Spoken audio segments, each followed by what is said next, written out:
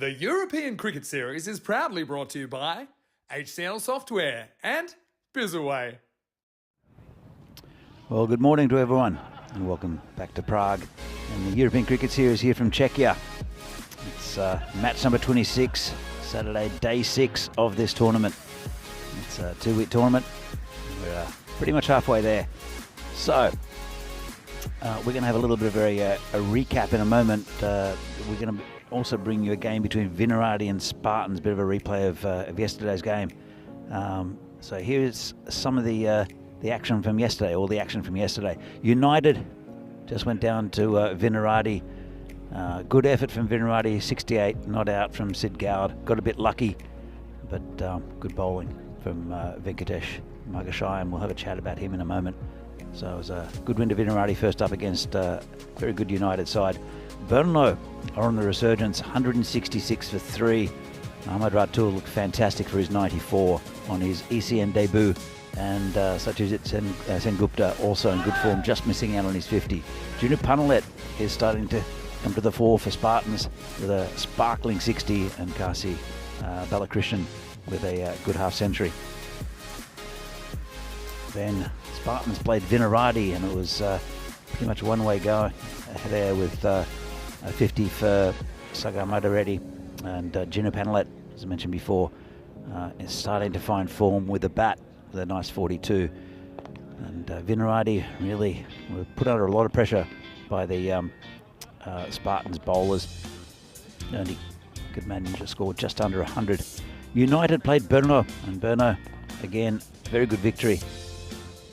The United side, who were well placed in the table, just couldn't handle Brno. With Riaz Afridi picking up 2 for 6 and bowling with a lot of venom. Then we had Vinaradi against Brno, and it was a little bit the same. Vinaradi just hitting 80, and Brno making short work of it in just under 6 overs with a nice half-century for Varun Mehta. So here's the table as we see it. PCC up top with those 6 wins, but United, they're 4-4, looking very good, as are Brno now, who just won their last 4 in a row, looking much better. Then we have Spartans on 6 points and a whole bunch of teams on 4, including Vinaradi, who you'll see this morning. So the news is that Spartans have won the toss, elected to bowl. Vinaradi have strengthened their batting lineup, as we see here. We have a couple of additions in Sean Dalton, also Christian Volek, and Tanmay Kuntena right down the bottom will add with the ball and the bat. With Spartans, Dhiraj Thakur is back behind the stumps. The supercomputer reckons that Vinaradi will win, but it's a little bit skewed by past figures. This ground is a lot faster, even though we did get a lot of overnight rain. We had a thunderstorm that came through, so the ground will play a little bit slower, but in saying that, it's still a very flat, hard surface. As I mentioned, Vinaradi have probably strengthened their batting lineup with a couple of correct batsmen in Sean Dalton and Christian Volek. And it will be one of those two in Sean Dalton to face the first ball. Big miss, or big out for Vinaradi is that of Venki Margashayam, who injured his wrist yesterday fielding and won't be playing today, which is unfortunate. So the skipper is Adnan Mohammed, who's been a good performer for Vinaradi during this week. As per usual, Spartans opening with Niraj Taigi. He might get a little bit of swing early. There's a bit of moisture in the air. Again, we shouldn't get any rain. The conditions might change with a bit of cloud coming over, but we shouldn't get rain here in Prague today. We're hoping.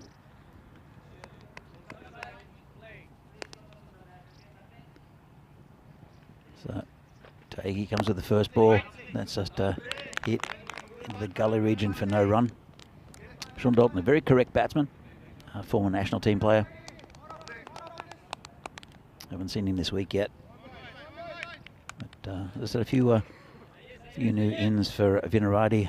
There's also no Shub Chowdhury. That will weaken their bowling. Again, a little bit of outswing there. Slower ball from Taigi.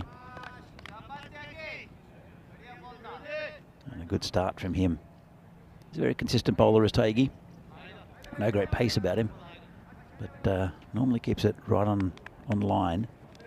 We've seen him come from around the wicket quite often. He's over the wicket to Dalton. And he's hit nicely past the gully fielder, and 4 runs, first boundary to Vinarati. Nice shot along the ground, and this very fast outfield continues. You see, just squirted out by Dalton, and it beat the third man. 4 runs.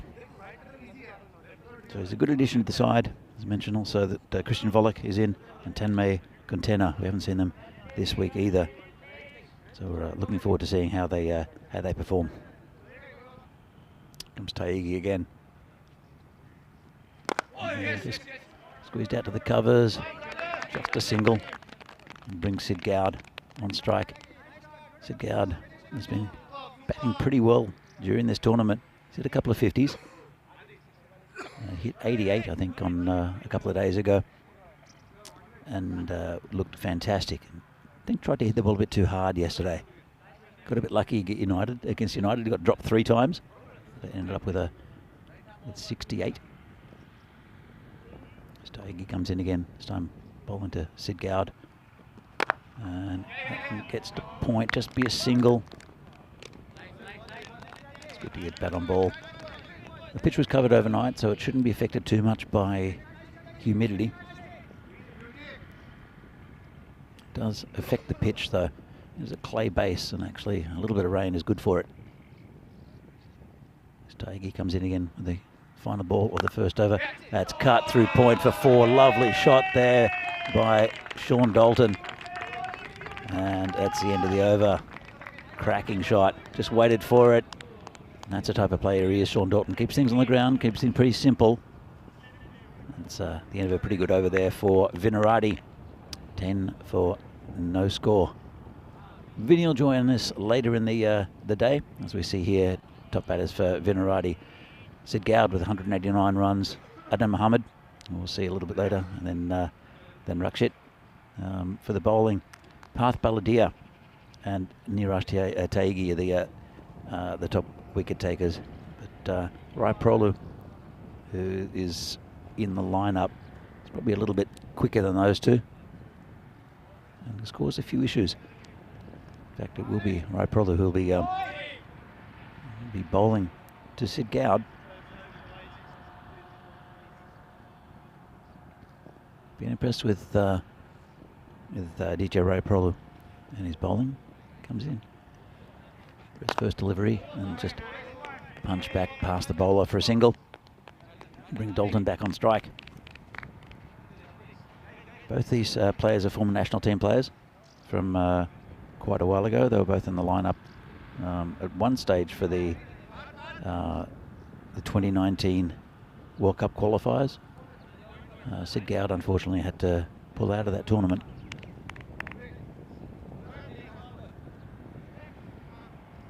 Sean Dalton went to the Netherlands, which was a good experience for the Czechs. And, found to be quite difficult on the turf wickets. They're beautiful facilities in the Netherlands, though. And hopefully the rest of Europe will catch up a little bit.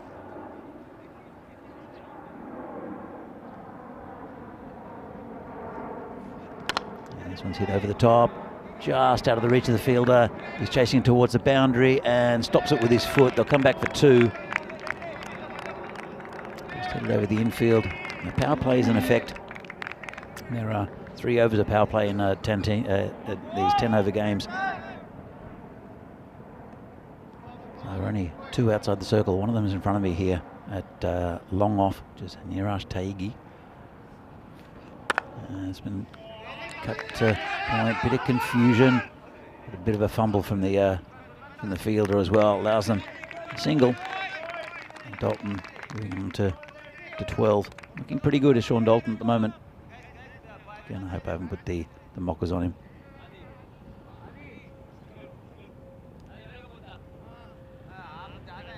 As rope roller will continue. Bowling to Sid Gowd. Just put it down with soft hands into the covers just for a single. I'd like to welcome a few people in the chat. Keanu, good to see you there. And hope you're having fun in Australia. Vinny's lurking. Making sure everything's okay here. It's called a wide. I thought he'd slip in a little bit more. But Vinny Sander with his late start today. So he's up and about or sitting around in bed with a coffee.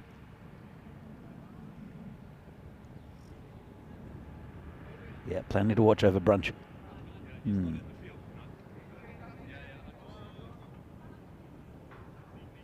I might be joined by a special guest in the next game, just to introduce someone new.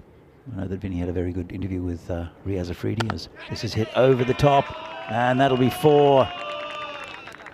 Nice shot there, again by Sean Dalton, who looks in fine form. He just clipped that over the point fielder, and another 4 runs. And they've needed this at Vinaradi. Rakshit hasn't been in great form, although he was in sparkling form for Vinaradi during the league. Just haven't gotten going in this tournament yet. Sid Gowd at the other end, he's just watching Sean Dalton score pretty freely. This is going to be called a wide. Dalton's 16 off 8.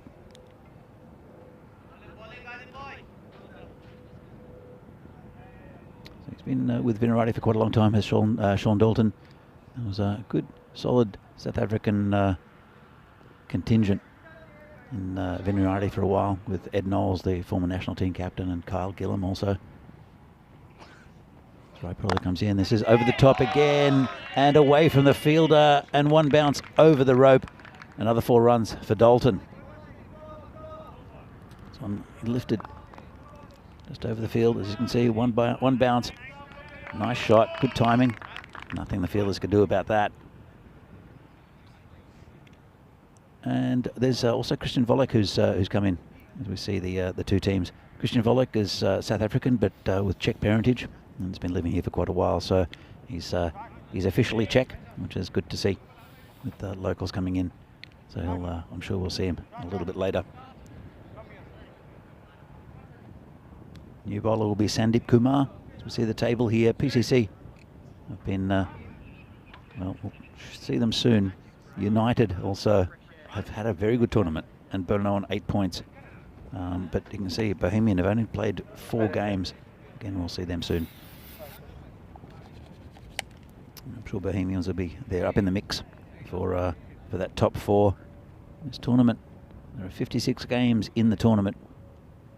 Each of these 8 teams play each other twice. Oh, got him! Really good ball first up for Kumar, and that's just the end of Sid Gowd. Well, let's have a look at the replay, because it completely deceived him. Might have been a little bit of late outswing, but good Yorker there from Sandeep Kumar, and that's a big wicket. Let's have another look. Just got under the bar, under the bat there from Sid Gowd, who can't quite believe what he's done, but it was a really good delivery first up from Sandeep Kumar. No trying to find his radar. He was locked in and loaded. Which will bring the skipper for the day, Adnan Mohammed, out to the centre. It's been impressive as well. But again, they'll want to build a nice little partnership here, Vinaradi. It's a bright start from Sean Dalton. They're just into the second over. They've lost their first wicket. 25 runs though, not bad going. Just about 11 and a half and over. Let's see what Sandeep Kumar can do to the Vinaradi skipper. That sort of something. No footwork from Adnan at all. Just sort of reached for it. It was in the tram lines, within the tram lines, so no great problem there. very pleasant conditions for cricket this morning. Probably about 18 degrees. We'll get up to about 24 today. I said probably no chance of rain. And this is hit past the bowler. There might have been a chance, you know. He put a hand down. I think it might have gone into the pitch, but the way the Spartans are chattering, it might have also been a catch. It's been a good over so far here from Sandeep. And also bring Sean Dalton back on strike. Very correct batsman, as I mentioned before. Just been prodded out to the gully area. No point really, just for a single. Strong in that area is Dalton. And they'll bring the skipper Adnan Mohammed back on strike.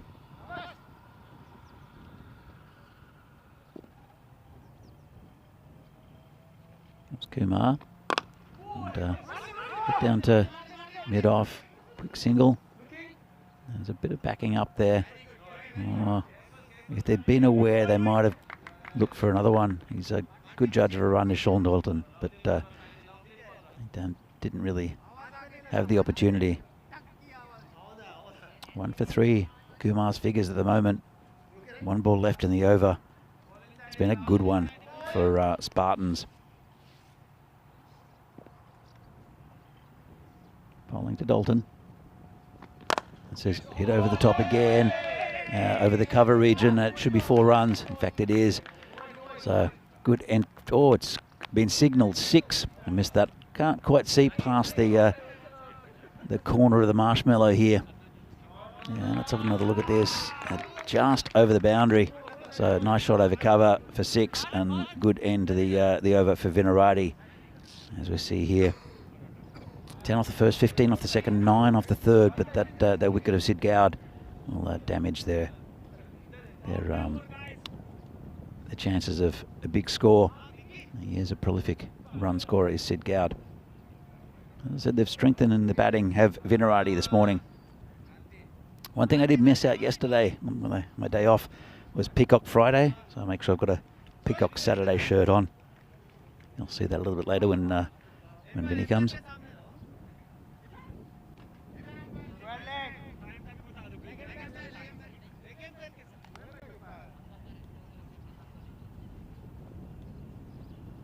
So, new bowler will be Sagar Magareddy.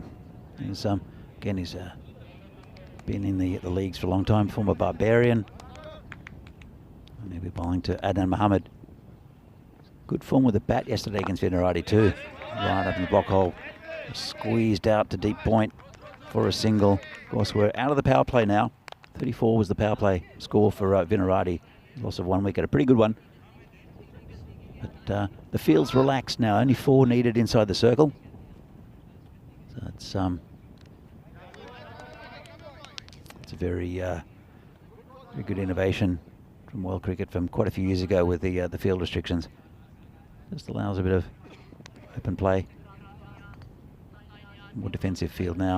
This one's just been dabbed down just for a single. We'll bring Adnan Mohammed back on strike.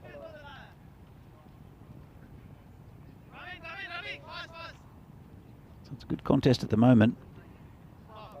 No winners at the moment. Really early in the game. But not too many runs on the board for Vinarati. It's not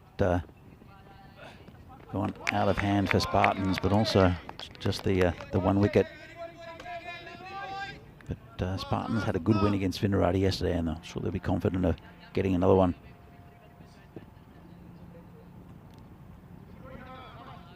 Spartans have been probably a little bit inconsistent in this tournament. Lost a couple of games to United, but also won a couple of very tight games.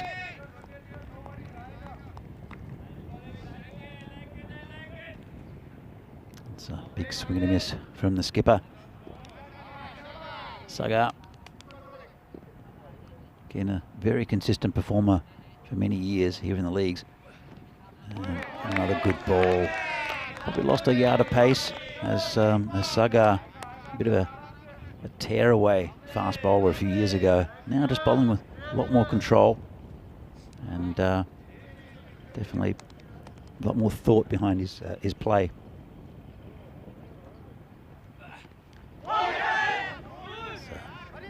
Another ball there. Bit of a stifled appeal. Have another look at it. And just missing those stumps. How did that miss? As you can see, there's a little bit of sand or sawdust just on the bowler's approach. We only bowl from one end here in these ECN games for various reasons. As we see a little worm and the 1 wicket of Sid Gowd in the previous over. 40 for the loss of 1 wicket, 10 and over at the moment. Vinarati, I think they'll be happy with that. I think they've got a good platform to launch an attack in the final 6 overs.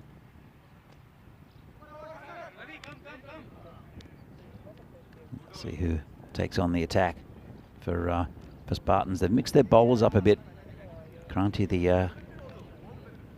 the Spartans captain, he's not afraid of changing things, and I think he's done that well. Spartans have really come into the tournament a little bit after a bit of a shaky start, but you can tell he's a good tactician. Thinks about what he does for the team.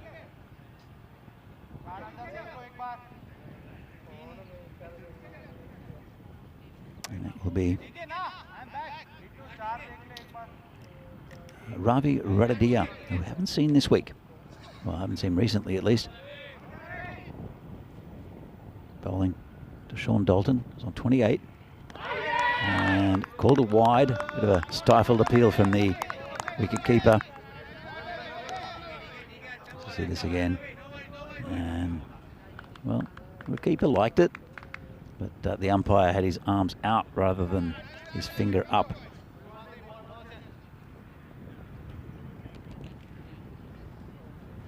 Ball comes in again, and this is going to be 4 runs, I think. Fine edge past the keeper, late cut. Dalton will tell you. In fact, it was a nice shot, late cut. Down to that boundary. It's been very, very fast, this field. Especially, it does run a little bit downhill going that way, so the bowlers are up bowling down the slope slightly. I've got a man there now, but there's a big gap between, it's right on the boundary fine, and also point. So I'm sure Dalton will be looking for that gully region. Well, it does. Bit of a loose shot, gives him another 4 runs though. And Sean Dalton is up to 32 for only 19 deliveries. It's a very safe area. There are 2 men on the boundary, but they're pretty wide from each other. One very fine, one square. So there's a huge gap there. I think he's missing a trick here, the Spartans captain, because that's an area that Dalton's been targeting. Having a bit of a chat. Quite sure why. Just a little delay. But he's very strong in that area. And also, there's that player's behind, slightly behind square. So that opens up the square boundary for Dalton as well, if he can get past the infielder. Just having a bit of a chat, the umpires. It was a good day's cricket yesterday. I watched a little bit. Watched the Vinarati game last night from the Down Under. Shobit Bhatia was working, so I had a bit of a chat to him as well. Bit of a catch up. So just as I said, a little bit of a delay. So this ground, it's the Scott Page Field in a place called Vinor, which is north of Prague, northeast of Prague. As we're back online, and it's called a no ball. He'll go down towards the boundary as well, and that's that gap that Dalton's targeting, and he's moved on to 40 or 15 balls. Let's have another look at this. He's very strong through that area, but they're persisting with this line, and they're just not protecting it. Are the Spartans? Not sure what they're doing. It's a bit mystifying why they're not plugging these gaps. They do have 2 men back. On a deep point seems to be coming around quite a bit towards the third man, who's trying to plug the gap. Not really working. That's called a wide. It's been a long over from Radia. Still on a free hit.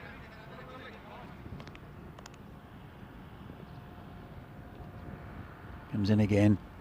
And Dalton goes over the top of the fielder. 6 runs. Lovely shot from Dalton, who looks in fantastic form. And this is the type of batsman that Vinarati have sorely missed in the last couple of days. Partnership now 36 off 15. Adnan Mohammed, the captain, has only scored 3 of those. And he's doing the right thing, giving Dalton the strike. Deserves a 50, does Dalton. And Aditya having a chat here to Ravi. 21 off the over so far, but there's only been 3 balls, 3 legal deliveries. So welcome to the competition, Ravi Radadia. And this one's just pushed down. The bowler picks up and just underarms it to the keeper. Nicely taken single there.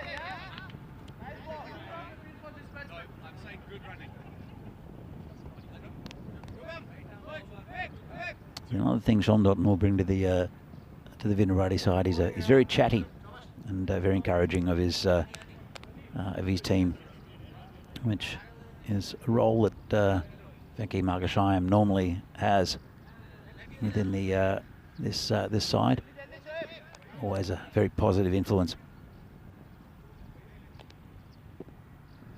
Bowler comes in again and hits it straight. Could be out and dropped and 4. Well, looks like Taigi out there, who was in 2 minds whether to come forward. It just dropped on him, and he didn't catch it. I don't even think he got a hand on it. That's another 4 runs. Another 4 to this very expensive over. 26 of so far. 1 ball to come. And big over for Vinarati. This one's hit to square leg. Bit of an inside edge. Shy at the stumps. Well, backed up by or taken by the bowler. So Vinarati after 5. Looking pretty good. Going about 13 and a half and over. 67 for 1. As we see the European Cricket Championships, the Euros of Cricket, starting September 25th. Only 65 days to go. 31 countries. There's 1 European champion. Last year that was the Netherlands. They'll be playing in Championship week against the winners of the groups. There are 6 groups this week. This tournament, sorry. 6 groups of 5, and you'll see Czechia playing in that first group, as we see here, starting on September 25th. If you want to go down to the ground and watch it, it is a fantastic venue and very good facility for watching cricket. So it's Parth Baladia to take up the attack. He's been good with the ball generally. That starts with a wide. It's bowling to Adnan Mohammed. He's a dangerous batsman as well.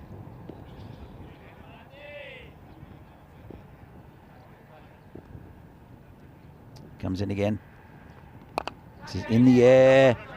Don't know who's going to take it. Parth is under it and loses it over his head.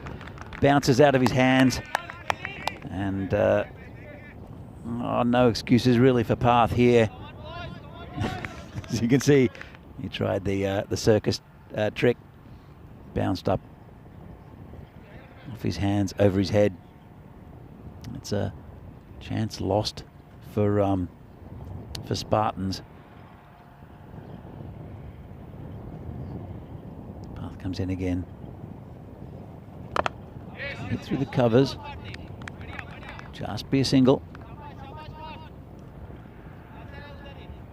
It's been a good partnership here. It's mainly been Dalton who's been doing the scoring.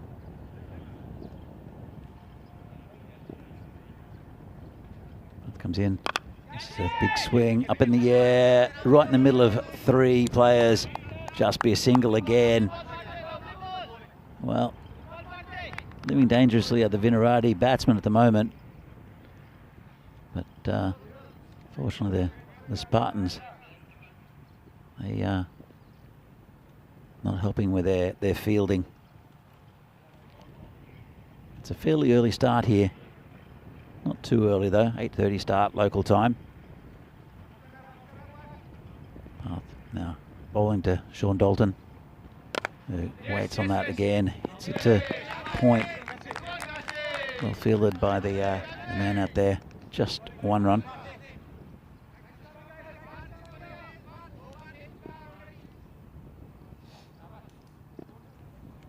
Goes Path again. And got through everything, including the keeper, and that will be 4 byes.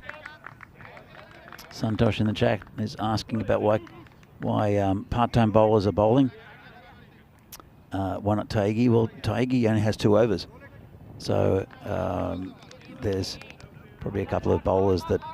Well, actually, Path took a 4-fer earlier in the week. All right, Rai Prolu will come back as well. He's one of the top line bowlers. Radadia, it's only his first game, so sometimes that just happens. And Saga Magareddy is a top line bowler for them as well. This one's hit high, and it's long, and it's 6. Nice shot there from the skipper.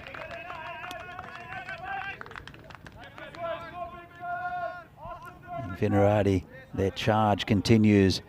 Spartans desperately need a wicket or 2. They have, as I said, a bit of a strengthened batting lineup to Vinarati. They are missing a couple of bowlers. As we see here, Sean Dalton is on 49 off 19. Adnan Mohammed now accelerating a bit, 20 off 14. 82 for 1 off 6. And we will see Sagar Magareddy continuing, trying to stem the flow of runs.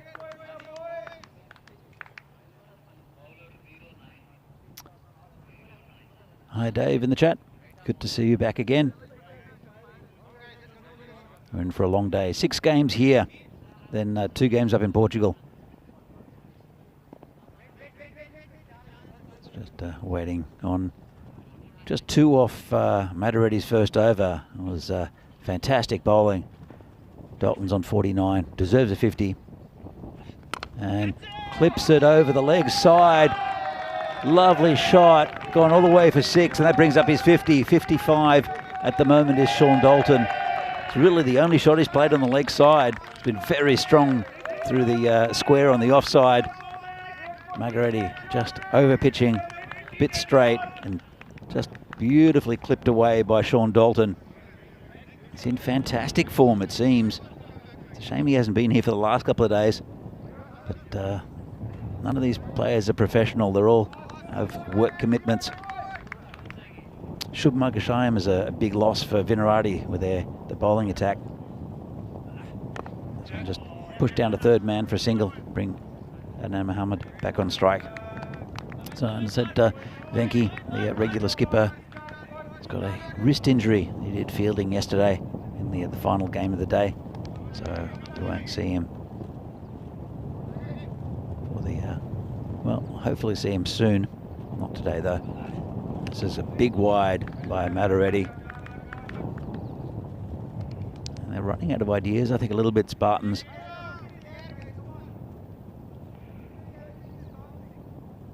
There's a big over though from Radia. 27 from it. Don't think we'll see him back in the bowling attack. From Sagar again.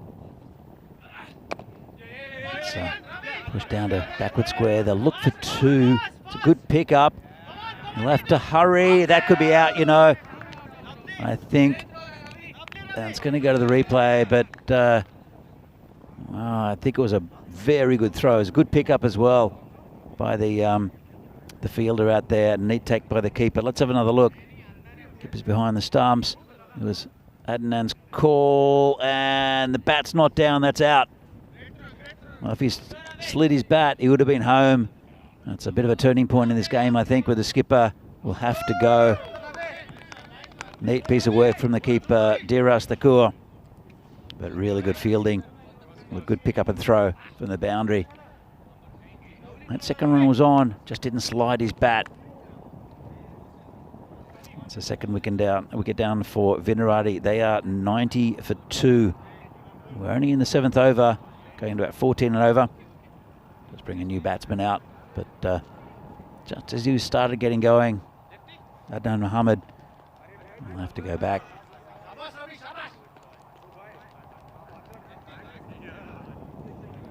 So it looks like Abdul Muiz is the new batsman. So they've got a bit of a longer batting lineup. Shubhat Bache in the squad as well, the left-hander. Joe Cope's a good batsman. There's also Christian Volek and Tanmay Kuntena. Haven't seen him before in the tournament. Volek either. But Tanmay apparently a good all-rounder. So no doubt we'll see him with the ball. But there's only a couple of wickets down here for Vinarati. You'll hope he'll rest until he has to go there and have a bowl. So it's Sagar who'll be bowling to the left-handed Muiz. We'll try to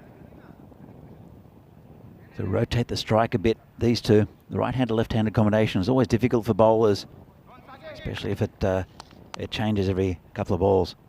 Comes Sagar. And this is called a wide. He's missed to the left-hander's offside. So it does play with the bowler's line.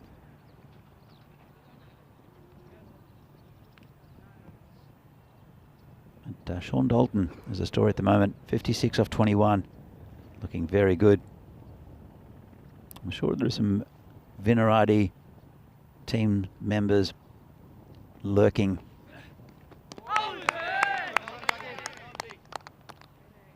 So if anyone wants to put their hand up and say hi, that'd be fine. I wonder if Venky's watching. He is a regular contributor to the chat.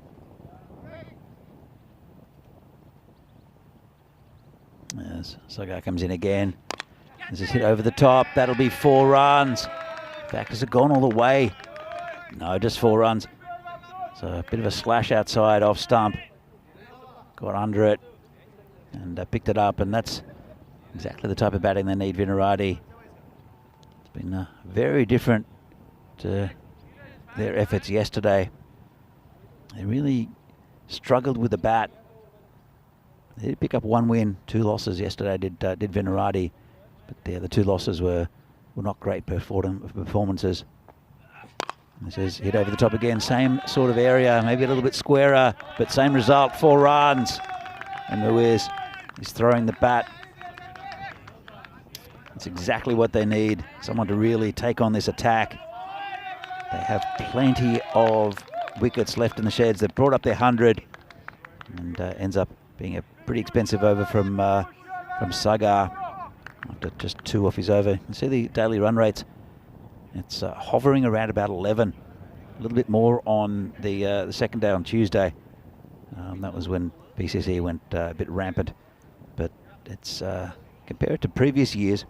You can see how fast this ground is and how different everything is. Overall, 9.2 on average, the daily run rate.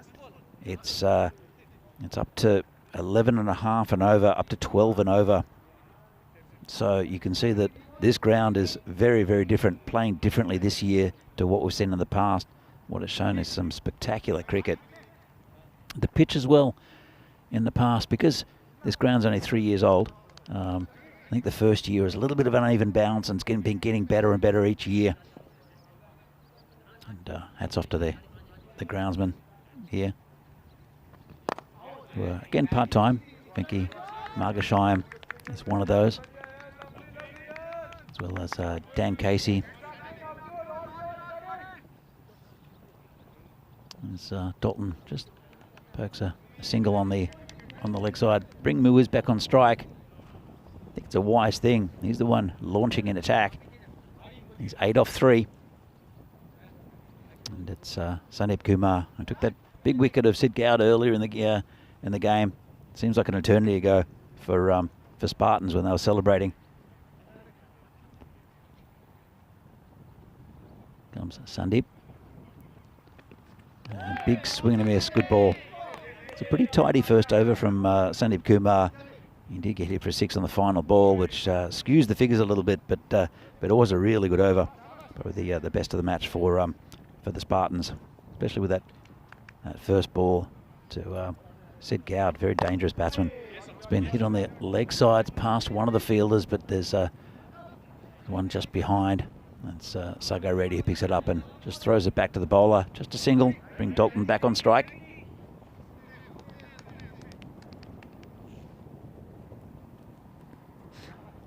There's play coming in.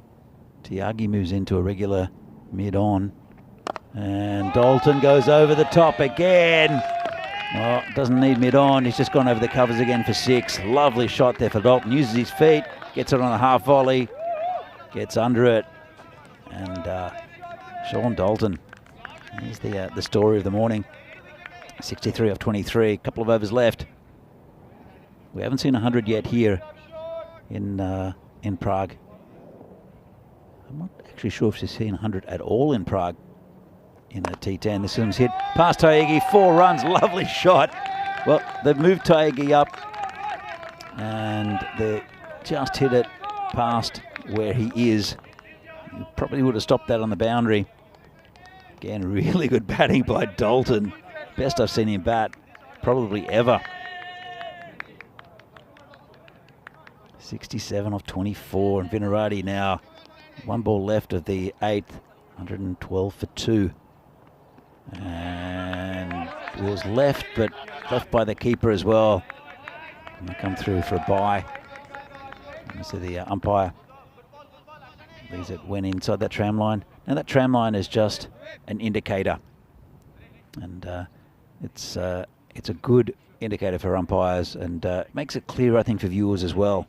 If it clips any of the line, it should be called a wide, but there are variations as well. I think if bowlers come from around the wicket, it just push out wider as well, so it is an indication. Anything down leg side, anything actually past leg stump is called wide as well.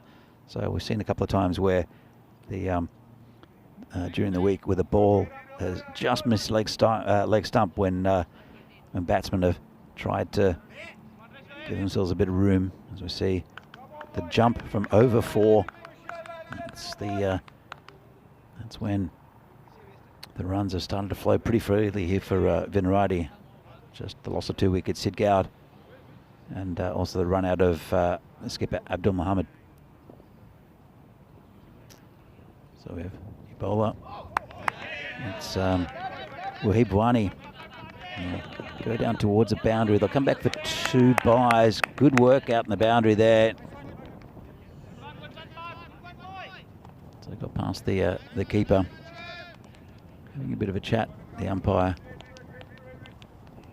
Wondering if it got a bit of bat. They can check the... Oh, he's got his foot over the line. That's 4 runs. Let's have a look at this again. So he's got his foot on the rope, over the line, picks up the ball. That's 4. So it was an inside edge. Yep, called by the umpire. It's another 4 there for Sean Dalton, who's on to 71. Got a chance of getting that 100. It was a score of 94 the other day. This is hit through the to the deep point boundary. Good pick up and throw from the fielder out there.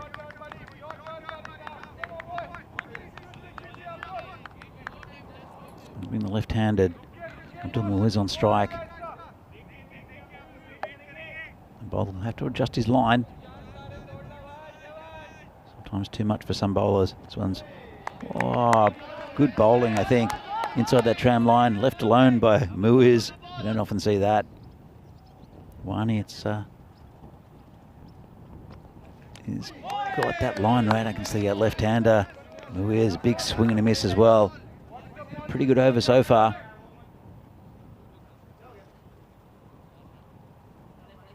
Just taking the pace off the ball is Wani. So it's a bit short, scooped up, should be out, and can't get there, the fielder, and he slips over as well. It'll just be a single. They haven't held their catches, have Spartans, which has cost them. As you can see, this one's a tough one, but just put one hand out, did the fielder. Bring Dalton back on strike, 72 of 27. And this is crunched through the onside. Good pickup on the boundary, just be a single and a fantastic throw in. Don't think the bowler liked what Sandeep Kumar did with the throw though, but really good fielding out there. And at the end of the over, Venerati are 120 for 2. So, as we see here, bowling figures. Radadia is probably the one that stands out there, 27 off his over. But Sabwani, you can see how good that over is. It's the only one under an economy rate of 10. It will be Niraj Taigi to take the final over. Venki is in the chat. What a start. Let's go, boys. Hope your wrist gets better, Venki. Let us know if you're going to be how bad it is. Hopefully you'll be back very soon. So Taigi, he'll be bowling to Sean Dalton. And charges in. Swing and a miss there. Well bowled. Good area there from Taigi. He'll want to keep it nice and tight. This run rate's, well, the score is not too far away from the scope of the batsman for Spartans. They just wouldn't want too many more runs. It's just a single as well. Another good ball. 121 on the board now. Par is about 125, which is remarkable considering it was about 90. It's been about 90 in the last all the series we've had here in Prague. So this is not out of the box. This score. So going about 13 and over. Anything over 130 would be good for Venerati. And just a bye. Might have been an edge on it actually. Taigi. No, it is called a bye. Taigi was a bit. Was going to ask the question, I think, if the keeper had held it. Taigi be bowling over the wicket to Sean Dalton. He's got a huge gap between the third man and point. See if he targets that. And he gets it in the air. Player coming under and won't take it. Just be one. She's lost it as the fielder. He said it was the sun, which is probably right. So the sun is pretty low in the sky at the moment. Another 2 runs to Venerati. Another 2 runs to Sean Dalton. As you can see, he's misjudged it slightly and lost it. Comes Taigi again. It's been a pretty tidy over. This one's hit in that same area again. Just back on a square. Not sure if it made it all the way. It has, according to the umpire, 6 runs. And that's the area that Sean Dalton's got the majority of his runs, and they're still not plugging it. In fact, that's bounced in front of the line, I think. It has. It's 4 runs. So the umpire will have to correct that. So Sean Dalton is on 80 off 32. Really good innings. He'll get pats on the back from his teammates when he comes back into the dugout. And this is a rejuvenated Venerati side who've come out today. Final ball. And in the air. Don't think any of the players will get there. They'll come back for 2, though, as the ball spins away from them. And that'll be the end of proceedings for the first innings. And the story of it, he batted throughout the innings, did Sean Dalton. A fine 82. And Venerati with a very, very competitive score. Probably just around about, just over par. It's a target that Spartans will have to bat well to get, but they did do really well against them yesterday with a bat, the 50 from Saga Reddy. All right, let's have a look at some of the highlights. And it was Sean Dalton finding gaps on that offside and getting a lot of runs out there. Beautiful cut shot. Another boundary. Got a few over the top of the fielders as well. Really in control of that. Very controlled batting. Didn't try to hit the ball too hard early. Had a bit of a swing at it late. This was a fantastic delivery from Sandeep Kumar to dismiss the very dangerous Sid Gowd. But then Sean Dalton, he took over again. It was well supported by Adnan Mohammed, who took a little while to get going. But then when he did, he contributed well to the score. But that was a no ball as well. They didn't plug that gap, and that's exactly where Dalton wanted to hit it. There's another one out there. That one was over the top. That was the free hit. So you can see that this one was on the offside, on the onside to Tiahagi, not quite being able to catch that. Path doing party tricks. And we saw just a little bit of luck there. That one through the keeper. Dalton did bring up his 50 with a big 6 on the leg side of Saga Reddy. And there's the Vinarati camp applauding. So this is good work, really good pick up and throw, neat work by the keeper, and they had the skipper Adnan Mohammed out. He didn't slide his bat, which is the first rule of trying to make your ground. And then Abdul Muiz came in, hit a couple of quick fours, didn't get much of the strike after that. It's all Sean Dalton with more scoring out on that offside. So very strong there. This one was the one where he hit past Taigi, just moved in from the boundary and spotted well.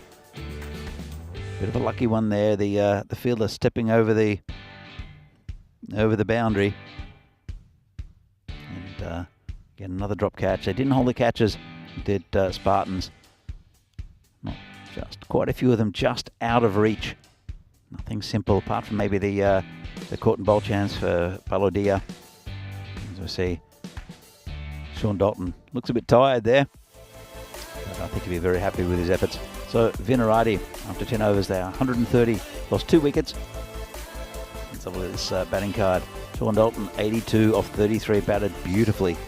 And well supported by Adnan Mod, Sid Gowd missing out, and Abdul Muiz there, 10 from 9. 14 extras, quite a few wides, but buys as well, went through the keeper, Diraj. The bowling figures, so Abwani only 1 over for 7, was probably the pick of the bowlers. Niraj Taigi consistent as usual, but quite a few over 10. The one of Radadia really started getting the Vinarati innings going. So Prague Spartan is 131 to win. They'll have to bat well. As we know, Vinarati down a little bit on their bowling with Margashayam and Chowdhury out of today's game, or the first game at least. We're back in a few minutes' time to see whether Vinarati can defend this score, whether Spartans can get the 131 they need to win in match 26 here from the European Cricket Series in Czechia. See you soon.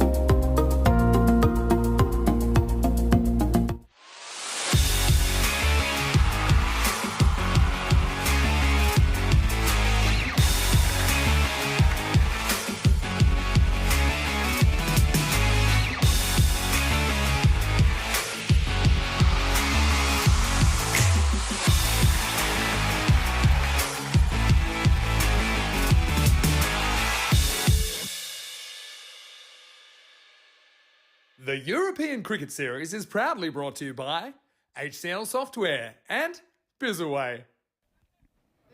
So welcome back to lovely Prague, the resumption of this first game of the day in this European Cricket Series, Czechia.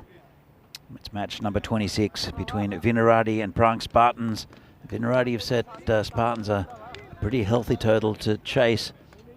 131 to win for the Spartans. They're well capable of doing it. They'll have to bat well. They'll have to not lose early wickets. Big Joe Cope is going to be taking up the attack for Vinohrady. He's bowled pretty well this week. And the in-swinging Yorker has undone quite a few batsmen.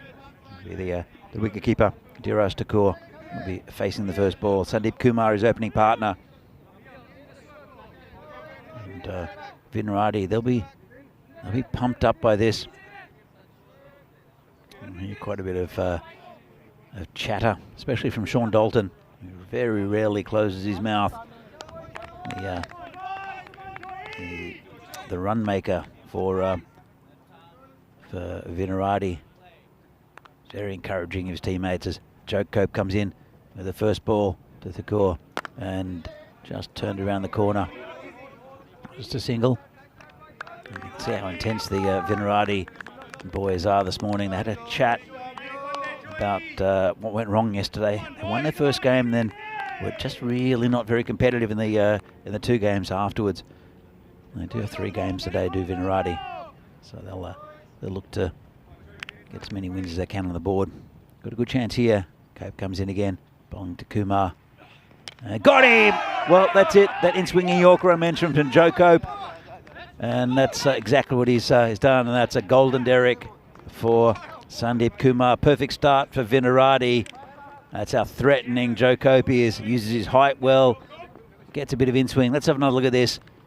And just straight through the gap. And he's done that quite a few times in this tournament so far as Joe Cope. And Vinohrady got the pretty much the perfect start.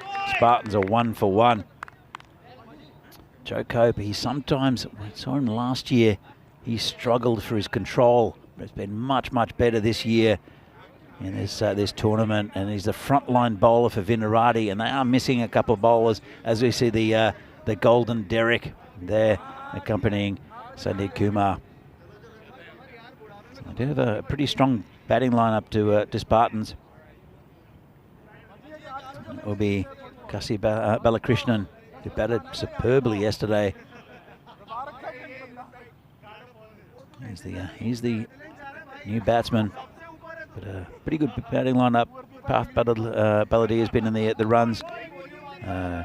Also Kranti is very handy, and it was a 50 scored by Sagar Madareddy yesterday against this same team, Vinohrady, when Spartans beat them quite convincingly.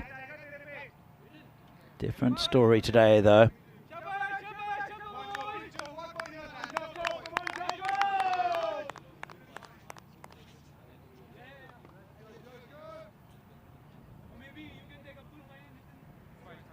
Cope just waiting on, bowling to Balakrishnan.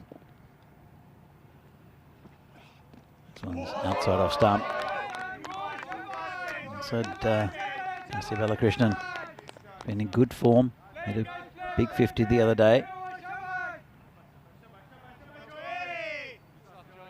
He's got a pretty good bowler trying to get his wicket.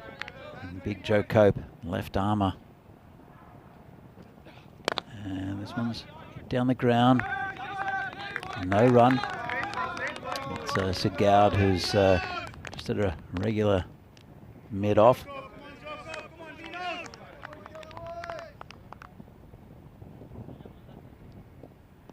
Cope comes in again and hit on the leg side, picked up, and again no run. Big shy at the stumps, well backed up by Sid Gowd and also Shobit Bhatia, who hasn't got the gloves. Sean Dalton's got the responsibility behind the stumps, and keeping well as Sean for a couple of seasons for Vinohrady. Shobit also a very good keeper. Sure, parents are not at the ground yet. A bit early for them. I think they might come down a little bit later as Joe Cope comes in. And this one's pushed out past the right-hander. Doesn't like it in those tram lines. Let's have another look at this. And, well, that's well within the tram line. Neat take by the keeper and a fantastic over. First up from Joe Cope, 1 for 1.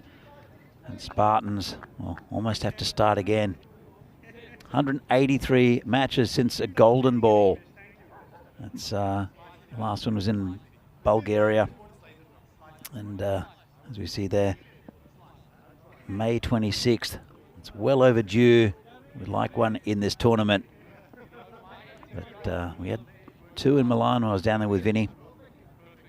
The Trentino Kia and Cricket Stars, and also Fresh Tropical and Bergamo CC. And they were good fun. I think the only ones that don't have fun are the players who sometimes feel the pressure. So here's a big in for Vinarati. Tanmay Kutena, an all-rounder. First appearance on ECN. And, a looping Yorker. First up, deceived the batsman. It's gone between his legs, and how has that missed the stumps? Good start from Kutena. Come in again. And hits the pads. Bit of a shout, just a bit of leg by, I think. In fact, might have got a bit of an inside edge.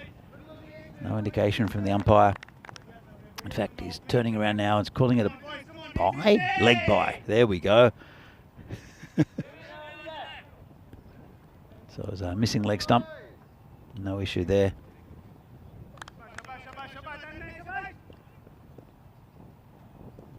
Comes Kutena. And outside off stump, called a wide. Been pretty consistent with the umpires. Let's have a look at this. And yeah, good call. Went straight over that blue tram line.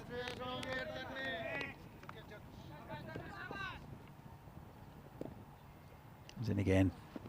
And oh, how did that miss the stumps again? Kept a little bit lower that. Not a great shot from the batsman, Balakrishnan. Played all around it and was lucky to keep his wickets intact. So it was a good start from Kutena. Varied his pace a bit.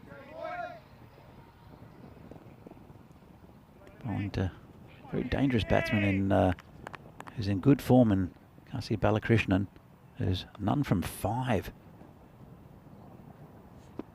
And well, that's got his innings back on track. That's been smashed onto the leg side for 6.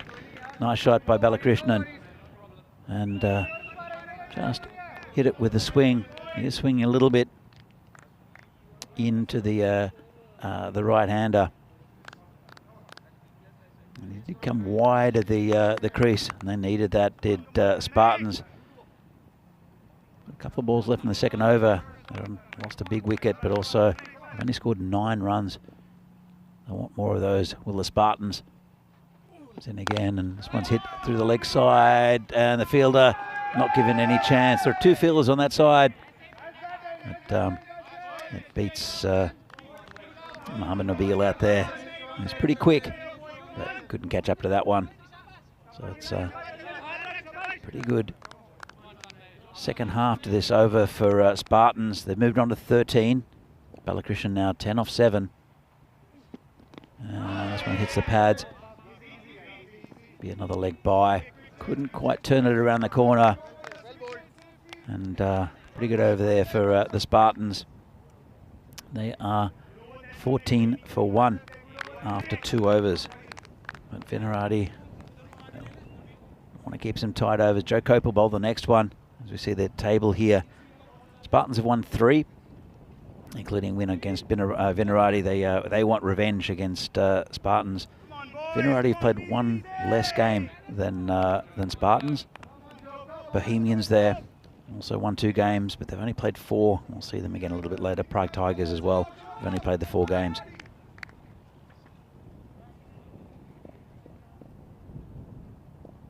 comes Joe Cope again. And he's been lifted over the mid-wicket area for 6. Fantastic shot there. That was the same ball that's got through so many batsmen this week, but it didn't get through Balakrishnan, who's just thundered him over the top of mid-wicket for 6. Oh, Joe Cope just went for 1 off his first over. He's gone for 6 off the first ball in this one.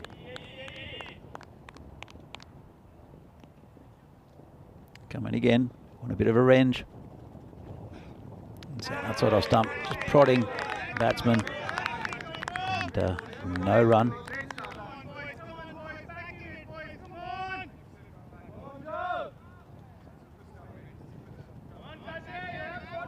Joe Cope.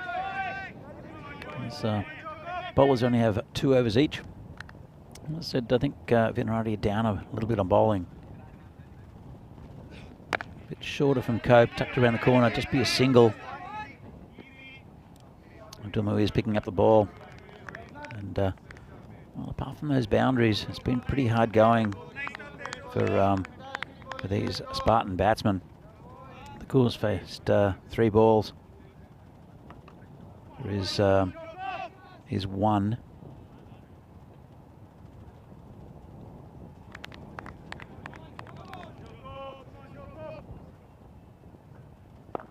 Cope comes in again. And this is in the air. Players coming back. Bhatia and Gowd, they won't get it. They'll come back for 2, the Spartans batsmen. Not much control over that shot. Then the fielder's in. It's the last over of the power play. No one could reach it. I tend to think that he wouldn't get away with that type of shot again with the field restrictions lifted. Cope comes in, a couple of balls left in his spell. This one's full and it's past the fielder. That's 4. In fact, it's not. He's very quick out there. Is Muhammad Nabil. Makes good ground to his left to pick that up. It got past Adnan Muhammad, the skipper, who's just at a regulation mid-on, and he came around quickly from mid-wicket there. Did Nabil. Here's Cope with his final ball of his spell, and he's hit the batsman. Bit of a shorter ball. No concern of injury at all, but good end to the spell. Let's have another look at this. He's just hit him on the shoulder. Nowhere near the ball was Balakrishnan. So, at the end of the power play, they are 24 for 1. Spartans. You see that Vinarati were 10 runs ahead at that stage. So, and the current run rate is 8. They needed 13 and over at the start, but they need quite a few more now. So it's the end of the power play, and it'll be, looks like Rakshit to take up the bowling. Again, a former national team member. He's an off spinner. Took a bit of stick in the one of the earlier games where he bowled. He's only bowled 1 over in this this tournament, but is a clever bowler. Go boys, go boys! Setting his field. The only team that's incurred run penalties so far have been Vinarati. They had a slow over rate in the final game of the yesterday.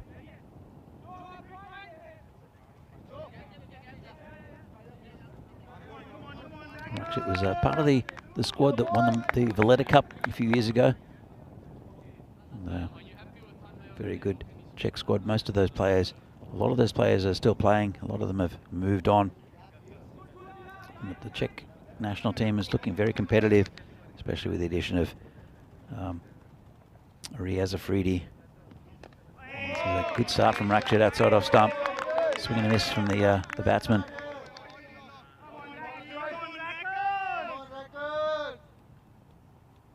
Rackers, as they call him. Comes in again. And a little wide this time. Bowler doesn't love it. Let's have another look. He's got nothing to complain about. Batsman did move slightly towards the ball, but definitely wide. comes in again, and he's got a wicket. Played on, and Rakshit stands up, gets Thakur. He struggled a little bit. That's a second wicket down for Spartans. Let's have another look. Played it on. Outside off stump, thick inside edge. And Vinarati on top at the moment. But a very good batsman coming out. And Spartans will need their skipper, Kranti, to really promote the score. We've seen patches of good form from Kranti in this tournament so far. But he is a player that can really take the game away from you with the bat. He's got the responsibility of captaincy also. Maybe that's a little bit too much pressure for him. We'll see. Rakshit comes in bowling with Kranti and beats him outside off stump.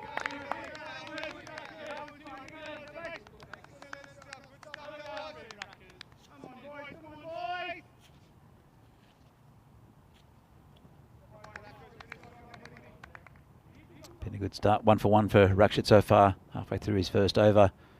There's a little bit of a delay. They need about 16 runs and over at the moment, Prague Spartans, but they're being tied back by some very good bowling. This one's pushed down towards third man, just a single.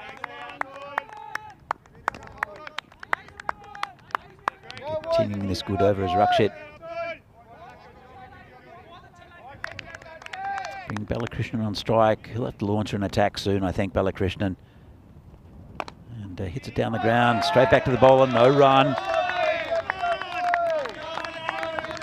Exactly what they need. Vinarati, really not what they need. The Prague Spartans. And this is lifted towards the fielder. He'll just let it bounce. And cut off the boundary. It's almost as good as a wicket, that. It's the skipper, Adam Mohammed. You saw Niraj Taigi in the Vinarati innings attack a ball that bounced in front of him. Oh, you hear Big Joe Cope saying, "Keep the pressure up, boys. Keep turning that screw." That's exactly what they're doing at the moment, are Vinarati.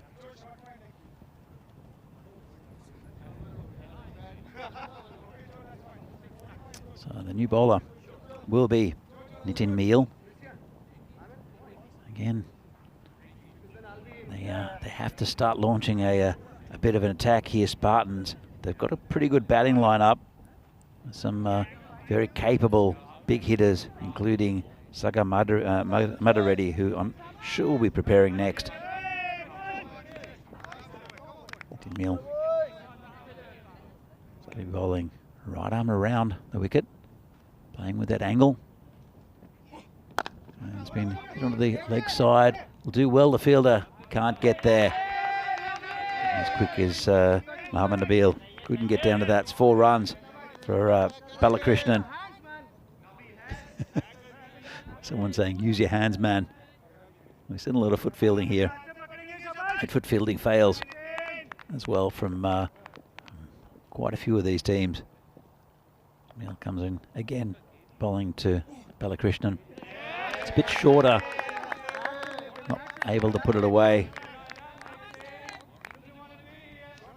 By the way, if you're in the chat, I'm not being rude. I just can't get internet at the moment on my computer to have a chat to you. So my apologies if people have said hello or want to make comments. I just can't chat to you at the moment. It's a short again. It's in the air. Cope is going back and takes the catch. Good safe hands. Joe Cope is having a good tournament with ball, bat and in the field. And that's another wicket down. It's a big one. It's the end of Balakrishnan. Didn't seem to like the short bowling. Finally got hold of one. Went straight to that square leg area. Well, in fact, a backward square leg. And a good catch there by Cope, who was always having to go towards the boundary. And that's the 3rd wicket down for Spartans. And they are 31, almost at the halfway mark of this innings. They need 100 still from the next 5 and a bit overs. It's looking unlikely, but here's a man that hit a 50 against Vinarati yesterday. Sagar Madareddy. He's a hard-hitting batsman. And if anyone can get him out of this hole, it's Reddy. Madareddy, I should say. And Kranti at the other end. He can also take the game away from you with some good hitting. Comes Meal again, bowling to Reddy. And, well, you can see what he can do. That's been smashed for 6 first ball.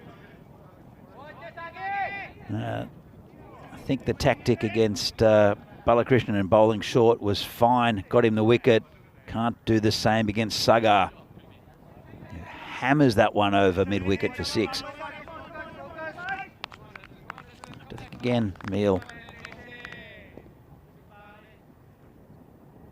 Again, bowling right arm around the wicket. Sagar Madareddy. Oh, it's a good ball. That's perfect bowling. Just went right across him. Just short of a length. Let's have a look at this one. This was an absolute pearler. Got up a bit. Not much that Sagar could do with that one. So 1-1. Good contest this. Here comes in again. Short. Well, again, he should have learnt with the first short ball, because this one's got the same result. This one behind square. Big 6 there from Madareddy. And man in yellow uses his hands and not his feet this time. So it's 2-1 to Sagar against Nitin Meal. As we see here, this is 3 games tonight actually. 9 games on the ECN. It'll be from Portugal, brought to you by Rico Fool. And it's Friendship against Lisbon Capitals, then Coimbra Knights against Lisbon Capitals, and then Friendship against Coimbra Knights for some more fantastic cricket from Portugal. Looking forward to that on a Saturday night. Let's have a new bowler in there to come in. That is Rakshit to continue actually. So just 3 from his first over, and an important wicket as well, that of Diras Thakur.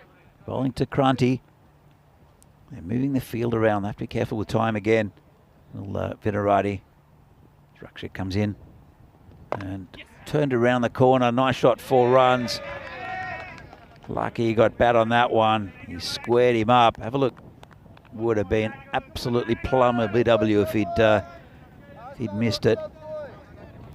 Good shot by Kranti. He's very economical with his batting style. Kranti never overplays shots, very compact. He's a very good batsman and one of the best to watch in the country when he gets going.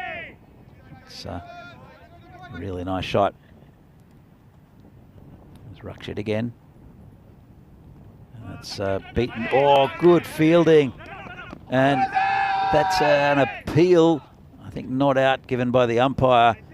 Good work by the keeper, Sean Dalton. But fantastic work out there. And it's it looks like Abdul Muiz, I think, who stopped it there.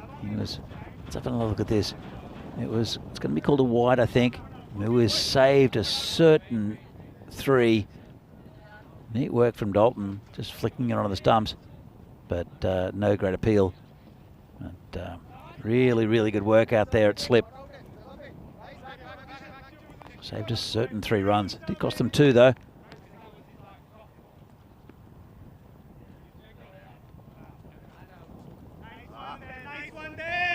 See that the replay again, and a little flick on by Sean Dalton. Well in though, the batsman. There's Rakshit again. And big swing and a miss. Dalton going for the stumping. Again, no real appeal. Bowling to Madareddy. Moved forward, moved out of his crease, but got his foot back pretty well there, did Sagar Madareddy. Neat work from the keeper. He's a good fielder, is Sean Dalton. Never kept for the national team, and has only been keeping recently for Vinarati. Doing good work. Rakshit comes in again. And that should be out. Well, might be called a wide. but the umpire puts his finger up.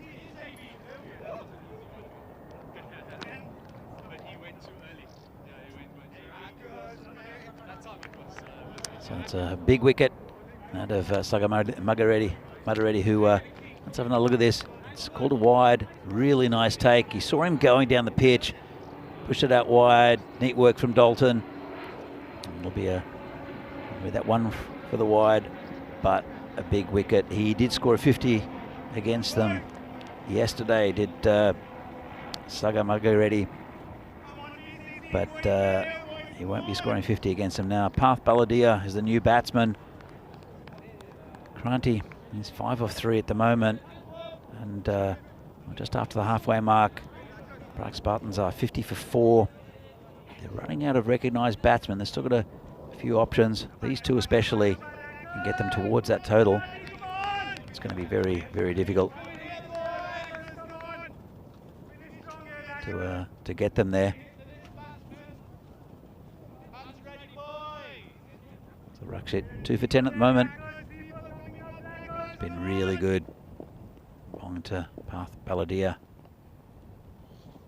And beats him outside off stump. Good start there from Rakshit. You can see his quality. He's pushing it through a little bit quicker maybe than what it is the other day.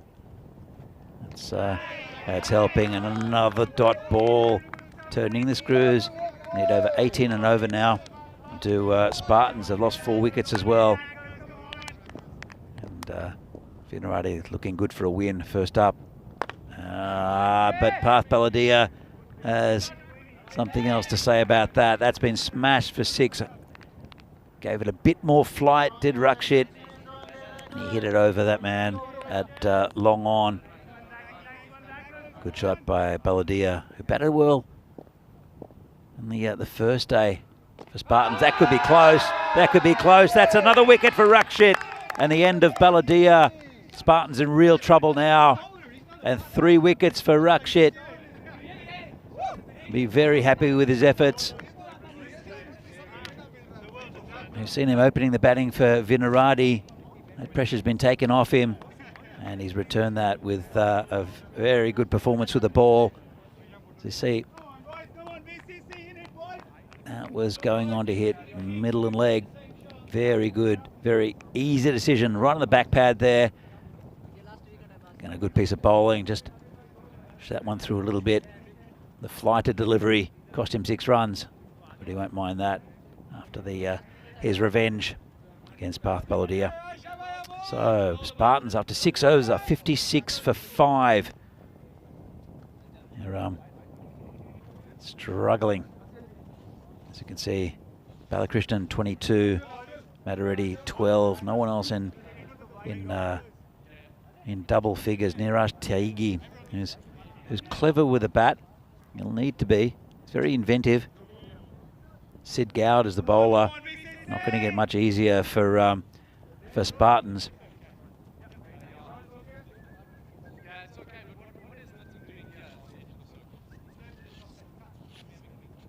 So I think I might have a bit of the chat back, actually.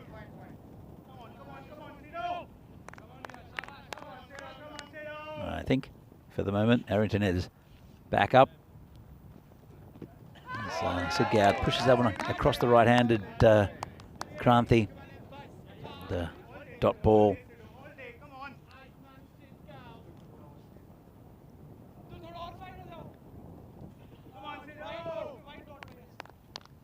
And Vinarati, I'll be very happy with their performance with the bat and the ball.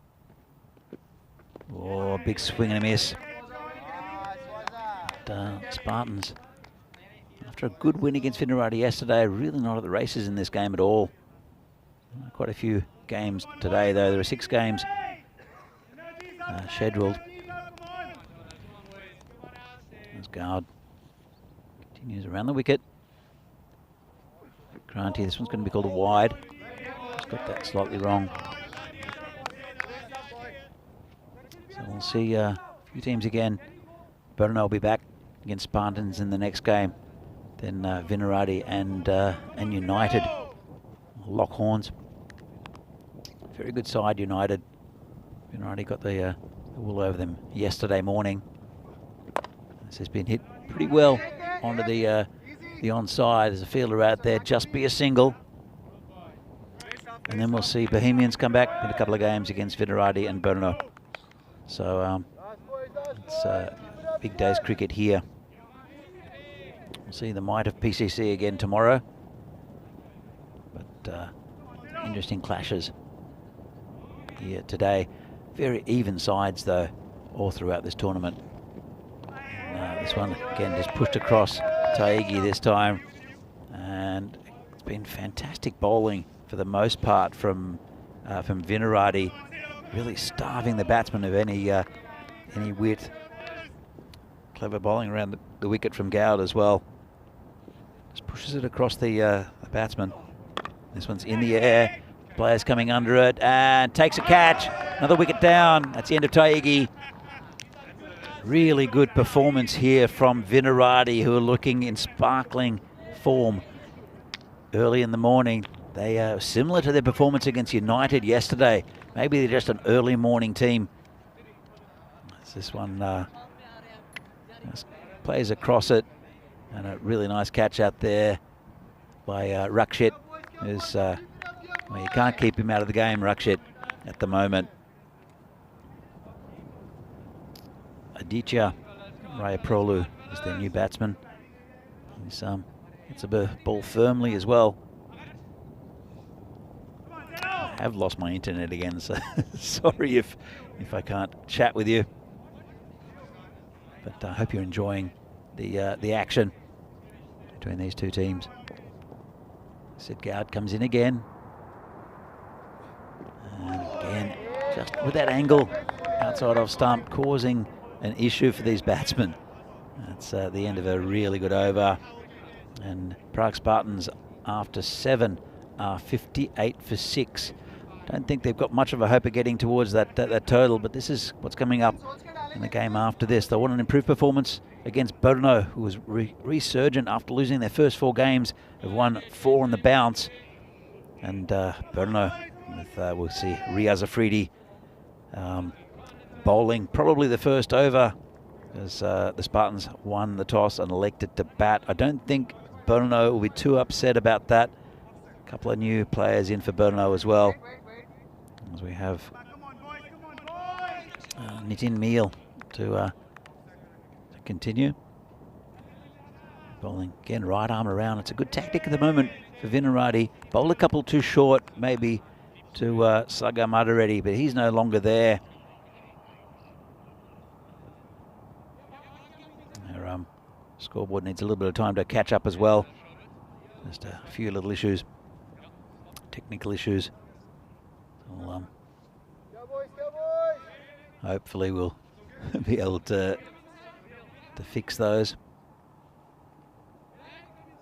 That's just the hold up in play, but it's been a very good performance from Vinarati. At this stage, Vinarati were 100 for 2. So 58 for 6. Prague Spartans, and is Nitin Meal, who again gets past the batsman. It's much better when he pitches the ball just short of a length, just on a length. Meal. The short balls have cost him quite a bit. In fact, 12 of those runs were hit by Sagar from short bowling. Comes in again. And just hits it to, well, it's a bit of confusion. They ended up not getting any runs at all.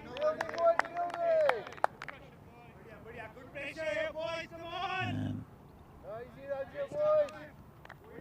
Kranti is struggling against some very good bowling from Vinarati. Comes in again, big swing and a miss. No, that's not his game, Kranti.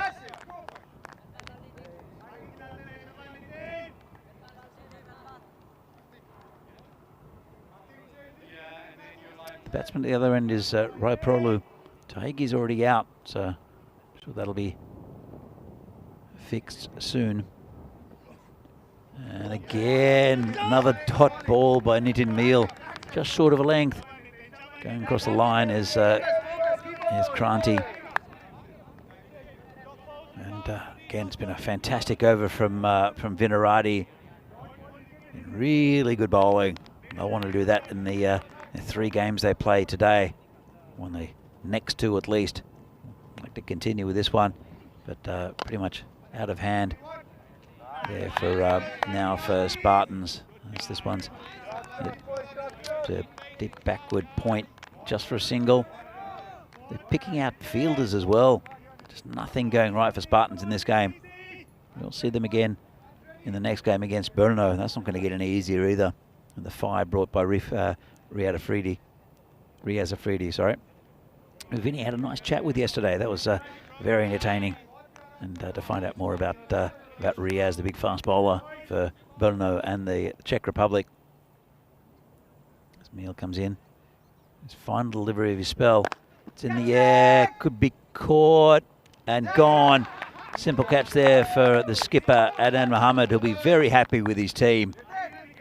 And that is the end of Rayaprolu, who I think, well, as I said, it's a little bit of a difficult one with the systems not working perfectly here out in the middle of a field in Prague.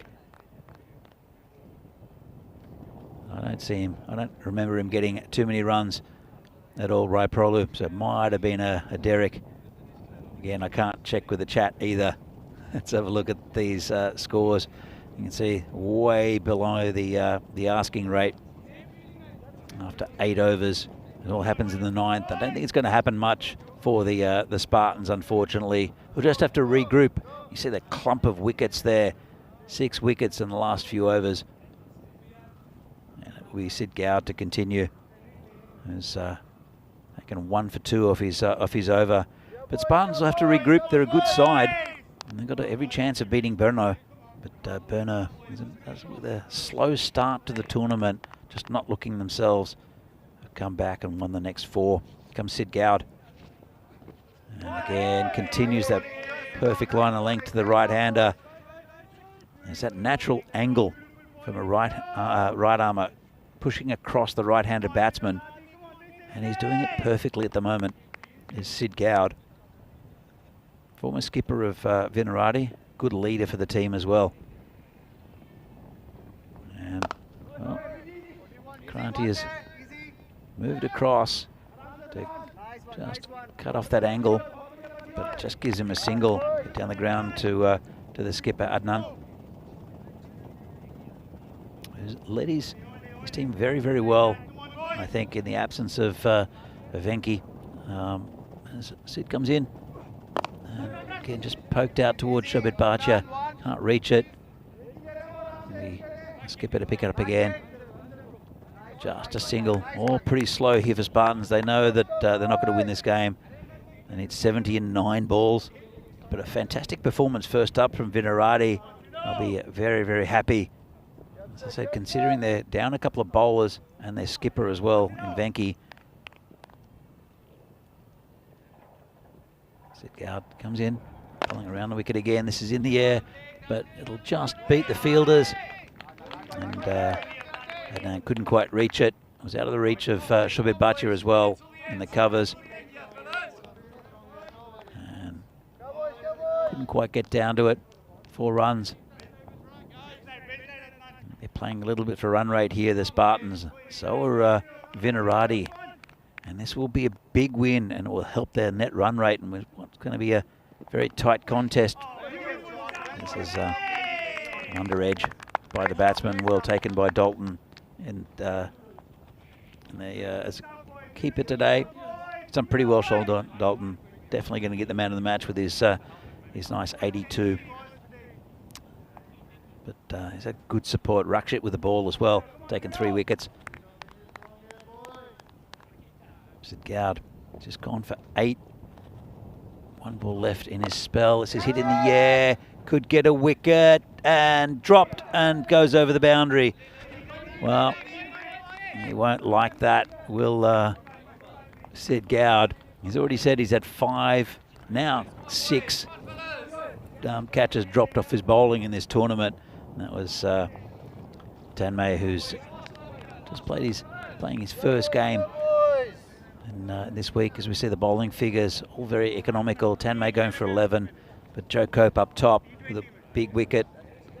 And very good economy rates all up. Sid Gowd as well.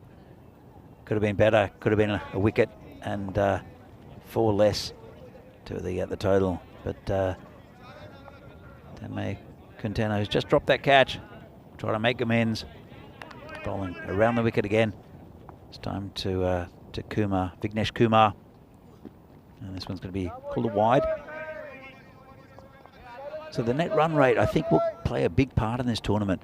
PCC have won 6 games out of 6. They're basically into the finals already. They really just have to win at least one of their remaining games, which is a bit of a given considering their batting lineups, especially. We'll see them again tomorrow.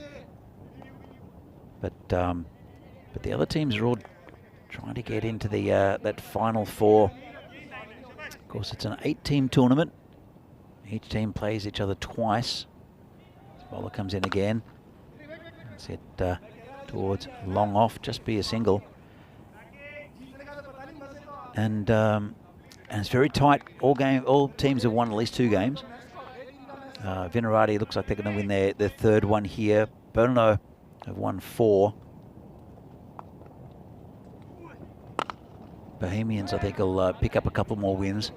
It's going to be very, very tight to see you get in that top 4. Of course, finals Friday, very exciting end to this tournament. It's not too far away from it now. Halfway through this tournament comes bowler again, slow ball, deceives him. Well, and Dalton tries to take the wicket of the batsman, but Tanmay can't quite believe it. Been a few that have just missed the stumps for him. Another day, might have picked up a couple of wickets. Slow ball, and there you go. Wasn't really on from Sean Dalton. We did see Naeem Lala in a quite comical run out earlier in the week against Barbarians. Again, good fielding. It's all going to fielders at the moment for Spartans. It has pretty much throughout this innings. But Devendra Singh for Barbarians had a shy at the stumps, Alex Carey style, and it went down to the bowler's end where Lallard sort of looked for a run. This is going down the ground, just be a single. Good pick up and throw there from the fielder. And he was run out of the bowler's end. It's quite an unusual circumstance. But anyway, that is the end of the game. Good over to finish.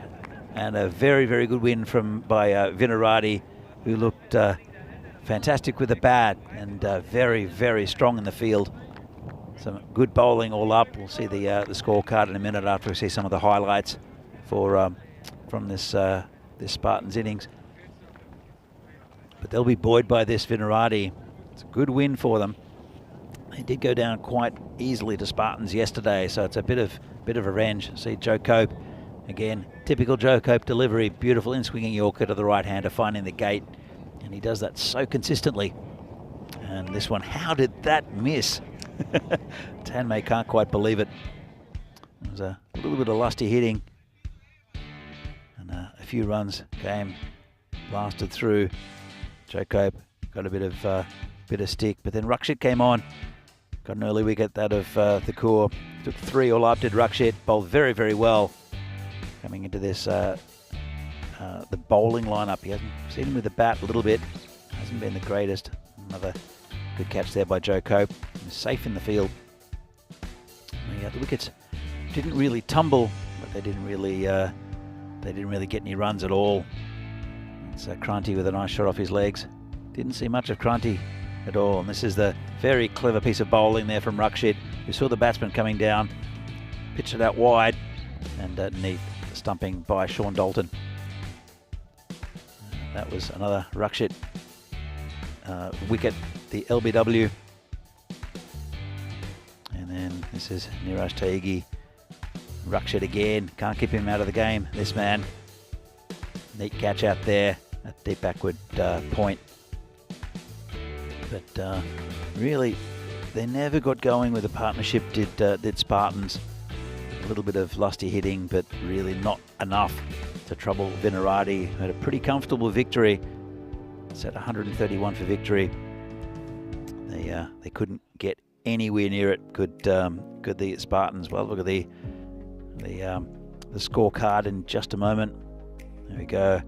Thakur Sandeep Kumar got a first baller, and then Balakrishnan continuing his good form, but was caught there by Joe Cope on the boundary. Kranti never really got going, and then a couple of ducks towards the end. Now look at these bowling figures, very tight bowling. Cope with a wicket, Rakshit, the pick of the bowlers, I think, I'd say, with Sid Gowd as well. But all bowlers contributing, and those economy rates were fantastic. Big win for Vinarati, really helped their net run rate as well. And they beat the Spartans by 56 runs. Pretty one-sided in the end, but really on the back of a fantastic innings from Sean Dalton, 82 from 33. I know that the boys watching from Vinarati will be very, very happy and celebrating. So, in about 15 minutes' time, we'll come back for match 27 from this European Cricket Series from Czechia. Prague Spartans, we'll see them again. Hopefully, a better performance against a very good Brno side who are, I said, resurgent here in Prague. And that'll be back here in about 15 minutes' time. Prague Spartans have won the toss and decided to bat. So they're going to get a bit of fire from Riaz Afridi and the boys from Brno. See you back here very soon.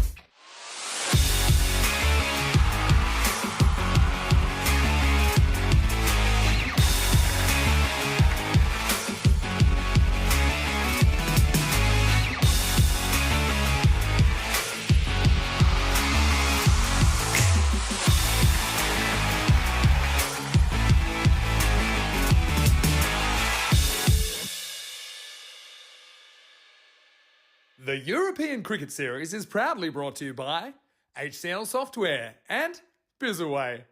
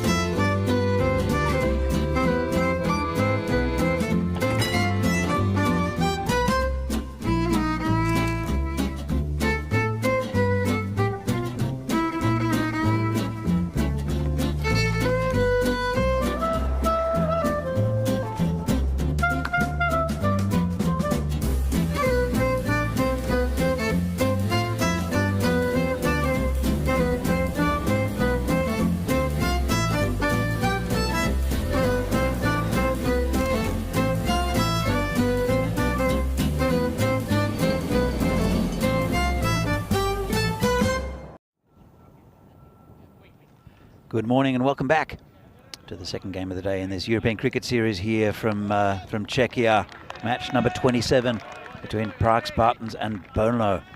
Prague Spartans not having the best run out in the previous game against Vinradi, who had a big win first up. That'll be very, very good for them and their efforts to get into that final four. Spartans have got a chance of come back here against Brno. Brno lost their first 4 games of the tournament and have come back and won the next 4 and have looked, especially yesterday, absolutely fantastic and one of the top teams here. So it'll be the coin toss. We'll look at what happened with the coin toss. Your call. Tails is the call, and it's a tail. We'll bat first. Spartans have won the toss and will bat first. Over to you, Danny. Yeah, so they didn't go too well chasing in the last game, so they're deciding to bat first, do the Spartans. And as we see the lineups here, a couple of changes in the lineup. It's Anish Kumar Narana Gula, who's come in instead of Ravi Radadia, who didn't have the best of games, went for 27 off his over, so he's taking a little bit of a rest. That's in for Spartans. Brno, Hamid Ullah is a new batsman. As you can see, looks like a pretty close game. Brno are 4-4. Spartans have, as I said, gone down to this a very good Vinradi effort in the previous game. Kranti is opening the batting for the Spartans. He'll be in the non-striker's end, and the keeper Dira Sakur missed out a bit against Vinradi.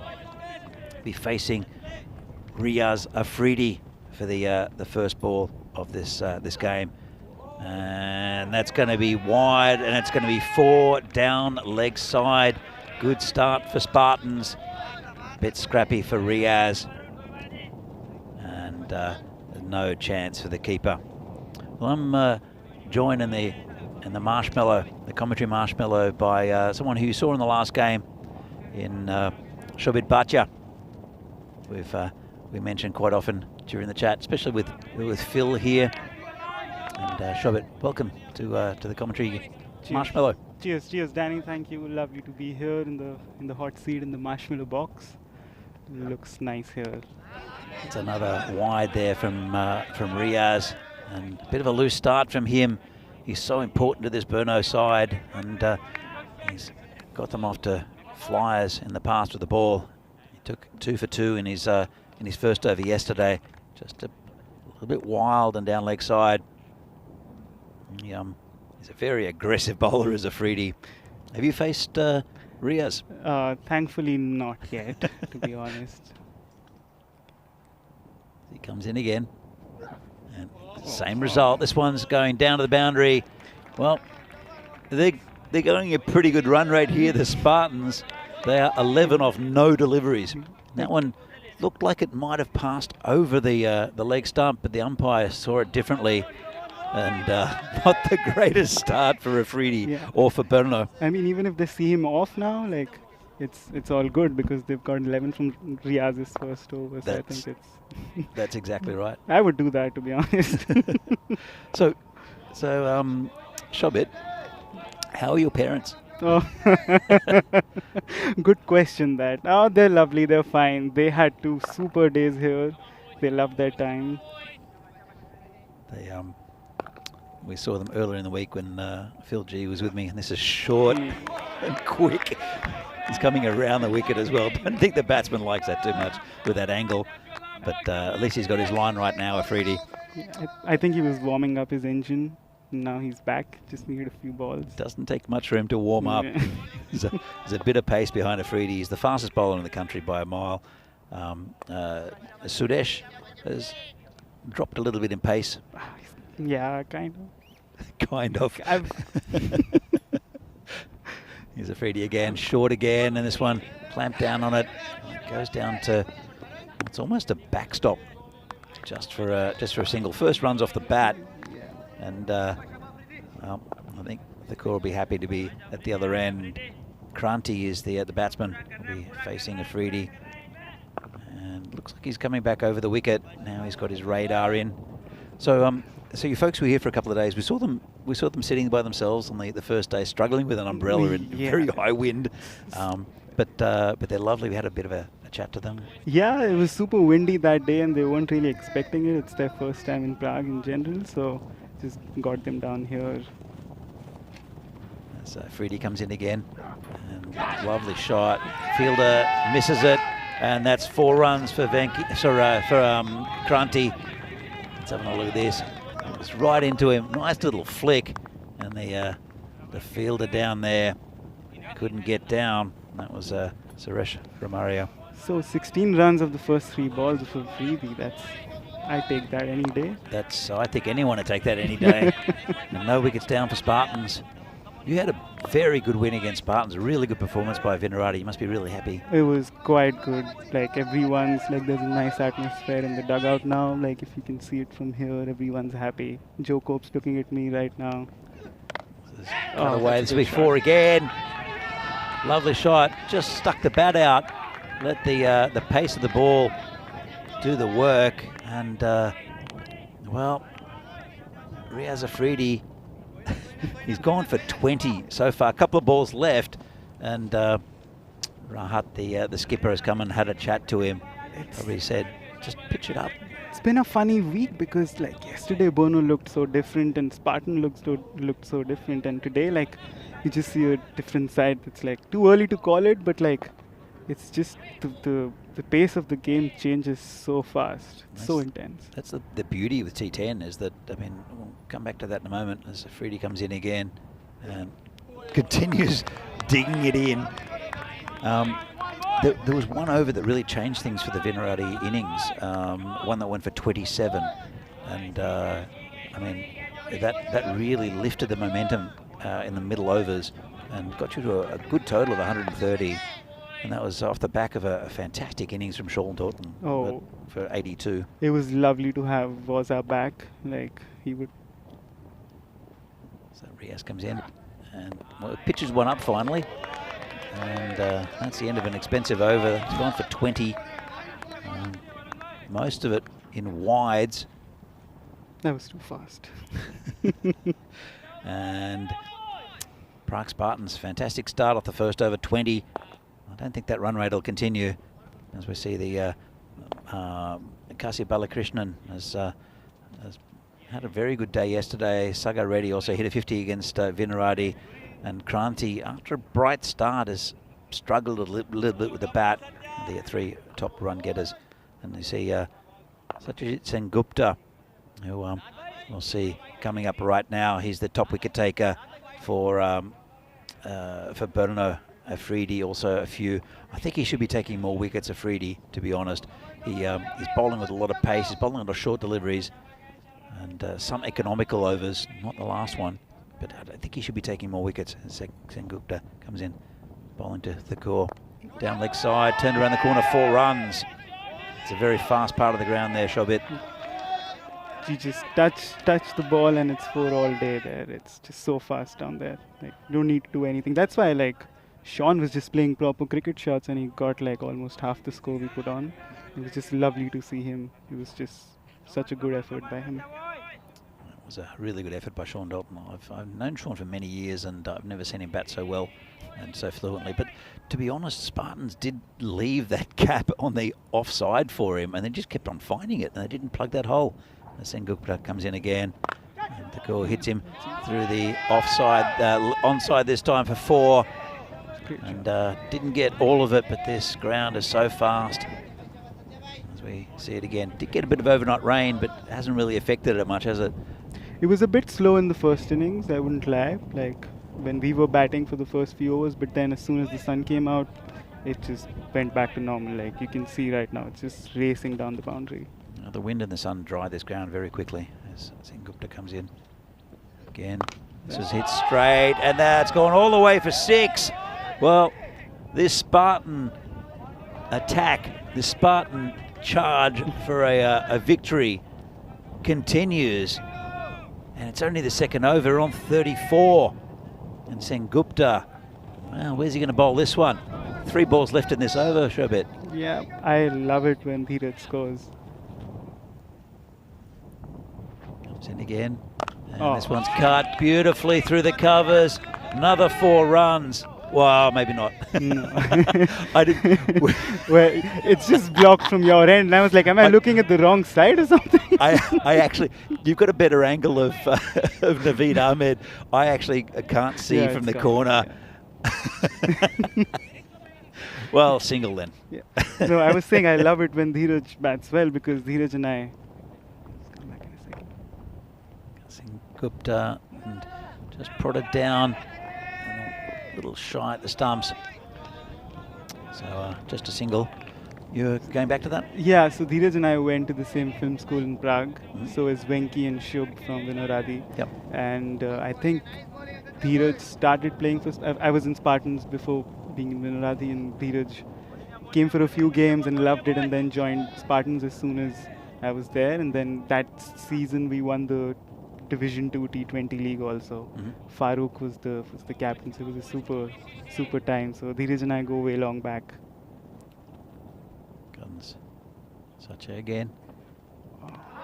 And big swing and miss there from Dheeraj. And that's the end of another pretty expensive over. 16 from it, and after 2, yeah, Spartans are on 36. That's all over the table. So PCC up on top. United, surprise second, I think. 1-4 loss for Brno, also 1-4 loss for Vinoradi. They've pumped up their efforts. They'll look for another couple of wins. They've only played 8, 1-3 lost 5. So winning half the games, probably 7 games, will get you into that. Will probably get you into that finals Friday next week. And it's just getting those games. But that big win, I think, Shobit, will help your net run rate as well. Yeah, it was a very top effort. This is Niraj Mishra. He's been a good bowler for Brno. This one's just put it into the covers, just a single.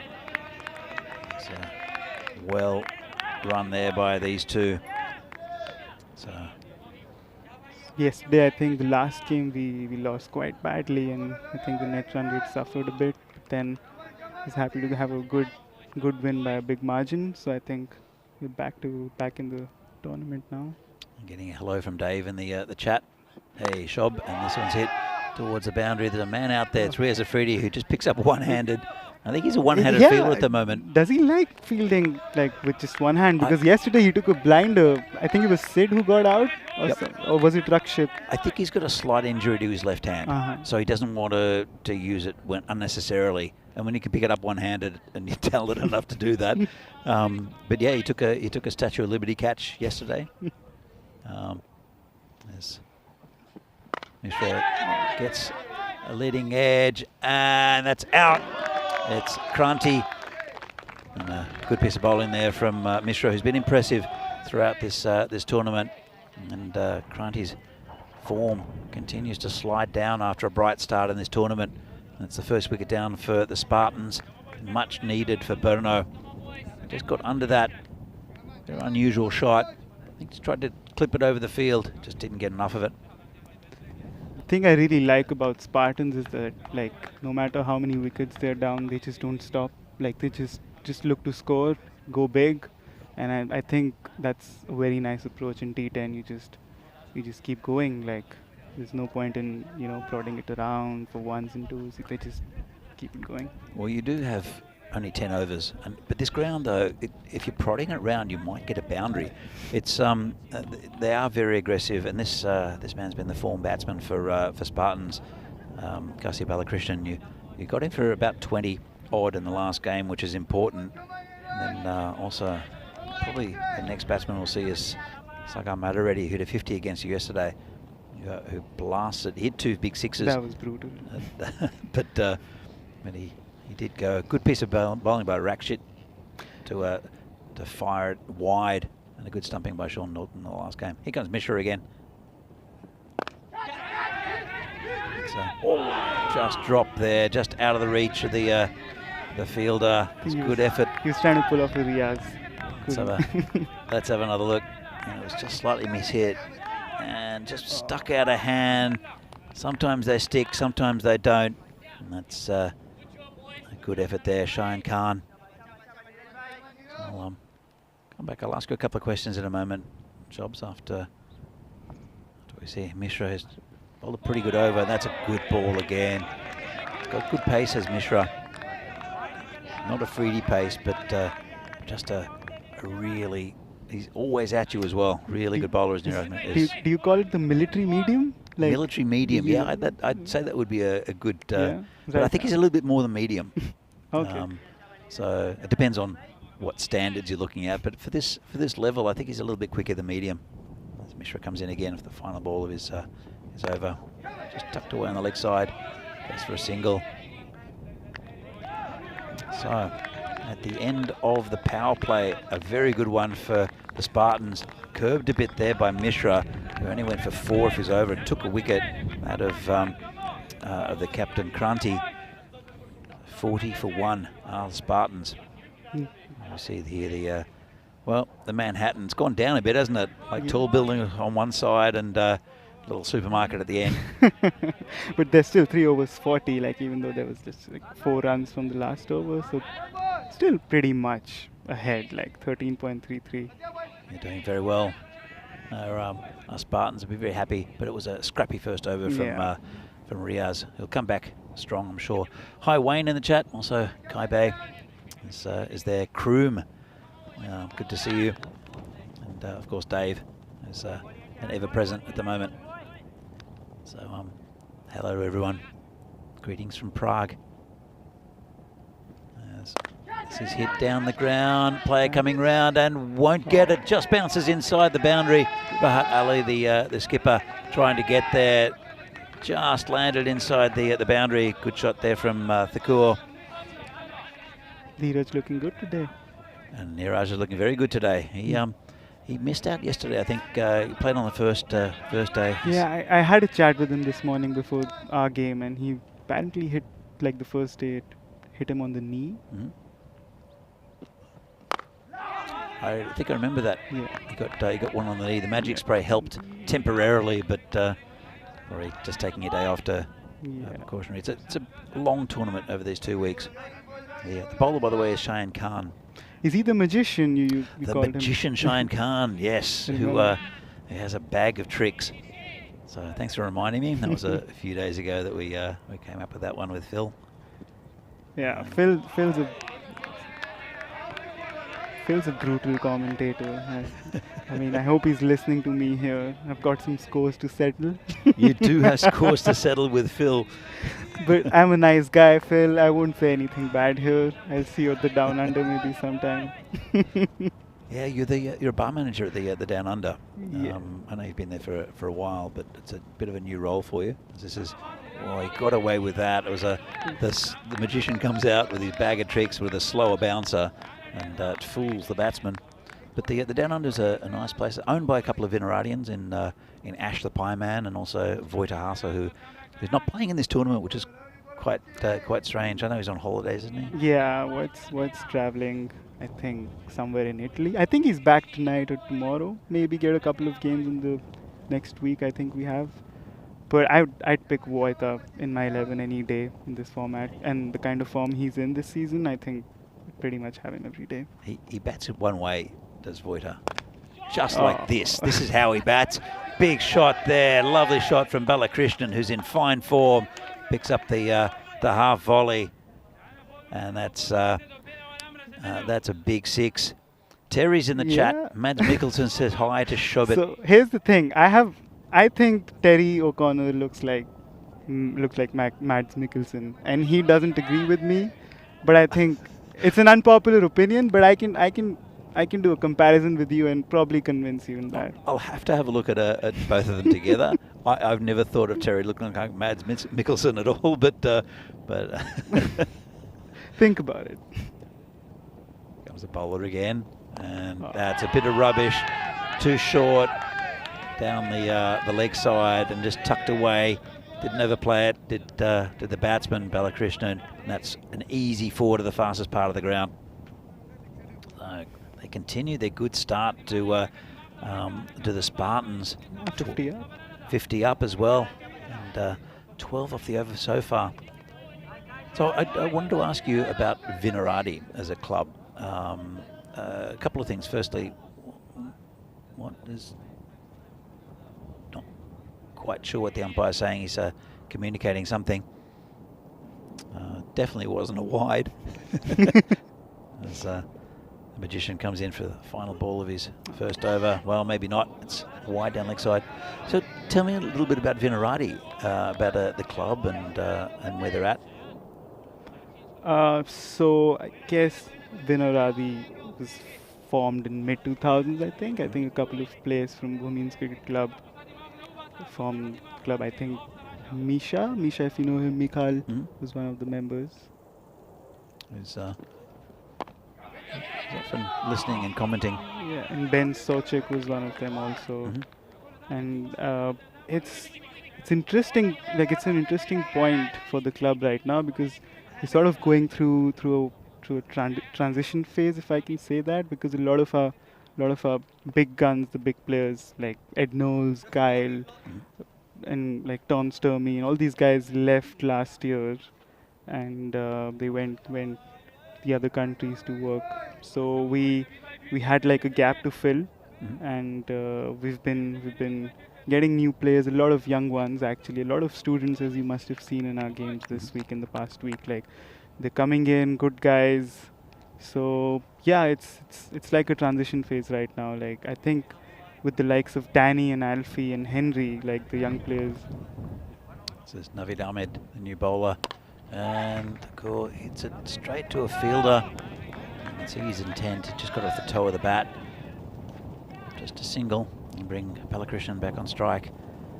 So yeah, sorry. So yeah, with the likes of like these young ones, like you've seen, Danny has played mostly all the games. He's been given a rest today. Naveed again. Balakrishnan got him. Well, he's a good bowler, is Naveed Ahmed, and that's a big wicket. That was a wild swing. Very wild swing by Kasi, and that's the end of a good batsman. But Naveed Ahmed, he's been around for Burnham for many, many years. He's been the top wicket taker in the Czech leagues, or is thereabouts, also for many years. And so it doesn't help him. This ground's so fast, and then the boundaries are so short.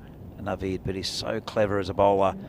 I think he bowls with a big heart, and I think as an off spinner bowling 2 right-handed batsmen, I guess it's just not easy in this format. He's also one of the nicest people you'll ever meet, Naveed. Yes. He's always smiling, always saying hi, and never ever heard a bad word from him. Never not seen a smile on his face as well, especially when he hits a wicket. This is out towards the boundary. It's Rahat, the skipper. He'll pick it up. Just a single. So yeah, you've got these young guys coming in. He's been really good this week, Danny O'Connor. So Naveed comes in again, and whoa, a bit of hesitation from the fielder. Should have gone straight away. If he'd gone, I think he would have been out, because Naveed Ahmed is a very good fielder off his own bowling, and also picking up the throws coming in, as he did just then. Comes in again.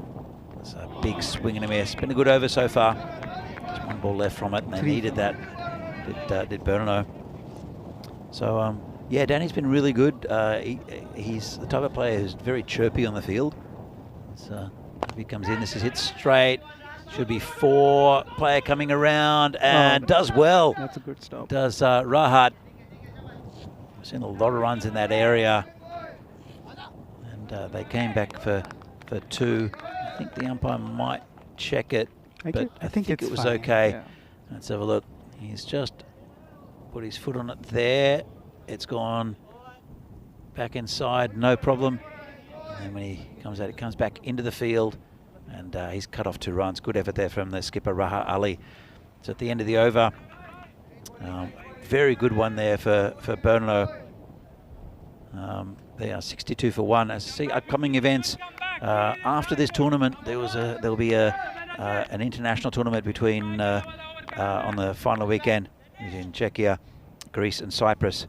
Portugal is going on at the moment. Night series, 3 games tonight, then games in Switzerland, and then also in Dresden. But some women's international games from Romania, the Continental Cup coming up. Also some games in the Netherlands, all on the European Cricket Network. This one's lifted straight, beautiful shot, straight over the bowler's head, and that's not what he intended. Niraj Mishra, who had a pretty good first over, brought back the score, and Niraj Thakur, he seems in fine form. Oh yes. Interesting thing, he's been playing with the same bat. Comes Niraj again. Oh. It's a well stopped there at backward point. Just a single. Well, there's no one backing up. They'll get another easy run. We've seen that quite a bit. And that's just a little bonus run. Rahat, I think, is starting to get a little bit frustrated. And he's speaking to his fielders. He'll have to bring them back a bit. They're going about 13 and over, which is so different from the last game against Vidarati. As Mishra comes in again. And a big swing and a miss.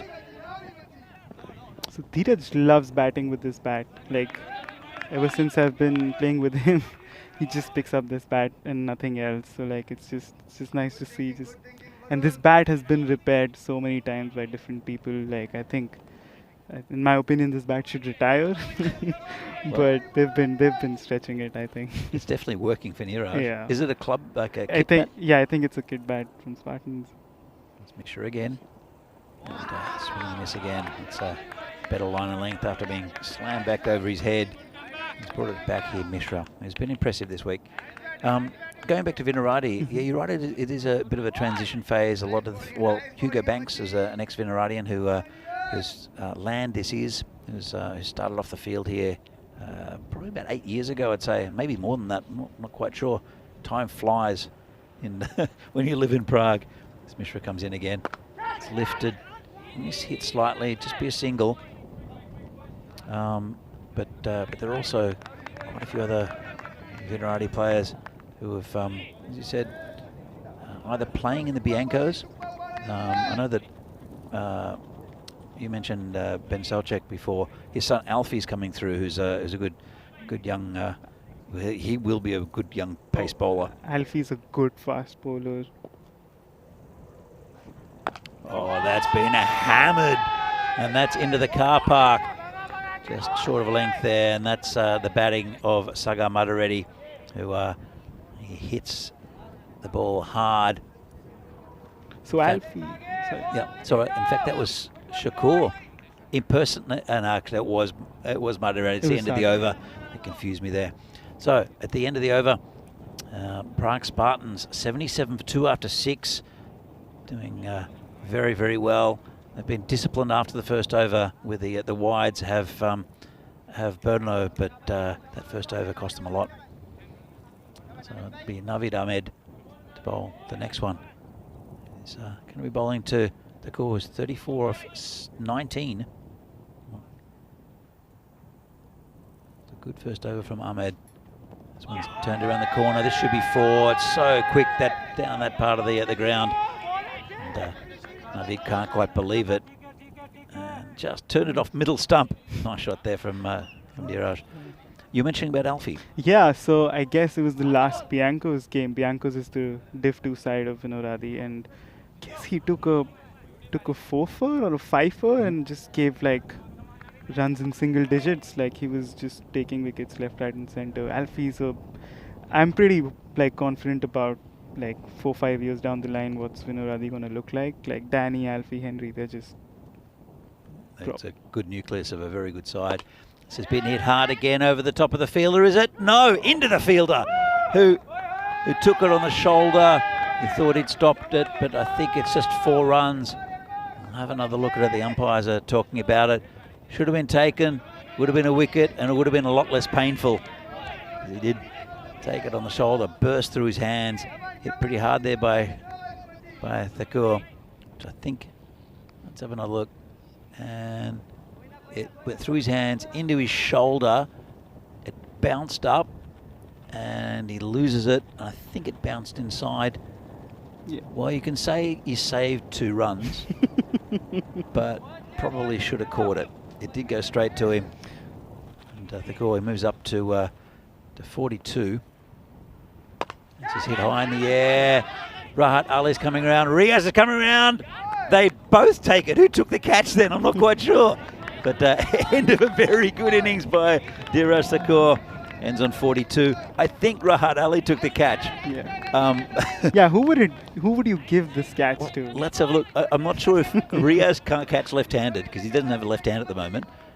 Then I don't know who took that. I think Riaz just gave it to the captain. Just respect for the respect of the captain. I've never seen two fielders catch the same ball. I've never seen Riaz this animated. Like, Riaz is one of the nicest guys I've ever met in Czech cricket, and I think this is the most animated I've ever seen. Well, Vinny interviewed Riaz yesterday, and he talked about white line fever. As soon as you get over the rope, it's a different animal, and that's what it is, I think, with Riaz. He is a lovely guy, but it was a really nice interview with Vinny yesterday, talking about his work and his passion for cricket. He's turned around the corner. Should just be a single. He did some modelling, though. I heard that as well. Was pretty. Well, Vinny wasn't surprised. So might have a little man crush on Riaz. We did play for Mr. Maximo 11. So it's hit down the ground. It's a pretty good bounce there for Rahat. It does get a bit lumpy around that area. And mainly because it's just this field is rock hard. And you'll get a couple of tortugas. Yeah, so Dave says 4 hands to catch. That's pretty much what happened. And so this is good bowling again from Navid Ahmed, who ends his spell with 2 for 15 and a really good over there for Brno, who have brought this back a little bit. The run rate's still pretty good there, about 12.5 and over. As we see, this is the ECI from Czechia, and that'll start after this tournament next Saturday the 29th with Czechia versus Cyprus. Greece, the other team in that tournament. It's going to be fantastic, and it's the first time that Cyprus and Greece will have come to the Czech Republic. And the Czech team, you'll see a lot of the stars, including Riaz Afridi, and in that lineup for the Czechs. So that's happening on the Saturday the 29th and Sunday the 30th of July. Has the squad been announced, Danny, for the Czech? Not that I know of. I know they're still discussing, especially the wicket-keeping situation. Suresh Romario, the new batsman who gets away with that one a little bit. Well, he doesn't. There's enough on it to go down to that vacant area. It was a dodgy inside edge there from Sagar Reddy, who we know swings hard at the ball. When he hits it cleanly, and he often does, Sagar, it goes a long way.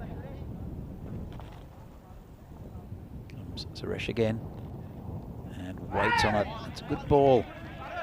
He waited and waited, and then missed it.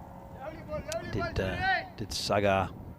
You saw a bit of Sagar yesterday when he hit a 50.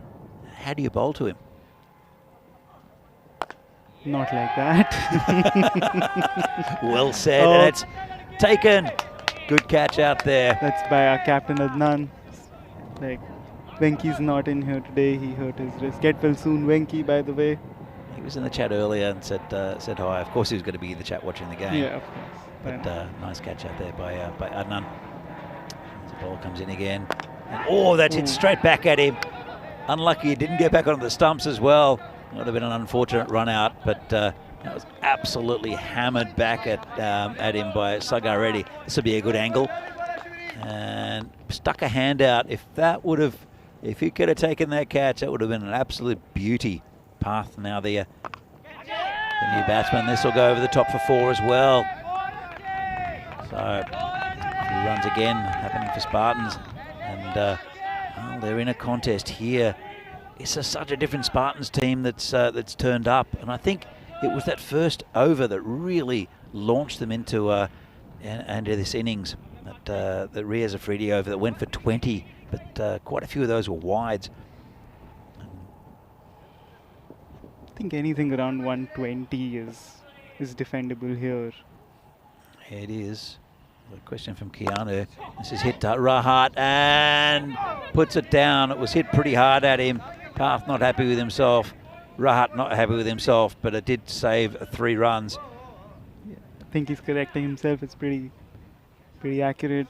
His hands were facing downwards, which should be the right. Aussie way of catching it. It's an awkward height because it's one of those ones where it's in between, whether he should have had hands up or down, and it just came very quickly at him.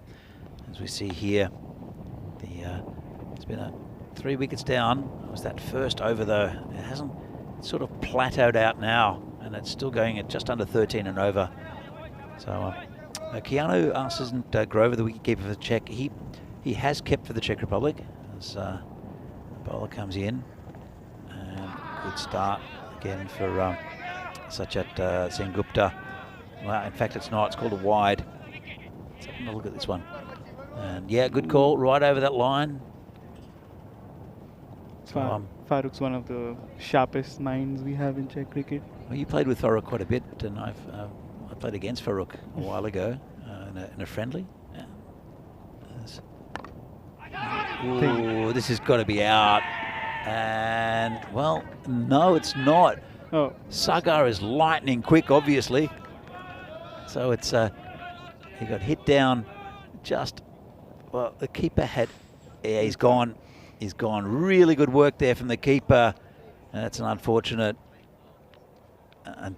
for Sagar Reddy. He'll have to go.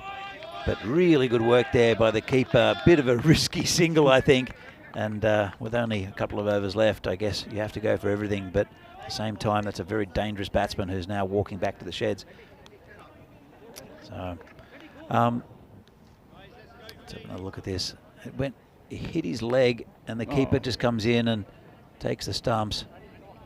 I remember missing the ball from to hit the stumps last year from the same distance, Danny. I think you remember that. I remember that. Was it when they ran 3 off? No, it was another moment actually. You feature in a very interesting ECN highlight, one of the most watched clips, and that was against Barbarians in a range-shortened game, where they ran 3 off you, the keeper. I mean, it's trauma for me. It's not entirely my fault. I've been just saying that every day. I wake up and look in the mirror and I'm like, it was not entirely my fault. I agree. The the description goes like they ran 3 to the keeper, which is unfair. Comes the bowler again. This is high in the air. This should be caught. Coming back and, well, and they've taken an extra one as well. The 2 Burno fielders are chatting about whose catch that was. Look at this. And both of them were calling.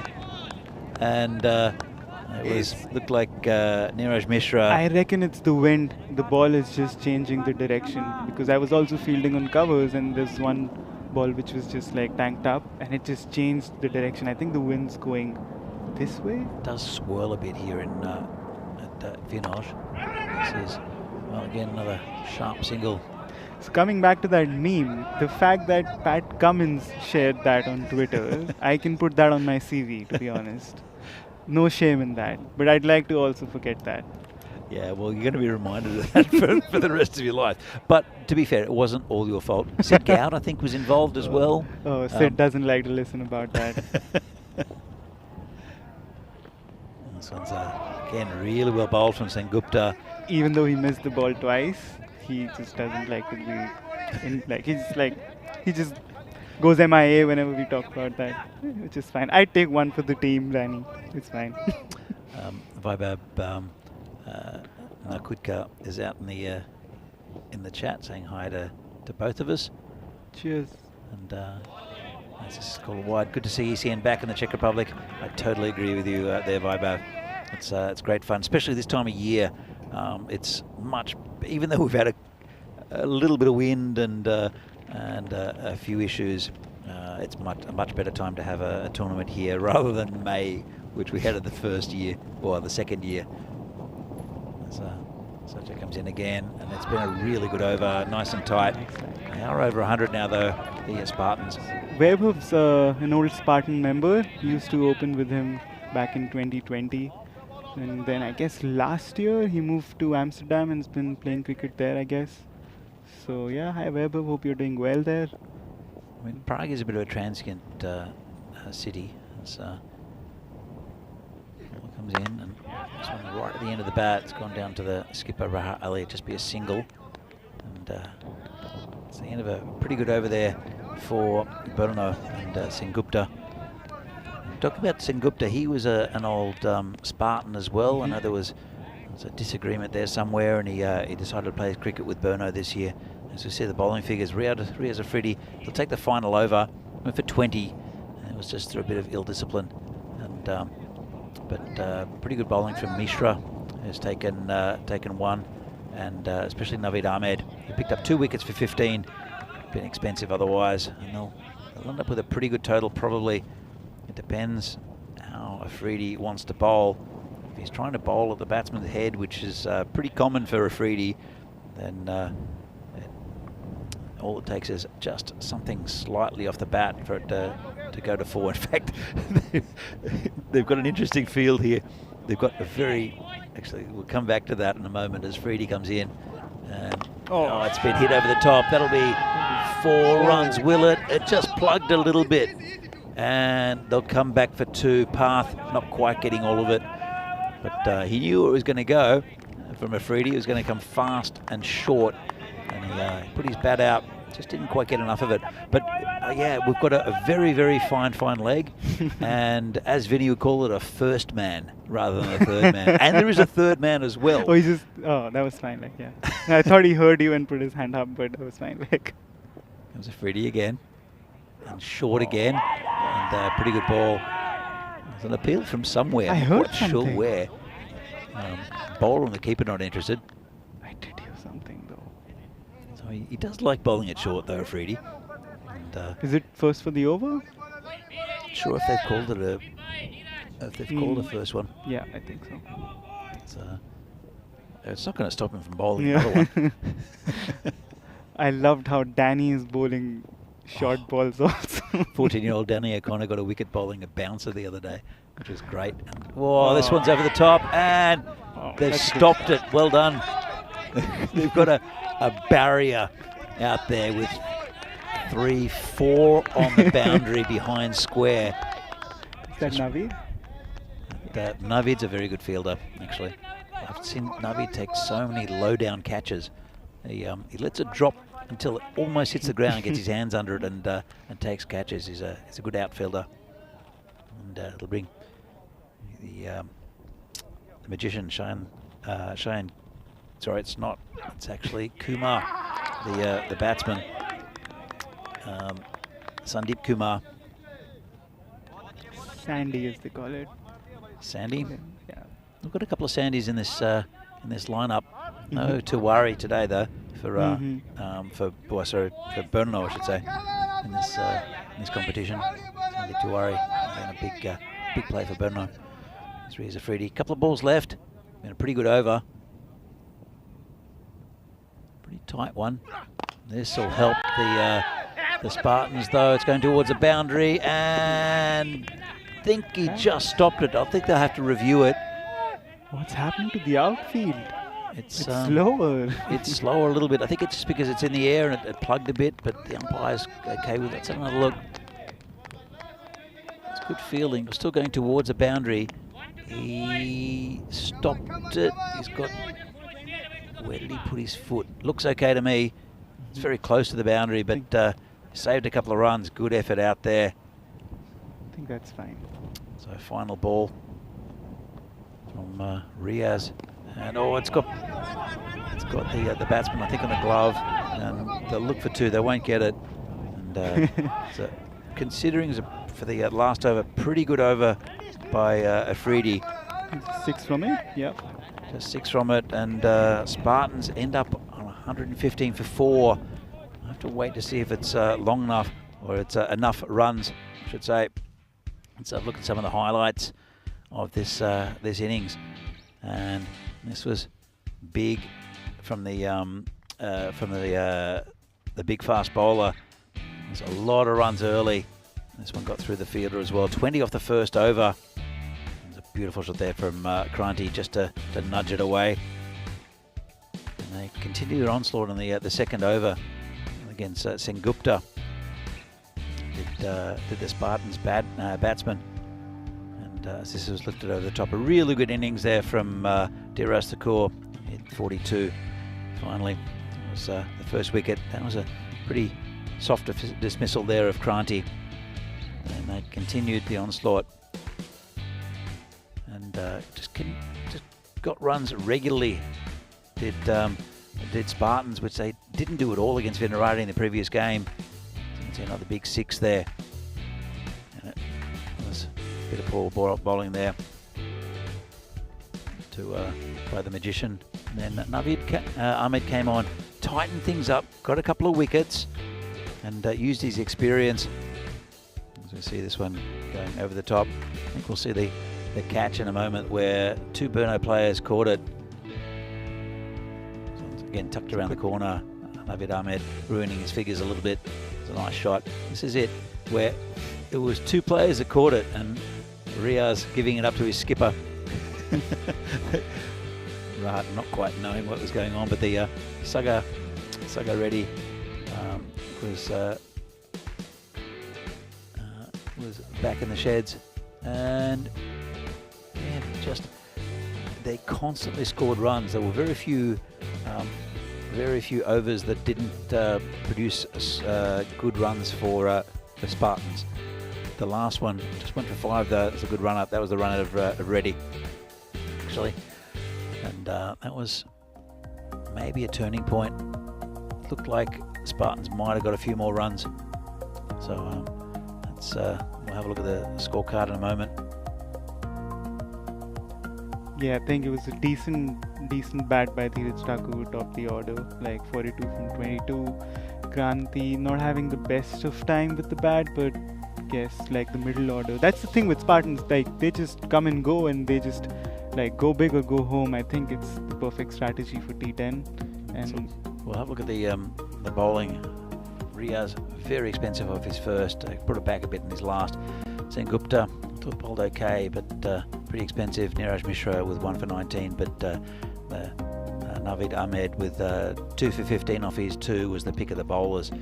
And 15 wides, most of those came in the very first over. 115 for 4, 116 to win for Brno. Do you have a tip for this game? I'd just say that give Mohammad Ratul the strike and the game's in your hands. Mohammad Ratul hit 94 in very quick time the other day and looked fantastic. He doesn't have the job with the gloves. That's gone to Varun Mehta, who also scored quite a few runs yesterday. I think against Vinarati from memory. But anyway, we'll be back here in a few minutes' time. Thank you, Shobit, for coming in and your insights about Vinarati and about things in general. Cheers. And, greetings to your parents. Cheers, Danny. It was super fun. Hope to join you again sometime. So Brno need 116 to win at about 11.5 and over. We're back in a few minutes' time from this from match 27 here from the European Cricket Series in Czechia. Match between the Prague Spartans and Brno in in a few minutes' time. See you then.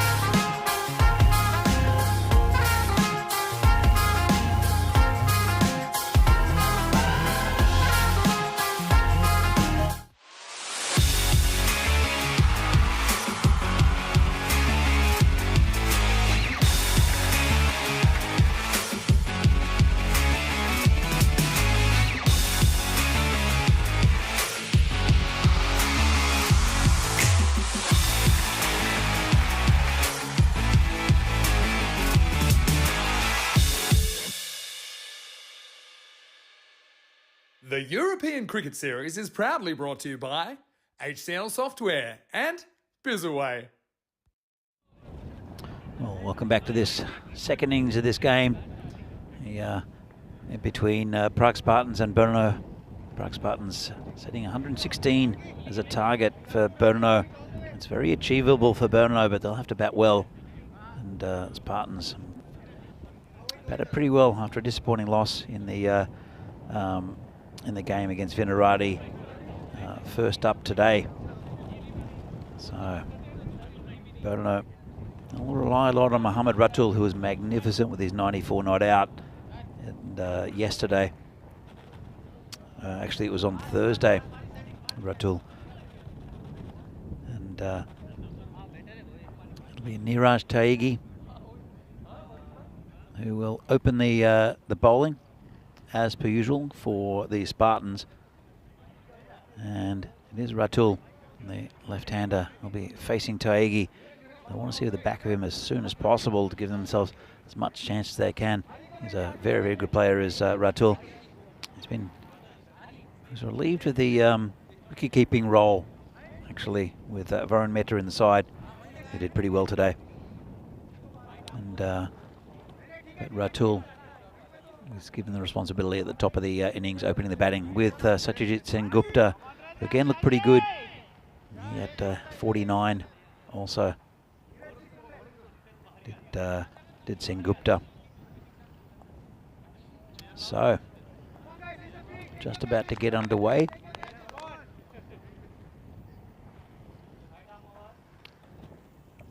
Tyagi bowling right arm over. There's a 3-over power play. So man, a very fine third man for Ratul. Obviously they've seen how he bats. They've got a plan for him. Have the Spartans as Taigi comes in. This is outside off stump. No run. Might have been called a wide. He reached for it. Did the batsman Ratul. But Brno, they've won their last 4 on the trot. So they are probably favourites to get this target.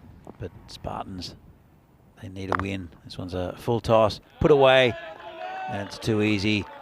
It's the first boundary of the innings. Just a full toss, would have been a wide.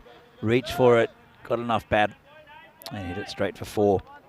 So the innings starting for Brno with a boundary. And pretty loose from Taigi. You can see what he wants to do. He wants to put it outside the line of the left-handers off stump. Comes in again. Firmly down the ground. No run. It's Shangamam Ravi. I think we'll see with the ball as well. He's a pretty good bowler actually, as Ravi. Taigi comes in. And just tucked around the corner. The same man, just be a single this time. They'll bring Singh Gupta on strike for the first time. Apart from that over-pitch full toss that cost them 4 runs, it's been a pretty good start here from Taigi. No great pace, but he's always on the money. Intelligent bowler is Taigi. Singh Gupta, we're facing him.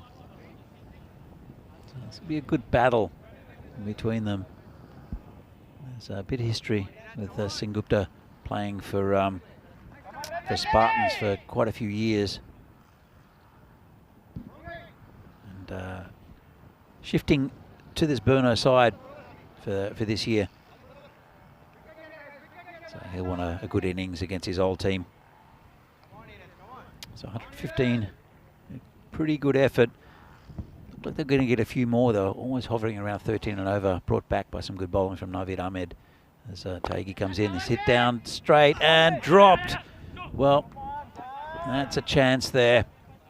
It's a bit of a ball magnet at the moment is Shanmugam Ravi, and it should have been taken. It was hit firmly, but let it drop on him. I think he got it on the thigh in the end. Not well judged, that one. Bring the left-hander Ratul back on strike, but Singh Gupta gets a life. And the umpire is think there's a little bit of breeze coming in. It was quite still earlier in the day, but we are on a bit of a plateau here, and we do get a bit of wind. I think one of the bales might have fallen off. Taegi bowling to Ratul. And just brought it back down just to that man at mid-off, to the left-hander, and no run. Pretty good start here for Spartans, only 6 on the board. And Burno chasing 116. Need a few more than that. As we see, 284 matches. It's a golden ball. This one's a pretty good candidate, actually, and, especially after that first over. And as we see, it's been 10 golden balls this year, none since May 26th in Bulgaria, and the bat has won the last 2, but it's 5 and 5 at the moment. All in all, the ball has won 28. The bat has won 19, but it's even this year. So the bat going for its hat-trick as Sagar Madaredi will come in to the attack. We're bowling to Satyajit Singh Gupta. And this one's hit the pad. Optimistic appeal, always going down leg. They will get, in fact, I think the umpire may have said that he might have got an inside edge onto his pad. It's missing leg in any case. But, just another one to the total. Bring the left-handed Ratul back on strike.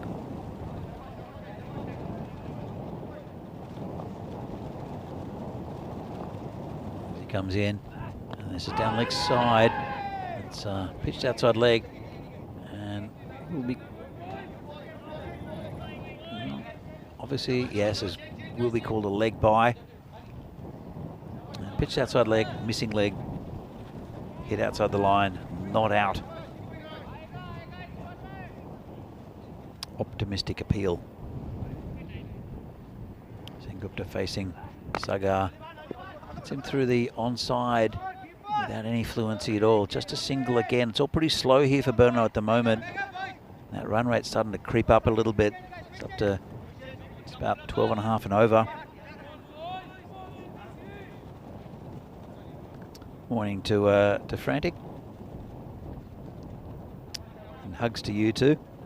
Hope you can come up and for the final series, which Burno hope to make. And this is a lovely shot. Just pushed outside off stump by Ratul. It's a class act. Just a very late dab into the gap, and this ground does the rest. So just a little bit of width there from Sagar. Ratul picks up a boundary. So yeah, Frantic, good luck with Burno today. I know he's a member of the Burno Cricket Club.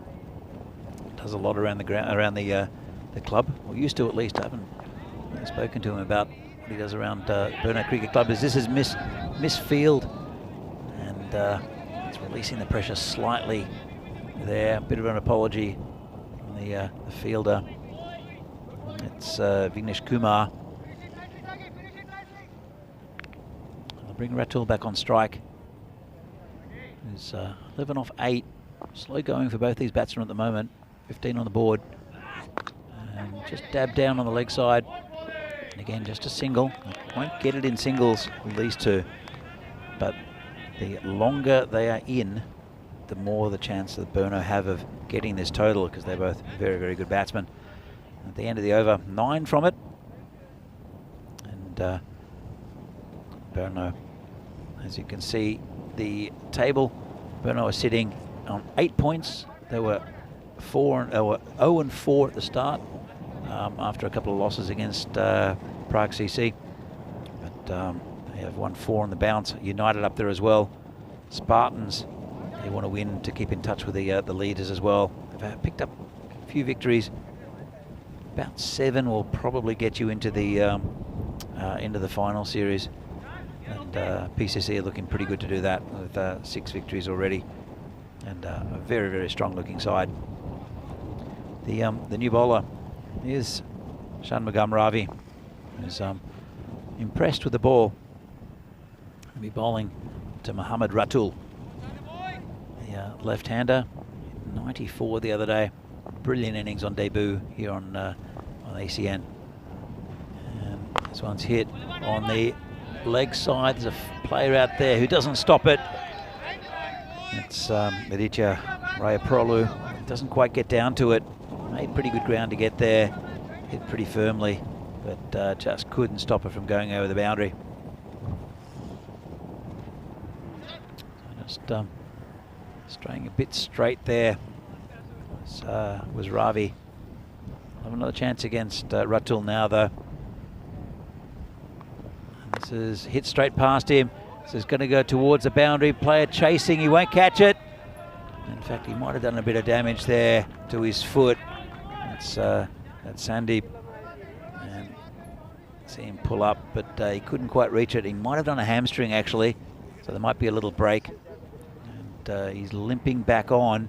Magic spray will probably help, but we've seen a hamstring injury earlier on in the week to Pramod Bagoli, which has kept him out of the United side. That's a big loss for them. And Sandeep will also be a big loss for Prague Spartans.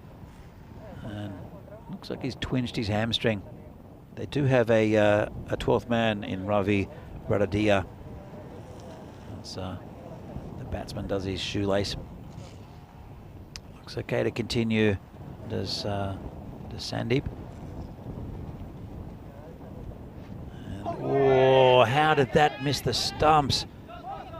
It kept a little low there from the bowler Ravi. And let's have another look at this. So it goes pretty much across the line. It's just missed that off stump. Little lucky. And the keeper Thakur, who batted well, cops one on the foot. Ravi comes in again and hits straight to the man Taigi, who drops it. That's huge in the context of this game. It's a second one in the same position that's gone down. And Niraj Taigi can't quite believe what he's done. So it's the same position that Sengupta was dropped first ball. They've replaced him with Taigi, who's a pretty reliable fielder, and he's put it down as well. Well, both the openers having a life. Ball coming in again. Nice shot, pass point, 4 runs. And I think he'll make them pay, will Ratul. It's just reaches for it a little bit, but gets enough bat onto it, and 4 runs. It's been a pretty good over from Ravi. Little unlucky not to take the wicket of Ratul. So there's almost to the end of the power play. There's 1 ball left. Bono 28 for no loss. They're lucky. They've been kept down pretty well here from Spartans, but they'll need wickets. This is hit straight down the ground. Lovely shot coming straight to me. In fact, it's bounced somewhere against our equipment in the commentary igloo. And you'll probably get a good view of it from here. And you can see the igloo, the marshmallow, I should call it. As we see here, good over there, 18 from it. Pumps the score up to 34. The run rate pretty much bang on target now after a slow start.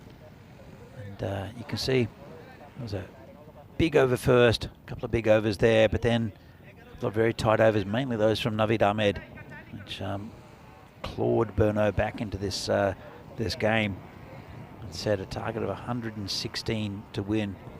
And Burno looking pretty good at the moment. Prague Spartans were 40 for 1 at the same stage, so there's not much difference there. End of the power play, and it is Vignesh Kumar, Vicky, who'll take up the attack. He'll be bowling to Satyajit Sengupta, who's only faced 3 deliveries so far. Ratul taking most of the strike. Just talking about putting a man back, of course, you can now have 4 out of the circle. They still have, I think they still have 5 in the circle to the Spartans. Kranti is having a chat to his fielders, and they're moving him around. I still have 5 in the circle. Actually, no, they don't. Yeah, man at square leg. Just forward square leg has gone back to the boundary. Here comes Vicky. And got him. Played all around that, did Sengupta. And that's a big wicket. That's what they needed at this stage of the game. Prague Spartans is a wicket. So not a very impressive display today by Sengupta. Hit 49 yesterday in a game, but not very fluid. Didn't get much of the strike. Tried to push it and lost his wickets. And good start here from Vicky. Bring a new batsman in. And, it's one we haven't seen. In fact, it's Anandurai Arumugam who's in. So we haven't seen him this week. Of course, weekend availability is probably a little bit better than during the week, as most players don't have to take time off work. So we can get to see a couple of different players coming into the lineups. They're all important. So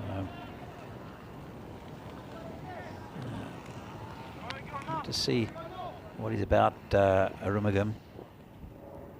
Kumar's taking a wicket first ball. And this could be close, you know. Apart from the fact that I think it hit the bat. I'll have to see if it was a leg bye or not. In fact, it is, well, called a leg bye. Interesting to have another look. Let's have another look at this. It looked okay. Oh, not a bad shout. Possibly missing leg. So I think enough doubt for the umpire. Been very good in this tournament. The umpires very consistent with their calls, and I think too much doubt with that one. But it was a good shout. Just a leg by. Bring Ratul back on strike. Vicky bowling to Ratul.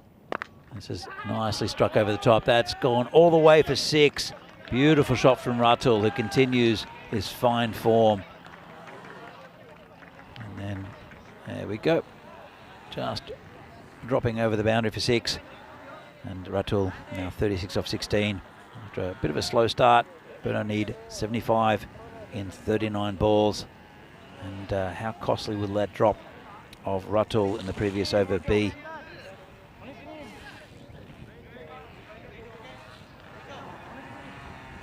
So Vignesh Kumar is going to try to figure out how he can get this wicket. And hearing the calls, 1 wicket, 1 wicket. Oh, lovely shot there. It's gone to the boundary as well. Just waited on it. Delicate glide past the keeper, who's wide on the crease. No chance.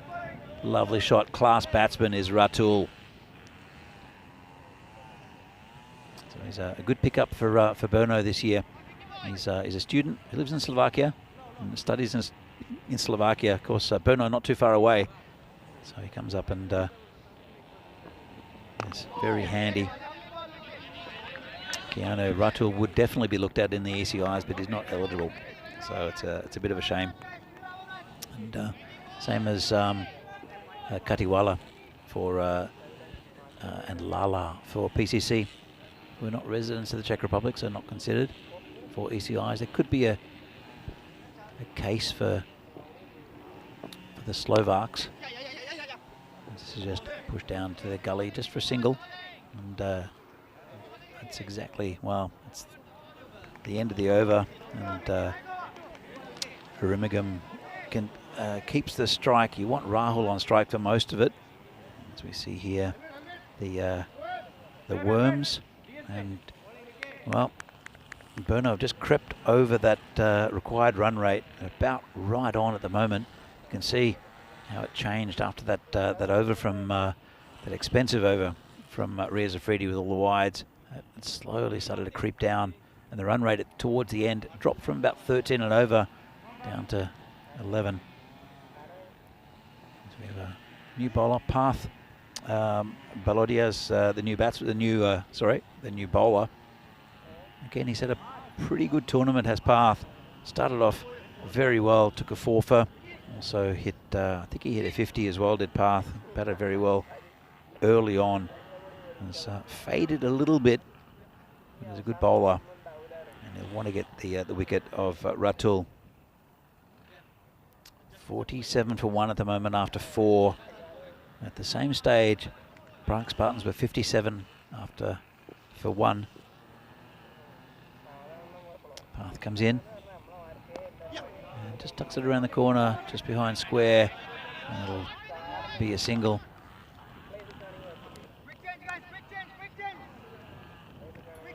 We'll bring Ratul back on strike. He's the main man for Brno. Such a good addition to this side. And when you have a quality batsman you can rely on. I saw a really good innings earlier on in the previous game against Spartans by Sean Dalton, hitting 82. But his last innings, Ratul, was 94. Two of the highest scores we've seen so far in this tournament. In fact, I don't think, from memory, there has been 100 scored in the Czech series. I think we might see one next week, or at least during the this tournament. As Path comes around the wicket to the left-hander, cuts it well, finds a man though who knocks it down, just a single. My reasoning is that in the previous tournaments the run rate per over was around about 9.2 for all the previous tournaments, because the ground was a little bit different. Actually, the first series, so we'll come back to it. This is hit, got an edge, dodgy edge from Arumugam, and that's 4 runs. The fielder not even bothering getting the ball, or the man in yellow who's gone to fetch it, and the ball given to him by the umpire. But the run rate now per over is about 12, so you can see there's a big difference. There's a few reasons for that. This is a full toss, put away, has it? It hasn't. Just a single, might be a no ball. Not sure if they're checking on it, and they're not. So they're happy with the fact that it was just a full toss and not a no ball. Didn't quite put it away to the batsman, but it brings Ratul back on strike. So this ground is much faster than what it was. It's the 3rd year we've used this ground. The first one was newly laid turf, and the pitch was new, so a little bit uneven, even though it was a good effort to make it a nice flat pitch. This Path comes in again. And, called a wide. So the pitch is playing much nicer than what it has in the past. It's always been a nice pitch in the sense that it plays a little bit like a turf pitch. It'll be a bit of variable bounce, but nothing out of the box. But it's just a bit more consistent this year as well. It tends to hold up a little bit, but fast bowlers will get it to scoot through, which makes it can be a bit tricky. But also this outfield has been lightning fast. Bit of overnight rain, so it's not quite as fast as what has been throughout the week. But in the past, the grass has been a little bit longer, and we've had a lot of rain before tournaments as well. It says miss hit onto the leg side by Arumugam. And at the end of the over, not a bad one from Baladia, 10 from it. And Brno are 57 for 1 after 5. Well, here's what's coming up tonight. Rico Fool will bring you all the action from Portugal in 3 games tonight. Working overtime is that's my friend Rico.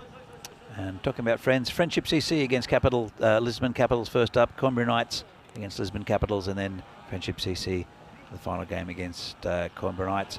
So that'll be from 4:45 local time, Central Time, 2:45 GMT, and also Portuguese time, because they are slightly different to what we are here in Central Europe. And as this is hit down the ground, I'm actually not sure what the time is in Portugal, because at Greenwich Mean Time is a little bit different to European time, but Portugal is on the continent. They are just an hour behind where we are here. Generally, I'm just not sure if it's what time it is local time in Portugal. Anyway, back to this. It's Sandip Kumar to come into the action, bowling to Ratul. It's hit down the ground pretty firmly, and a bit of fancy footwork from the fielder. They come back for 2, saved a couple, almost lost an ankle, but he seems okay, Aditya. It's a nice shot down the ground. All timing that one. Ratul moves on to 45. He's hasn't got an average yet, Ratul, in this tournament. Oh, it's a nice shot. 4 runs. Bit of a gift from the bowler, full toss. And it probably would have crashed into middle stump. But Ratul said thank you very much and smacked it for 4 on the leg side. 1 away from his 50. Comes in again. And hits it out through the offside. Good effort from the fielder, but to no avail. 4 runs, and that's another 50 for Mohammad Ratul. It's a nice shot. And as I said, good effort from the fielder, just couldn't quite keep it in. It was still very fast on this outfield. Ratul moves on to 53 off just 23 deliveries. Arumugam, he's done well to give Ratul the strike, actually. He's playing his role as Burno get closer to this target. And this is fired down leg side for a wide by the bowler, bowling around the wicket to the left-hander. I think he's enjoying his cricket. Is Ratul. He's now averaging about 150 in this tournament, which is pretty good going. Won't get an average until he gets out, though. This is hit straight down the ground to Sagar. And just pick it up and just toss it in. I think Sagar's got another over left, so I'm sure we'll see him soon. So Sandip Kumar will be bowling to the right-handed Arumugam.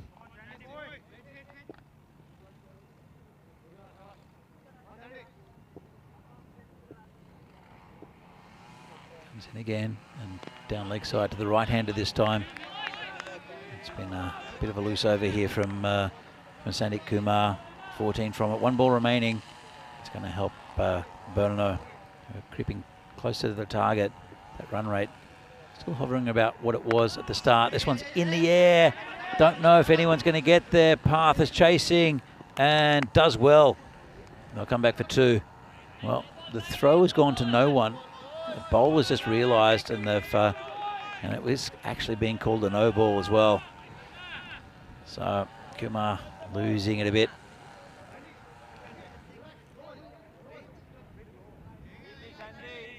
It'll be a free hit from Arumugam, who's, as I said, he's doing his part. He's 11 off 8, mainly giving Mohammad Ratul the strike.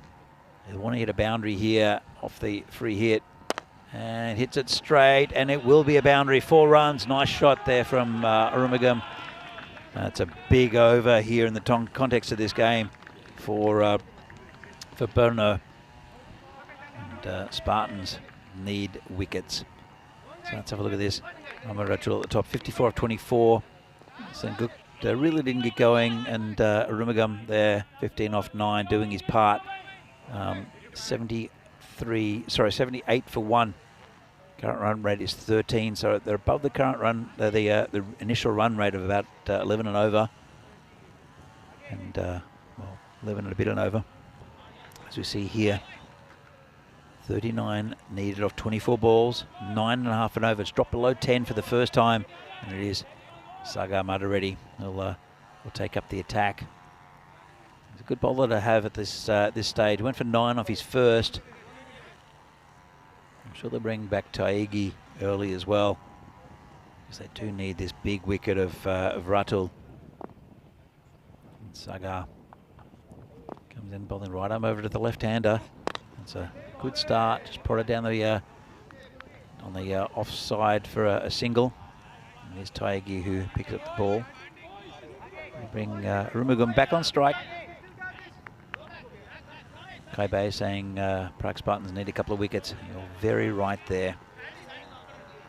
And they were always in this game, but it's just been taken away from them slightly. I think those 2 drop catches, the first one of Sengupta didn't really cost them much, but the Taigi's drop of Ratul has been horrendous for them. Nice shot out there past the fielder on the offside cut shot by Rumagum, and that's 4 more. A bit wide there from Sagar. You know he wants to bowl around that tram line area, but Rumagum reaches that one.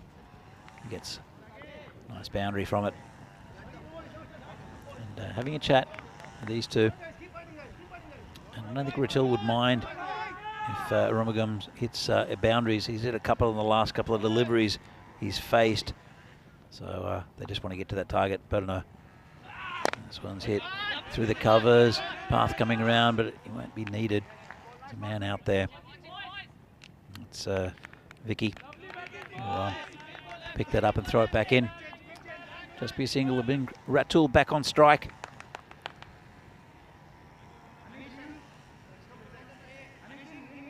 So again, they need this wicket if they have any chance of winning this this game. It's getting a little bit beyond them at the moment. Will be beyond them if they don't get him out. Ratul is looking fantastic. And this is down leg side. Well, puts it away. That's too easy. Short. Too short. Let's have a look. And would have been called a wide, but just tucked around the corner there from Ratul, by Ratul. And another 4 runs. And they 28 off 20 at the moment. Still a little bit of work to do for Burno, but they've only lost 1 wicket. Can't see him losing it at this stage.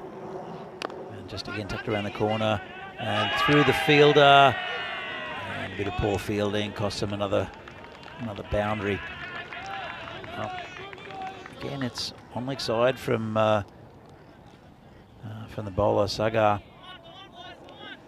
And I think they're not home yet, Burno, but 24 off 19. It's not been a good start to this over by Sagar. Going to a batsman who's set, and he's not taking too many risks, just playing intelligent cricket shots. And again, just turned around the corner just for a single. There's a man back there, but just stops it. Bring Rumagum back on strike. Partnership now is it's 58 off 24, and Rumagum's hit 20 off 11. Ratul 34 off 13. As we see the match coming up next, we'll see the first appearance of United for the day, who are 4-4, and Vinarati, they'll want to get that 4th victory up as well, against a very good United side who they convincingly beat yesterday. That'll come up next.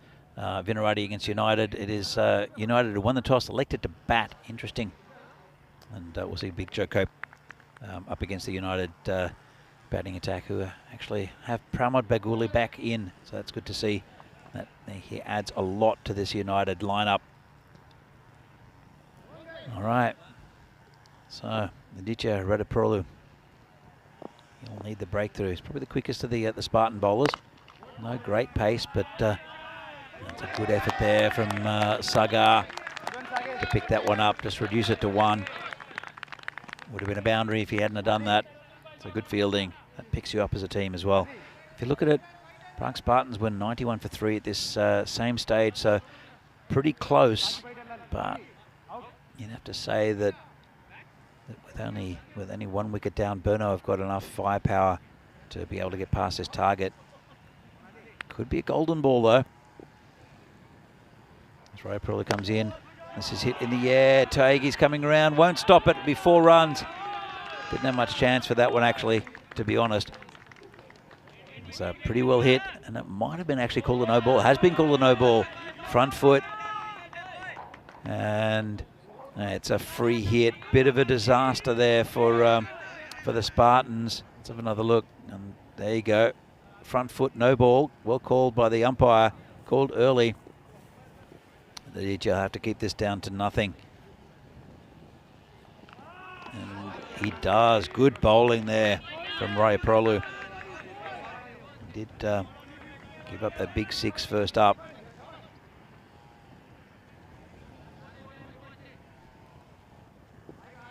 Well, it was I thought it was a 4, but we'll have a look at the scorebook in a little while. This is hit straight, and Path can't reach it. Another 6. So really good bowling or batting from Arumugam, who you can see why he's batting number 3. And he's come up to this lineup and strengthened this Burno team, as has Ratul, who came in later in the week. Comes again. And I think he might have hit another one, or has he hit a fielder? He's hit a fielder. Sagar Reddy with good hands. And that's a wicket they needed. Might be too little too late, though, for the Spartans. Good catch out there by Sagar, who's got a very safe pair of hands. It was hit pretty hard. Let's have another look at it. He was coming around with Sagar and made it look easy. Quite a few of the Spartans fielders should really take a bit of catching advice from Sagar as the new batsman comes in. It is Shayan Khan, who can hit big as well. Can Shayan. So as we have another look at this catch. Really good catch there by Sagar on the boundary. It was hit very firmly. I think he's still looking at his hand. It would have hurt, not as much as this game hurting if they can't defend the 116. It's a big swing and a miss there. Good bowling from Raiprolu, who's pumped up. 1 ball left of this over. This is the 8th. There'll be 1 over left from Taegi, 1 from Raiprolu. As long as they keep Ratul off strike, well, that's called a wide. It's a big wide. So Raiprolu gone for 13 off the over. It's been expensive. It's picked up a vital wicket.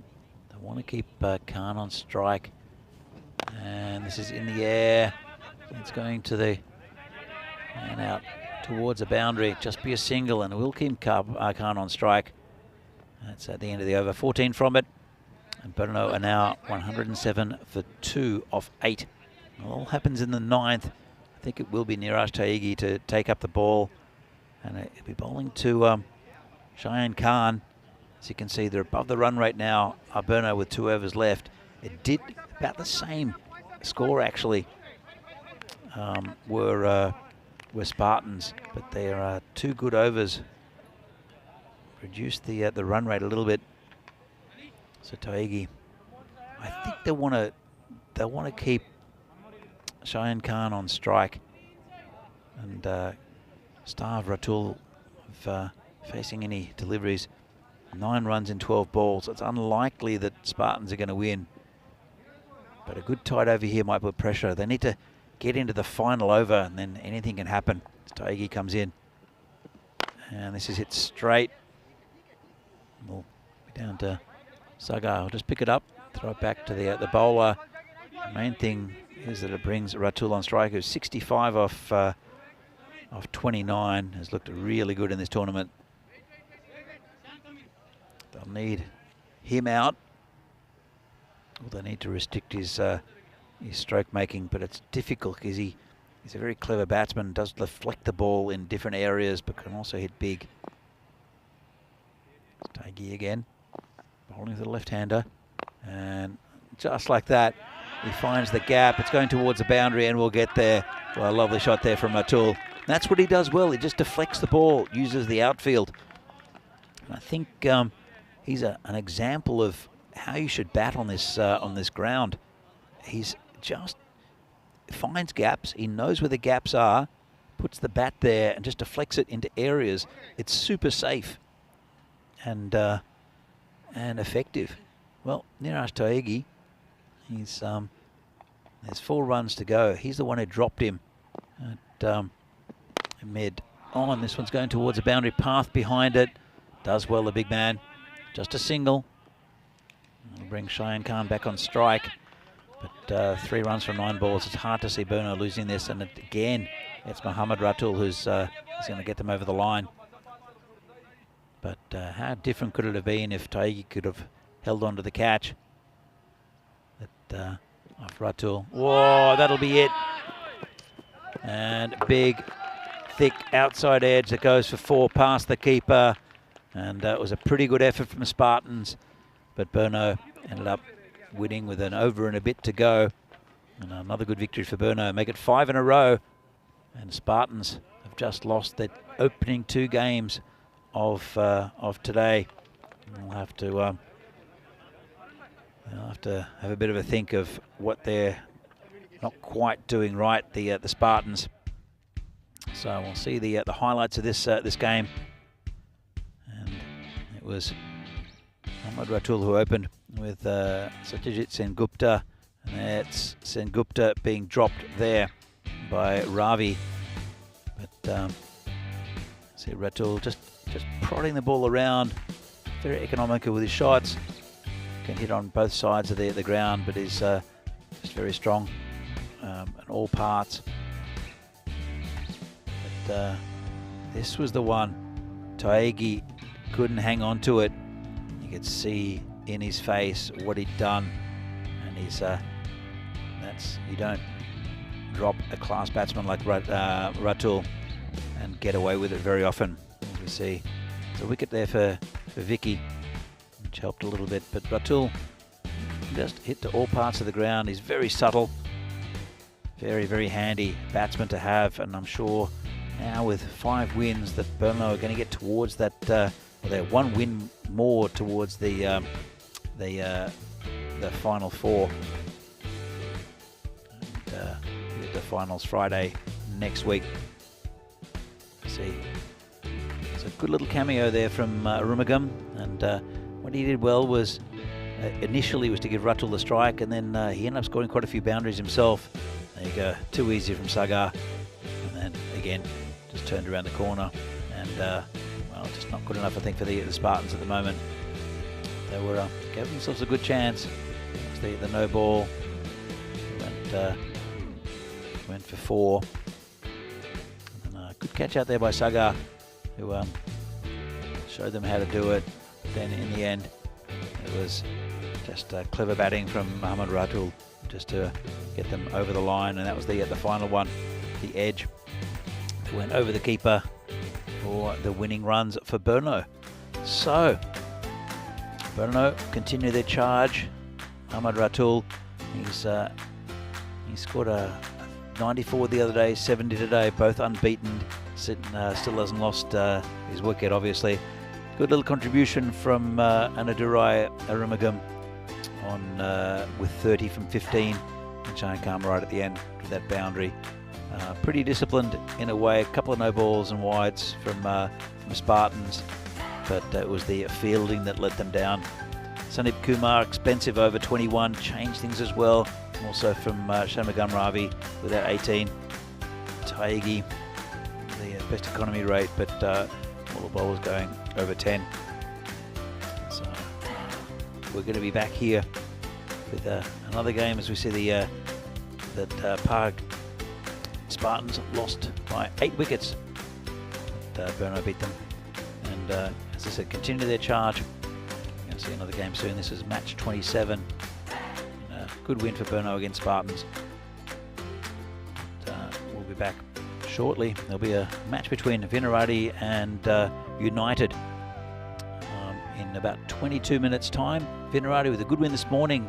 Very impressed with Sean Dalton, who's coming into the lineup. A little bit weaker bowling attack without Chowdhury and Margashayam against a United team who will be boosted by the re-inclusion of Pramod Bagoli after his hamstring injury. So we're back here in about 22 minutes time for that match between Vinarati and United. I'll be joined by Mr. Maximo Vinny Sandhu. Will be here for the next 2 games with me. So I hope to see you back here very shortly. See you soon.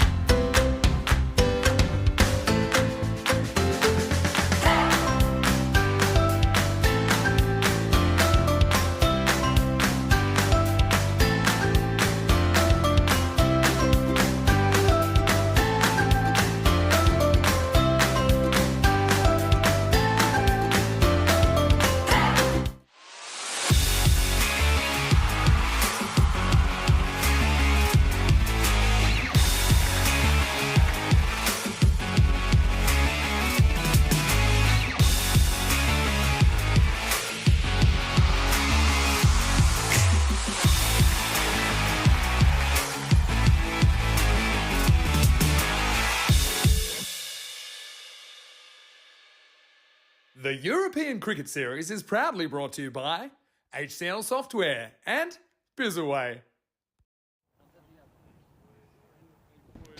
And good morning. In fact, it's good afternoon, and welcome back to Prague for this European Cricket Series here from Czechia. Match number 28 between Vinohrady and United. So Vinohrady had a big win earlier in the day. United didn't have the best of days yesterday, with a big loss early on to the same team. They want a bit of revenge, and they've won the toss, elected to bat.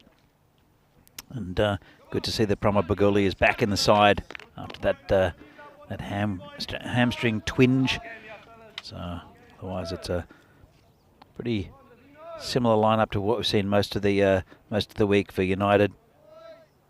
There is an inclusion of Raju, who will come in to this team, and Arpan Shukla will be 12th man. Amit Pangaka's in the lineup as well. Well, not in the lineup. He's 13th man. He's the one that we always mention with that wonderful golden ball that happened a few years ago. He was involved in 2 of them actually. And well, we haven't seen a golden ball for a while. And this game could be lined up for one. 2 teams of similar quality. That'll be a big Joe Cope to open up the bowling. And it will be Ruturaj Magare as per usual opening the batting. But good batting lineup for United. Bagel, also Zuchi, Ayush Sharma, Abhimanyu Singh and Pramod Bagoli. All good batsmen who can turn a game by themselves. Mr. Maximo's chopper hasn't yet arrived, so I'll be doing the first few overs solo before he gets here. So we see Joe Cope there. It is Ruturaj Magare and Piyush Bagel will be opening. They want to see the back of Ruturaj, who's a dangerous batsman. Again, hasn't gone on with a big score yet. Oh yeah, and well, actually the coin toss. I think we'll mention the coin toss as Joe Cope comes in for the first ball. Bit of a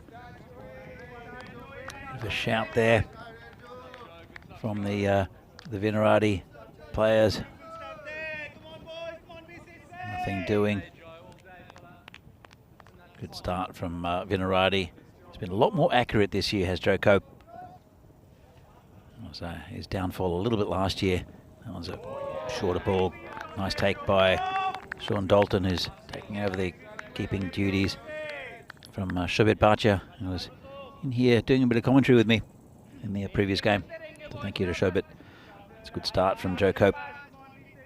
And so last year he had a bit of control issues, a few little control issues, but he seems to have got over that. He's got the big in-swinging Yorker to the right-hander, which you'll see quite often. This one's a little bit wider. Nice shot from Magare. Swings the bat at it, and that'll be 6 runs. Good start from Ruturaj.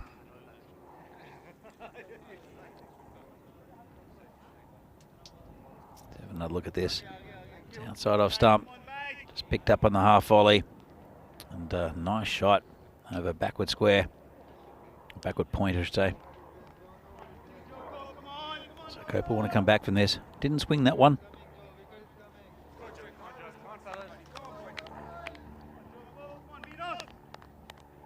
So good bowler is Joe Cope. Hitting this very talented Vinohrady attack. This one clamps down on it, gets an inside edge. It's gone down to fine leg. Just for a single. 2 men back here. Fielding restrictions, of course, for the first 3 overs of the power play. The other is on the deep mid-wicket boundary.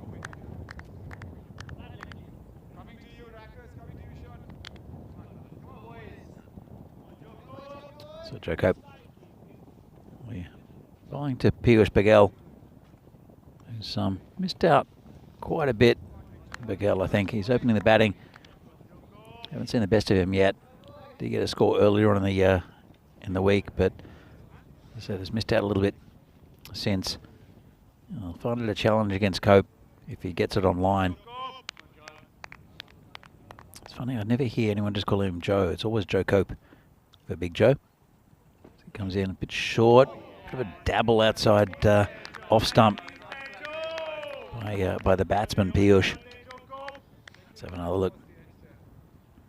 It's a good ball. Just a bit of a nothing shot, really. Tried to pad it around the corner. Not really sure what he was trying to do there. Piyush. Cope comes in again.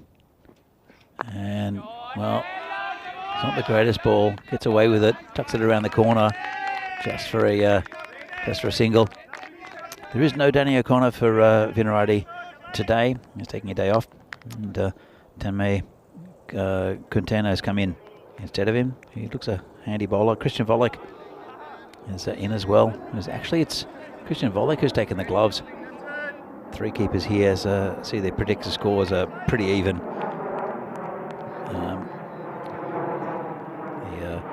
The UCC 4 and 4 at the moment. At the end of the over, and Vinarati 3 and 5. So there's they'll even it up if they win here. Vinarati with United sitting pretty up the towards the top end of the ladder. It will be Tanmay Quintana to bowl. Look pretty tidy. Gets the ball to dip a bit. Varies his pace well. It'll be tricky for Bagel and Magare as he comes in. Good ball straight up, right in the block hole. No great pace, but just dipping slightly. And it's picked up there by Sid Gowd, who will no doubt see with the ball and the bat. Handy cricketer is Sid Gowd. Quintana bowling again to Bagel, right in the block hole again. And look for 2. So Sean Dalton, it's a good fielder, Sean Dalton. He's out at point. 3 wicket keepers in this lineup for Vinarati, with Shobit Bhatia in the covers, and also Christian Volek. Comes the bowler again. This is hit in the air. Sid Gowd going back for it. Takes a nice catch. Running back. Running sideways. And that's the first wicket down. That's a big one of Magare. That's a big breakthrough for Vinarati. And good bowling from Quintana. So it's not the start that United would have wanted. Just played it slightly inside out, did Magare. And really good catch from Sid Gowd. He's coming across. It takes it pretty well. Not easy. And that's the first wicket down. Quintana gets his first wicket for the tournament as well. It's 1 for 1. Looked handy. There's Quintana. And it's a varied attack that Vinarati have. We've got Sid Gowd, who bowls around the wicket and bowls a really good line and length outside off stump and angles the ball away from the right-hander. You have Rakshit, who bowled beautifully in the last game and took 3 wickets. So there's a couple missing as well. Shub Chowdhury is also a very tall fast bowler who's not here today. But Joe Cope with the left arm. It's a very varied attack for Vinarati. So it's Nitin Meal, who's tall and bowls around the wicket. This Quintana will continue to hear the come on boys, come on boys. Pramod Bagoli is the new batsman. Well, that could be close. Umpire not interested. Don't know why. It was a very good, very quick decision there. Must have been going down leg. I'm sure we'll have another look at it. As you can see, Tanner coming in. He does pitch the ball up. And this one is possibly missing leg, I'd say. Only thing that saved him. It's good delivery. Pramod, such an important player for this United side. Missing the last couple of games. It's a big evener though as this goes through the covers at 4 runs. Lovely shot. And he's good with the bat and the ball is Pramod. So as I said, he tweaked a hamstring and then walked off after looking really good with the bat. This was a few days ago. And we're happy to see him back for United. just adds stability to this team. This one's a full toss, tucked around the corner, 4 runs. That's a bit too easy there. Just overpitched it, did the bowler. And especially in the power play, with how quick this field is, that's a simple boundary. And the end of the over. It was not a bad one in general. They just leaked 8 runs off the last 2. As we see the United and Vinarati, they've only played 8 games each. Spartans have played 10. They're looking a little distraught after, well, they've lost 7 now. But United have won 4, lost 4. Vinarati won 3, lost 5. But pretty level on points and quality. So many evenly matched teams here in this tournament. Of course, PCC up top with the 6 wins from 6. Looking at a bit of a different level at the moment. That can all change as players come into the team and they start getting form. We'll see PCC again tomorrow. As Joe Cope continues, bowling to Bagel. Good ball right in the block hole.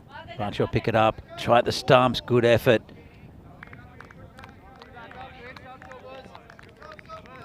They do pride themselves on their fielding to Vinarati. Do quite a bit of work on it. This one, if it had hit, would have been out, I think. And he had 1 stump to aim at as Cope continues bowling to Bagoli. This is hit straight. Oh, did well. It's no run. It was hit pretty hard there. That's to Adnan Mod. Adnan Muhammad, who's the captain today in the absence of Venki Margashayam. Cope comes in again. And that's hit. The same man who fires at the stumps. Backed up by a couple of Vinaratians. And just a single. Finding it hard to beat the field. And this over from Cope. That one before, it bounced just in front of the skipper, who did well to get his body behind it to cut off the boundary.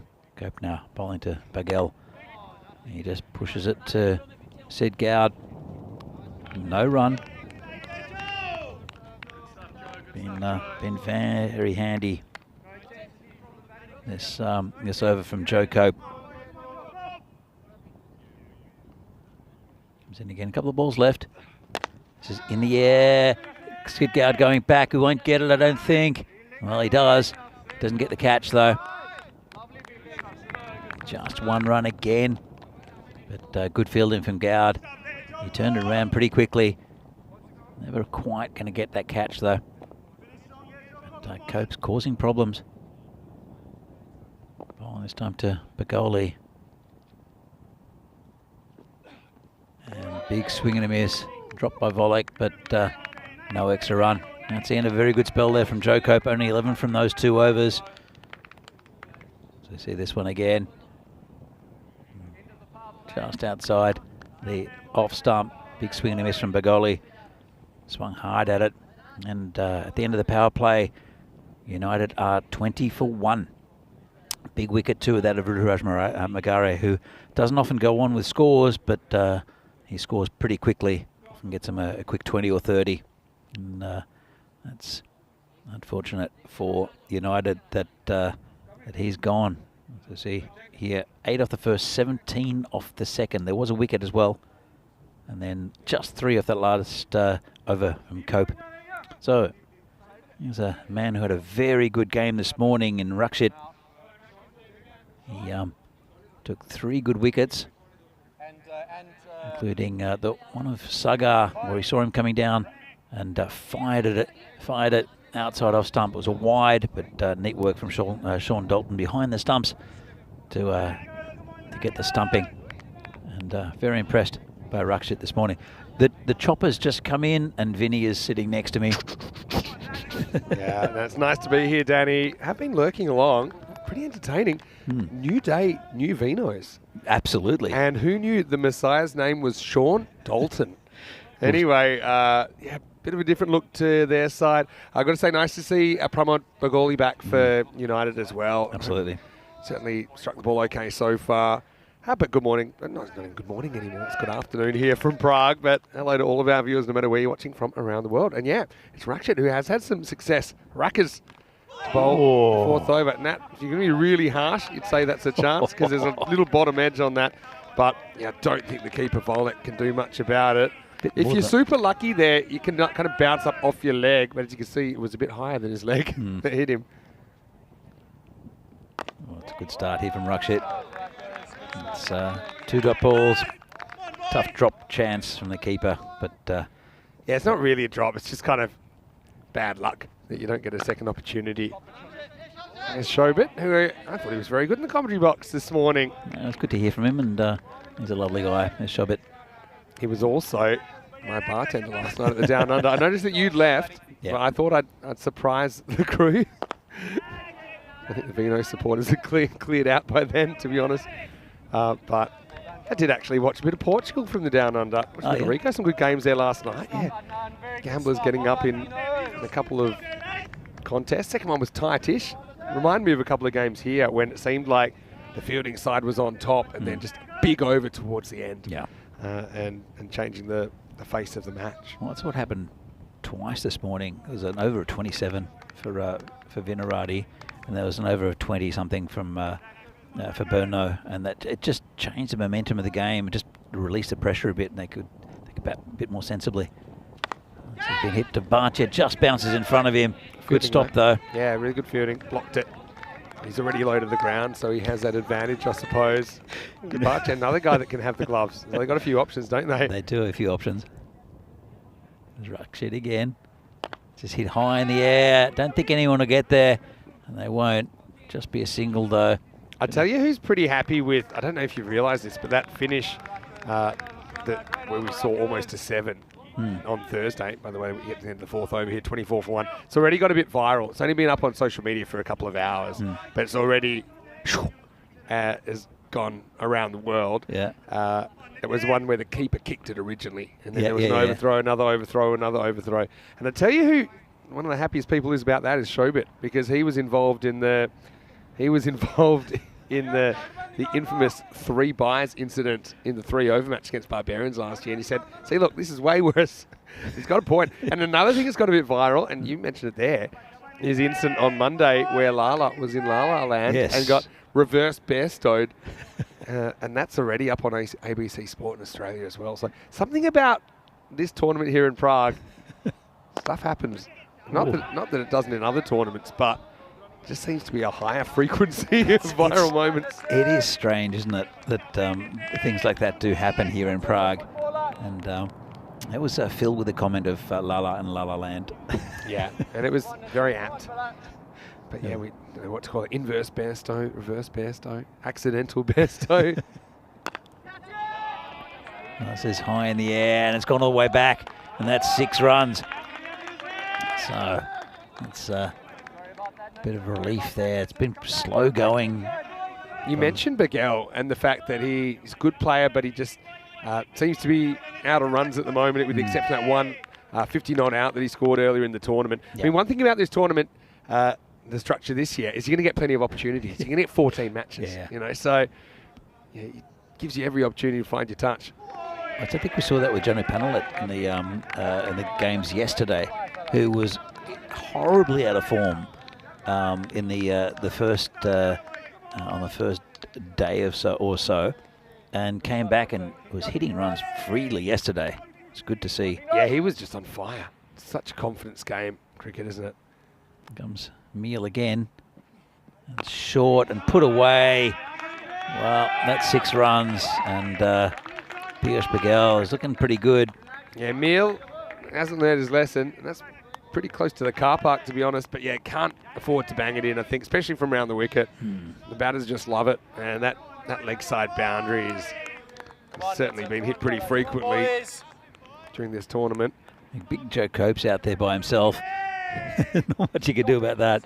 He's behind square, so really have to keep it outside off here, Meal, where his field is set. And this one's dragged a little bit. Just be a single. Yeah, so That gives me a chance to say hello to everyone in the chat as well. Good morning to you. I see Helix is in there, Keanu's in there as well. And I'm sure Dave's not too far away as well. And if you want to drop us a comment or say hi, please do. Hello to Wayne as well, watching from Australia. Last ball, the over coming up. There's Meal coming in. Point to Bagoli. It's it straight. And work to do for the fielder. Won't get there. It's another 4 runs. Yeah, so pretty good finish to the over. Turns out to be worth 18, and it's 42 on the board after 5. Any sound of here, Mr. Maximum, here with Danny Hudacek. Nice to be here. Now, Peacock Friday, obviously it was yesterday, and you missed out. So we kind of reprising it for Saturday, just so that you get a chance. And I got to say, I like your little number here. Thank you. I like yours too. Kind of like a mixture between canoes and banana peels there. I think so. I think banana trees. I've gone this. I thought you'd appreciate this one because it's a little bit retro, which I know that you like that kind of thing sometimes. So yeah, good morning to you guys. Or good afternoon, I should say. Still so much action to go. 9 matches today. So 6 here in Prague. We've got 3 in Portugal as well. Rico will be standing by. So that's almost 18 hours of live cricket here on ECN. Super Saturday. Let's keep going now with the 6 over. Ruckshit bowls and hit over the top of cover, 4 runs. It's just a little bit short there from Ruckshit. He's been had a very good first over, just 4 from it. Don't forget in this game yesterday, United struggled batting first. It was first up in the day, as I recall. And yeah, it was a reasonably tight, reasonably easy run chase, I should say. Barchat will handle this one. But that was back in match 21. United made 90 for 6 off the 10 overs. Vitarati got there off 6.2, but United, their fielding was a bit horrendous, I've got to say. Gab was dropped several times. He ended up making most of the runs. Well, he tossed that one up, and they got hammered over the leg side for 6 by Bagoli. Well, Ruckshit, in his 2 overs against Spartans in the previous game, he tossed 1 ball up, and that was smashed for 6. And you think he would learn his lesson because he'd throw that one up. As we see the that tram one 42 for some might reason. have gone all the way to the trap. Yeah, watch out. Here comes Ruckshit again, bowling to Pramod Bagoli. I'll tell you something, I know a lot of the conspiracy theorists around the world. This subliminal advertising is getting more and more obvious, isn't it? 50's up in the 6th over as well. Yeah, a few people excited, including Helix, about the prospect of 2 Peacock Fridays in a row. Why not? It's the weekend. We have to change the way that the days of the week get structured. That's a nice shot over the top. It's another 4 runs, and Ruckshit taking a bit of pasting in this over. This is the shot for Miguel. I think that sometimes when he's gotten himself in trouble, he's lost his shape and he's got a little bit too leg side conscious. But if it's on the offside, he's got the ability to hit over cover. That's a brilliant shot. It's a pretty safe shot as well. So United, I'll be hoping they can score that 100 plus and hopefully a lot more than 100 at the moment. Kayor Meta in the chat, loving our shirts. Hi, Kayor. Hello, Kayor. I don't know if he's going to be playing this tournament, Kayor, but he's a very good off spinner for PCC. Yeah, he is. National team as well. I wonder if there's a little edge on that as well, just with the rapidity that the hands go to the head here. I think there is a little edge there, but he can't hold on. That one is a little bit more catchable. I say a little bit. It doesn't look like a big deflection here, but when you're up to the stumps, I mean, if it takes the rope from the middle of your hands, you've got 0 time to adjust. It's the end of the 6th over, and the score is 58 for 1. Yeah, after that early wicket of Magare, have taken a bit of control here, Bagel and Bagoli. It's still the run rate is under 10, so you can see how the start for United is a little bit slow, but they've scored pretty freely since. Clean innings on extras so far, 0 extras, and that makes a big difference. Often at this stage, even if you have, say, 10 extras, it's just a lot better. It's 1 or 2 more points on the run rate. I don't know if you saw the opening over from Riaz in the last game, but he went for 20, and there was 11 of 0 deliveries. Yeah, he can be a little bit wild. He's the Czech version of the wild thing, really, sometimes. Anyway, he's always giving 100%. I think that sometimes that can work against him a little bit. He's trying too hard, lose his consistency. But I did see Riaz got the play of the day yesterday for his one-handed catch. Oh, yeah. Statue of Liberty play. The funny thing is, it's not funny for him, but he's got an injured left hand and he's always protecting it. So in the warm-up, he'll often just catch one-handed. And that's exactly how he took that catch yesterday that turned out to be the HCL Software play of the day. There was a highlight in I'll tell you that in just a moment. This is hit in the air. It's going back and 6 just over the fielder. Wasn't quite tall enough there, and that's Tanmay Contena who's back there. Yeah, I mean, in fact, it's Muhammad Nabil. Yeah, that's Nabil down there. But yeah, Piyush, takes on the fielder and wins only just, but he's looking decent. This partnership now over 50 and motoring. Yeah, looking good. Sid Gowd again, and he does well there. Got in a position very early and turned around the corner for 6. Really good. He knows where Gowd wants to put it. He moved across, and let's have a little look at this. Gowd's going to try to push it outside off stump. Have a look at the movement. It's a rare miss from Gowd, really. I mean, he's a little bit worried. Okay, am I going to get flat batted down the ground if I go too far outside the off stump? But I think that's what the field's set for. So I think that was probably more a bowler error of line than anything else. Still well put away by Piyush. This is in the air over the top of Rakshit, and that's another boundary. Oh, so last one was a bowler error. This one's got to go down as a fielder error. This ball bounces before the line. So he thinks it's a miss hit. That's Rakshit down there, and he takes a couple of steps in, and he's got no time to back. Because really, like I said, this is what the field's set for. So that's where you got to bowl. To be honest, he gets the false shot, but the field is in no man's land there. That's got to go down as an opportunity missed, even though it's not a drop catch. But if the fielder had judged that one, if he just kind of set himself just inside the rope, I think he takes that shoulder high or even lower. Their run rate now over 11 and over, which is pretty good going from where they were. Bagel and Bagoli are cruising at the moment. Here comes Gowd again. Been an expensive over. This one's mishit slightly, just down the ground. Should be just a single. But yeah, you missed a catch. There was almost a collision between Rahat Ali, straight down the ground, right in front of us, and Riaz Afridi. And they both went for the catch, and they caught it at the same time. Yeah. I didn't actually see that, but I heard about it. I'm looking forward to seeing it. It's so what was it? Just whoever snatched it ended up with the catch? Well, no, Riaz just gave it to his captain. Smart. But both of them caught it, and this is hooked away. And that's another 6 runs to... It's Piyush, I think, still. They've been motoring, haven't they? And that is a magical over. Goes for 24. And you see it here in the replay. In fact, it's Bagoli. Yeah, Pramod hits that one. But end of the over. I've got to say, for Gowd there, his biggest issue there was his length was too consistent. You know, he never got a Yorker in. He made a couple of line errors, I suppose. But yeah, all of those length that they were comfortable to get under. This is what's coming up over the next few weeks, and there's more after this, I'll tell you that much. So a lot of people excited to be back in Switzerland. We're there in just over a week's time now for the ECS and the first ever ECI in Switzerland. But we did have an ECS there back in 2020. I remember it. Night series right now is on in Portugal. 3 matches on Saturdays and Sundays there. So they're going to be busy. And there's a bit of an overlap today between our series and the night series. And then we've got some T20 International Women's Cricket coming up, some T10 International Women's Cricket coming up as well as the ECS heading to Germany in August. Anyway, Neil gets the second over. Oh, so he's been hammered as well. And he was he went through a few last game against the Spartans, and he's gone for a few already.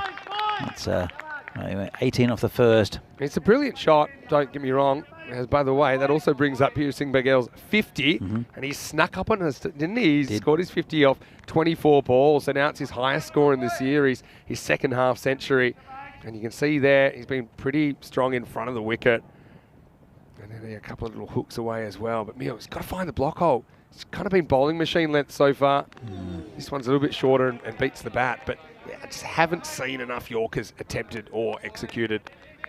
Well, Tanmay Contena bowls a very good Yorker. It's a slower ball, but well, we haven't seen him for a while. I'm sure he'll come back probably in the next over, but you've got to worry that who's going to bowl the final one with Sid Gowd going for so many in his previous one. Probably will stick with Sid Gowd, the skipper. As this is hit back behind the keeper, and that'll be 4 as well. Length again. I hate to sound like a broken record, but it just gives him an opportunity to get under it. And yeah, it's lucky, but the bowler created that opportunity for the batter to get that kind of luck. And yeah, sure, this can go straight up in the air, but I mean, at this stage, just think banging it in isn't a good option on this pitch, which kind of holds up a bit. It's got what I would call kind of tennis ball bounce. And so you just have that fraction extra time to play the horizontal bat shots. Driving down the ground up in the air, it's also a bit easier than some other pitches. But yeah, this partnership's looking dangerous, or it is dangerous. It's already doing the damage for Vinos. And he's come over the wicket. This one's gone to a fielder. It'll just be a single, so it's just changing the angle a bit, his meal. At least he tried something, you know. Yeah. I think he had to try something. Sometimes it's good enough reason to change angle. You can have all the right strategy of, okay, I'm trying to push it across him, I'm trying to do this, I'm trying to do that, but if things aren't working, change it. And that's why I'm surprised we've seen a pretty consistent length in the last couple of overs. Comes in again. It's a bit fuller. This could be out, and Vinny, the super coach, picks it. Yeah, and it's not don't get me wrong, that's not a Yorker, that's full toss, but it's an attempted Yorker. Yeah. And if you're going to miss a Yorker, miss full. Because low full tosses, they're not as easy to put away as you think. And it was nicely taken out there. Adnan is the acting captain, takes it. But yeah, you don't need a degree in astrophysics to work out that short bowling doesn't work on this pitch and in these conditions. But yeah, breaks the partnership, so credit to Meal. He does read the room, he changes angle, changes his length, gets the breakthrough, and it's 93 for 2.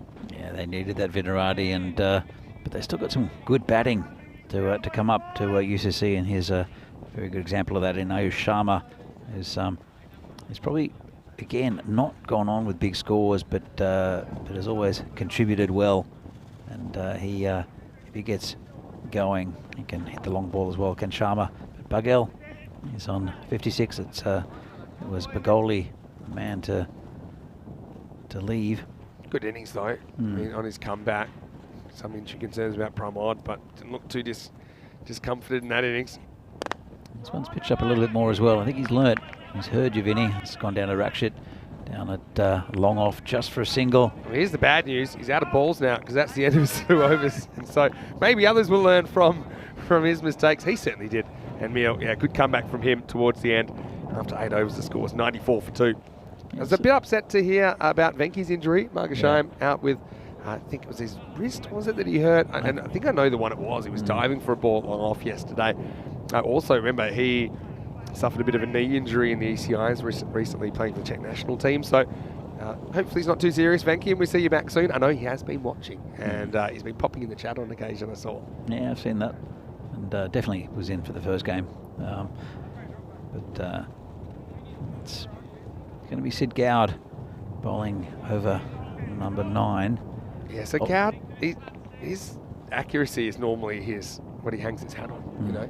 But he's got to get up in the block hole. I think I called it challenge length. It's a length. It's not a bad length, but it gives the batter an opportunity to get up and hit it for 6. If they miss hit it, you might get a wicket. So there's risks and rewards. Well, that's exactly what you said it was, and it's gone for 4. Maybe a bit too straight. Yeah, I mean, this is better, but again, it's not quite the Yorker. You know how I said you're better off missing the Yorker full than short. So he misses this one short. The one that we saw last over was missed full and turned out to create a wicket. But it's better. Wasn't a better result, though, for Sid, who's gone for 28, and he's only bowled 7 balls. That's 4 a ball he's going for. Oh, this isn't going to help, is it? And nice catch. Just caught over the boundary there by the skipper, Adnan Mohammed. And that was a really nice catch. I thought it had gone all the way. Casually just walked across and plucked it out of the air. Saved 6 and got another wicket. Super catch. I mean, what he did there, said it was the change of pace, so the slightly slower ball, I think, just fools the batter. And so another wicket to Vinarati. Ayush Sharma goes for 5, goes 4 and out, and in the 9th over, it's 98 for 3. I mean, for all these kind of, I suppose, bowling errors, and then slight errors that are being punished, it's not that they bowled particularly badly in this innings, but I mean, the run rate is around about par for the course, around about the 12 and over. So Vinos, if you can still just do what they're doing at the moment, keep it to 120, they'll feel they have the batting to chase it down, especially with the form of someone like a Dalton that's come good. You've got Gowd there as well. No Margashaim, who actually batted pretty well yesterday for them, but yeah, they certainly have a couple of key inclusions. So Gowd will continue to be bowling to Zucchi, the new batsman. And this is in the air. Gowd's coming across. Should leave it for each other. Well, they're two good fielders, probably two of the best catchers in the team. And but they not great at the communication bit. I'm going to have a guess at what happened here is that Sid calls it and then changes his mind, but just hopes that telepathically Joe Cope's is going to understand what he's saying. The fact that Joe Cope doesn't even go for it tells me that Sid calls for that. He's a big unit, Joe Cope. I think he just got into Sid's eye line. Yeah. And was, so I thought he'd be on a hat-trick, but he's not. Set down the ground, player under it, and takes a nice catch. Really well done there by Muhammad Nabil. And, well, that's how you do it. Didn't cost him too many, did that drop catch. In fact, none really. In a way, it works better because as Zucchi that they drop, he ends up getting a 1, and Piyush is out the very next ball. That's it. So, maybe it's IQ 400 stuff from Sid. I'm not sure about that, but it's a great catch from Nabi down there, and that's 4 wickets down for United. 99 for 4. A little bit of a mini collapse happening here, but Sid, he's gone to the slow ball 3 times in a row. It's working for him. The change of pace. Nice innings though from Piercing Bagel. Really good batting by Bagel, and that's the reason why they're almost 100. This is the 9th over. All happens in the 9th, remember, Vinny? It all happens in the 9th. You know, just that kind of withdrawing your call silently. The reason I know what that feels like, I've actually done that. I did it at the Wacker once. Oh, really? and it was miles in the air. It was so high. I think they ran 3. And what happens was, high ball, I called it. It was to Jason Berendorf, who's a pretty fast bowler, but I had time, and I literally was going to bounce in the middle of the pitch, and I called it. Then the last minute, I just saw it drifting away from me, and I knew the bowler was right there. So I kind of just changed my mind and thought, well, now it's yours. Didn't say anything. And so then we end up just like that, looking straight at each other. And, that's why they got 3. Because in the Wacker pitch is so hard, it hit the pitch and then bounced up so high that they took another run while the ball was in the air. Now, luckily, it didn't cost us too much because I think it was late in a limited overs game when they needed. Is there video of this 2 or somewhere? 3 more. Luckily, they said there was. I think they may have destroyed it. It was around about 2010 or 2011. But I remember one so well because I remember thinking to myself later, okay, if I wanted to change my mind, that's fine. But I should have at least said yours at the end rather than kind of, it was almost like my mind was trying to say to him, no, okay, you go now. But yeah, I think, to be honest, Cope, if he does the right thing, he gets out of the way if there was a call. Anyway, not too bad. Pretty even game, really, to me. Vinarati maybe shade in front, but it's hard to say. Gowd has a much better second over, 2 for 31, his final figures as we head into the last. It'll be Tamme Contender to take the final over. He took a little bit of stick in the game against Spartans in his first over, came back pretty well. Then in this one, just 9 from his first. So I want to keep it to about the same. And it is 2 new batsmen, but they're both pretty good. Zucchi can hit the long ball. Sometimes takes a little bit of time to get going. Abhimanyu Singh, though, is a very clever batsman. He's the wicketkeeper and the captain for United. Yeah, he's an underrated player, Abhimanyu. I agree. Sneak it by here. He just does his job without too much of a fuss. It's going to be a buy because he doesn't get anything on that. He's one, because they are looking for a keeper for the ECIs, and he's one that's... He'd be a smoky. I think. Maybe see how he goes. I think Devendra's, with his performance with the gloves, I think has nudged ahead. But as we win again. And he'd be a guy, I'd love to see him get an opportunity at some point. Just get a look at him. Because, like I say, these players that kind of go under the radar sometimes, but you never think, he doesn't really make any mistakes. Very rare. Often they're the players that can kind of take it to the next level. He was in the Eagles lineup. I remember, yeah. But it never really happened. And I think this is good throw. Would have been a few issues. Good 2 in it. Good running at the end of the day, I think. Now's the time that it's last over. You've got wickets to play with. Force them to run you out. If not, you get an extra run. Nice work. So, Contender, 3 balls left. Been a good spell. And that's just dabbed down to a slip. Or a deep slip, I guess. fly slip. I don't know. Weird position there. Yeah, it's kind of like a short third man, I suppose, what we'd normally call that. But interesting, he couldn't really do more than just dab it away. So at this stage, you'd be hoping you can try and manufacture an attacking shot to pretty much every delivery. It's full. Didn't get all of it. They're coming for 2, and I think they're going to get it. Oh, it's going to be tight. I think it's going to be out.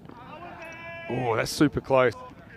It did hold up a The bit. thing with Abimanu, he kind of paused at the non-striker's end. And I think if he'd gone straight away, he gets there fairly easily. But, I mean, the throw bounces, which just holds it up for a second. Let's see if this is out. So it gets Volek reaching. Oh, Just got him. out. Just out. And Lucky's got a good reach on him, doesn't he, Volek? But I honestly think that Abimanu just paused, and he probably thinks he's in. He's about to get a shot because he's on his way. But I mean, I still think it's a risk worth taking at this stage. Look, absolutely. It's cost him a run, and it saved a run for Vinarati. Also, there's a very good batsman who's just had to go, but they had to go for the 2. But it was a good awareness out in the boundary by Adnan, and a pretty good throw. A little bit wide, But look at Abimanu running here, and I just noticed he paused a bit. Maybe it wasn't a pause, it's a little bit of a dawdle. You know, he's ball watching. I think that's one you just got to put your nose down and you sprint all the way. You know, you'll find out if you're out sooner or later. So, yeah, pretty good wicket keeping, to be honest, from Volek to go, you know, maintain his composure. I mean, a lot of keepers would have flicked that, kind of probably given away another overthrow, but he knew, you know, if he takes it, he's got a pretty good shot of getting to the stumps in time, and he does. So a couple of balls left. You know, I want to keep it tight. UCC want a couple of boundaries. It's a full toss. Should be a no ball. Has been called. And Rakshit makes a meal of it. He does. But yeah, that's going to be a waist-high full toss. That's called. So no ball, +2, plus a free hit coming up. So, okay, yes, he's on the run, but yeah, I think you've got to call that. Yeah, absolutely. All right, last ball and free hit. If I'm tempted to, got to keep his end here, I would. And he has gone keep his end. Nice low down take there by Volek. He's looked good behind the stumps. That's another wicket down. Yeah, he looks really tidy back there. As I mentioned, they've got a lot of options. He did an excellent job there, Christian. But yeah, in the end, I mean, United, they held to a handful below par. Vinarati, for me, they're in the box seat, despite the efforts of Bagel in particular, who put together a nice half century, and of course Bagoli with a pretty brisk 30. But apart from that, batting not really clicking for United. Vinarati, I mean, if they want to make that push up the ladder towards the 4, these are the kind of games I think they need to win. Absolutely. So, yeah, the target will be 112, I believe. Yeah, 111 for 6, the final. And United, well, they also know they're a good bowling side. They got Bagoli back in the bowling lineup. I assume so, that we'll see him bowling. They'll feel they can defend this as well. So, pretty entertaining second half on the way, I think, as we look back at the highlights of the first innings. Yeah, it's a nice catch there by Gowd. And but then that was the Raj Magare that went, but it was a really good partnership after that shout, which was pretty close. But really good partnership between Bagel and Bagoli, who's back in the lineup, as you mentioned. And you could see United getting up to a pretty decent total. Not saying that what they've got is not good enough. It just could have been a lot better. Could have been up towards a 120, 130 mark. It was kind of a strange innings in that there were times that you felt that Vinarati kind of lost the plot with the bowling. They seemed to go for a bunch of boundaries. So it's kind of like Vinarati seemed to have the wood on United early, then they kind of lost the hand a little bit. But despite that, the fact they keep them to 11 and over, I think it's very achievable. But yeah, this is the period, isn't it, where they just seem to be pretty stubborn, banging the ball in. It wasn't really working. Occasionally getting a bit too close to the batter. So if you've got that strategy to drag them wide, you got to drag them wide. And we saw Emil change his approach, and even though that's a full toss, it was fuller at least, and that resulted in a wicket. And then Cowd, he bowled the 9th, and it all happened in the 9th here, Danny. We saw the 4 from Sharma, but then we saw him out straight away. Then we saw a drop catch. Really was all kicking off in the 9th, but when it's all said and done, I think that Vinarati, if you'd offered them 111 to chase, I think they would have taken it. Yeah, for sure. Okay. And it was, to tell you the truth, there was some really good catching out on the boundary from Adnan, and also a really good catch from Muhammad Nabil, and it just broke those partnerships. This was the no ball, and we didn't see Rakshit fall over, but got another couple, so a few more runs. Yeah, it's been the no ball, costs them probably an extra couple, one for the no ball, one for the single, they got off the free hit. But yeah, ultimately, a game that both teams will feel they can win. And one thing we have noted, apart from PCC, that we haven't seen since earlier in the week, all the other teams, they seem to be interchangeable. They can beat each other, and certainly looks like another one of those games. As we look at the scorecard, and yeah, Pierce Singh Bagel with 56. He leads the scoring his runs off just 28 balls. 30 for Bagoli on his return. Good to see him back in the lineup. Apart from that, just single digits. But to be fair, no one really wasting a bunch of deliveries in there. I think the main reason they don't get to 120, it's the extras. There was just that no ball at the end. That was the first no ball or wide for the whole innings. So 0 wides in the innings. There's the one by. So yeah, not giving any for free. And that's the reason Vinarati, I think they're in the box seat in this game. 2 for 31, Gowd gets the figures. Seemed to pull it back a little bit towards the end of his spell. Likewise with Meal, who took 1 for 30. Container, he scored, he took 1 for 18. But I've got to say, Cope, he's been pretty tight. And you mentioned his actuaries improved a lot this year. He only conceded 11 off his 2 overs. We'll take a quick break. We'll be back very shortly. Still plenty of cricket to come here from Prague and then also from Portugal today on ECN. Vinny Sandu here, Mr. Maximo, with Danny Hudacek. We'll see you after the break for more European Cricket Series.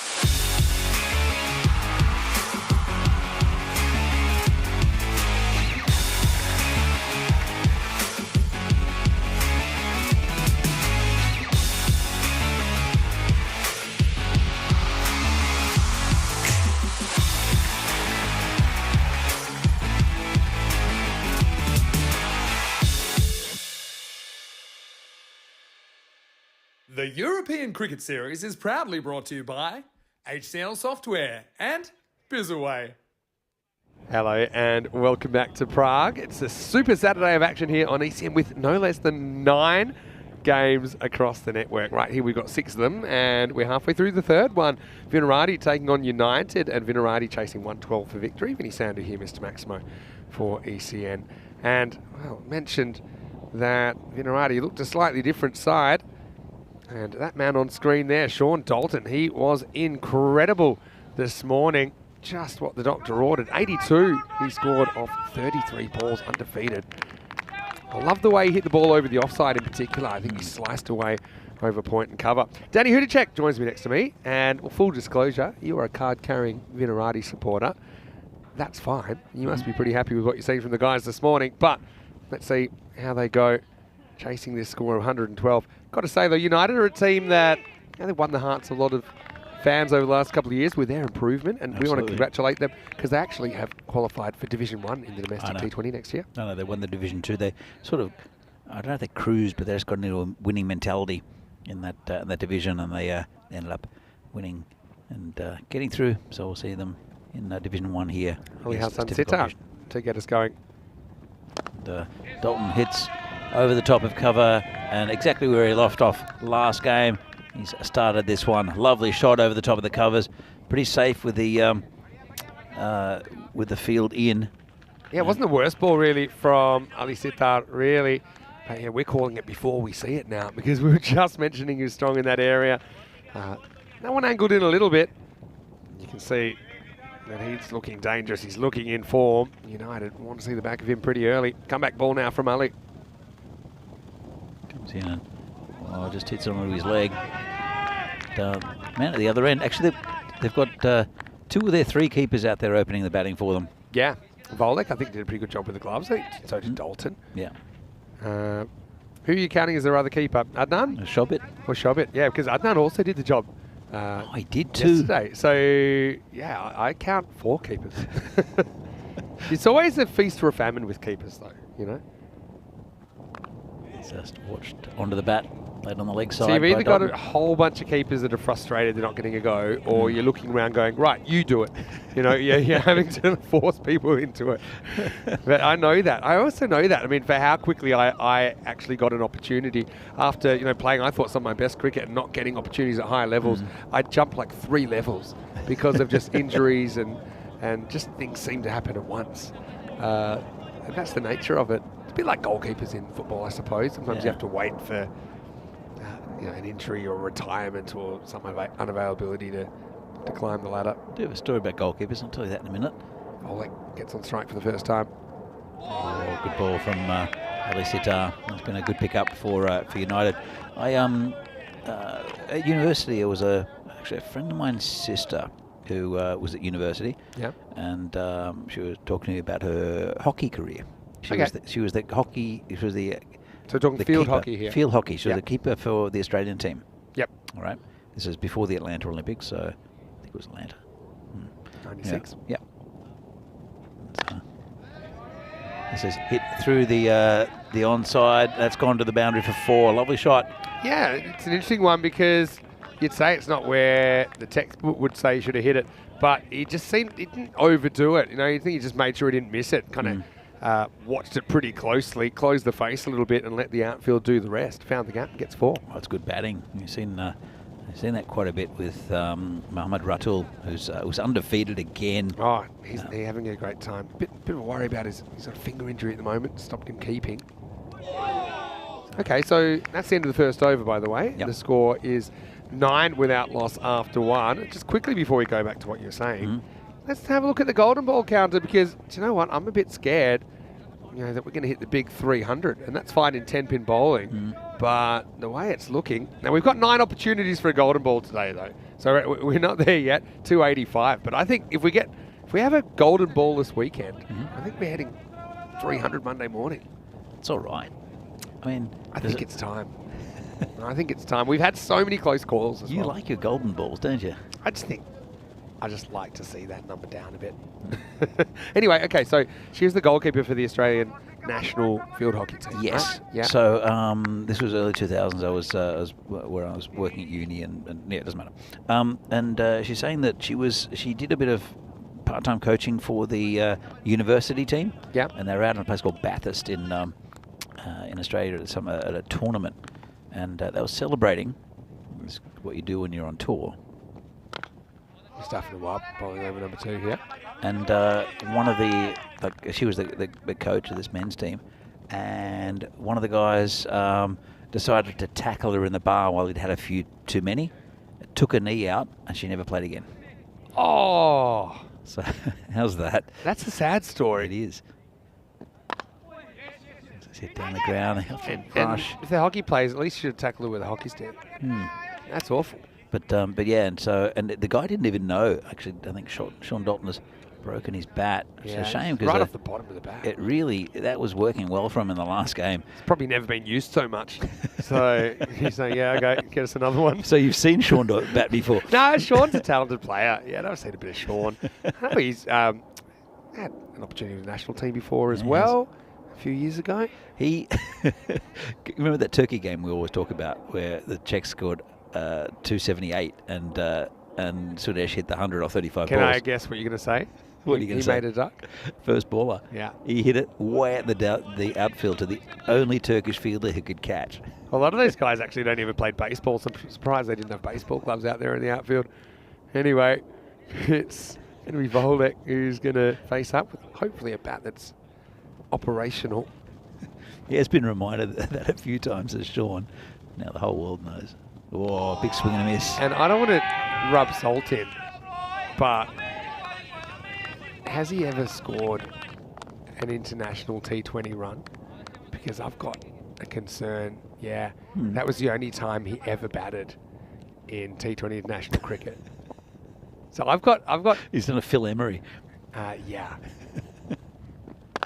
So maybe, Sean, you need to keep batting this way and, watch out.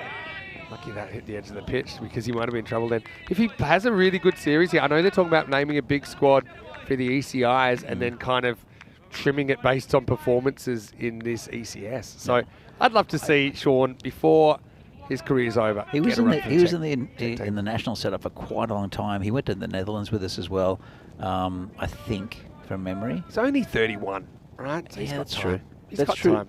But he was relieved when we said Sean probably won't select you again, and so. I've got a mate. He actually plays for the Melbourne Stars called Clint Hinchliffe.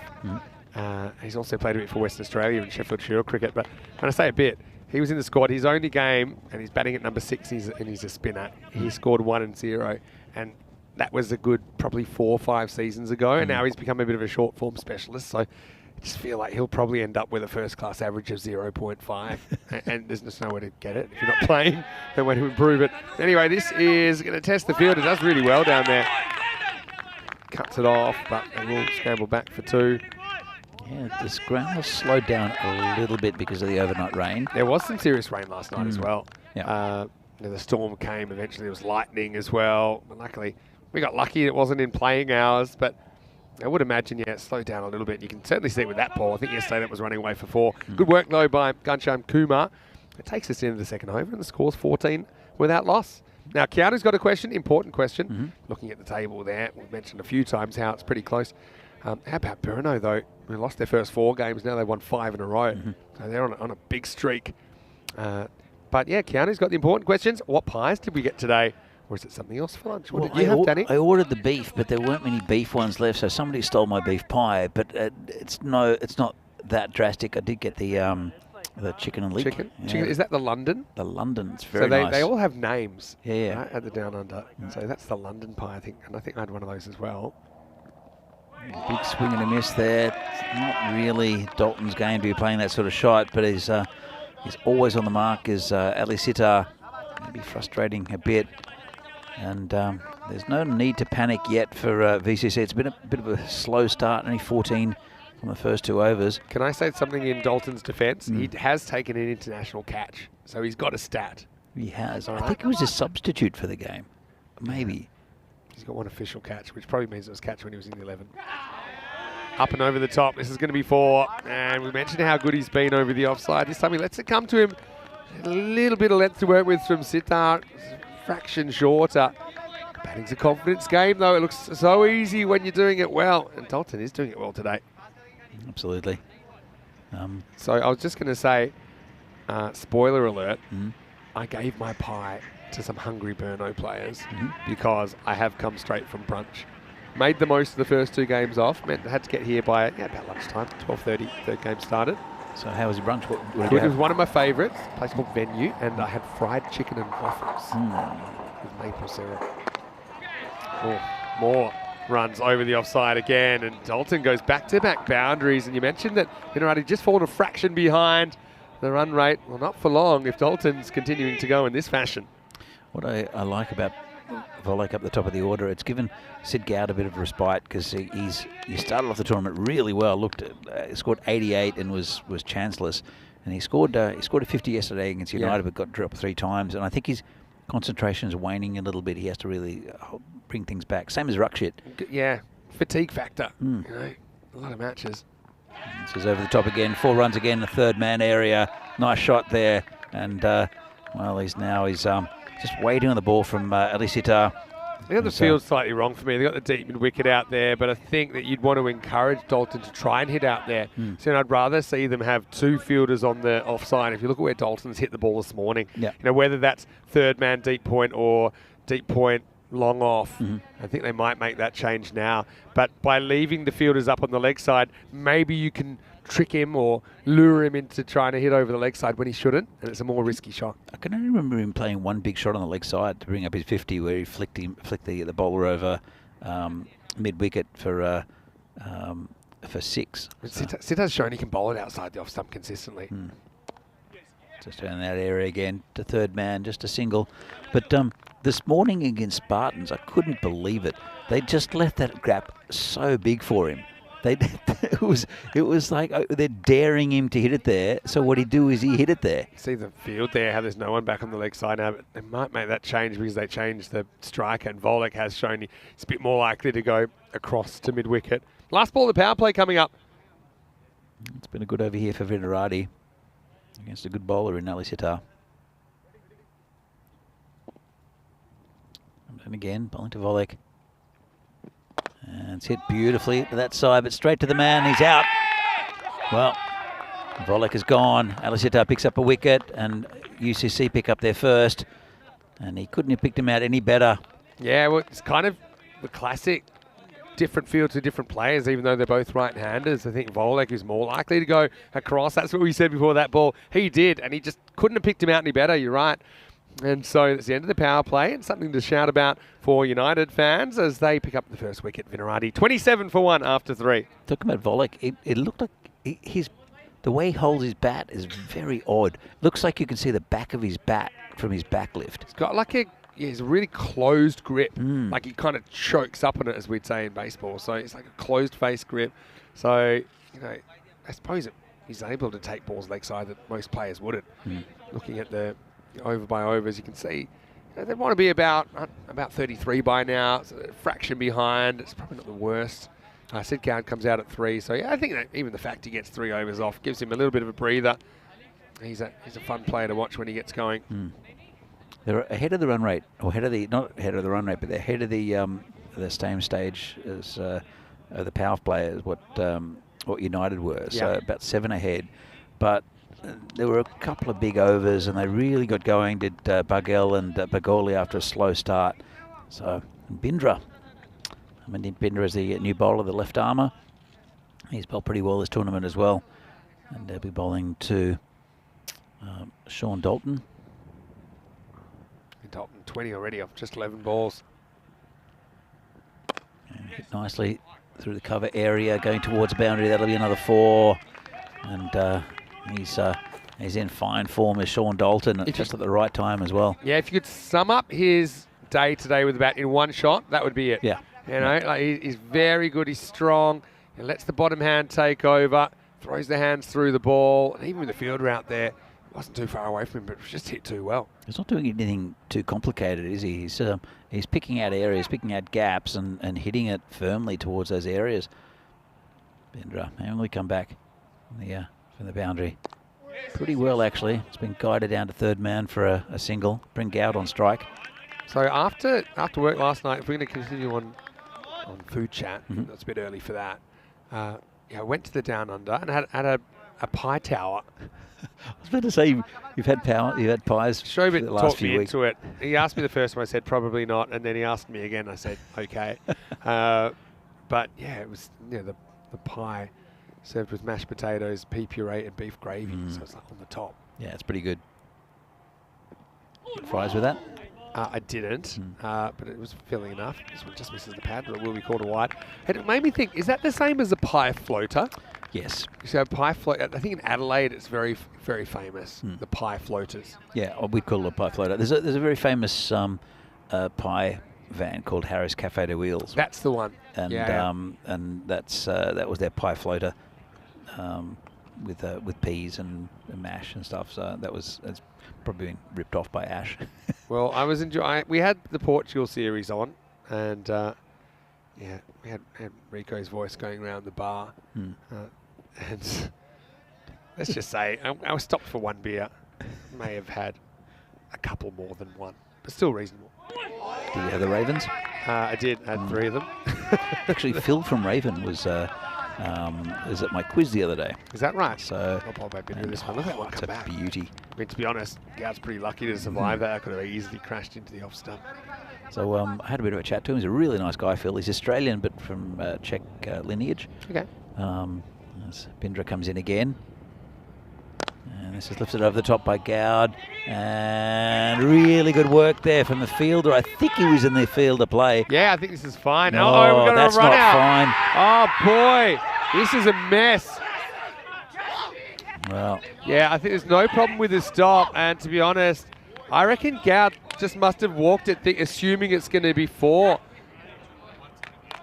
But first we'll check the stop. I don't think there's any problems here. Yeah, No, look, good. he definitely hits it away before the ball touches the line.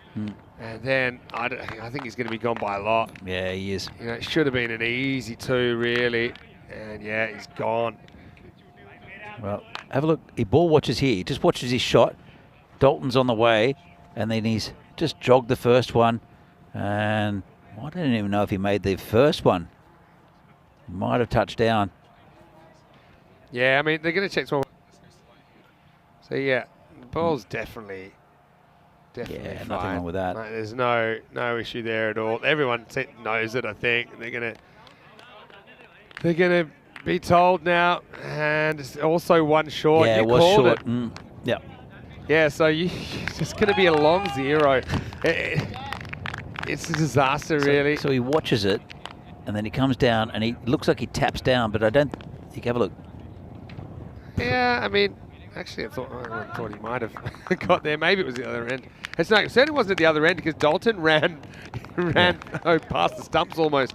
But I've got to say, sensational fielding. Oh, For what a Gunshow great Tim, throw. I won't get credit for that, but he created that with the boundary stop, and then. Well, the throw from Rutaraj was fantastic to the keeper's end as well. So this is bizarre. It's a duck for Goud, despite the fact that he runs like 1.99 runs.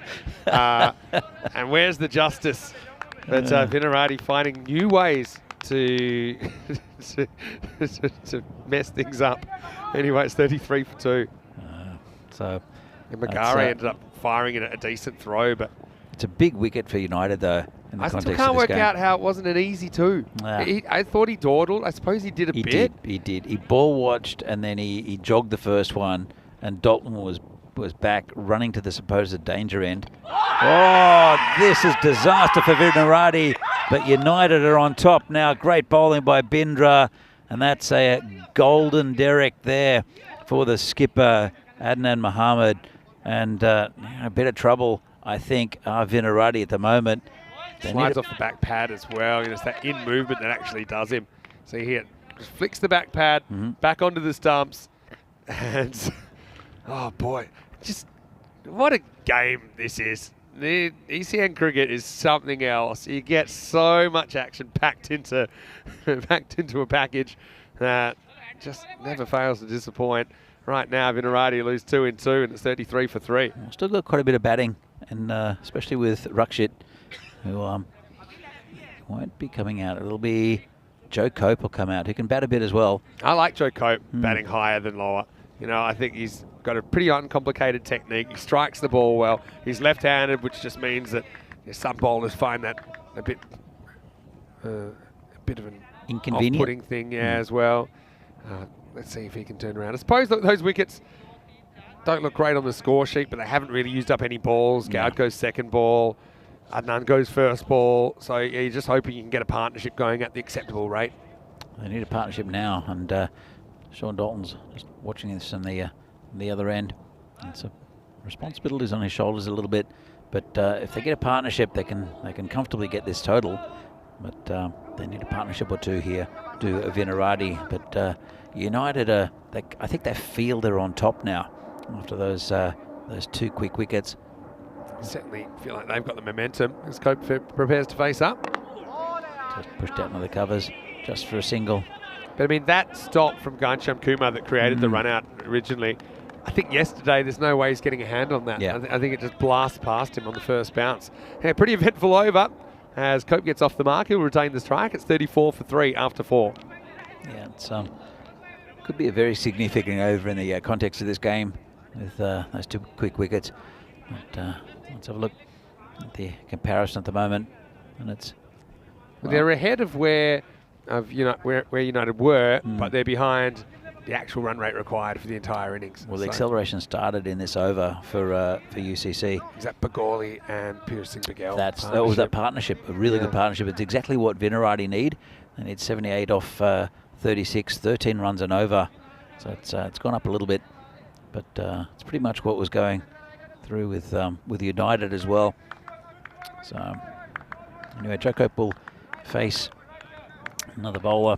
It's Ghanshyam Kumar. Yeah, here's the man we were just talking about. Very, very good boundary stop. Knocked it away to Magari, who fired the ball in. And Manu Singh did the rest. Ran out for a duck, considering, even though they were coming back for the second, he didn't touch his bat correctly. And so it turned out to be, it's the only second time I've seen that where you can get a duck despite running 2, essentially. Or almost running 2. So it's put on the offside by Joe Cope. I think Cope's role here is to give Dalton the strike until he gets settled and willing to play a couple of shots. He can hit the long ball, can Joe Cope. He's a good batsman, but Dalton's a man in form. It'll be a disaster if he goes soon. Dalton, if he bats another 3 or 4 overs, they should get pretty close to this total if he keeps on the stroke making that he has previously. I've got a feeling these two, they can turn this around for Vinarati. I mean, I think that they're a good fit for the situation. Anyway, Ghanshyam Kumar having a pretty good week with the ball. It's just played straight and just a single to Dalton. Settling things a bit, just getting it back in their own rhythm. And Kumar will come around the wicket to the left-hander. And Joe Cope dropped his bat. Yeah, picked it up now. Ghanshyam Kumar, though, 4 for 4 against the Tigers earlier in the week. His best figures on ECN, not surprisingly. And he will just shape the ball away from the left-hander. Just like that. Yeah. Having a very good day so far for predicting things before they happen. I also think this could be a golden ball. Could be, you know. It's about that. Yeah, true. That run, that total. This is not very well played by Cope.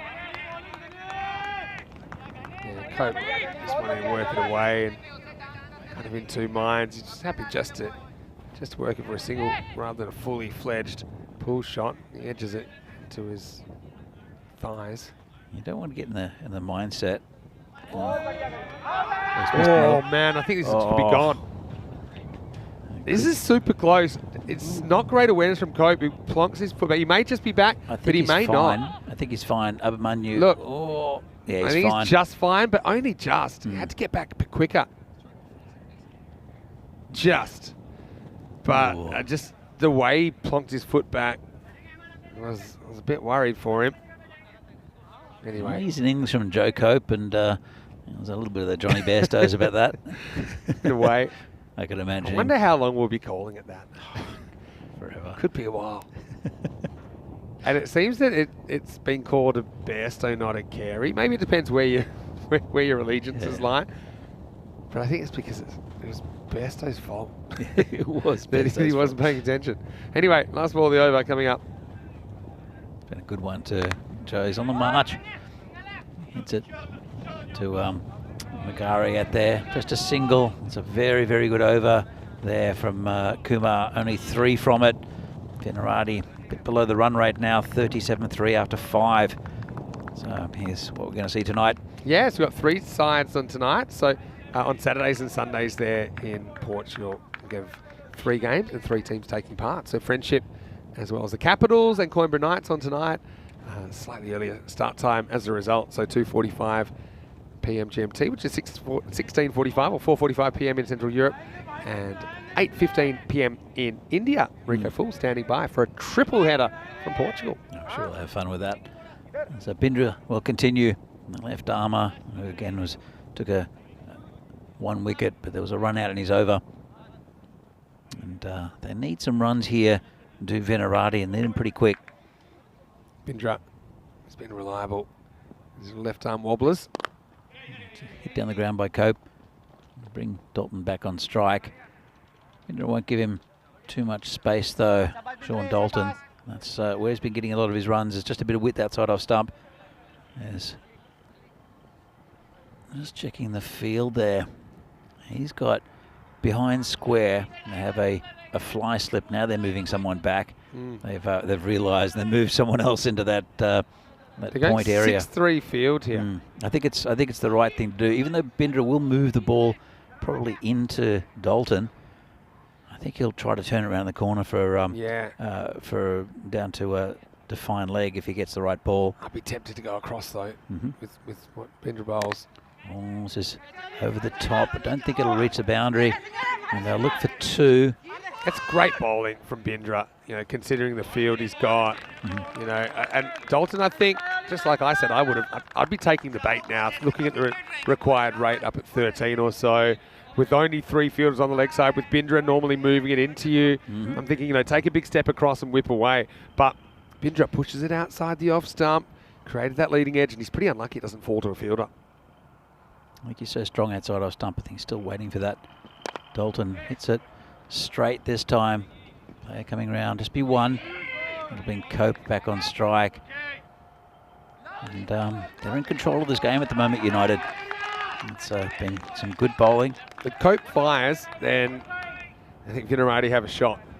I think it'll be tough for Sean to do it on his own. I disagree. I think Dalton's the one the most likely. Yeah. Cope can hit a couple of big shots. There's still a bit of batting in Rakshit and also Shobit Bhatia to come. That's true. I just feel like Cope's the kind of guy that he can get that run of boundaries. Dalton batting well gets close. I think he needs someone to help him to get him over the line. We did score 82 off about 33 earlier in the day, but it was gifted to him a bit by the Spartan bowlers and also the field placement. So I think that I do think that Abhimanyu's got his field placements right here for Dalton. But then again, all you need to do is get it slightly away from a fielder, and it should be 4, even though this ground is a little bit slower than what it has been during the week. Goes Bindra again. This one's again over the top. Man coming in, takes the catch. That's a big wicket again. That's the end of Sean Dalton. And he's gone for 29. And United now well on top. It's falling apart a little bit for Venerati.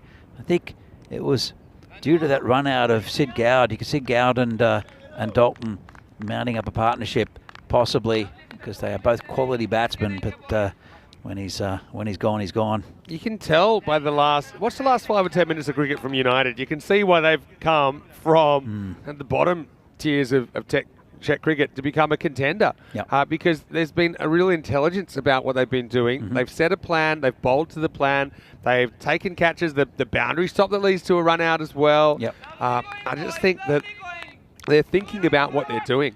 And if there's one thing that I often see lacking in ECS cricket, it's a little bit of brains. We talk about skills and this, but what are you trying to do? Sometimes they say, I look at the field, like, what are you trying to do here? Are you just telling everyone to spread out and go everywhere, or are you actually trying to make a plan? And here, it's clear what the plan is. Bindra has played his role perfectly. He's got 2 for 11. Now Nabil comes to the crease with Vinarati a long way behind. Last ball, the 6th over. Here comes Bindra, going to the new man. It's Nabil who,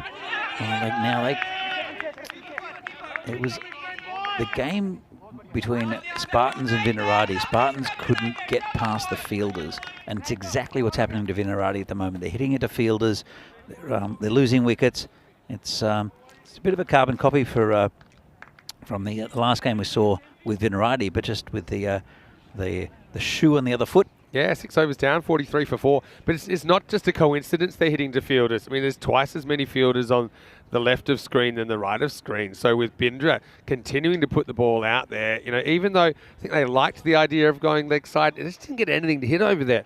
And so I've got to say, hats off to Ghanshyam Kumar for his fielding. Took a great catch there. That's in addition to that stop earlier that led to the run out of Sid Gowd. Well, this is almost the point of no return for Vinarati. Then a big couple of overs here, and it'll be Ghanshyam Kumar to bowl.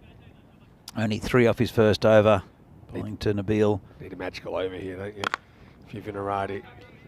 It's hit pretty well down the ground, but straight to a fielder again in Ruturaj Magare. Cope's got the handbrake off now. I think he knows what they need to do. He knows if he gets out, he gets out, but he's going to have to play some shots. And I think the time is now against Kumar. But I think Kumar's bothered him a little bit by swinging the ball away from him. Maybe he can find that cover drive. Moss is in the air. Player going back should take a comfortable catch, and that's the end of Joe Cope, and possibly the end of Vinarati's hopes in this game. Yeah, I'd say he doesn't quite get to this. Slightly loses his shape, slices it up. It's good reward for Ghanshyam Kumar. And yeah, Joe just can't get going in that innings at all. And Vinarati, they've lost half their wickets as well now. 44 for 5. A pretty good batsman coming in Rakshit, who was got a lot of the runs for Vinarati in the league. He's not been in great form here during this tournament. He's shown signs, hasn't he? We saw him up the top of the order. I suppose he's got no pressure on him now. I think that their chances of winning are slim, but possible. So he can play his shots and bat fearlessly. And yeah, he's very capable, like you say. Here comes Ghanshyam again. And got him first ball. Well, it's all going right for United, isn't it? And the wheels have absolutely fallen off the Vinarati tractor.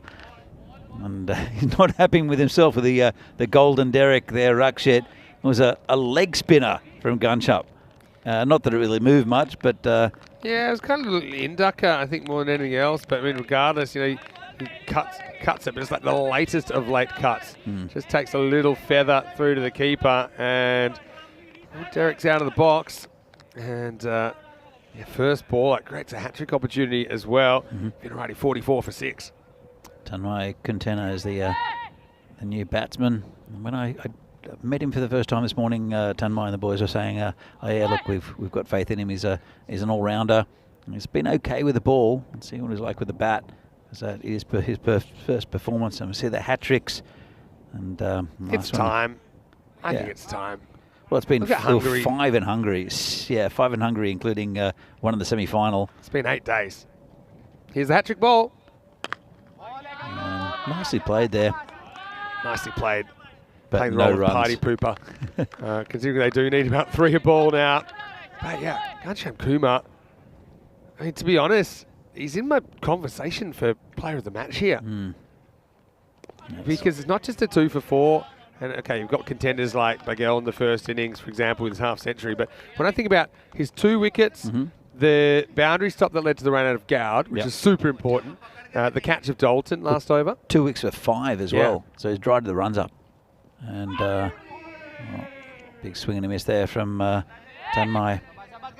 For me, it's been, if I had to choose, I think he's a man I'm choosing. He's affected the game a lot. Yeah, more than the numbers even suggest. Been a good over too. That's the end of the 7th, and Vinarati are 45 for 6. So Yeah. I think I'm downgrading my Vinarati win chances from slim to whatever's below that. Maybe very slim. It just hasn't happened.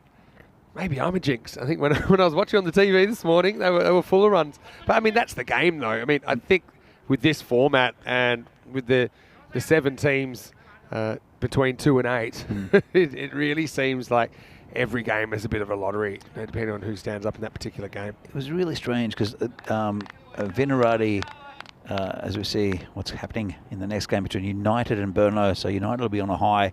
Brno on a 5-match winning streak. This should be a really good game. Should be. You might notice there Ratul doesn't have the gloves because Varun Mehta is going to have the gloves. That's because Ratul's sustaining a finger injury yesterday.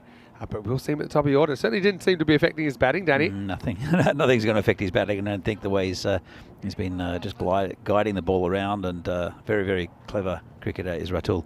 But yeah, we saw Vinarati win their first game comfortably in the game, I think, is it yesterday, and then lose 2 games, and it's like a carbon copy. This one's going to be a wide.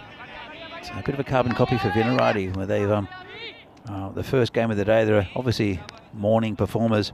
As soon as we hit the afternoon, it's like the pumpkin, or the carriage turning back into the pumpkin. This is in the air, and just between 2 fielders, just be a single to Nabil. Zucchi is the bowler. And, well, just to give you an idea, UCC were 88 for 1 at this stage. UCC are 47 for 6. Another good ball.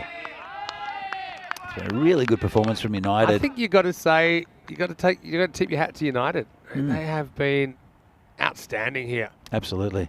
Look, another thing, the fact that Pramod Bagul is back in the team was great with the bat. He hit straight, should be 4, but again they've stopped it. Really good fielding from United again, and they can't buy a boundary at the moment. Vinarati, all week that would have been 4, all week. Yeah, they've defended boundaries as good as any team we've seen yet. You just would have thought off the bat this is going to fly away, but bang, another one pulled back. So yeah, it's no, United. I think Bagoli adds something to this team. It's just his experience, just his presence. But he's a very, very good cricketer, is Pramod Bagoli. And we haven't seen him with the balls. This is in the air. It's going to bounce in front of Ruturaj, just a single. But he's a really good cricketer, and just adds. He's the sort of, I wouldn't go enough about a talisman for this United side. He's a former captain. As this is going towards a boundary, but again it'll be cut off. Just a single.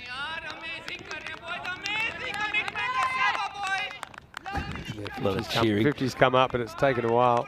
I don't know if that's the applause. I think it's more United applauding. A very good over there. So as we see, this is not pretty looking for Vinarati.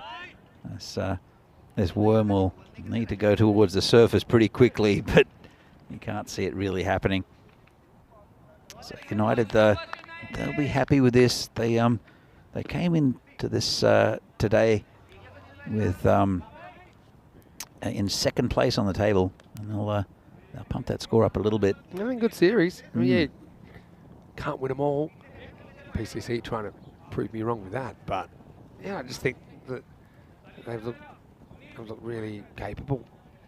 Oh yeah, they're more than capable. They've got I think they've worked out their bowling.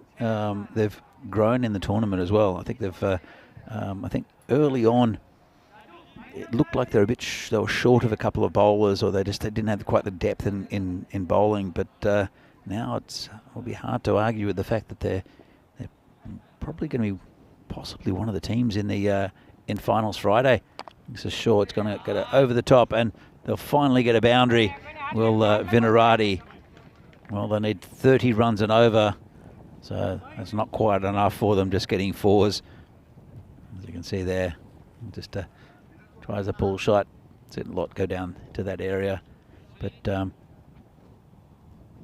Yeah, I mean, let's not forget, last year they rolled PCC for 49 in one of the games, and okay, ended up going down the semi-final to them, but yeah, pretty firmly entrenched in the 4 at the moment.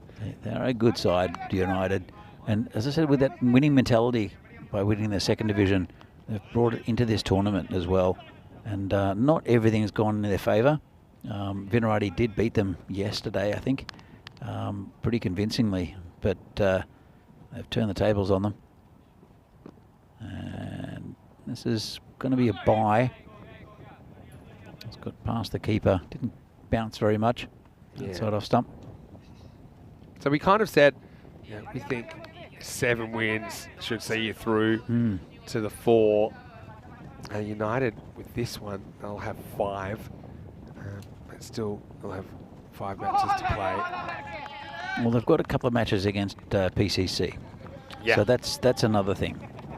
Is that teams like Vinarati and Bono have played PCC twice. Yeah, that's true. So if PCC were to go undefeated, which is possible, I mean they could lose a game or two, but at the same time they've got a very strong batting lineup. This is hit out for 6. Nice shot.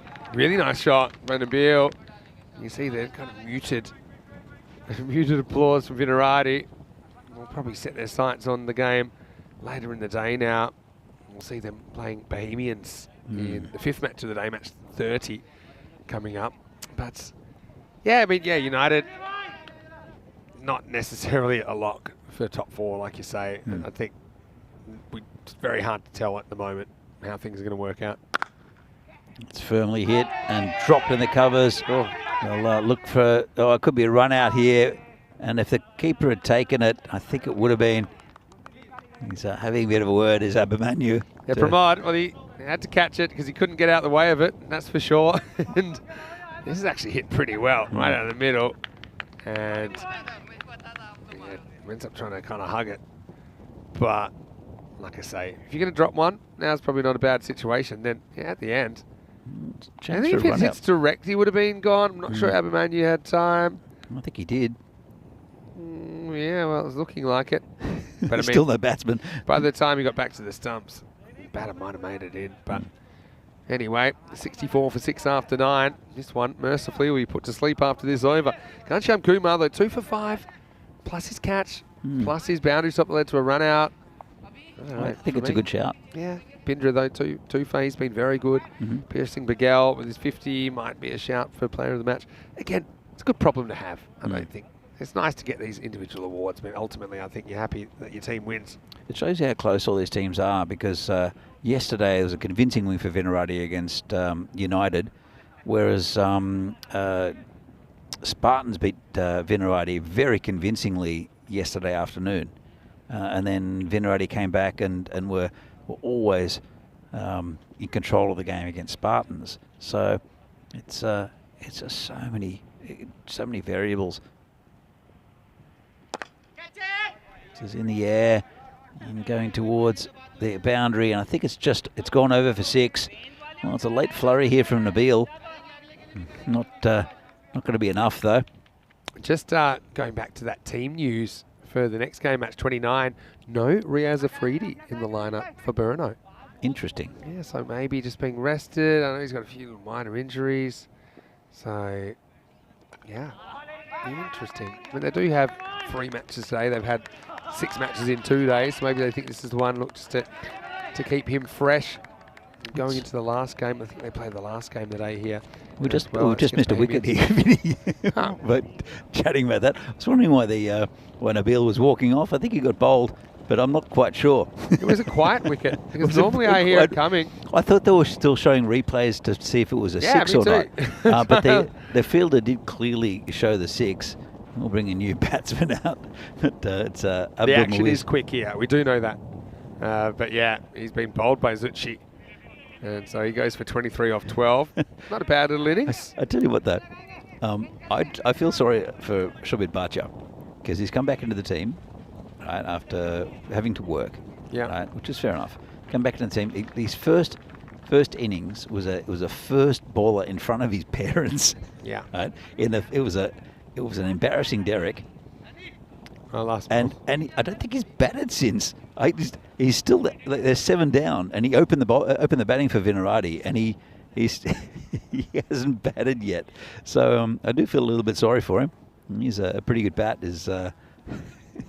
Well, at the moment he's protecting his average nicely by not batting in the top 9.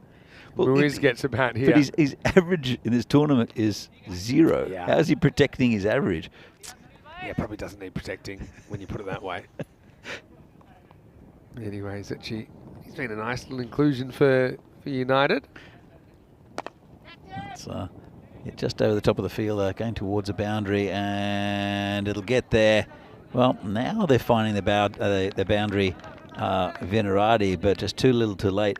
Talking about Shobit, I was at the Down Under watching the game. Robbo was there. I don't know if you met Robbo, but good mate of mine. And Shobit kept on saying, "Oh, he's using my pads. Oh, he's using my helmet.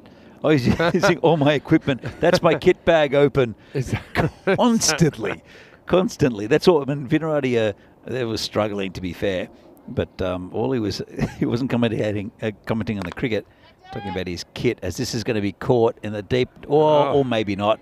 That's United now getting a bit sloppy. It's Raju that puts that one down. That was a bit of a goober, to be fair. But like I said, if you're going to drop one, now's not a bad time. Zucchi having a look at the field, kind of wondering why he didn't get another wicket. Zucchi applauding, and I think that's an encouragement, but it did also look like it might have been sarcastic applause. I'll give him the benefit of the doubt, though, on that one. 2 to come before this one's done. Again, and just gets under that again, just over the cover area. That'll be 4 again. Well, it's Quintana finally getting a boundary. Yeah, it's a nice shot. Bit over pitched.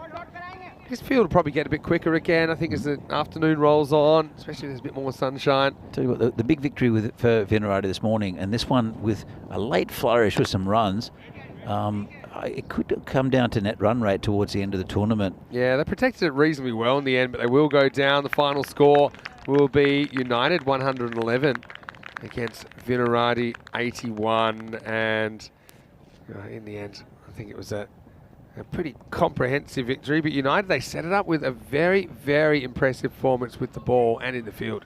Absolutely. Had a really good game, did United, and the reintroduction of Bagoli and also some form from Bagel really helped. Just correcting myself, it's only 80 for Vinarati because they didn't take a single last ball, so 111 to 80, but regardless, they sent Dalton out there at the top of the order, opened him up with Christian Volek. I mean, the signs were good early. I mean, Dalton was swinging away in the power play. I think that at this stage, even though they were a handful behind, they were looking okay. But United, they just consistently held their catches when the game was on the line, essentially. But this was a huge moment, wasn't it? That run out of Goud. It really should have made it back for 2. In the end, he didn't get any. Yeah, that's but it was Volek who was out on the, as you can see, ball watches here. Then he jogs the first one, and Dalton's asked the question. It was Sid Goud's call, and he was in the end running to the danger end. It was a good throw, really nice from Abimanyu as well, big wicket. But then very next ball, there goes the skipper Adnan. Yeah, and this is just where it all kind of started falling apart. With Adnan going, then Cope, he's a guy, he almost got stumped off that one, but they just didn't find his fluency either. They would have hoped for a few boundaries out of him. Just didn't happen. This offside plan, with Pindra coming to the party, just was outstanding thinking, outstanding execution. And United just played like winners. It's really hard to believe that when these two teams met a day ago, it was Vinarati that were teaching United a lesson, but it just shows you how topsy-turvy this couple of weeks is going to be in this ECS. Bagoli dropped one late, but didn't really matter. And likewise, I think we saw Raju drop one out on the mid-wicket boundary. And a few late boundaries for Vinarati. Just bringing a little bit of respectability to the scoreline. But yeah, ultimately, I think they end up with 80. And 80's not winning you too many games out here. But credit to United, like I said. I think that they deserve all the congratulations, I think, for that performance. As we look at the scorecard, and Dalton ends up top scoring, 29 off 17. Nabil with 23 late in the piece, but to be honest, the game was as good as gone by then. No one else really able to contribute. The Ducks hurt, didn't they, with Goud out for like a 41-yard duck. And then Adnan also going without scoring in the middle order. 2 for 5, Kumar. Well, for me, he's the player of the match. I'll have to wait and see if he ends up winning it. It might go to Bagel for his half-century in the first innings. 2 wickets as well to Bindra, who I thought was excellent. 1 for Ali Sitar as well as Zucchi. But even Mustafa Nawab only went for 17 off his 2 overs, opening the bowling. We'll take a break and we'll be back pretty shortly. In 15 minutes, it will be the next match, match 29. And it will be United back on the park. Can they keep up the roll against Brno, who are on a rampage, 5 in a row? Can they make it 6? Vinny Sander here, Mr. Maximo with Danny Hudacek. Back after the break with more European Cricket Series.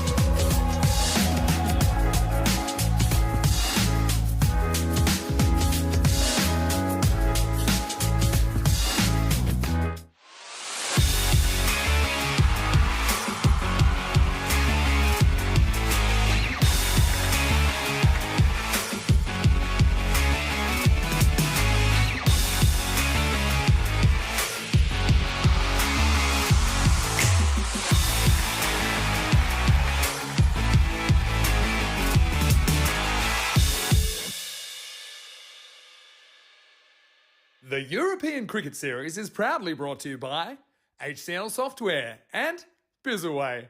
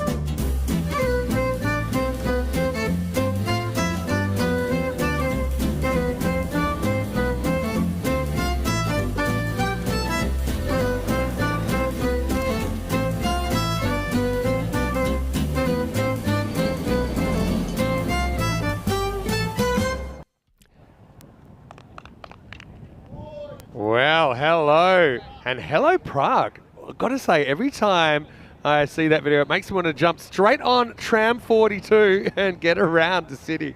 Big thanks to Prague Tourism for providing those figures and that video. And of course, you can go to prague.eu/tram42. Right now, we're watching United versus Brno. It's match number 29. Let's see what happened to the coin toss. A little bit of time ago with Charles Croucher and the two captains. Your call. Tails is the call. And it's ahead. We are batting. Bernov won the toss. We'll bat first. Over to you, Vinny and Danny. Thanks, Charles. And it is Rahat Ali that wins the toss. He elects to bat. I like it. I think get some runs on the board. United, they just defended really well, but they did just spend 10 overs in the field, so they're going to have to back up straight away.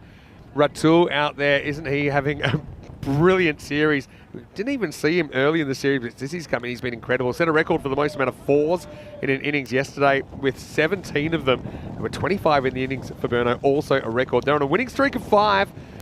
United, they've been up and down. They've been a yo-yo team, but they had a good performance against Vinarati last game.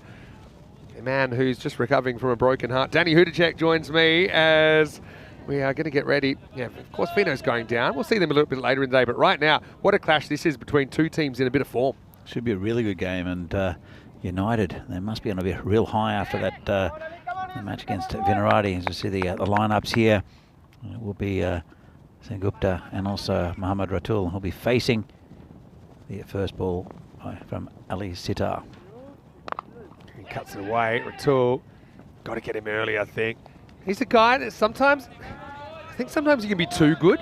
He's got about 3 or 4 shots for every ball. So you're just hoping he kind of gets caught in 2 minds early. And obviously, you'd love him to nick one. And occasionally, I think we saw him yesterday get out, kind of charging and getting bowled. But, you know, don't care who you are, you're always a little bit susceptible against the new ball. And Sitar will be hoping for an early breakthrough. He reaches here, and he's going to get 4. He's got such a good eye. And you combine that with his footwork. I love the way that he gets his head pretty close to this cut shot, even though it is pretty wide. Hits down on it, so it's a safe shot. He lets the outfield do the rest. And the first boundary of the contest. Yeah, lovely shot. Just reached for it. Well, not about lovely, but well timed. So Vinny, I missed a couple of games yesterday. I watched the Vinarati games. Let's come back to that in a minute. Muscles this down the ground, but won't be in the field. Yeah, go ahead. So Ratul got out. Yeah, Ratul did get out. He got out for 16 the second time we saw him. And he got out to a ball. To be honest, he kind of just premeditated a charge. Missed it. Hit the top of the stumps. But he hasn't got out too often. 94 was lovely. Oh, it was a masterclass, wasn't it? Now he's going to go that way again, and it's not a replay, but it is 4 more. I'm liking the hand fielding from the ball retrievers. You pointed that out this morning. Perhaps the bruised shins finally hurting enough to decide they're going to use the hands. But yeah, Ratul off to the races here in the first over. That was hammered through the offside. Lovely shot. Very safe as well. The old Dodd Bradman adage is you can't get caught if you hit it on the ground. That's right. I suppose it's a slightly different game these days, but oh, Bradman was pretty handy. I think he'd be still. Nah, if you look at Bradman's T20 figures, they're not that impressive. Yeah, that's true. But anyway, T10 figures. Exactly. Yeah, I wonder how he would have gone actually. Well, Yeah, that much better than anyone else. I think he could do it. Yeah, that'd be interesting. Anyway, different times. Got to say, did you ever try the little stump in the golf ball off the wall when you were growing up? I didn't. There's no way I would hit a golf ball with a stump. I had a variation of it that I used to use. I wasn't allowed to use golf balls in the house after the window incident of 1988. But anyway, this is hit back straight and hard, and that's going to be 4. And Ratul gets 3 boundaries in the first.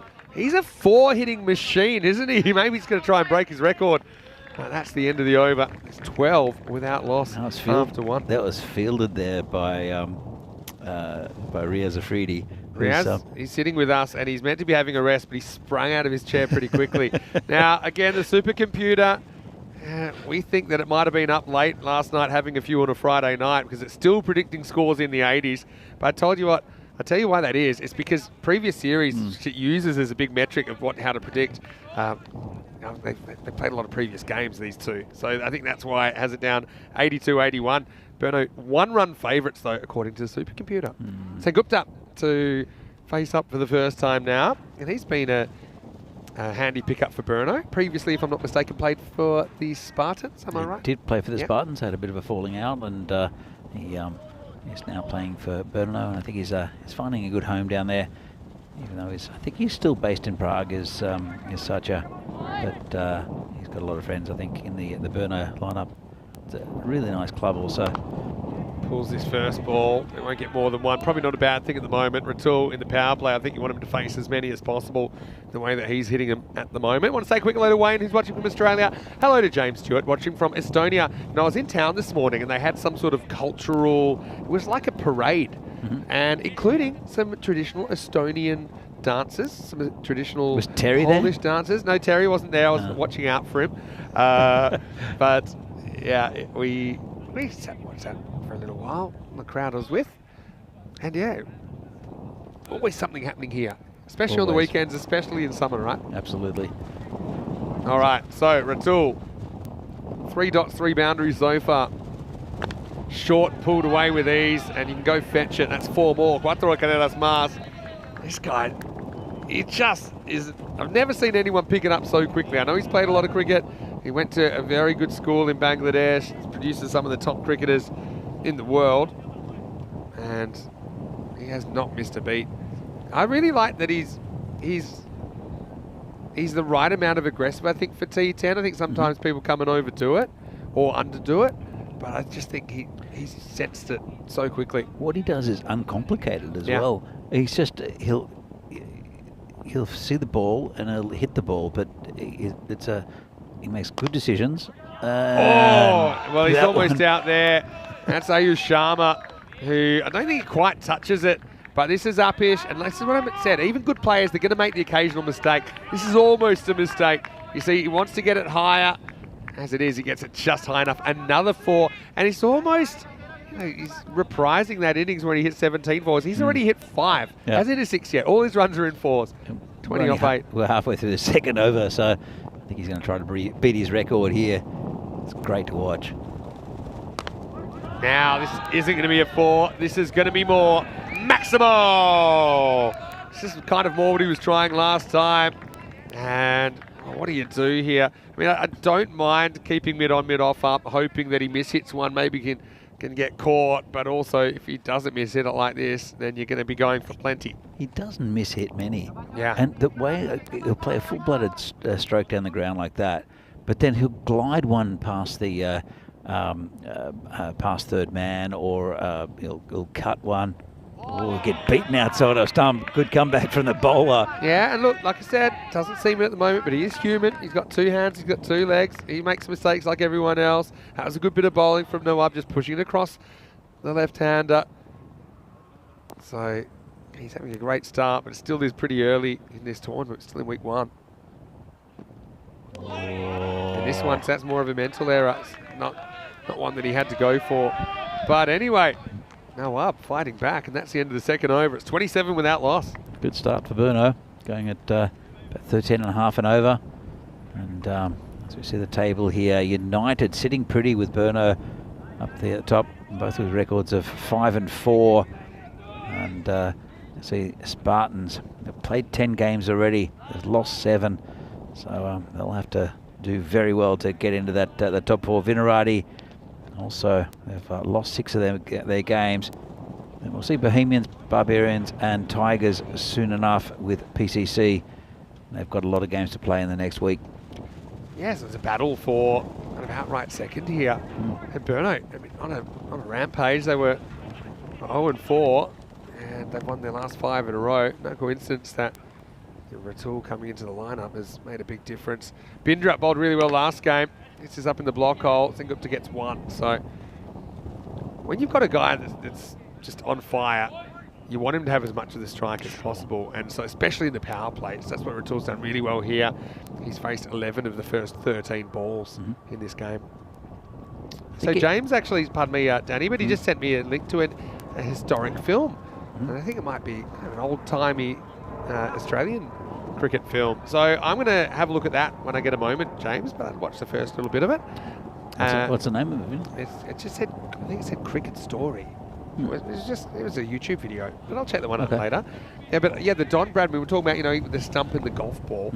I used to go tennis ball, and you'd use essentially a bit like a stump. It was the top half of a hockey stick that I'd sawn off. Okay. I found that was the way I'd practice my batting, and I'd have these games ready, throw it against the wall, and then essentially try and hit it and score runs. Another way that I remember Mark Taylor, the Australian opener, used to warm up is with to get his hand-eye coordination would be on the dressing room wall with a table tennis ball and a bat, and just he'd get his eye in that way, which I think is it's really clever. A bit short, that's going to get pounded straight in the fielder though. Until he's going to break his perfect run of boundaries with a single now, but he won't mind that at all. Bindra getting a little bit short there, maybe a bit lucky not to get it over the leg side boundary. Yeah, Ian Healy was another one. He used to go down to a local park to the wall in test matches before play, and he'd just throw the golf ball, try and kind of get his eye in that way. I got pretty complicated with my games though, so essentially I'd bowl it into the wall and then try and hit it, and there'd be stumps behind me, so I could be caught behind, I could be bowled, I could score runs by hitting certain things around. I used to do it in my bedroom as well, which sometimes had some results of some broken light bulbs and things like that, but eventually I think my parents just got used to it, kept me out of trouble. But I used to read a lot of cricket books, and one of them in particular were kind of games you could make up yourself, either with yourself or with 1 or 2 friends, to improve your skills. So I used to always be experimenting with those kinds of things. Full toss, but he's got it all wrong. Someone's going to have to catch this, and they do. Sengupta will be kicking himself, just slightly fell off the shot a little bit. And that's going to be Ayush Sharma that takes the catch. So Bindra, he's bowled pretty well. I suppose what he does here, the line's right, even if the length isn't. So Satya, he'll be disappointed to go in that fashion. He goes for only 2, and the score 29 for 1. Yeah, it's, well, he's not the one that necessarily that United want. He's a good batsman, is Sengupta. Hasn't really shown up much apart from 1 innings, really. But I think when he gets himself into trouble, if I had to sum it up, I'm no batting coach, but that front shoulder, I think sometimes he loses that front shoulder, gets a bit front on, and when he doesn't, when he kind of keeps his shape and hits through the line, he's hit some spanking cover drives earlier this week. So I don't know why. I think it's a bit of a habit. It's a very modern thing to do to kind of open up that front leg. But when you look at where that ball was bowled, it was a good metre plus outside off stump. So there's no reason to try and hit that up to the leg side. You know, it should have kept his shape and he would have drilled it. Absolutely. Anyway, live and learn. Aramugam in the number 3 spot. He's going to face the last ball of the 3rd over. Been a good one from Bindra. He's got 1 for 2. Talking about cricket videos, documentaries, and we'll come back to this in a moment after Bindra's final ball. Well bowled. Don't think so, but excellent location from Bindra. It's the end of the 3rd. It's 29 for 1 as United fight back. They do fight back. And I watched a very good YouTube video this morning. It was a blog about the ECC down in Cartama. Yes. There's 2 guys who do a lot of cricketing. Is that Alfie? I could I be. think it might have been Alfie. That's a good one. I might try and find that. It's really good, and it just shows. I mean, you could see the excitement in their faces. One of them almost got taken out by a 6 while holding the camera. Yeah. But there was lots of interviews with. I think you were there. I was with there. the kids. Corey Rutgers was interviewed quite a few times. Yeah, probably because he doesn't do a lot of work, so he'd be free. Well, he was the he's a Spanish coach, and there was the finals week of that tournament, and it was fantastic. And just to see, well, yeah, there was the catch that was it Christian Munoz Mills? Yeah, on the boundary where he flung it back in after taking a one-handed. Took it one-handed, threw that it was back. Incredible. Well, But, now that I saw it, now that you mentioned it, I've put it in the chat, the ECC documentary video, and it goes for about 18 minutes. So if you get a chance today, in amongst the 9 live matches that we're bringing you, then why don't you watch that? Or maybe pour yourself a glass of wine at midnight tonight when it's finally all over and watch it. I might actually watch that one back again. it was the enthusiasm these guys had for cricket, but also for that tournament. So reaches with this, he'll get one, gets out of the way, and Mugen will face up. I remember them being there, and they just couldn't believe what they were seeing. It's happened a few times. We've had people come to cover the tournament, and often they've come from, sometimes even ICC background, World Cup qualifiers, or these kinds of things, which are, they're a good level of cricket. We know a lot of the players that are playing in those tournaments as well. But as far as the impact on a community, just the general feeling around it. The fact you're getting, this year, 31 different countries into one place. It's the biggest cricket tournament in the world. We're talking about a 20-team T20 World Cup next year, which it will be, and that's big. But we're already at 31. Yeah. It's crazy. Anyway, this is Ali Sitar coming back, and they go on the hit. They'll get away with it. They get a single. Yeah, going back to that. You could just say they were what they were saying basically was they said every game was great fun, but the level was amazing as well, and they couldn't quite believe what they were seeing. So being down to one of those tournaments as well, it is just a fantastic. We were there for a week. We couldn't stay for the whole tournament, unfortunately, because otherwise we would have had to live under a bridge. But it was excellent. So if you can get down to Kadama. Plan a trip around it. That would be. And every time we go there, and we've had 5 major tournaments there now, we get better at hosting it. Yeah. There was under lights as well last year. Yeah, under lights, that's an improvement. Even with things, we might even have empanadas at the ground. That's one thing we're working on because we love the empanada shop. Yeah. But yeah, every time we're doing it better, and we now have the ground at least till the end of 2024. So it kind of guarantees the ECC this year. We'll be there, as well as the ECL and the ECC next year as well. So that's something to look forward to. Hopefully longer. Edged and gone as Aramugam just loses his shape. Ali Sitar with the wicket. And Ratul's been good, but he hasn't had a lot of help so far. Well held by Abhimanyu, who's quite achiever behind the stumps. Bruno loses the second, 32 for 2. Yeah, it's another wicket down. That man, Ratul's still there, but it seems to have slowed down a little bit for Burno. And United are starting to get a grip in this game. You're not going to see that shot hanging on the wall of the Louvre anytime soon. And it wasn't that good looking from Aramugam, who once again took the bait, tried to go leg side, got a thick outside edge. And Varun Mehta, who will have the gloves in this game for Burno, he's coming out at number 4. But I was just going to say quickly, another thing we're working on, again, we don't have it signed off just yet, but we're hopeful it'll happen sooner rather than later, is to actually have an ECCW, so a women's ECC, Women's Euros of Cricket before the end of this season. And it would also be great to have that in Khartoum. Yeah, absolutely. We would love to be able to do that. Well, it's so good because it can be late in the season in September when there's no other cricket going on really in most of Europe. Some of Europe it is, but like Cyprus and Malta and such. Yeah. But all the other legs are pretty much finished, so it's a little bonus at the end of the season. Yeah, for sure. Mehta gets it wide down the leg side. But yeah, so much that we'd like to do with European cricket. Obviously, the trajectory of it from 17 matches in 2019 to 800 or 900, I think, in 2020, and 1,200 in the last couple of years. We're talking 1,700 plus this year. It's crazy. It's more than crazy, really.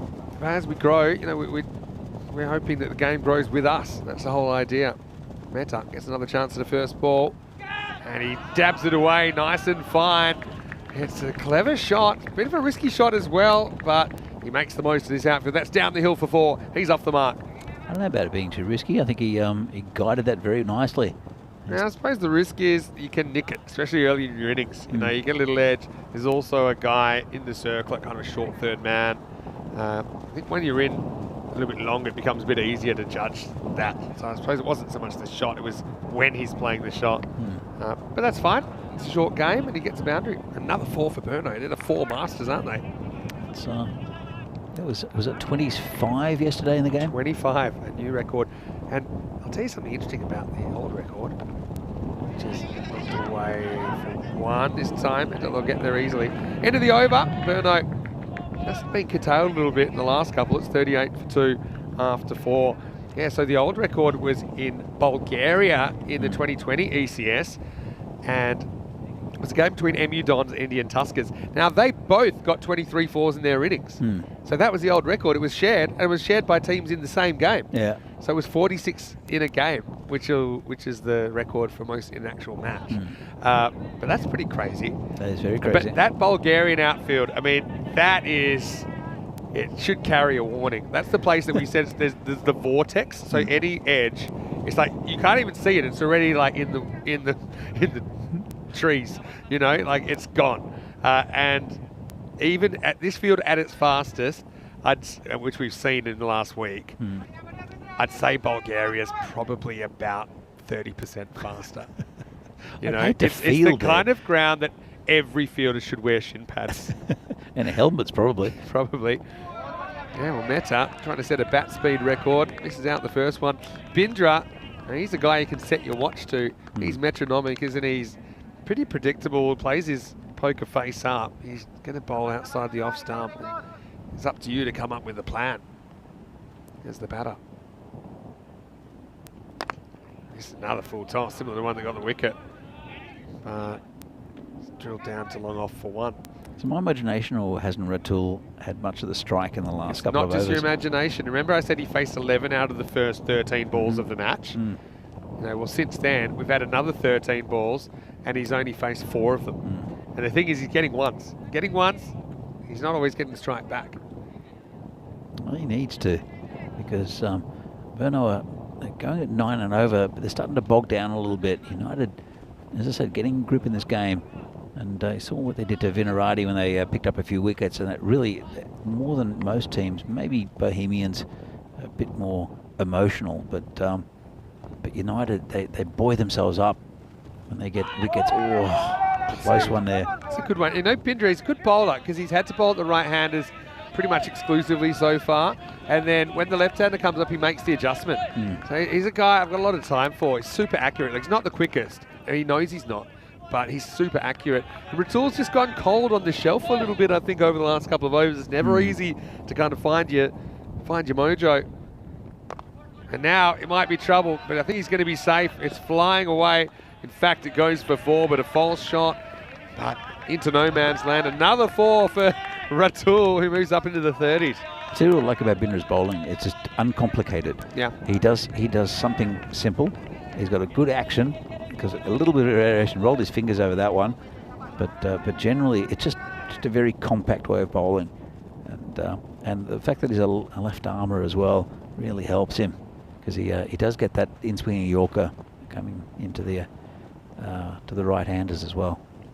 Ratul's looked human at times though in this innings, and now he gets another good outswinger from Bindra that he almost nicks but doesn't. Keanu in the chat, hello to you, Keanu. You had a question, which team has scored the most 4s and 6s in an ECS? Well, I don't know about teams, but my guess is it would be maybe someone in Barcelona, because we've had a 5-week series there, a 4-week series there as well, and we saw a pile of runs, and we saw some records there. They've only just been broken in Hungary last Sunday, actually, as far as 6s hit and runs scored and run rates. Oh, that's the shot though. He just gets down, he waits for it, he breaks the wrist at the perfect moment. Another 4. And yeah, Bindra doesn't do too much wrong here, to be honest. But I mean, I like the way he does this. He gets low, doesn't he? and he's just concentrating on timing that, and he timed it really well. That was my shot of the day. That was absolutely superb. It's a bit of a Sabo-Davizzi approach sometimes, where he kind of sets himself regardless of where the ball is actually pitched. Without the dramatics, though. Yeah, without the dramatics. Anyway, I want to say a quick hello to all of you, wherever you're watching from around the world. Vinny Sounder here, Mr. Maximo, and Danny who check with me. We've got a special little guest in the background lurking. Come on, you can come up here. This is my special Burno advisor. He was in yesterday. It's Riaz Afridi having a rest. Now, you're okay, aren't you? You're okay? He's just having a rest. So everyone, don't worry. He's just having a rest. He'll be back later. Okay, you go have a rest. I'll get your little nightcap down there. You can have a little sleep as well. I'll let you know what's going on. But yeah, Burno, 5 in a row. Can they make it 6? United looks good. Defended really well. But Ratul, he's an obstacle, isn't he? You're going to have to get him and get him soon. A major obstacle. This is called a wide. But yeah, Ratul. I think it'll be a handful for any bowling attack. As I mentioned, look, Burno's played PCC a couple of times. Yeah, that's true. And without Ratul, this is called a wide again. Yeah, correct. And Ratul, I think, made runs against them in the T20 final not too long ago as well. So, you know, Ratul domestically has shown he can make runs against good opposition. Well, I think I think PCC are definitely a batting heavy side. Got decent bowling, nothing out of the box. This is running for 4. This is just Vinod 2023 ECS. It's running away, even with the overnight rain. Get it into a gap. That's a ball that's probably too close to cut, but he makes some room and makes it possible. So Meta with another boundary. So yeah, it'll be interesting to see. I'm sure Burno are going to get the final, even though they did lose their first 4. They're looking good to get into that. And I think with Ratul on the team, they'll be very competitive against PCC. Just thinking about Ratul, I think the only time he really gets himself in trouble, okay, he's been beaten by a couple of good outswingers, and I suppose that'll happen. But yeah, premeditation. And so, yes, he does get away with it sometimes, but it also looks like the only way he'll ever get himself out. You know, got out with a bit of premeditation yesterday by charging. You know, occasionally when he sets himself to play that shot, he's kind of boxing himself into a corner, saying, right, I'm playing this shot no matter what. So if you don't get the right ball for it, then I can see him potentially giving an opportunity. He really doesn't need to, because that's what I mean. When I've seen him at his, it was pretty good early in the day, right? But when he bats, he basically can. He's got an answer to everything. This is what I mean. I think he can afford to play the ball that's bowled to him just like that. I mean, it's not the worst ball, but he just crunches it off the back foot through cover point. Again, hitting down on the ball, so fairly safe shot. Burno brought up the 50 as well. And now they're closer to 60, and Ratul with 41 of those runs. Another cracking 4 through the offside. So he got out once yesterday, right? Yeah. So he's averaging over 200 in this tournament. Yeah, I'll give you his average. I'll give you his live average for all you Ratul fans out there. Oh, now he gets a little bottom edge, which goes into the ground. So yeah, before this innings, he scored 180 runs. So his average is now 221. Now, do you want to hear something? Stuart Hook has the highest average in all ECS cricket. It's 228, I think. Well, right, so he might hold that. I don't know for how long. We probably won't see Stu in ECS cricket until next year, as we see an overthrow, an unnecessary one. It hurts you as well because it gets Ratul back on strike.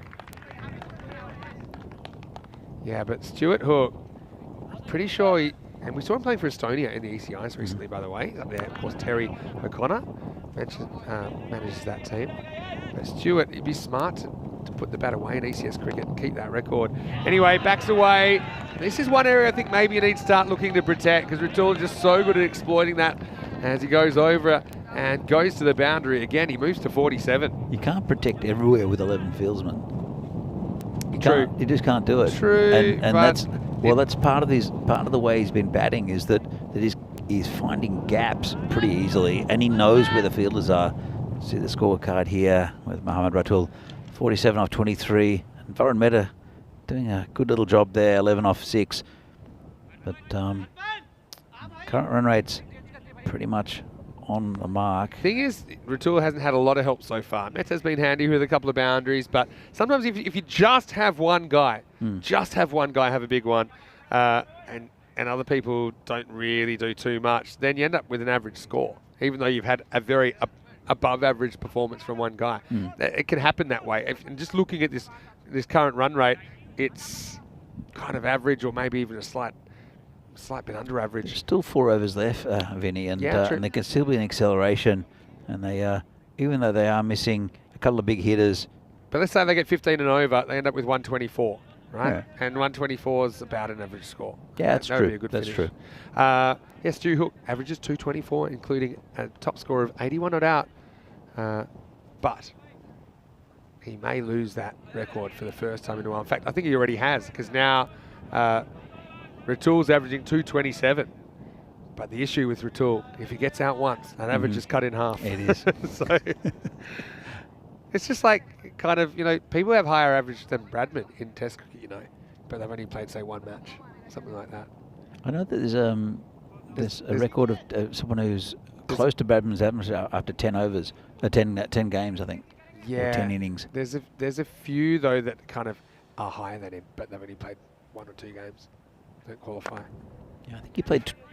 Did he play 29? I don't think he played very much because of the war. Yeah.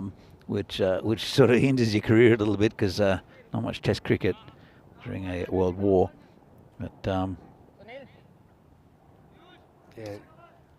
I'll just do a quick look and see what I can find. Yeah, let me see what I can find there. Because there's a few that kind of come off the top of my head, but they're not that close. Because the qualifying is normally, say, 20 matches or 20 innings or something like that. Yeah. No, look, I mean, according to ESPN, Adam Voge. Adam Voges, yeah. But is- that has a qualifying amount of matches, that list. that has. We'll leave someone to think of. Someone read Danny's mind. Who No, is there he was someone thinking I about? saw it recently, and yeah, Crick Life just says the greatest batsman ever in the history of cricket, which is pretty right. But there was someone else that I noticed come up on some like YouTube feed or something that had an average of 99 point something Right. after 10 innings. This is an overthrow. They didn't go for it. Yeah, I think that's smart because it's a dicey one, and then you're risking Ratul at the non-strikers end. Whereas I think now he gets to face up, which isn't a bad thing at all. This is Sunil Zucchi. It's bowling. The fact with Bradman is it was uncovered pitches as well.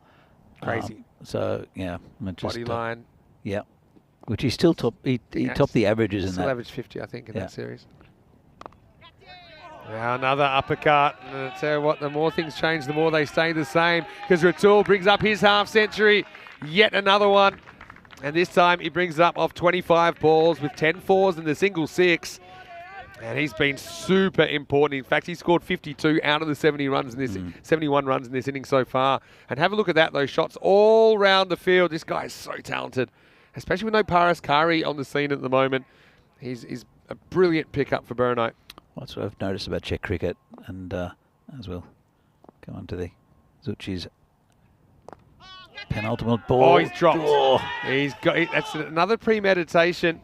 And he steps across and he hits it okay, but to be honest, hits it straight to fine leg in the circle. It's in, it's out. It should have been taken. Didn't have too long to think about it. That's Arpan Shukla, who's actually the 12th man who's on the field at the moment. But he had the chance to remove Ratul from the equation. Missed out. Ratul dropped on 52. Yeah. So I forgot my point, so I'm not going to sit back and enjoy the Let's the enjoy innings. Ratul clock, although it was almost game over there. Yeah, I mean, that's a bit of an unlucky one, I suppose, if you get out in that fashion. Good running here to come back for 2. That'll be the end of the over. 7 overs down, 73 for 2. Yeah, you play that shot on instinct. If it goes around him, he looks like a genius. You can't really control the micro placement of a shot like that. Anyway, looking forward to this. In fact, the guy sitting next to me, Raz Afridi, he's pretty excited as well because he'll be playing for the Czech national team, I'm sure, in that tri-series against Cyprus and Greece. And it's only a week away, Danny. This time next week, we're cruising through the ECIs, Czechia, Cyprus and Greece. I'll play 9 matches over 2 days. And yeah, as the squads come out, you can have a look at them at our website, europeancricket.com. And then, you know, also we'll try and bring you those squads once they're known. Have heard that Czech Republic are going to pick a pretty big squad, and then so keep their options open, and then kind of depending on who plays well in the ECS, maybe give those guys some opportunities. I think it makes sense. I think it does make sense, and this is hit in the air, could be caught, and fumbles it, but gets it. And that's the end of Varun Mehta. And did juggle it a bit, but that's another wicket down for Berno. Don't think wickets are that vital for either side at the moment. There's 3 overs to go. Apart from the fact that Mohammad Ratul should have been caught in the last over, I think doesn't really matter too much as we see a new batsman come out. Yeah, they held on to that one. United, to be honest, they've caught pretty well. We saw that in the last game. Fielded really well. I haven't had too many opportunities here. That one that Shukla drops, you know, it's in, it's out. I mean, can't really blame him. At this level, it's probably one that you might catch maybe 5, 6 times out of 10, considering how hard it was hit. You know, comes super quick. But yeah, anyway, Mehta goes for 13 and gives us a look at Shane Khan coming out to bat at number 5. I remember my point is that just watching Czech cricket, firstly, there are a lot more teams. There are 24 teams in the 20-over competition. Isn't that great? In different divisions. And Gansham Kumar coming on. And oh, well, Shame's not going to waste any time at all. He just mooses this over the offside. Maximo! Well, Shame's saying, well, I know that we're known for hitting 4s this week, but I'm not satisfied with that. And he just throws his hands through that. What a way to get himself going. And fortunately, almost kills about 3 of his teammates over there. Pretty poor effort from Mehta, who's taking his gloves off to try and catch that. And now he's going to go again. This time he goes leg side, and that's the same result. Maximo rolls the dice, comes up double 6s, and he's not letting you finish your thoughts on Czech cricket because Shame's in a rush. He's definitely in a rush. That's what he can do as well. He's done that before in this tournament. We've just come out and just whacked a couple of 6s. Here's the third one, or attempted. Whoa. He does attempt it, and he's going to do it. Well, the batter's hat trick. Welcome to the stage, Shyam, as he goes 6, 6, 6. And Berno, just like that, they're up into the 90s. And the balls are disappearing pretty quick. It's the mullet of Martin Verndl who's out there, just having a bit of a hit. And he's just been returning. He just returned both those balls. Well, yeah, exactly. We've gone full multi-ball mode now. So this over has gone wicket, 6, 6, 6. And now this one he's got wrong. Bowler's catch. Kumar doesn't drop too many, but swirling around, and he's dropped it. And he almost drops it to the keeper. He just had to get a little bit closer. He needed to put the slippers on, I think, Abhimanyu Singh, so not put him off. But this was a real swirler, Danny. Yeah, it was a difficult one, wasn't it? Never looked like he was going to take this. And then I think he copped it in the face as well. Oh, I hope almost got it back to Abhimanyu. That was almost a rebound catch. That was a palm buster. It went so high, they get 2. And so, oh no, they didn't get any actually. I thought they should have got 2. So here's the last ball of the over. We'll finally have pause to take breath, as that had a bit of everything. Gansham Kumar finishes 1 for 36. And at the end of 8, it's 92 for 3. Okay, so you've mentioned, now we're up to 24 teams in the domestic T20 in Prague, but in Czech Republic. Well, the other thing is, you're looking at the teams here, and I know there are teams there are players that have come from other sides, for instance, like Ayush Sharma, who's come in to play for United, and so on. And there's other players that have come in for PCC from other countries as well. But the depth in the teams is what has improved a lot. Even look at Tigers, who have only been around for 2 years. Definitely. And they've got a whole range of really good players. United as well. And it's the quality of players that have come in for these teams. Do you know what it is? Teams get better by playing against better teams, and you get better as a player by playing with better players. Yeah. And I think that United side, we used to say, Pagoli, he's the key if he fires, or, concentrate on certain guys like a Piyush. We'd talk about a big 3, wouldn't we? Yeah. They've shown their depth, and they're not the only ones. You mentioned the Tigers, for example. All right, this one's in the air, skewed away. Fielder takes a brilliant catch. Wow, he went a long way to get that. I don't think he's so sure how he caught that, but that's Pramod with the dodgy hamstring. Well, looks fine to me, Danny. What a catch that is. And Bruno, they lose a fourth, 92 for 4. That was a lightning innings from Cheyenne Khan, but it was lightning work from McGawley to get rid of him. That was a great catch. And as I said, he's so important for this team, for United. He's their talisman in a way. He's the former skipper, but still he's the heartbeat of this team, is Pramod. Excellent work, excellent composure, but excellent innings from Cheyenne. He scores 19 off 6, including 3 maximos. Corey would call that the perfect T10 innings. You know, go out there, you're not wasting time. You know, he takes the pressure off Ratul a little bit. He's still there. Won't be facing though, because can't cross on a catch anymore. Hamidullah, his new batter coming out at number 6. And I've got to say to Hamid, big thank you. He gave us some traditional Pakistani, it's like a sweet. What was it called? It starts with R. There's little sesame seeds. Little and sesame seed dessert. They were very sweet. I'll let Riaz will chase that up for me. Really Anyway, delicious. I'm going to say a big thank you, and they are gone because I ate them all. Anyway, it is the 9th. It all happens in the 9th. Piyush patrolling the boundary. We'll make the stop. Yeah, but Hamid, that was very generous of him, and we shared it with the crew, and everyone loved it. They were delicious and homemade, obviously. So, yeah, thank you very much to Hamid. I'm not super worried, but I'm slightly concerned, only slightly. 90 seconds to bowl 4 balls. Should be fine. Slow bowler operating, but keep an eye on it. Oh, it's just a full toss. It's in the air. It's going back. Great Caught catch. over the boundary. Fantastic catch by Ruturaj. Yeah, one of the catches of the day, but it won't count. That's 6. Maximal time. And yeah, I was going to say one reason I was concerned with 1 minute left on the clock is if balls start disappearing 100 metres away. So that actually might have saved 5 runs from Ruturaj, because at least he saved about 20 seconds.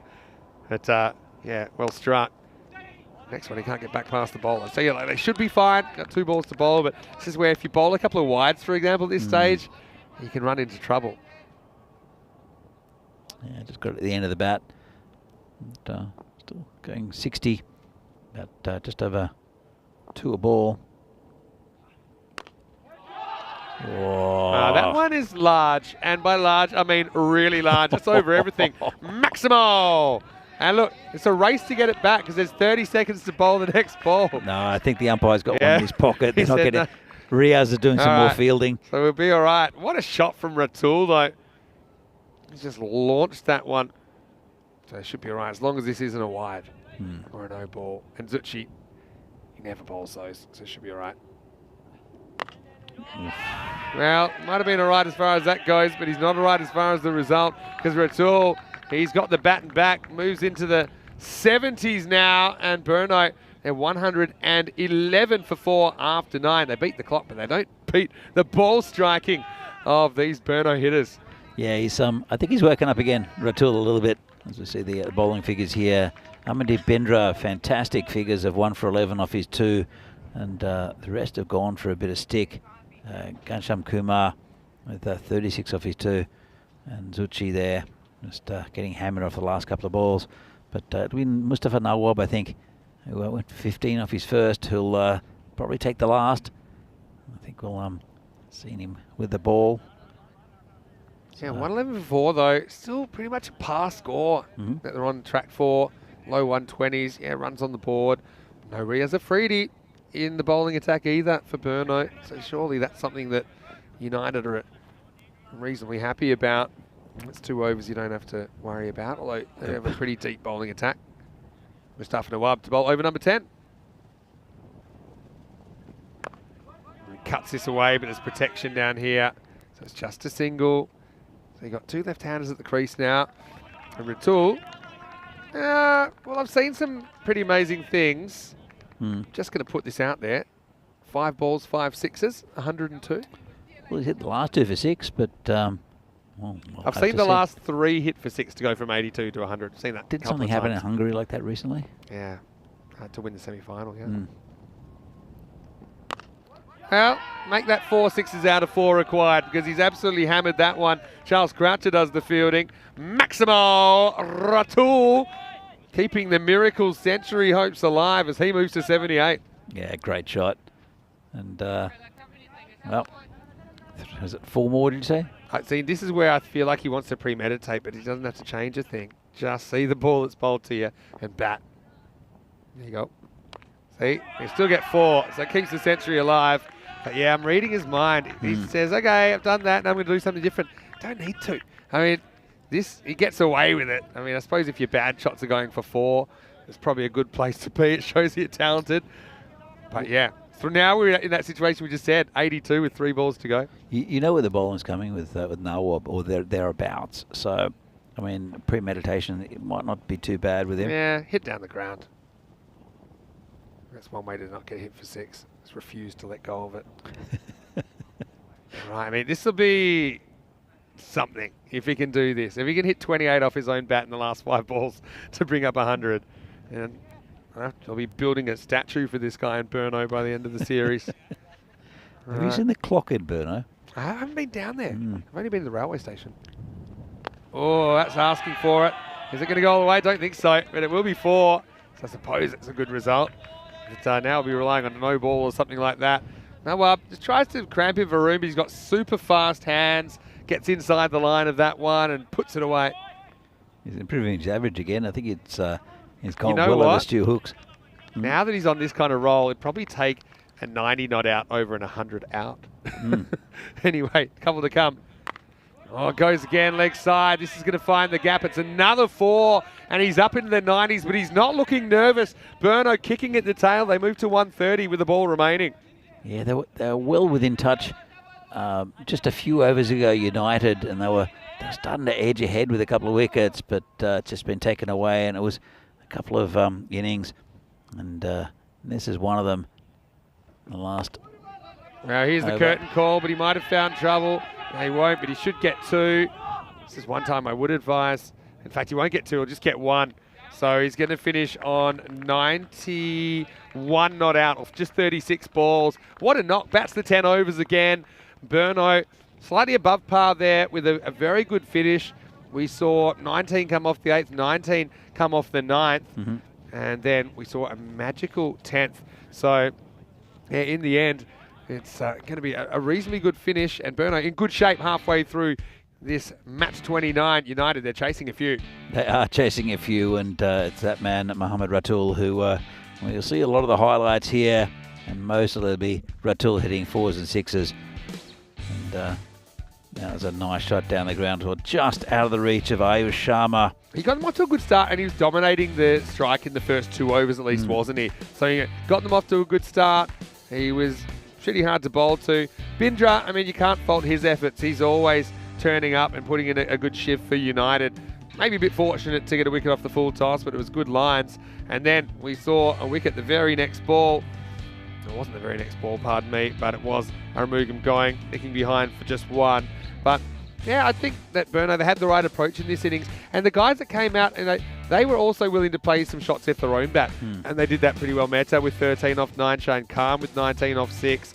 So, a few bit part players helped them to an above average score, but really, there's nothing average about the form of Mohammad Ratul. He's on fire here at this ECS. And that one, yeah, may have got a little bit of the hair of Ganjan Kumar.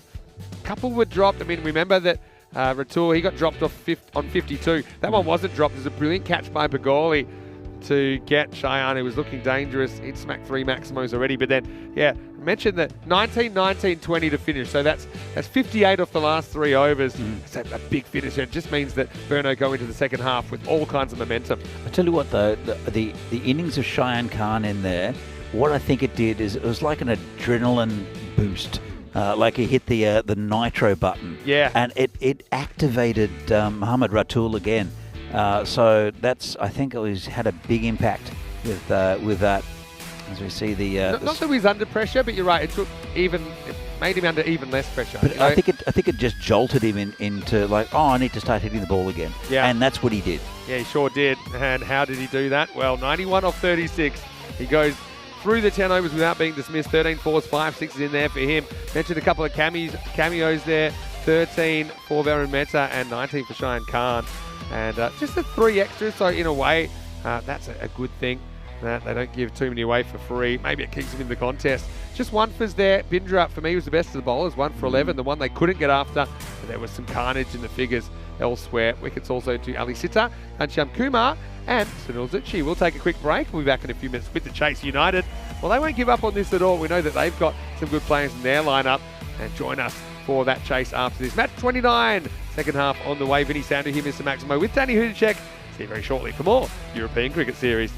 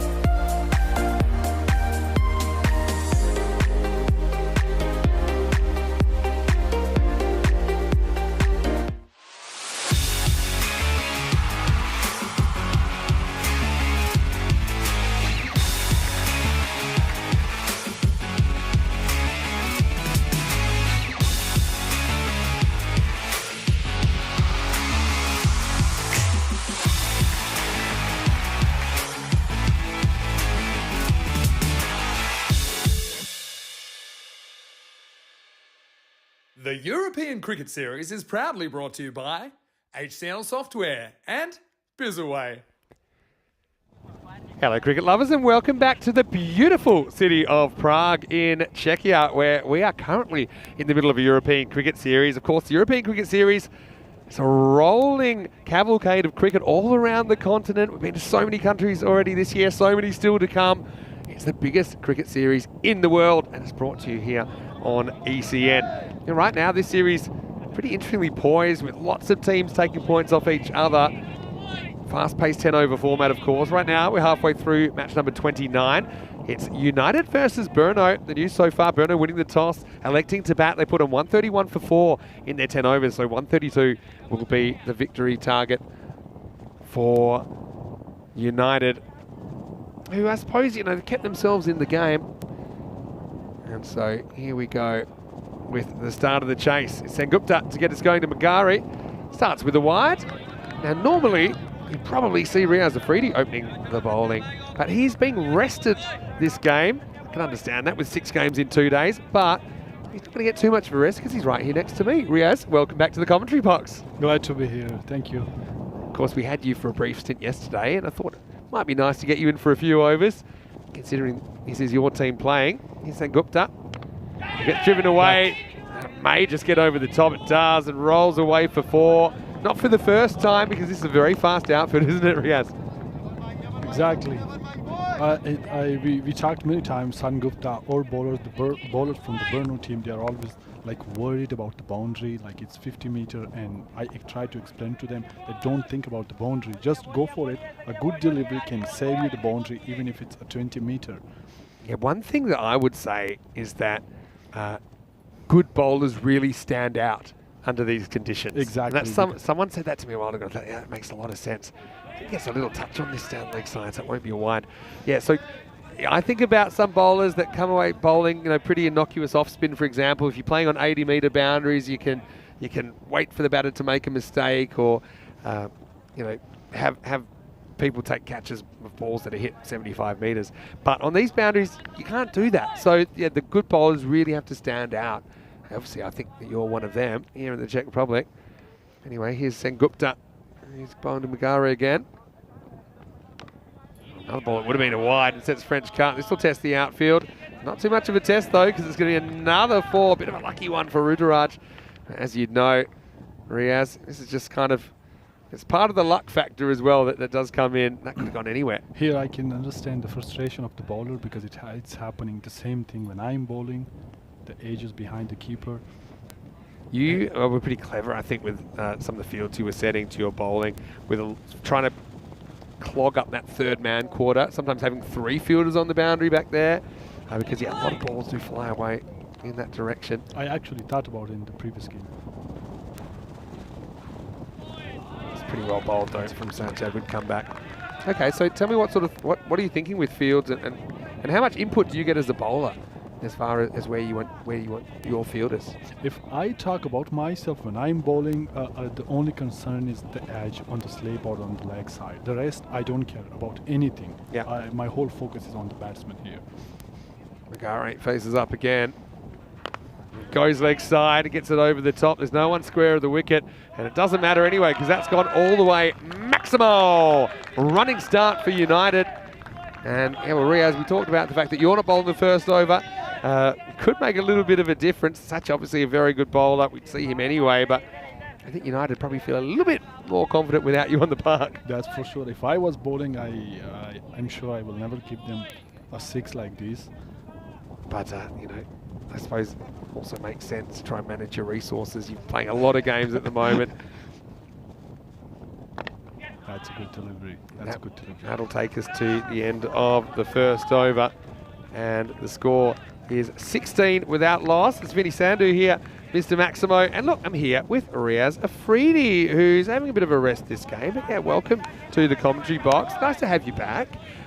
How do you find these tournaments? Because potentially you could play 14 matches here, let's say 2 finals, 16, plus 6 matches in the ECIs next week. That's 22 matches in 2 weeks. So how do you find that? Do you feel like you volunteer to have a rest, or you get told you need to have a rest? Do you think you need to have a rest? How does it work? Well, this morning I had no breakfast, and the first match I felt like I would be exhausted for the last match against Bohemian, so I decided that I will rest, and I talked with the team, and they accepted the decision. Okay, so it's kind of you're just going on how you're feeling, whether you you think you can get through 3 games. I suppose you'll feel a lot different in that 3rd game having this break in the middle compared to if you played all the way. Yeah, and as a fast bowler, I always prefer the late afternoon games because the body's like your body's warmed up. Exactly, the morning. And I often think that cricket is a game that God didn't intend to be played in mornings.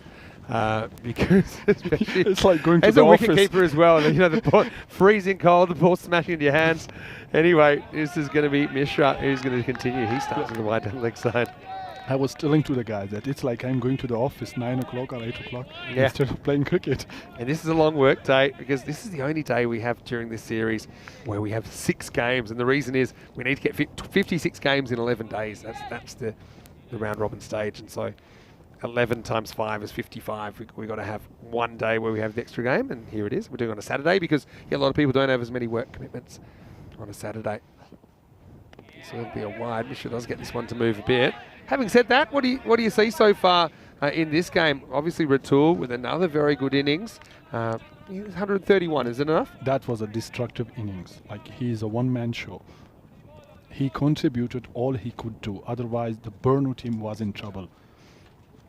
Yeah, he's an incredible player to watch. Exactly. He's fun to watch. And I've never seen anyone pick up ECS cricket as quickly. I've seen some really good players play as well, but sometimes they're over-aggressive or they're under-aggressive. This is fairly aggressive from Magari, who's there to make waves, but pretty good stop down there. And, yeah, that's Haramugam.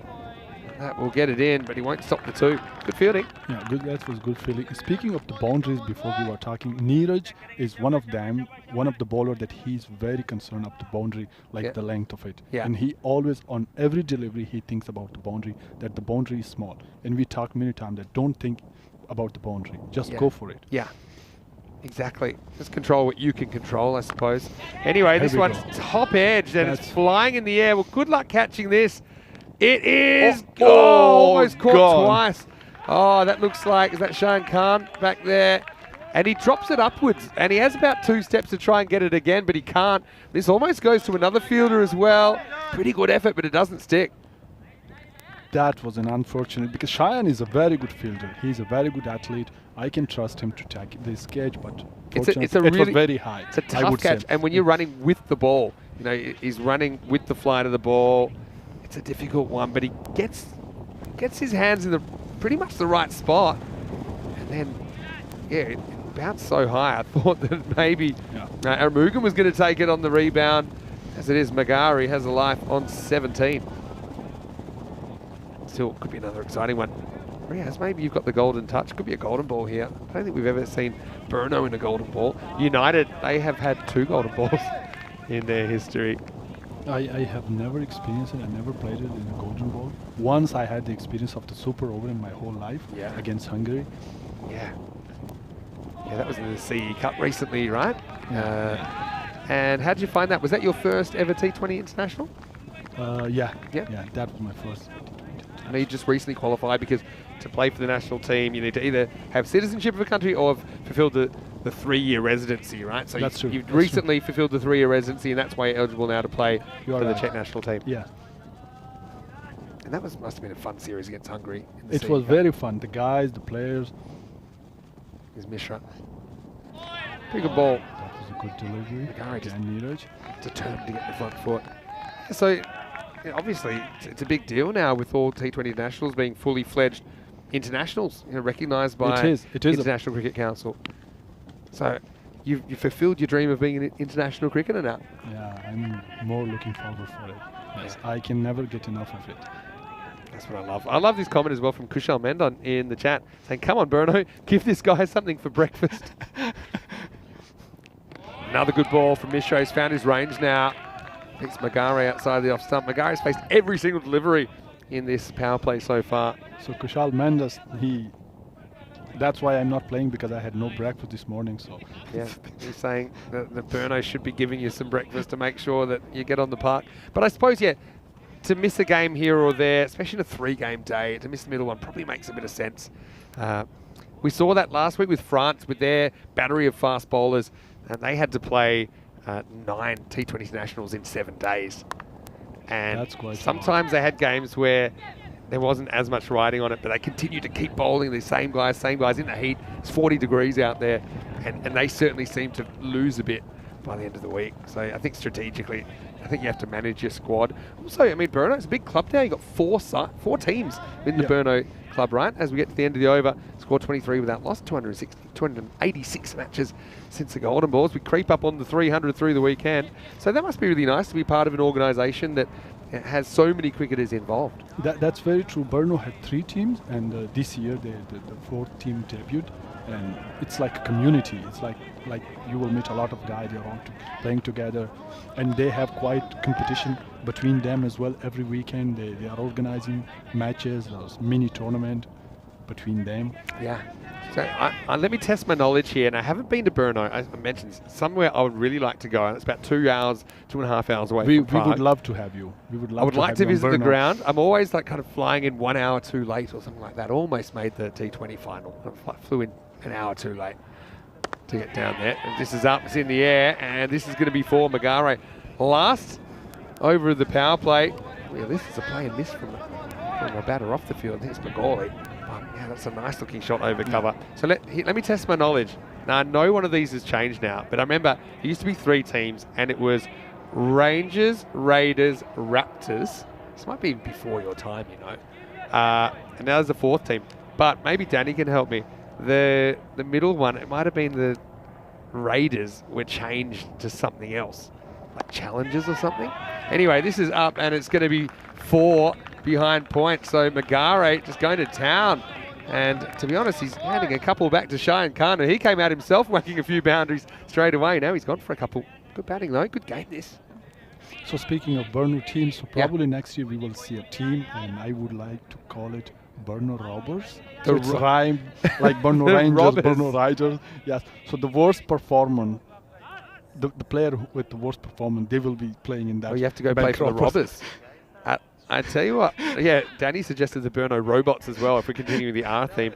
I just want to see the kit, the playing strip of the Robbers. I mean, you could go the full cat burglar, kind of like what you're wearing right now, actually. With the Burno Robots, so probably the Burno Robots, yeah. The worst fielder, they can play there. Like Oh, Robot's a Czech okay. name, is it really? Danny always bringing the trivia. He turned into my special comments guy for the next couple of overs. But yeah, Danny, he's putting a big shift. I mean, you've now seen a fair bit of ECN cricket and how much work goes into it. I mean, the crew here, they've been here since 7:30 this morning, and they'll be here until probably 8:30 tonight. So it's a big day. But now, hopefully, you said yesterday how much you've enjoyed playing on the network and how much you enjoyed going to Cartma, for example, for the ECL. Shane comes in. Now this is in the air, and it's flying. It's flying towards the field. He's right back to the wall, and it's 6. I think it goes all the way. Yeah, it has. Maximo, real teaser. Just couldn't quite judge this. I think if he's right back with his heels almost on the rope, maybe he has a play on this ball. But it's a lot easier than it looks when you look at it from this angle. that could be a difficult catch. It was quite high, but I would say like the sun is on the back of you, so could be easy to take. Yeah, it kind of sliced away as well, I think, when it's hit that way. Magare, 34, has still faced every single ball in this innings. So, yeah, you must be looking forward to getting back to Spain. We talked a bit about it yesterday. Every day, every morning, every evening, I'm thinking about it. I am looking forward to it, and like I can't wait to play there again. And this year, actually, it's my second ECN T10 in Prague, and I am enjoying more than the last year. The last year was my first time, and I love it. Oh, that's That close. was a good delivery. That's close. really That's close. a big hit. Yeah. That's what Cheyenne needed. Cheyenne. Yeah, I think for me it looked out straight away. I know he's on the front foot. I know you're a bowler, so I probably can't trust your opinion. But let's have a look at it on the replay. It didn't seem like it was going down leg side. Comes in a little bit, hits him on middle. Yeah, look, to be honest, okay, it's heading leg stump-ish, but I just don't see it missing. He's on the front foot, but for me, it looked like a pretty good shout, and I think it's a pretty good decision. That was a very good decision of umpire. Yes. Yeah, and always, I suppose, the further away from the stumps you are, the more the ball has to travel before it reaches the stump, so it introduces a little bit of a doubt. But for me, hit him pretty much on middle. Yeah, just didn't see it missing. But it's one that maybe with the ball tracking, it might be getting half of leg stump. That was a much-needed wicket for Burno. It certainly was, because Magari basically hit every single run off the bat so far. 34 off 16 in the end, but still very good start. Gets them kind of where they need to be at this stage. Pagoli, pretty capable number 3, back in the side after a slight hamstring injury. He's another guy I know they're looking at for the Czech national team next weekend, potentially. In fact, the whole top 3 of United, I think they're looking at because of their consistent performances. And I mean, you'd appreciate, you're pretty much established in that side now, but obviously the ECIs give the selectors a chance to try a few different people in the national side before they select that team for Spain in September. So, I mean, it gives you the opportunity maybe to play with a few new guys. That must be exciting that's for you. Sure, because now we are seeing a lot of new talent, and thanks to ECS and the T10 that it's happening, and everybody know who's playing here. There are a lot of potential. All right, so it's been an interesting over. Started with a flurry of boundaries, and we saw a wicket. Now we see Yorker. Miguel, that's the first ball he's faced, despite opening the batting, and it's the last ball of the 3rd over. Even Bagoli got to face one before him, but it's the end of 3, and United are 40 for 1. Let's have a look at the table, and well, your team, Burno, started with 4 losses. Have come back to win 5 in a row. That's not actually the table, but it does show you the first innings. How about that finish? 19, 19, and 20. So getting up to a really high score compared to where you were. Yeah, there's the table. So you started with 4 losses. You end up at the moment with 5 wins in a row, potentially 6. You guys have got all the momentum at the moment, don't you? Hopefully the Burno will win this game with a big margin, because we are still, our run rate is still in the minus. So let's see today in the second game, in this game, hopefully we'll make it in positive. That's true. I mean, you had a bit of a tough draw though as well. Obviously, you were playing Prague CC a couple of times earlier in the week when you didn't quite have your full strength squad. That was a tough start against PCC. Nice to see Sandip Tiwari in the lineup here. And he's going to bowl over number 4. Well, Frantic's in the chat. Hello, Frantic. Hopefully you're well. And he said, I was correct with my team names. But yeah, what's the 4th one called? That's what I've asked him. Maybe he can get back to me. Anyway, here's Tiwari. Oh, surprises Piyush for pace. Not sure there's any bat in this. Pretty tight at the bowler's end. Yeah. One thing that's been good about United, they're running between the wickets. I think that they look to take runs where some other teams hesitate. But this is an example, Piyush goes straight away, even though he maybe doesn't sprint. And that might have been tight, but good pace from Sandeep first up.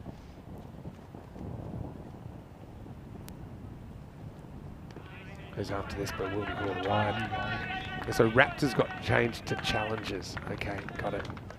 But tell us, for example, being in the Czech cricket setup now. I mean, you're a young guy. You're 31. You've probably got a lot of cricket left in you. Let's say in 5 years, where would you like, in your dreams, where would you like Czech cricket to be?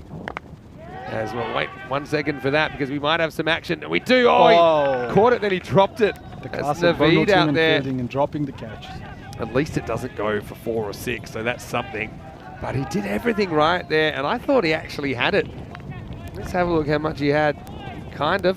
Just slipped out of the end of his fingertips. So yeah, where would you like to be in 5 years with Czech cricket? What in your dreams? You're already probably living a dream with what you're doing at the moment. But so the Czech cricket. So I wouldn't like. My dream is to make it the most dominant cricket national team, if you are talking about the national team. Yeah. And dominate the Europe, like Austria. If you see the Austrian team, they are very, very competitive team. Yeah, so to be that kind of a side. Exactly. Like an Austria or even Belgium in the short form. to be competing with the Germanys and Italy's and these. You played a lot of cricket in Italy as well, right? Yeah, that's correct. And I would like to play. I'm looking forward to play against Spanish team. Yeah. And I would like to beat them because they have a very good team. For And sure. The Kami. Yeah, the definitely. The Hitman is there. Yeah, the Hitman. Yeah. And actually, speaking of the Spanish team, we are in the same group in the championship. Yeah, we're looking forward to that as well. Group A. Oh, gets himself in a bit of a muddle here. Just before you go, because I've got to get Danny back because Danny's just got a few overs before we say goodbye to him for the day. I wanted to ask you yesterday, can you commentate a little bit in Italian? I know that we're not in Italy, but it's a beautiful language, and you did say you speak it fluently. One of the favorite languages. So I love it more than my. I'll native I'll leave you on a couple of extra balls because I want to hear it. So let me do this one. Okay. It's just going to be driven away, and it's going to be a single to Bagel. He'll retain the strike. After 4 overs, it's 46 for 1. So, Riaz, I'm going to give you 3 or 4 balls here. I don't want to talk. I just want to listen. You can give us your best Italian cricket commentary. How about that? Let's try. I will try my best not to disappoint you and not to disappoint the people who are watching. You could not and disappoint probably me. there will be people from Italy because I have a lot of fans. I know we have a lot of viewers from Italy. The That's community is huge. The cricket community, the tape ball. Oh my Yeah. God, there are like 50 teams, and the hardball. And we have done Czech commentary here before, when I've been here before. So this is why we're just providing a little bit of variety. So, all right, so this is Suresh Ramarao who's going to bowl. Riaz, take it away. Ramarao è un nuovo lanciatore che adesso è il primo lancio il suo, è la seconda partita che sta giocando con noi nella squadra di Brno. Eccolo. Questa era una bella lancio, direi. Vediamo. Ramarao ha lo stesso problema, come abbiamo parlato prima, che il boundary è 50 metri e anche lui ha paura, sempre pensa quando lancia che magari può essere un 6 e fuori dal campo. Questo è un altro 4, Ramarao non sarà contento. Questo è una bel shot. Penso che Brno ancora ce la può fare. Parlavamo di run rate prima. Brno se cerca del suo meglio e entro 100 finisce United.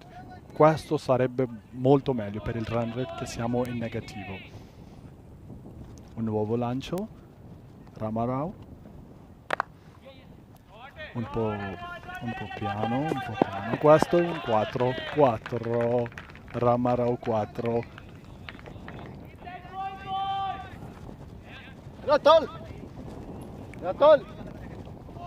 Direi che il tempo è molto bello. Prima era nuvoloso, che sembrava come se fosse l'inverno, ma adesso c'è il sole. Sembra di essere in Italia proprio. È bellissimo il tempo. Ramarao ha lanciato 2 lanci, ha dato solo 9 punti, ancora meglio.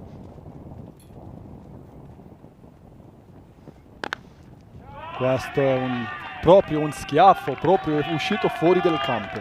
Mi piace moltissimo questo quando un battatore con la confidenza proprio da un schiaffo. Well, Riaz, I got to say this, molto bene, hai molto talento. You are incredibly talented. I tell you what, Grazie mille. I'm still not fluent. I've been in Italy a fair bit, and so I've got a fair bit of what you're saying there. That's for sure. I understand more than I'm able to express, but that was amazing. And also, it's not great at the moment because this is going to be 5 wides. So as your commentary has been excellent. Unfortunately, it hasn't been an excellent few minutes for your team. And have a look at this. And yeah, Mehta misses it and then spits the dummy, throws down the wicket-keeping glove in frustration. But yeah, it's frustrating because this is when 1 turns into 5, and they say keepers don't have good throwing arms. Well, Mehta shows that he's pretty good at literally throwing down the gauntlet. All right, as this one is going to be one run. Yeah, so I mean, one of the things we talked about yesterday is your language skills, the fact that you've worked as a cultural moderator and translator in Italy originally, and that obviously you kind of learnt these languages back in Pakistan, and obviously you're very fluent in English. Your Italian is outstanding. This is in the air, and it's just going to pop away for one. But yeah, I know we'll have to let you go after this ball, Riaz, but I want to say a big thank you just one more time on behalf of all of us at ECM. We love watching you. We love your European cricket journey and the fact that you've been able to share some of that with us today. And just, yeah, nice to get Thank the you, opportunity Vinny. to It's a speak with you pleasure to again. be with you and playing the cricket in front of you. That's like we really, and specifically, I really enjoy it. Well, here's the last ball of the over, and it's worked away for a single. Miguel, he's getting his innings going. He's 18 off 10 after having to wait for a while at 67 for 1 after 5. So let's take one more opportunity to say goodbye to Riaz. And well, Riaz, no, while you're here, do you want to say a quick hello to anyone out there that might be watching? Maybe family or Hello friends. to everyone. Hello everyone who's watching this game. We love you and we love your support, and be with us to promote the cricket. Oh, I'm loving that. And I'll say hello to Kat and Samuel as well, who are probably watching from Burno, even if he won't. But anyway, you're such a humble guy. We're going to get Danny Hudacek back in here now as we head towards what could be a really good finish here with the game in the balance at the moment. So we'll let you sit on the edge of your seat here to watch the rest of this game. But yeah, once again, great to have Riaz Afridi here. Thank Star you, for Vinny. Burno. And now we will welcome Danny. Thank you.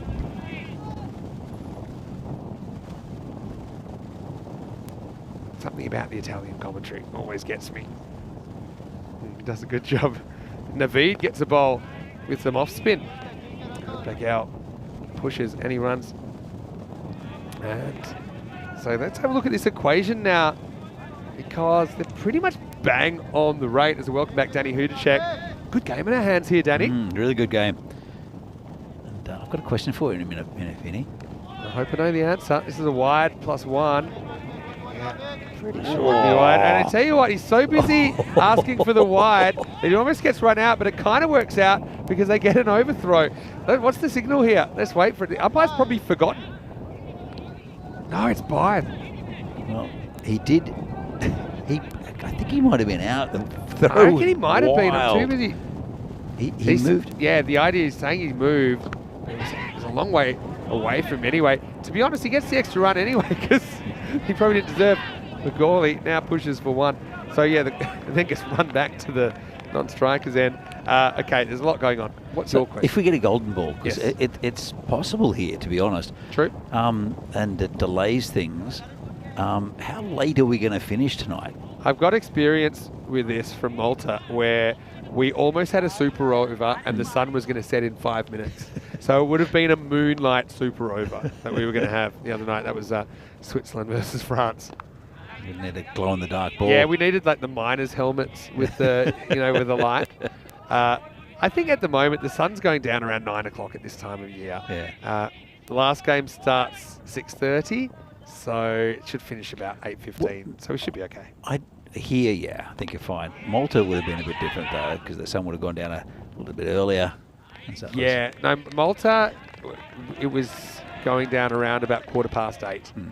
And one day we had the last ball at 8:10, and actually one with 7 balls to spare. T20s, let's just say they're not always rushing the way that you have to rush when the clock's on you here in the T10. Last ball of the over. Naveed's been excellent here. And Naveed's another one. I know that if you... Oh, another one, they tease him.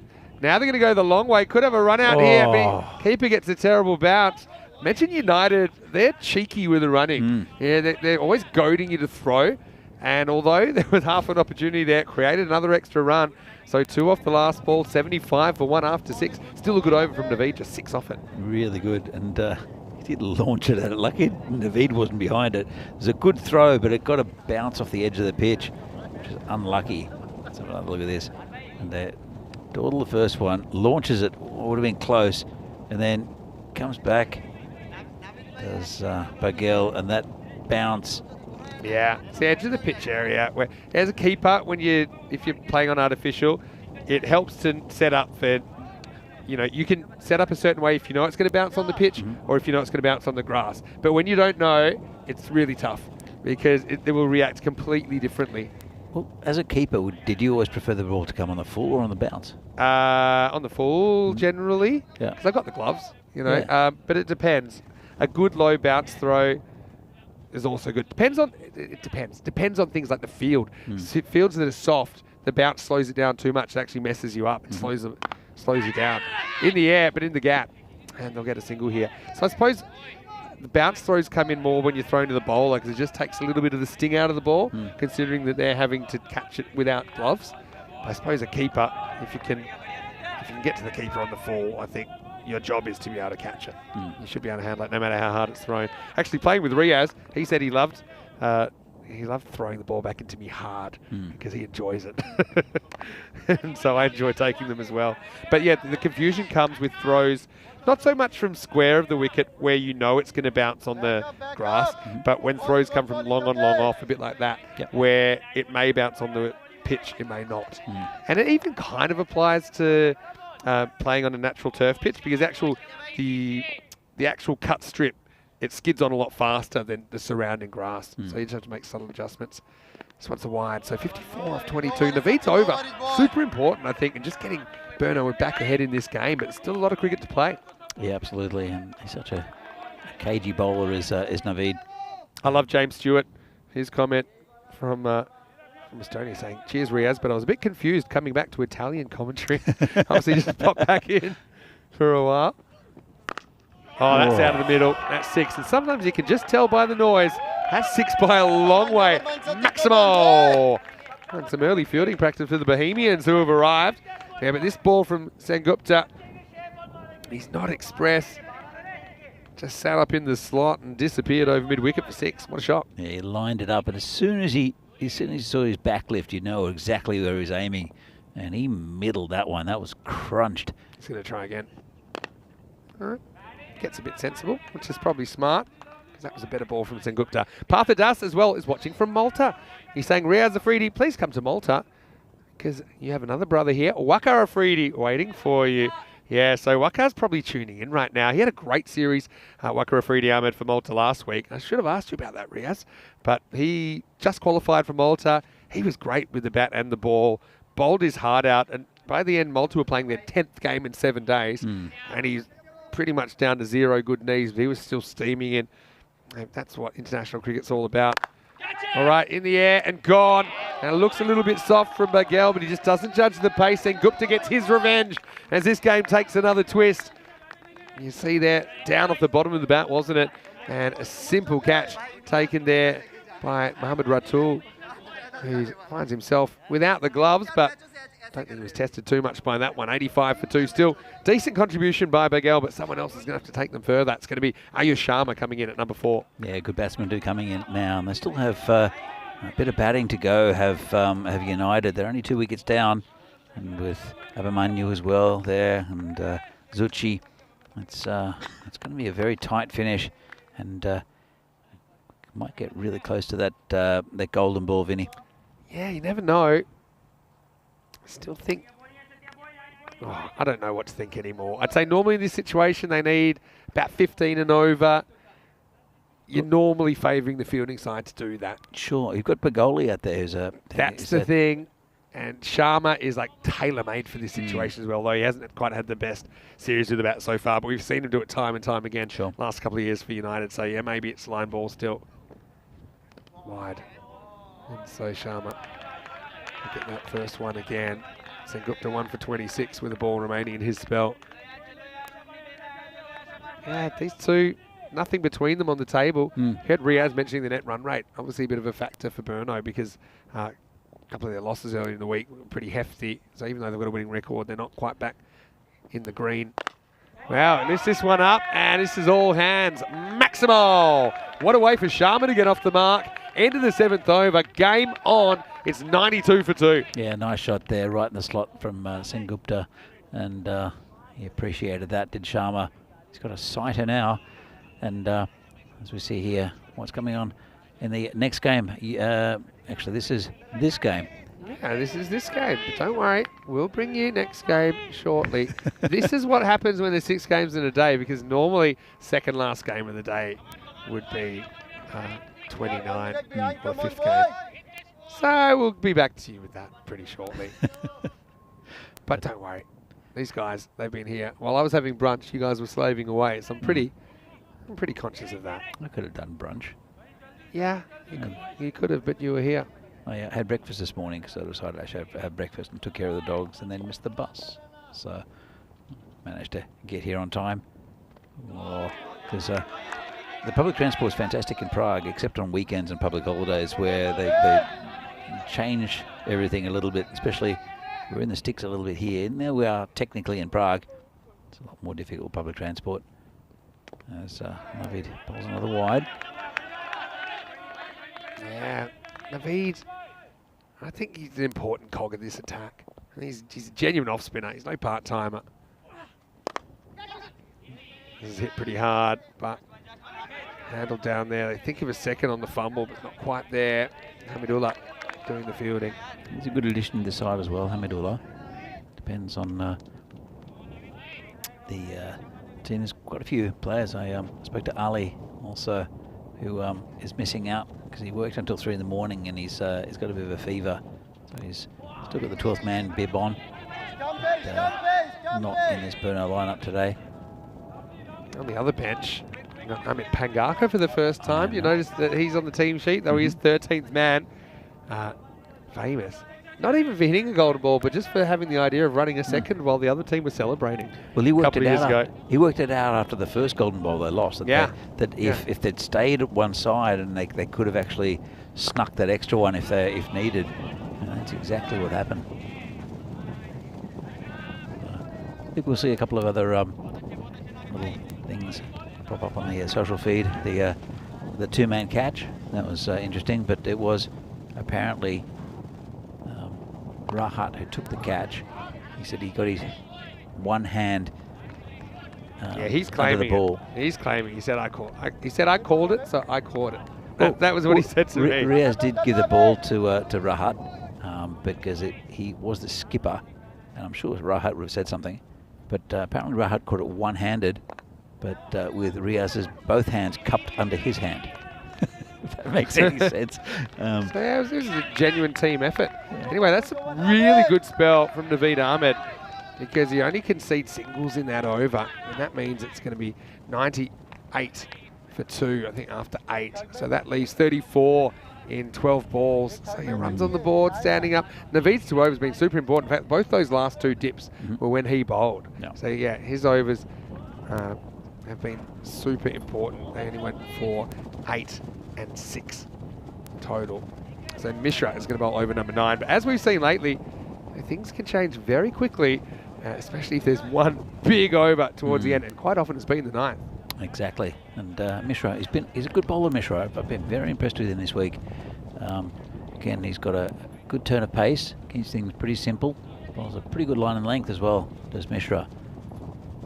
Let's see how Bagoli takes care of him. Good start. There's a lot of runs to have to get. Because you're already saying, all right, even if you get, say, 15 off this over, which is a pretty good one, you still need 19 off the last. Yeah. You know, it's going to be real tough going, but these 2 could easily unleash a flurry of boundaries as well. Well, we'll see in the next few deliveries. They need boundaries. And this could be one. Yeah, that'll do. And Bagoli just uses the pace. He goes to an area where there's no outfielder. Good batting, just watches it. Yeah, I like it. You know, he plays the ball that's bowled to him, doesn't try anything too funky. You got value for real shots on this outfield. Maybe that's the start of something more. Yeah, absolutely. And Sharma there and he's 8 off 3. So there are 2 batsmen here who'll attack in slightly different ways. He knocked him over, in swinging Yorker, and it just tails in. So Bagoli shows his stumps again, tries the same trick twice, but it's not so nice for him. And Mishra breaks through in the 9th, 102 for 3. Yeah, well bowled, right on the money, and exactly what they needed. Brno, let's have a look, just a little bit of late swing, really well bowled. That's what happens when you pitch the ball up in the right areas. Yeah, just the bowler didn't allow him to play the same shot again. He was looking to, wasn't he? But had 0 length to work with, so Mishra keeps his cool in a crisis. Macaulay goes for 20 off 17, so it's not a bad innings from Pramod, but you look at his strike rate, they kind of need their batters going to a ball. He was barely able to get more than 1 a ball. Abhimanyu Singh will have to come out and try and pull off a miracle for United CC. He's a good batsman, is Abamanyu. Not sure if he's obviously going to look for boundaries, but might be wise also trying to get for Ayush Sharma the strike. Yeah, running out of balls though. We'll give him the strike by kicking it 7 or 8 times. And this is a funny one because if it actually lodges in his pad, it's a dead ball. And so by running, he's made sure it doesn't lodge. But anyway, I think he's got his leg by. Question was asked by Mishra as well. Have a look at this. Yeah, He doesn't know where it is. He's just running. There's nothing deliberate in that at all. No, absolutely not. There's absolutely nothing deliberate. But anyway, Sharma, last chance saloon for United. Doesn't really get it. He'll get one. So, I mean, how important was that late assault by Ratul in particular, Shane Khan as well. They took 19, 19 and 20 off the last 3 overs. Yeah. So taking 58 off the last 3. I think even at this stage, United are probably ahead. Close to being ahead in the comparison. Maybe actually. Maybe not anymore, but close. Oh, well. Big swing and a miss, so they're going to need a miracle now. 9 overs down. Great over by Mishra. He does go for 1 boundary, but then comes back ice cold. And at the end of 9, it's 104 for 3. That means 28 will be required off the last over. Yeah, look at that. A couple of figures, bowling figures that really stand out. That of Navid Ahmed with 12 off his 2, and also Mishra with 12 off his 2. And that's a dried 4 overs up of run making by United, and has given Burno every chance of winning this. And it'll be Sandeep Tiwari, who's only went for 5 off his first over. Sandeep is a very experienced customer, probably not as quick as what he used to be, but he does have that tendency to fall away. It's a strange bowling action. He falls away to his left-hand side and does sometimes bowl wides, but I'm sure he'll hold it all together for this final over for Burno. Right, well, that one would have been a wide, but it'll take the result because this is going to fly away, and it flies away for 6. Maximo! Well, if you are going to hit a wide, hit it to the boundary, and preferably for 6. Sharma opens himself up. Slightly ungainly strike, but it's effective. There's 6 to the total. You're right, very effective. I had to have a second look at that shot because it just looks like I don't know what he tried to do with it. It was a low percentage, but it worked. He just knows he has to try and hit a 6 no matter what. So he doesn't really care about how he looks. 22 off 5. Can he do it again? Oh, yeah, he can. He can do it twice. Maximo! Well, Sharma, we know him as a guy that does his best work under pressure. It doesn't get more pressure than 28 off the last over, but he's giving United a hope. Back-to-back 6s. Rahat's just going to have a chat to Sandeep Tiwari. I don't know if he's giving him advice, because Sandeep's been in the club for a long time, but he definitely had a word to him. Need Sharma to stay on strike as well. He goes to the next side. There's 6 more. Maximo! And just like that, 10 off 3. They're 2 more of those away from victory. Tell you what, Riaz is in the commentary, Marshmallow, and he's starting to get nervous as well. He can't quite believe what's happening. And Sandeep Tiwari is going to have to hold this together, because it's looking like Sharma's going to do it in the next couple of balls. I'm just going to be honest. If I wouldn't take a 1 here unless I thought I'd get back for 2. I think that Sharma, you're going to have to back him to hit 2 more. 10 off 3 now. Can he do it again? Oh, he can. That was asking for it, and that one's put the cameraman under pressure. Maximo! So 4 off 2 now, and Sharma has gone bananas in the 10th. What a crazy finish. And look, golden ball's not looking likely, because what's likely is Sharma's going to hit another 6. This has been fantastic hitting from Ayush Sharma. And, well, out of nowhere, United are going to win a game, I think. Dot ball will make it super interesting, Vinny. And so, I mean, golden ball could still be on. Do you take a 1 now, though, or not? I got to tell you, I'm tempted to, and the reason is it's a big difference needing 3 off the last ball versus 2.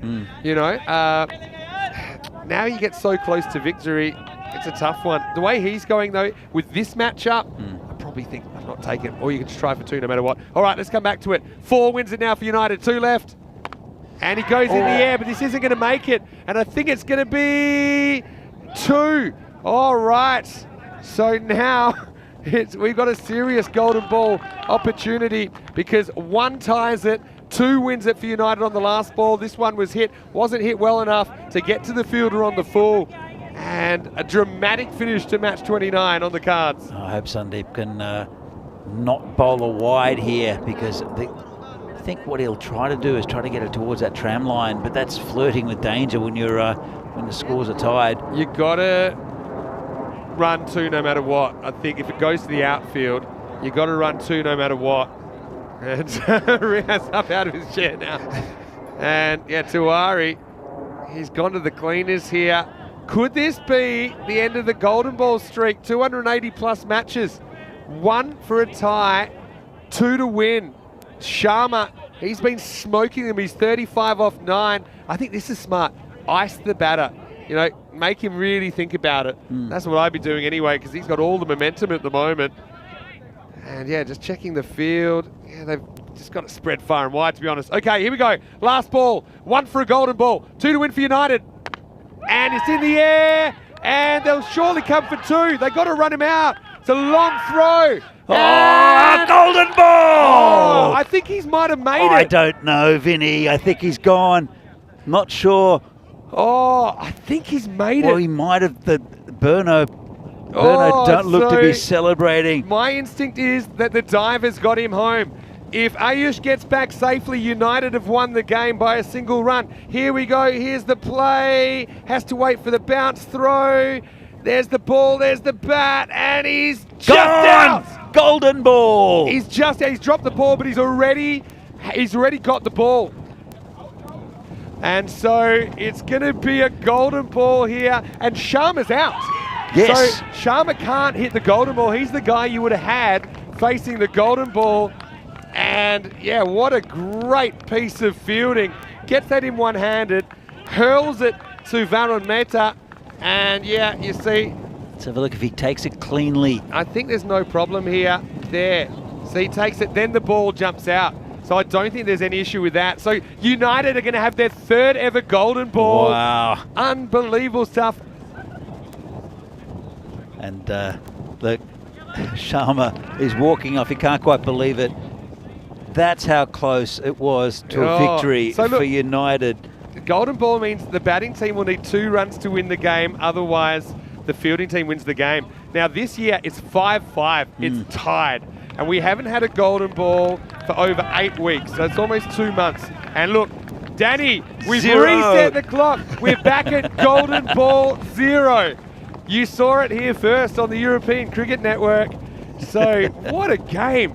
It's 131 for 4, plays 131 for 4. Now here's the question. Who's going to face it? Because you've got Abhimanyu Singh there, he's already there. But you can use anyone that hasn't batted. And let's not forget that once they use Shaimal Joshi, but he's not in the side, so I guess it won't be him. You can't run Pangaka because he's not in the side. Yeah, you're true. I would go with Abhimanyu, to be honest. He's a good batsman, is Abhimanyu, and with how quick this field is, all he needs to do is get it through the infield, and it's 4. Golden ball. Sorry, yeah, I was just going to say, first golden ball since the 26th of May in Bulgaria. And well, I hate to say it, Portugal, they diddled us last year when we had to break a big golden ball streak. Guess what? Day series, bringing it here. We have broken the streak. Wow, and what about United? They're golden ball magnets. This is their 3rd golden ball. And yeah, I tend to agree with you. I think lack of alternatives. Maybe Ghanshyam Kumar's a guy you might look at to come out and face it. But the big thing is, it's not just the run out, it's the fact this run out of Sharma, who was on fire, did the right thing, had to kind of go around his batting partner, didn't he? It was a collision. It wasn't almost a collision. Wasn't the best slide either. He kind of went knees, didn't really go the full Superman. Yeah, this is the last ball of regulation. Got to say, well done by Mehta under pressure. He's kind of the backup keeper with no Rantoul in the lineup. But yeah, this is how close it was. And it was a fairly easy decision for the video official. So, all right. Golden ball 48, live from Prague. We've never had a wide or a no ball on a golden ball either. All right. So who's going to bowl it? Yeah, that's the other question. Well, I don't think it will be. I don't think it will be Tuwari. That just went for 27 in the last over. Yeah, definitely not going to be Tuwari. Can I go out on a limb? You're going to say Naveed Ahmed, aren't you? Yeah. I'd go out on a limb and I'd bowl. It is very unlikely to bowl a wide, but some reason people don't like spinners.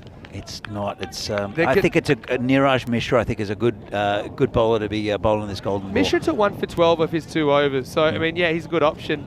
But I don't know when you've got Tuwari, when you've got Naveed, part of me that hasn't gone to the boundary yet. I just thought it might be a good one. But now, what's your strategy? Now, interesting, they've got a whole bunch of infielders. Remember that one's fine. There's no one on. Oh, there we go. We've got Tuwari. Well, Tuwari's not that mobile. So a 1's fine for the fielding side, a 2's not. So you want to have your outfielders in a bit because you know they're going for 2 no matter what. Well, it's the same ball again. Exactly the same as the last ball. There was 2 off that last ball, so it's a second golden ball in a row. It is essentially. I mean, Abhimanyu Singh is going to face up. United are going to play their 3rd golden ball on ECN against Burno. These 2, they're tied on runs. They're tied on points on the table. Here's the deciding ball. 2 to win for United. And he goes for it. And he's going to be the same situation. They're going to come back for 2. Is it in time? No, what's going on? Oh, no. And what has happened? They never tried for the 2. What? Oh, I have no idea how that happened. I think Abhimanyu out-Pangarked Abhimanyu. What happened is he came down and he thought the throw was going to go to the bowler's end. But you might, in this situation, it's so far away, you don't have to. Have a look. Yeah, look. He was short anyway. Oh, that's what it was. He was short. Oh. He was short. So it was going to be a 1 short, so he didn't touch his bat and he knew he had to go back. So yeah, it wasn't a holding the crease situation. The throw was fumbled and somehow they don't get 2. Have a look. He was short there. He knew it. He was, and he knows it, and that's why he goes back. Great pickup, Danny Hudacek. And by the time he goes back, it costs him valuable meters. Because I think if he touches his bat with the fumble, then he would have gotten back. But yeah, great fielding originally from the outfielder to get it in so quickly. And United so close yet so far. They're going to go down in this one. Golden ball 48, 1 to remember, Danny. Absolutely, and what a fantastic finish. As I said, we had basically 2 golden balls and 2 run-outs. Almost the same thing on 2 different balls. I was wondering when this would happen. I thought one day someone's going to do a 1 short on a golden ball. Can you imagine if he didn't realise? They run the 2, they're all celebrating, and then the umpire signals 1 short, and you go from winning to losing. And we would have had that situation. But Abhimanyu Singh, off the bat, I thought for sure they're getting 2 because they know they've got to go. I was super confused at the time, but now with the benefit of the replay, we can see why he went back to touch his bat a second time. And in a dramatic one, Burno get over the line. A game that had almost everything, Danny. Yeah, it was a fantastic game, and between 2 very close sides. And they were completely out of this United, even though there was some really good batting from Piyush Paghel and also from Ruturaj Amagari early on, and it was right out of their grasp. Burno and Ayush Sharma right at the end. We'll see that hitting. We see the ball sail over Niraj Mishra's head, but there were some very good bowling performances for Burno, and it was the old stager Sandeep Tiwari who will be breathing a sigh of relief when now they finally win this game. As we see Ayush Sharma. I'm kind of in shock because we say you see it all, and just when you think you've seen it all, you'll see something you've never seen. And that's that golden ball. We'll come to it in a moment. But before that, you got to give credit to United. They seemed down and out. Remember that they needed 28 to win off the last over. They ended up getting 27, and in amongst it all, Bagoli went 4 and out. That was a good ball by Mishra, who was asked a little bit later in the piece to bowl the golden ball. But it all kicked off towards the end. And United, after being held to just 6 and 6 in the 8th and 9th, this is when it got down to the very end. They needed 2 to win off the last ball. This made it a tie, but the winning run had to go around his batting partner. Ayush Sharma run out by about half a metre. And that was important, wasn't it, Danny? Because it meant that Sharma couldn't face the golden ball. Yep. And United would have loved it if he could have. Of course, he was hitting the ball so cleanly. And that's how close it was. It was a bit of a slide dive. And this is the golden ball. Yeah, and I think it's a good decision to go to the keeper's end. Yeah, but the biggest thing here was, I mean, they had heaps of time to run through, but the issue is Abhimanyu, the captain, he didn't get his bat in the crease. Had to go back and touch a second time, and that cost him valuable time because he ends up getting run out on the dive. But yeah, it's the touch. The touch not being past the line that cost United the game in the end. There's no other way to say it. And Brno, they break the tie by winning the golden ball. And, well, I know that Riaz is happy with it. that was old footage. And he was looking a little bit less relaxed towards the end of that game. You think? As you look at the score, and this is the 10 over score. 36, Ayush Sharma in 10, including the 27 off the last over, all off his bat. But he couldn't get the 28 before that. Magare, Bagel and Bagoli, all useful contributions. And with 18 extras, it was enough to get them the tie, but it won't get them the win in the end. As far as the bowlers went, hey, Mishra, I suppose he's the standout, along with Naveed Ahmed. He ends up being the golden ball hero as well. He took 1 for 12. Shane Khan 1 for 17. 1 for 33%. Gupta was a bit expensive. But Naveed Ahmed, I think he's a really important cog in the Brno attack. Didn't take a wicket, but only went for 12 bowling the second half of this innings. Well, Danny, after all that, you can finally hit the showers. But what a way for you to finish your day, because I know that you're going to take a rest the rest of the day, but you'll be back for Sunday morning action tomorrow for day 7. We'll be back. I think I might stick around and watch the Venerati game. And hopefully the boys will get a good showing in the next game coming up. But this was a fantastic end for my day in the commentary marshmallow. Yeah, well, we may be able to grab you back then. We'll see how we go, but we're going to take a break. I can tell you the next game delayed by 5 minutes because of that game running over, not surprisingly. But Venerati versus Bohemian coming up in match 30. Until then, Vinny Sandhu is to Maximo with Danny Hudacek. And once again, Danny is the golden boy because he seems to bring the golden balls, and that's one we'll remember for a long time. We'll see you shortly after the break for the 5th match of the day here from Prague in the European Cricket Series.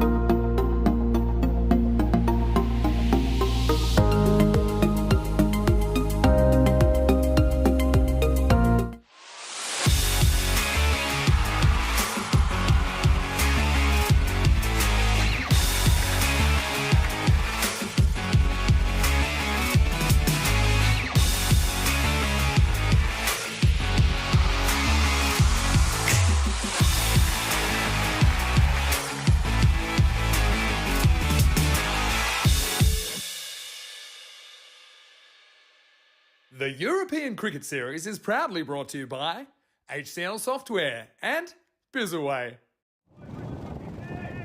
And welcome back to Prague for this European Cricket Series in Czechia. Match number 30 between Vinohrady and Bohemians. I was going to go away, but decided to stick around to watch the Vinos and the Bohemians play. This should be a really good game. We can cut to the toss to see what happened. Okay, your call. Tails is the call, and it's a tail. We are gonna bat first. Vinohrady win the toss and will bat. Over to you, Vinny and Danny. Well, they won the toss, did Vinohrady, and I just looked at Sahil Grover's face during that toss, and he big smile on his face. I think that's exactly what he wanted to do as well, was bowl. And Vinohrady with Sean Dalton up top. As we see there, Christian Volek is not going to open with him. It will be Sid Gowd to open with Sean Dalton up at the top. Bohemians have been boosted with the inclusion of Abul Fahad, who's a very good fast bowler for Bohemians and the Czech national side. As we see, the top bat is here, Sid Gowd. Also Adnan Mohammed and Sean Dalton just coming in today. Sean Dalton doing very well. Sahil Grover, Saeed Mahmood and Sajid Bhuyan, the top for Bohemians. Bohemians are a little bit inconsistent. Javed Iqbal and Sajid Bhuyan are their wicket takers, the main wicket takers, main bowlers. They've only played 4 games in this tournament so far. They're doing okay, but as we said before, they're quite volatile. Bohemians, you never quite know what team's going to turn up. Sometimes they'll absolutely blast any team out of the water, and other times they'll start bickering and fighting if things aren't going well for them. But here's the warhorse, Javed Iqbal, to open the bowling against Sean Dalton. And it's been turned around the corner just over the infield. Didn't have much control over that shot. It will go to the boundary for 4 though. It's first runs on the board for VCC, but it was a little bit of a dodgy start. Just didn't quite get all of it. Got pretty big on him. And as Kamal Singh chased it down, again, he's a former Vinohrady player as well. Hit like a win. Couldn't catch up to it. Swapping the field around a little bit. Well, they might not have seen Sean bat too much. They've got a very strong offside field. No one really deep. He's very strong through the offside is Dalton. Just pokes that one down to third man. Actually, just to the gully. No run there. So pushing him back. Iqbal by some very good short bowling. Nothing express from Iqbal, but it's not slow either. This man never changes. Looks exactly the same as when I first met him about 12 years ago. He comes in again, bowling to Dalton, and a big swing and a miss in the Vinohrady opener. Good ball there from Iqbal. Again, just short of a length. Really good line and length. Came at him a bit. Dalton's better when he's gliding the ball around. He's very strong through the offside. He can play through the onside as well, but he likes opening up the face. Also better when he keeps it on the ground. But with the field being in the power play, he sometimes lifted it over the top as well. That's another good ball. Been a good start here from Iqbal after a boundary first up. He's brought it back very well. Bohemians have got a pretty good bowling lineup. Now Farhad's come in. We'll see probably 2 overs from him and Sajid Bhuyan as well. They're all top line bowlers. Of course, the Javed ex-national team bowler. And this one's been dabbed down. And, well, not a bad effort there. He's got him, in fact. Well, that's not great. It's a diamond duck for Sid Gowd. And that was fantastic work there from Iqbal. Really Let's have a look at this. Dabs it down. Sid's there. They go for it, but Iqbal's picked it up, just flicked it, and Sid Gowd can't believe it. Well, a bit of a suicide run there. Let's have a look. Just dabbed it down. Looked okay, but the bowler picks it up, flicks it, and he didn't really slide the bat at all, did Sid Gowd. Let's have a look. If he'd slid the bat, and ball's hit there, and it's a diamond duck for Sid Gowd. It's been run out again for no score, and he's the class batsman in this Vinarati lineup. So there's the diamond Derek. First time we brought him out in this tournament, and Sid Gowd can't quite believe what's just happened. New batsman is Christian Volek. In fact, it's not. It is Abdul Muiz. Interesting. The left-hander. Shuffling the order a little bit. And pretty good start here for Bohemians. After conceding a boundary first ball. It's been a good over from Iqbal. And turned around the corner. Picked up well. And just held by the fielder. So I see expected scores. Vinarati the slight favourites, but it's very even between these two teams, and with the inclusion of Farhad, it's going to be a very, very tight affair, I think, especially after that early loss, and a bit senseless as well. It'll be Zishan Azim will take at the bowling, and Muiz will retain the strike, the left-hander. So really good start for Bohemians. PCC not the start that they'd want out of the first over. 5 for 1. Sean Dalton batted beautifully this morning, and hit a sparkling 82. I want to get back into that form as well. It's a little bit different now. There's well, there. Bowler's asking Javed Iqbal to come in. And that would have been a no ball as well. Well spotted by the bowler. Comes in Bolton to Muiz, who punches that to cover. No run.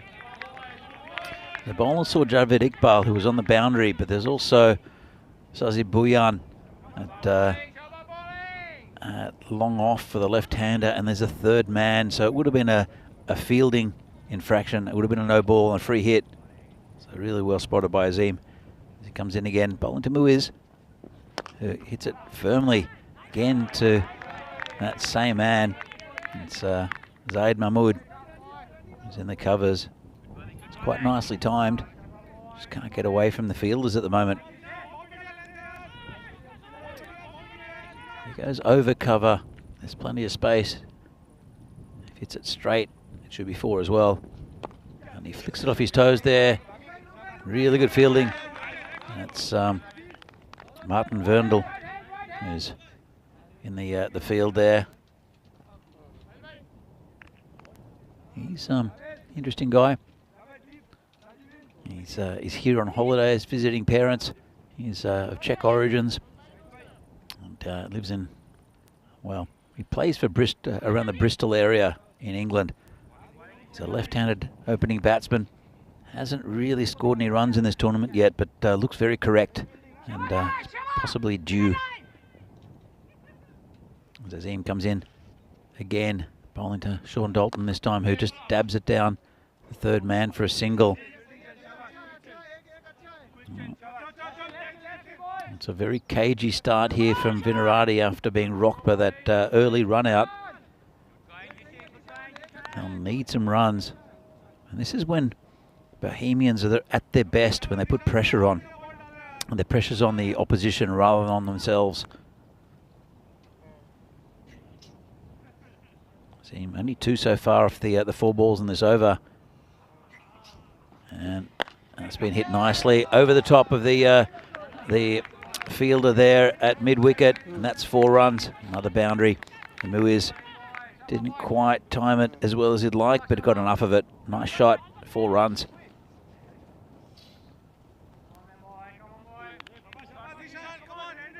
Just a little bit short from the bowler. Who is, again, hasn't seen his, hasn't been at his best so far in this tournament. As he runs quickly, that could be out again, and he's gone. Well, it took him an age to start going. A direct hit, everything's going right here for Bohemians, and it's Javed Iqbal again with a direct hit. Well, he's 41 years young, is Javed Iqbal. Let's have a look at this. Hits it.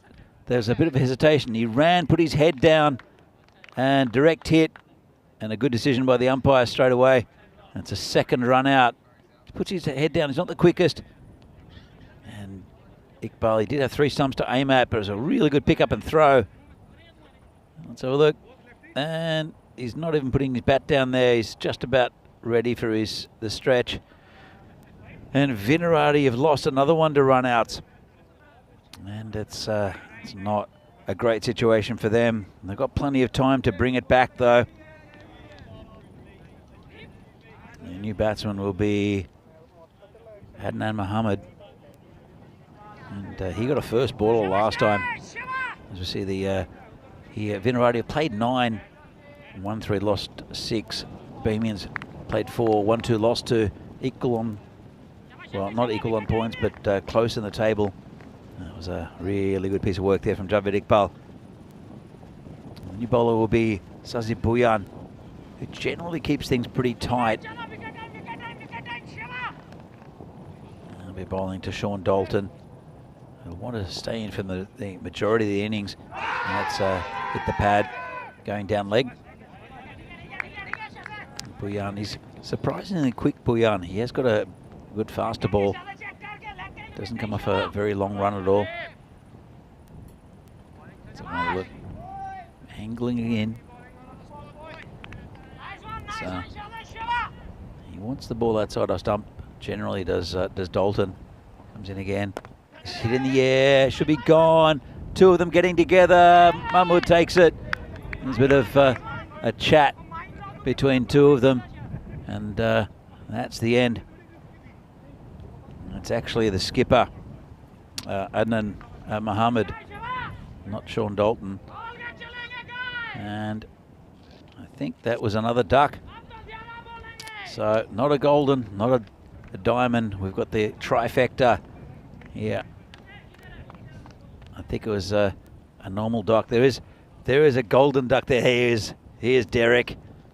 So we've had all 3 of them already, and we're only in the 3rd over. Vinarati 11 for 3. Not the start they wanted to this game, and they like playing the early games, I think, Vinarati, when the coffee is still fresh. But as we get later in the day, it starts to fall apart for them, unfortunately. Still a long way in this game, still some good batting to come. And it's Mohammed Nabil to come out. It's a shame we haven't seen the best of Adnan Mohammed. He's the skipper for today. Captained the side well in the first game, but things have just not gone well with the batting. As Bhuyan comes in again and just tucked around the corner. Should be a comfortable single. And it'll bring Dalton on strike. They need a partnership here, VCC. And Dalton is the man most likely to score them some runs, to get a total on the board at the moment. It's a bit of a disastrous power play. There's Bhuyan. And left alone, called a wide. Bhuyan's asking him a question.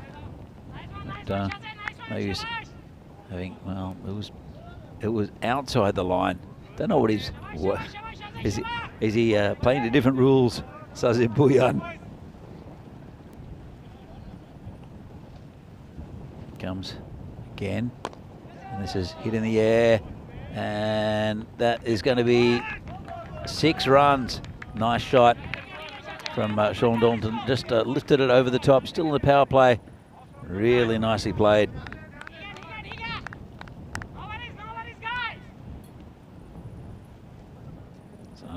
Dalton. So looking to take the attack a little bit. Has to play his shots correctly though. Sazib comes in again. And gone! Well, got a top edge. Grover knocked it up. Everything going right for Bohemians, and that's the end of Sean Dalton. He's gone for 11 off 8. Bouillon gets another wicket. Vinarati lose another wicket. And it's a bit of a disastrous start. See what they can salvage out of this innings, Vinarati, because there was a thick top edge. Let's have another look at this. Went pretty quickly to Sahil, who put the gloves there and took it on the second grab. Well, Vinarati now 19 for 4 with the top order decimated. It'll be Christian Volek, who's again with Czech origins, Czech parents from South Africa. He's up here living in the Czech Republic at the moment. Bouillon's got 2 for 8. Still 1 ball left in the over. It'll be Volek who'll be facing it. Sean Dalton will be keeping for Vinarati. I've got 4 keepers in this lineup.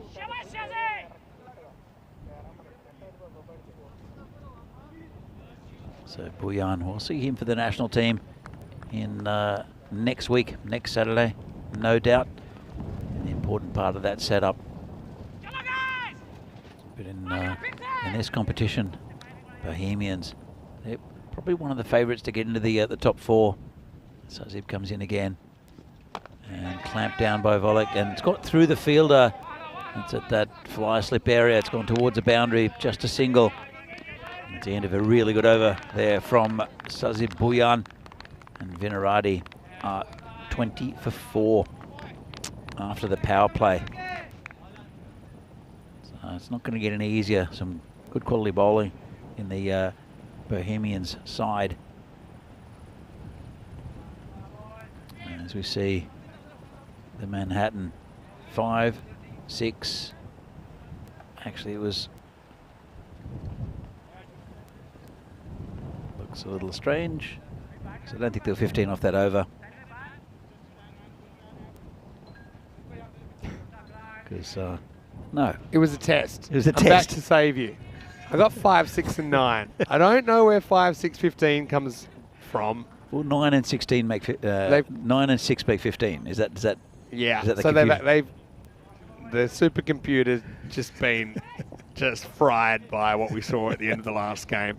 But anyway, we can confirm it's 20 for 4. 5, 6 and 9 off the 3 overs in the power play. Welcome back, Vinny. Yeah, it's nice to be back. Still recovering, if I'm honest. This is a touch and go one. Might have just got away with that. Might have got a snifter of the line, but anyway, Vinarati, unfortunately, been a bit of the calypso collapso about them at times in this series, and Gout getting run out for a second consecutive game. I mean, can't take a trick at the moment, can they? Yeah, really can't. Then another run out. Guess a drop catch behind that turns into a catch behind. Grover knocks it up and takes it a second grab. Nothing really going for Vinarati at all, but Bohemians are that kind of side though. When it goes for them, it goes for them, and that's what they feed off. They can put a lot of pressure on a side. As Volek moves down the wicket, gets a single. It's Kamal out there in the covers, who just pads it down and underarms it back to the bowler. But yeah, Vinarati, as I said, they need some sort of partnership. This one's got through the infield. Miles pretty quick. He's done pretty well, but it's gone over the boundary, and a bit of a relief to the VCC supporters. He actually did all the hard work here. Right, he actually catches up to the ball, which is a bit more possible today because of the overnight rain. But it's this last bit where he didn't quite get down far enough, did he? But yeah, got to say, it's pretty good to see Shahaz Farhad back. He's a nice guy also, Farhad. Yeah, he's a really nice guy. I remember when he first was playing cricket here and what a difference he made to the club as well. Oh, it's another bit of a nasty end to the pitch job for Grover.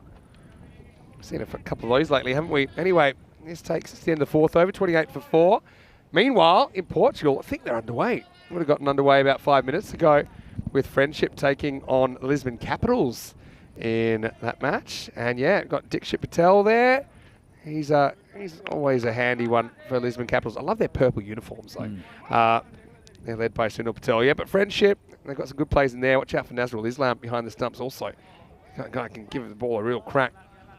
This one's Sazib's lost that one going back to the game here. That was a huge, in fact, it's called a no ball down leg side. I actually think that's probably a wide because it's bounced past the edge, past the stump.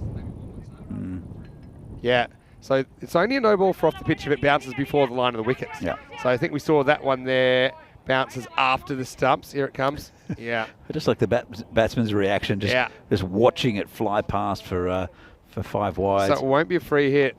Oh, lovely shot. It doesn't matter because Nabil gets a boundary anyway. But yeah, I was wondering if Brian would argue that wide call as well, like he argued the last one. It's just smart batting though. He's dicing with danger a little bit because Grover's prowling there, isn't he? But Pinarati. I suppose one thing they've got on their side is time. They do have still about 6 overs to bat. That's a plus. Yeah. That was a nice shot though. Grover's probably not the most mobile of keepers. If it comes to him, he's got pretty good hands. Yeah. But even his stance has a little bit of a. Okay, if it comes to me right here. Hands on his hips, as that's called a wide again.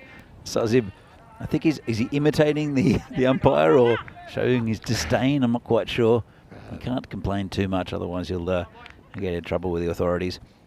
He's trying to say, yeah, come on, bowl a short one, I think is what he's trying to say. Well, does the opposite. So he had a little motion at the bowler. How he's just saying, it looks like he was saying, yeah, pitch it up. Maybe he's trying to say pitch it up a bit. So he's saying like pitch it up a bit, pitch it up a bit. I thought he was trying to say, because he was using that motion of his upward turned hand of like get it upstairs on the guy. But anyway, doesn't need to. It's the 5th wicket now. Volek plays all across this one. Bhuyan, been a bit all over the shop to be honest, but this one's right on target. Pinarati have lost half their wickets within the first half of this innings. It's 39 for 5. Yeah, used his feet well, Volek there to york himself, and it's a good ball by Bhuyan. And yeah, he knew he was going to come down to the pitch. Doesn't really know why he did that. Volek, I think he's wondering why he did that as well. So, yeah, probably wasn't necessary given the situation. And also, it's clear that Bhuyan wasn't locating the ball that well. So if you do happen to get a good one, straight one, maybe you can just keep it out at this stage and hope you get a little bit of trash to cash in later on. But unfortunately, Volek won't be able to do that. 39 for 5 as it's going to be Rakshit who's going to come to the crease at number 7. Yeah, we haven't seen the best at all of Rakshit in this tournament. And he got up pretty early. I think it was a caught behind in the last game. And but he is a man who can really bat. He's a very classical looking type batsman, especially when he gets going. Rakshit. And he's out there adjusting his gloves. I think he should have done that before, but you know, batsmen do change things. As one of the bails comes off, and we're getting that breeze. It's 5 o'clock local time. It wasn't really bail blowing breeze. Oh, now Grove can't work it out. Sometimes you just get the grooves not lining up with these stumps. I've noticed that. They've got a rubber base, yeah, and then they fit into the rubber base, and they're as they. Nilkesh is an expert of setting up the stumps. So you see, he says, all right. Problem is, and that is a problem. Sometimes the top of the stumps they get bent a little bit too close together or far apart. Yeah. And Nilkesh gets it spot on. Very experienced umpire, part of our blue crew as well. It's just full. Should be called a no ball. Tucked away and 6. Well, that's a perfect start for Rakshit, and a bit of a relief there for Vinarati, who are starting to get a few runs. Yeah, Sazib goes full teapot as well after he bowls this. He's trying a York up, but it's waist high, and I think it's a good call. We'll have a look at here on the replay. Yeah, easily. Hits it waist high. So it's a bit higher than waist high, I think. Maybe even higher, but no doubt Nilkesh makes the right call there. So free hit coming up. And Rakshit gets the perfect opportunity to double his score. Well, he charges Sazib, who acrobatically stops it from going past him. And again, why does the batsman charge like that? Just get it. It's got the immunity cloak. People see it on TV. I think that you'll be way better to go deep in your crease and give yourself more time to have a look at it. It's well, he's done something to himself. Has for me, Bouillon, that looks like a wide. To me, yeah. I mean, it's umpire's call maybe. Is it completely inside the tram line? I think a bit of it gets the line. But Sazib, his kind of microaggression tactics paying off. Everyone's too scared to call him on those close ones. Hopefully he's all right here, though.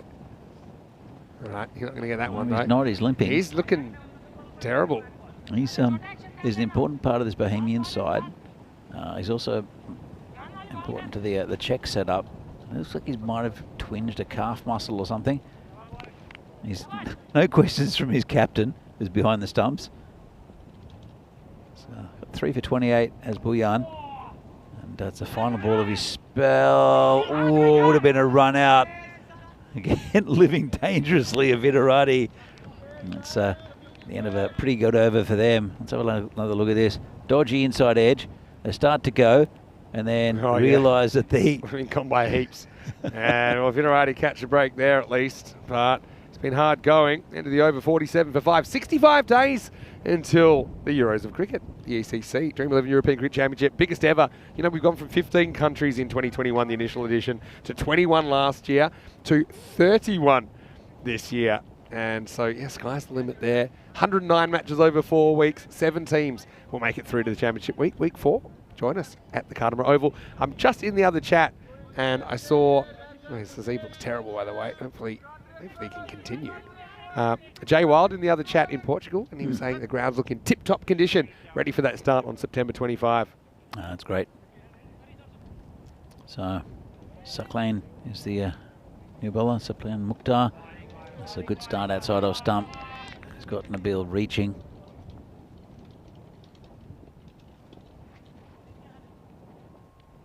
Comes in again. And right at the stumps this time. Yorker length, really good delivery and a good start from Mukhtar. Yeah, good start. And you can stay there, you can have a good time. And again, a little bit of a quicker one outside our stump. Mixes it up really well, does Mukhtar. Good take by Grover. Yeah, it's a good take by Grover. See, I'll be curious, can he take balls that are super full? Because sometimes he doesn't stay low long enough. That's pretty good, though. Has that gone straight through the fielder? Well, they're going to go for 2 again. Luckily, the throw was to no particular end. Otherwise, I think there was trouble on the cards. The running from Vitarati has not been the greatest in this game, to say the least. And the fielding's been generally pretty good, but that one was not a fantastic effort there in the covers. Good length, though, once again from the bowler. Still only a single, not too bad. That comes in again. And he's split the field somewhat, but really good work there from, what was it there? Is Zishan Azim is fielding on that boundary. Yeah, great fielding. We did get the ball before, so the next ball was good stop. Closed the gap pretty quickly. Oh, mis-stumping there, I think. I'm not sure if is this one of these fake charges, because I don't even know if this back foot drags. Looks like he's charging heaps, but have a look. Might be wrong. The back foot seemed to get back really quickly. Let me see. What have we got here? See, because he goes back first. Yeah, for a second. I mean, it would have been tight, but yeah. I would say, as we get to the end of the over here, it's 51 for 5 after 6. That, to me, is okay, because he snatches a bit, but he had to, because he had to be super quick to get back to the bails. Yeah, sure. I often say, with stumpings, and some run-outs as well, there's 2 types of stumping. The one where you have to rush and the one where you don't. So I always used to tell myself, if I saw a guy charging heaps out of his crease, I would just say, look, concentrate on catching this ball cleanly. Don't worry about going to the stumps. But then the ones like that where they just maybe step out for a microsecond, then you're already kind of thinking, can I take it in one motion? So that's acceptable. It's not, that's in outdoor, but indoor cricket, you just take it.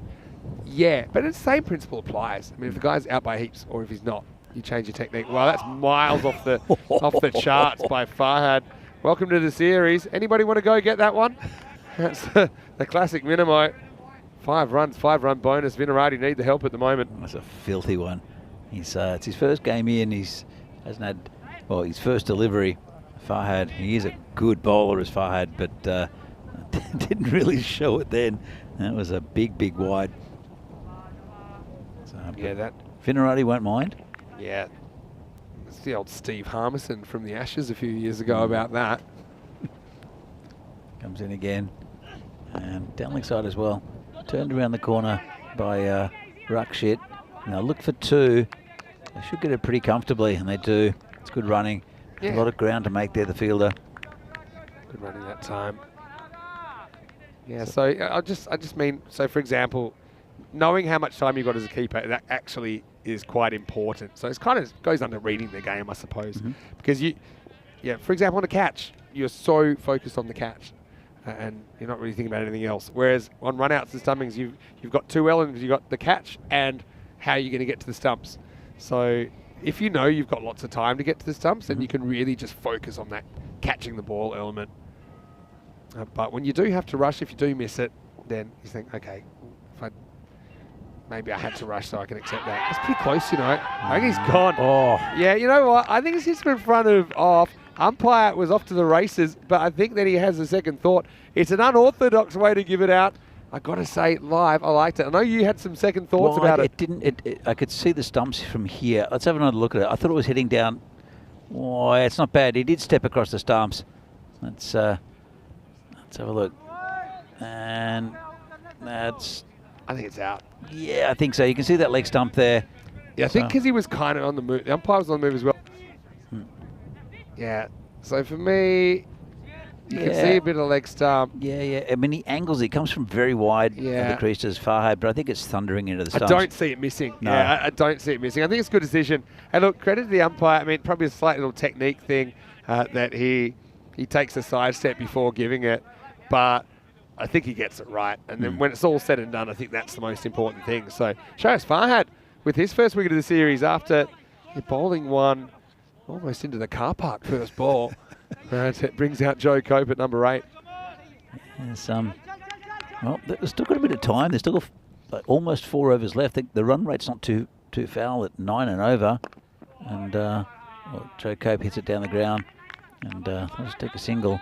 But I think it was a pretty expensive over from Saziz Bouyan that pumped the score up a bit.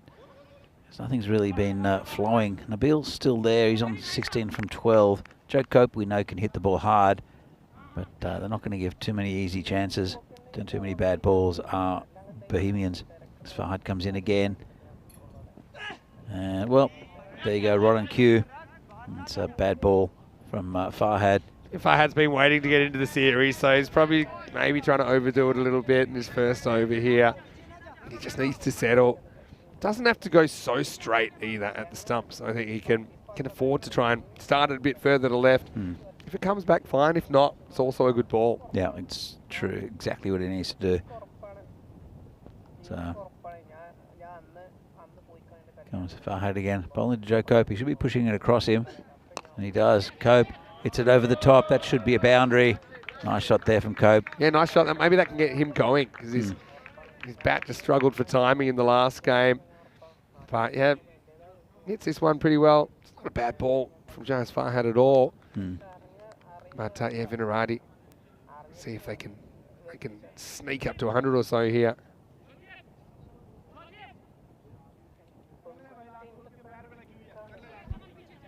So Farhad, you can see hear some mumbling in the background. It's coming from one of the FX bikes around the ground. Crossed wires. Crossed wires, yeah. That still happen? Can you get someone else's phone call? I don't know. The digital age. You're a few years older than me. You're listening to someone else's phone call. I have had that happen. Remember the days of you could pick up and listen to someone's phone call in your house? Yeah, I remember that happening. It was weird. Yeah. I don't know how that happened officially, because surely there are like wires going to your place. Farhad's still bowling. I just noticed. Oh, yeah. It's been a long over from Farhad. You'll have to shave again at the end of this over. Anyway, this is going to be 4. It didn't start too well, doesn't end too well. Does get a wicket, but he does go for 18 as well. And it takes us to the end of the 7th over at 69 for 6. It's a bit of a loose over. Too many wides and expensive wides. And then that one, well, there was one from Cope that went for the boundary, and that one for for Nabil. So this is the European Cricket Championship from September 25th. You can see the Czechia there in Group A, but there are 6 groups of 5 playing until the championship week. Great format. I was speaking to Corey Really last good. night. He was saying, the thing is, it's just so quick. You know, he's coaching Spain in Group A, and he's just saying, it's Monday to Wednesday. It's just, bang, it's gone. Especially, 'cause obviously, Corey does a lot of commentating for us on ECN as well, and you're kind of used to, you know, longer tournaments, long days, and all these things. But blink and you'll miss it. You got to perform in your first 4 games, otherwise you can be going home.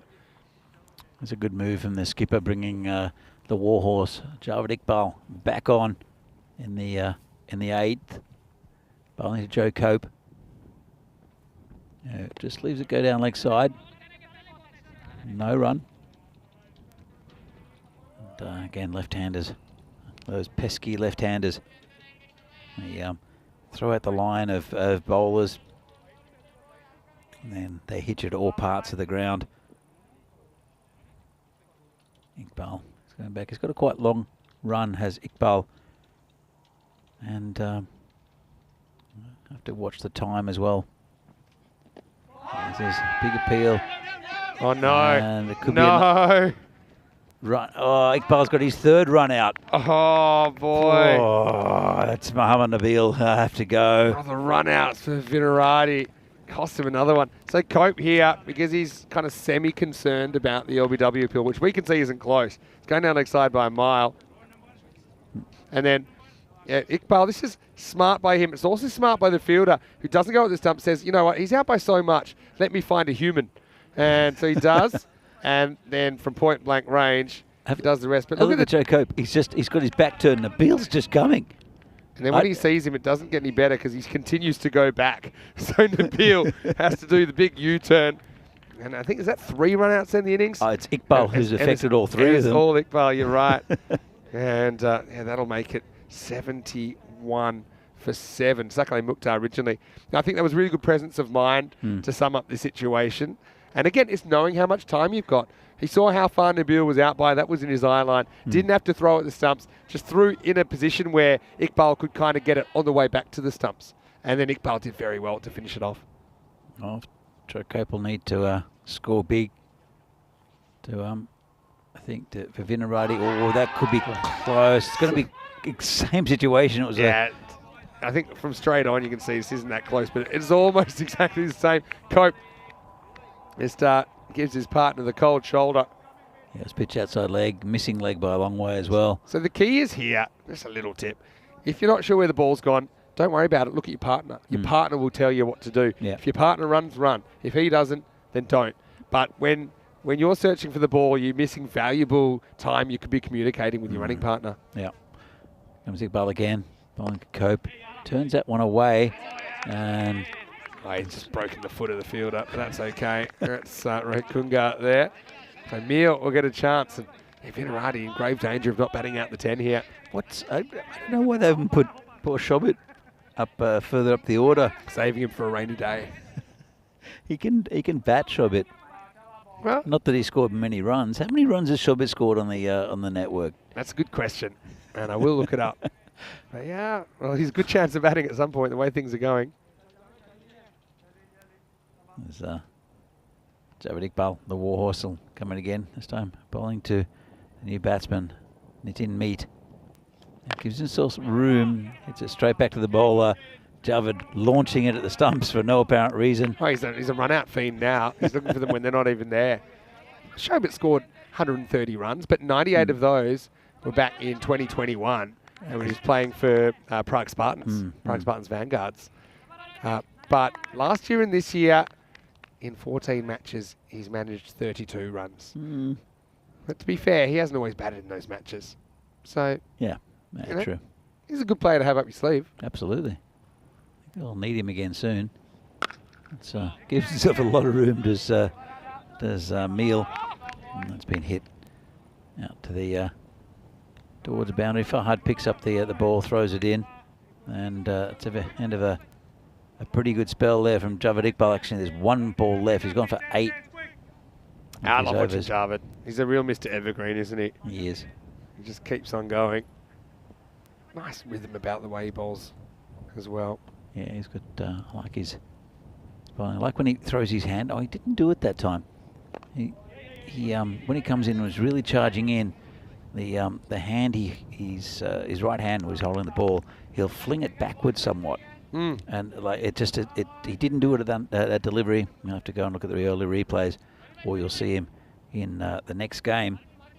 But at the moment, the run rate again, it's not disastrous. 9.25. Still got 2 overs to go. If they can pump that up a little bit, but it's just all those wickets falling. They've never got a rhythm in this innings. Have Vinarati at all, mainly because 3 of their batsmen have been run out. We've got to burgle 100 here. Don't know how you're going to do it. I mean, Cope's a good hitter. I think that he's the man that might be able to pull him out of it. Well, I can't see Sazi Bhuyan bowling again.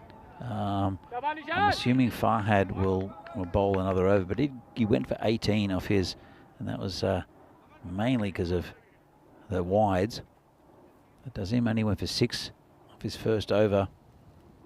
Comes in, and Joe Cope just defends it. Yeah, this one keeps a bit low on him. And you can see he wants to be a little bit careful because he doesn't want to throw his wicket away. And then you're 8 down without Cope. I think Cope, being a genuine hitter, he's trying to make sure he goes the distance. And he's just having a little bit of a laugh with Sahil, saying, hey, can you believe how low that capped? Maybe good signs for Joe, because he'll get the chance to bowl. He will. Pretty shortly. And swing and a miss. And just returned to the bowler by Grover. Looked like he was going to go for a run out as Cope was on the march. So he's 8 off 9 at the moment is Joe Cope. One of those was a 6. Yeah. So he's not hitting the ball very fluently. And tucks that around the corner. Just be a single. Chance for a run out again. And it wasn't Javed Iqbal. So to be fair, one of those was a 4, not a 6 from Cope. But it shows was it a 4? It was a 4 over there, yeah. But it hit over the top. Okay. But yeah, I mean, still, yeah. Cope's a guy. You know, when he looks good, he looks like a genuine top order player. You know, he's simple technique. But yeah, timing's just one of those things that comes and goes. It's hard to manufacture. Got a minute 20 to bowl these 3 balls. It should be fine, but I mean, there's some wides, something like that could be a problem. And it's cracked into the covers. There's a man back there. It'll just be a single. It's all pretty slow here for Vinarati. So they have a total to bowl to, but it's not a hefty one, considering the how fast this ground is. And Bohemians can fall apart, but they seem pretty confident and seem pretty at ease with what's happening at the moment. And Sahil tries the run out and just misses. This is an interesting ethical dilemma because we saw, I can't remember who it was, ran when the ball hit him in this situation. And he said, well, why would I be sportsmanlike? I reckon that's out of it hits. Oh, I think you're right. But yeah, the batter got hit by the throw and then ran. And the keeper said, hey, it's not very sportsmanlike. He said, it's not very sportsmanlike if you try and run me out sneakily.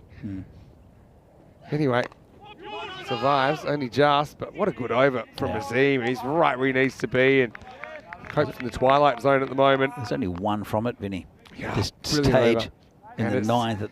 Well, nothing happened in the 9th apart from some really good bowling from Zishan Azim. Shobit continues to get pad rash as it's 76 for 7 with an over remaining. Bhuyan with 3 wickets, but he was a bit expensive. Azim, there's a case for him to say he's the best of the bowlers, you know, none for 7 off 2. Also, Javed Iqbal's been brilliant, none for 9. Abul Shahas Farhad with the other wicket in the innings. Sakle Mukhtar as well. It's not we asked him. None for 12 off 2, run a ball stuff. Who's so Farhad? He's finally turned up for a game. He went for 18 off his over and a couple of really juicy wides. 19, but who's counting? Been dragged. So they'll get another game tonight though, Bohemians. Wasim Sadar is the new bowler. He'll bowl the final over, and Nitin Meal will be facing. He'll want to try to hit the ball at least.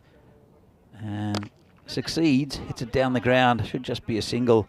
Zaid Mahmood doesn't look convincing, but picked it up and threw it in. Yeah, I've been thinking about two just because the field had a lot to do. Whether they would have made it or not, I'm not sure. You see what the throw was, Vinny. The throw was great, but look, you have to do a little 360 manoeuvre, you see. So that might have given him a shot. So it would have been touch and go if they'd gone straight away. The throw was over the stumps, though, so True. I don't think Probably wouldn't have made fourth it. run out wouldn't have been great. I still think it was a risk worth taking. He's wound up. There you go. That'll do. Now, Joe is struggling to find the middle of the bat, but he does find the boundary. And considering he'll have a leading role at trying to defend this score, he won't care how the runs come. Yeah, you're right there. So, just another I think four Joe, to the total. I don't think he's really getting sledged by Sahil, but it's one of those times where I think Joe's agreeing with all of the sentiment out there from the keeper and the fielders around him that he's batting terribly. He's like, yeah, I know.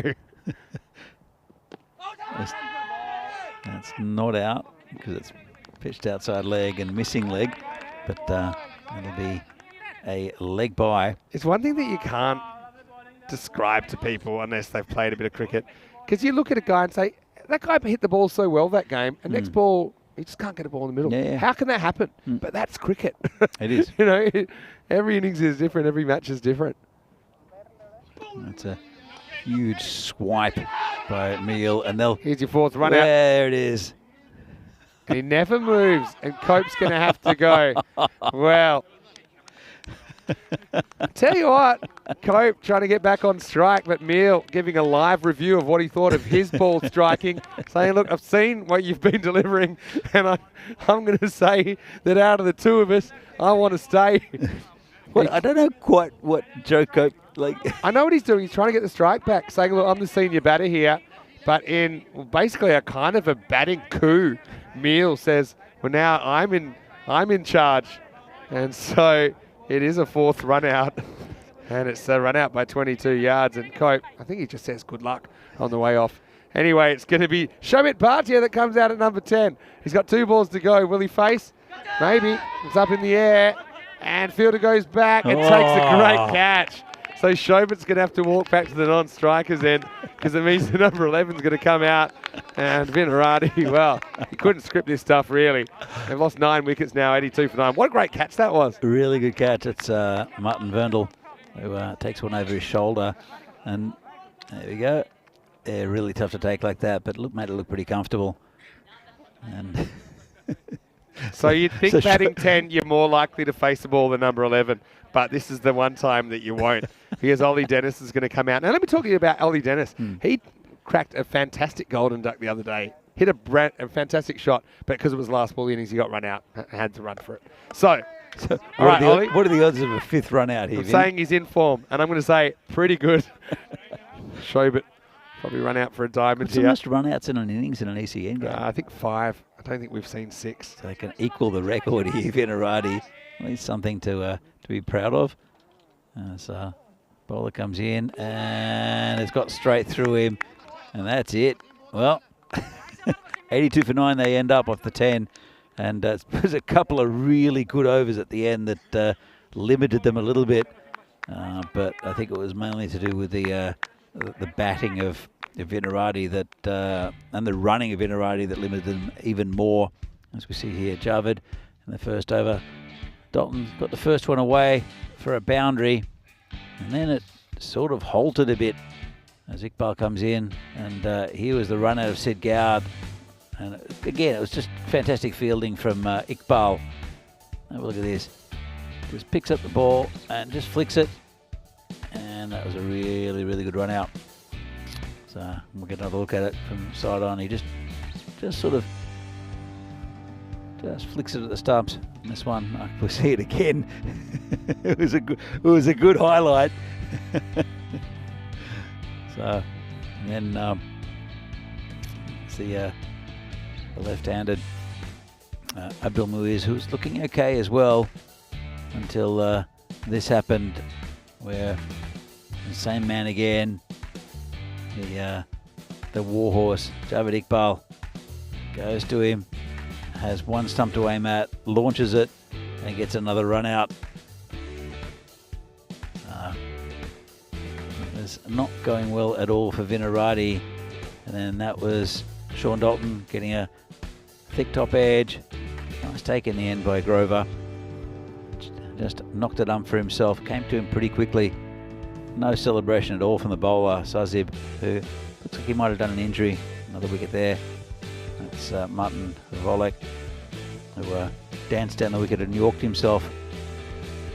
Just nothing really went for Vinarati, but then they were kind of their own worst enemy as well.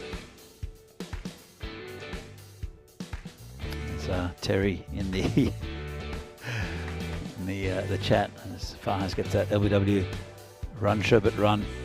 Well, he didn't get much of an opportunity to run at all. So Farhas didn't have the best of times actually. Farhad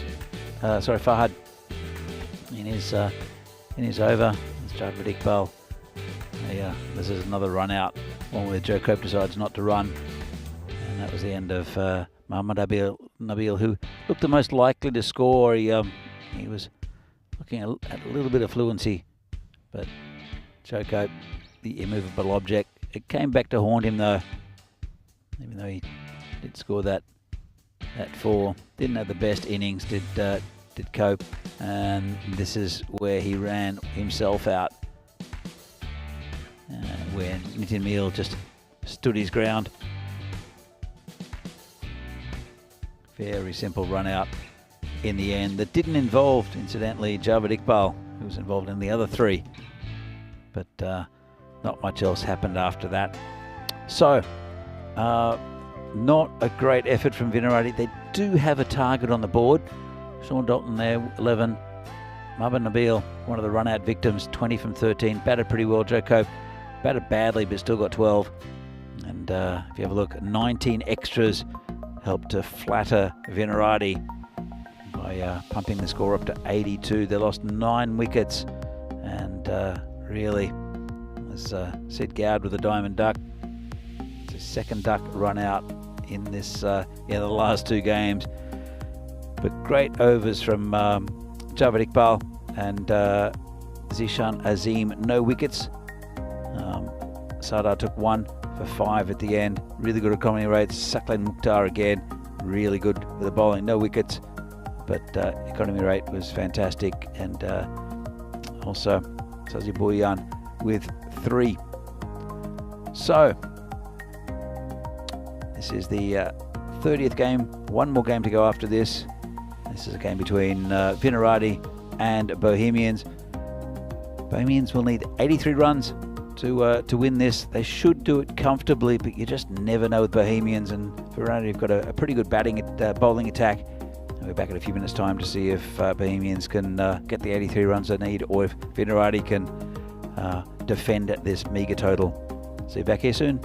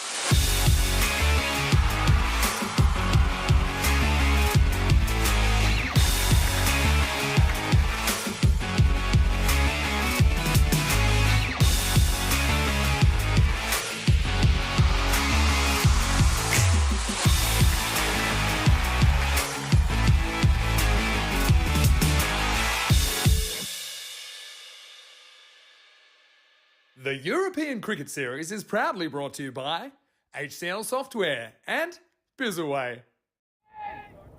Well, welcome back to Prague for this European Cricket Series here from Czechia. Match number 30 between Vinarati and Bohemians, and didn't go at all Vinarati's way. They limped to a total of 82, 4 runouts in the innings as well, lost 9 wickets, and Bohemians should have a fairly simple task to get there. However, of any team that might implode in this competition, it would likely be Bohemians, and it will be Martin Verndl, who has not scored many runs so far in the series. The left-hander will open up with Sahil Grover, and as per usual, Big Joe Cope will take out the bowling. Vinarati, it's a bit of a must-win for them. They're going to be out of touch of the top 4 if they don't get a victory. It's going to be difficult though. As Cope comes in, Verndl, nice shot just behind square, and Lee Dennis dives around to try to get it. But, there's a man at third man. That's Nitin Meal, who cuts that off, and just a single. It brings Sahil Grover on strike. He's some dangerous batsman, is Sahil Grover. Very aggressive. Hits the ball pretty cleanly. And Cope, if he can get that in-swinging Yorker going against Grover, there could be trouble for the batsman. He does like the ball that side of stump, as Grover, but he's shown that he's not too bad outside leg as well. Just a bit of chatter amongst the Vinarati players. There's a trap out, a deep mid-wicket boundary for Grover. And this is good ball straight up, defended. He's on the receiving, watching the highlights of Cope's bowling. Big difference in Joe Cope's bowling this year is that he's just a lot more disciplined. He did spray them, if you watch the series from last year, pretty much everywhere, and then would come up with something brilliant. Now this was hit down the ground, 4 runs, lovely shot there, just a bit of a pitch by Cope. It's a first boundary for Bohemians. So Grover, as I said, he's a very attacking batsman. He'd like to get his Bohemian side to a bit of a flyer. The skipper takes a lot of responsibility. Wicketkeeper, opening batsman as well. Once it high in the air, and that's gone a long way back. Well, there is, as I said, a trap out there. There was a player on the boundary. He's going to have to fetch that. Well, he's not. He's just going to stay there. There are 2 men back for Grover, 1 straight and 1 on the mid-wicket boundary, and he just cleared them pretty easily. It's a good start here for Bohemians. 11 so far. A couple of balls left in this over, so they've got a trap. If he misses one, and well, they're having a chat to Sid Gowd. I'm not sure what's going on. Actually, the ball's just been fetched by one of the Yellow Jackets.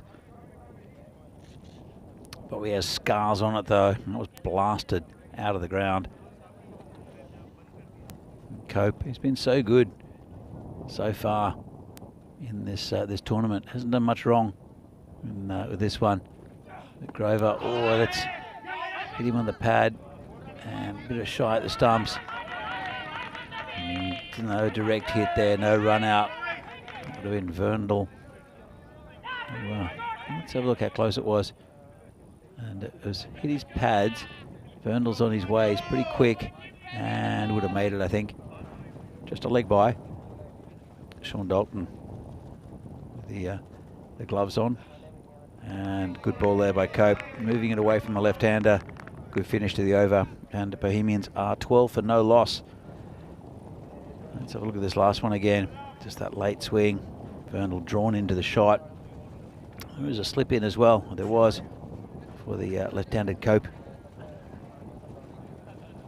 Now it looks like they're going to go to spin with Rakshit in the next over. Interesting move in the power play, especially with Grover. And as you see, 0 matches since a golden ball that was broken in the last game, with heroics from Ayush Sharma that weren't to be in the end for United by centimetres, really.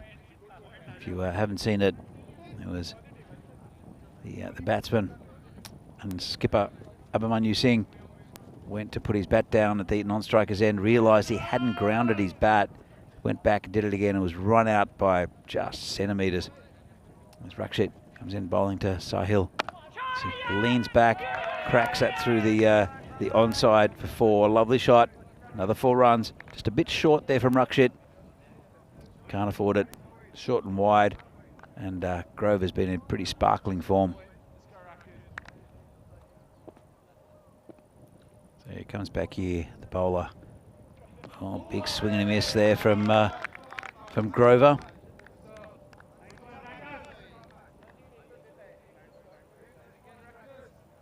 Not much turn for Rakshit, but plenty of bounce there actually. This one's pitched up a bit. It's gone into point, just a single.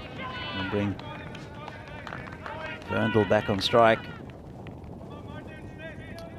Grover's been very good, very clean hitter of the ball is Sahil Grover. That one just pushed out, just for a single. Gives his batting partner an opportunity. As it shifts the field around.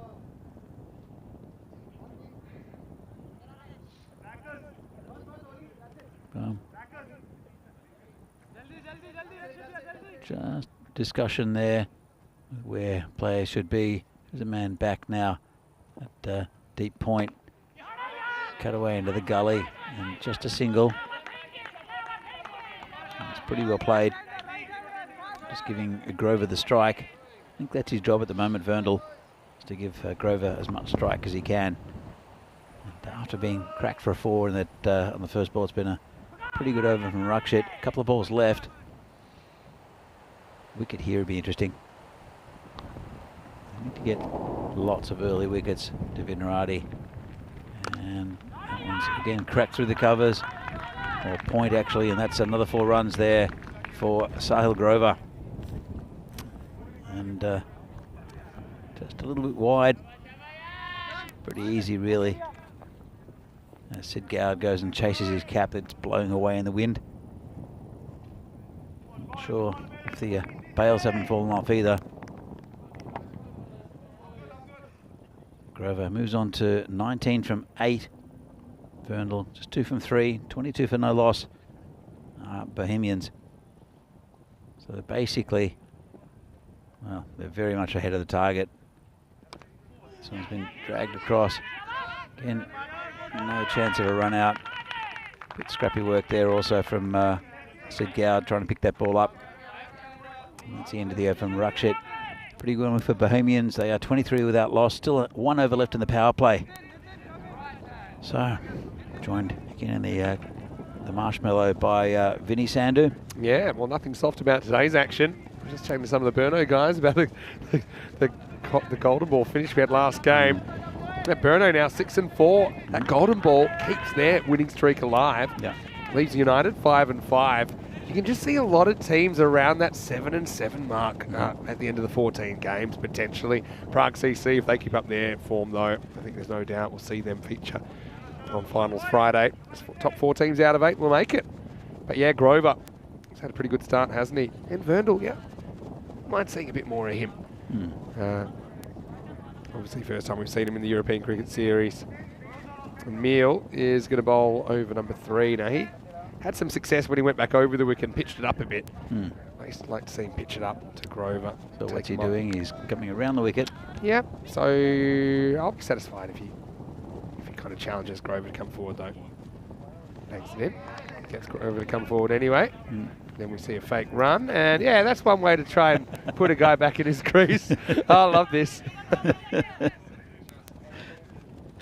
Oh. So Grover kind of makes his own bed and has to lie in it here, doesn't he? He's kind of goading the keeper to throw, and he's goading the...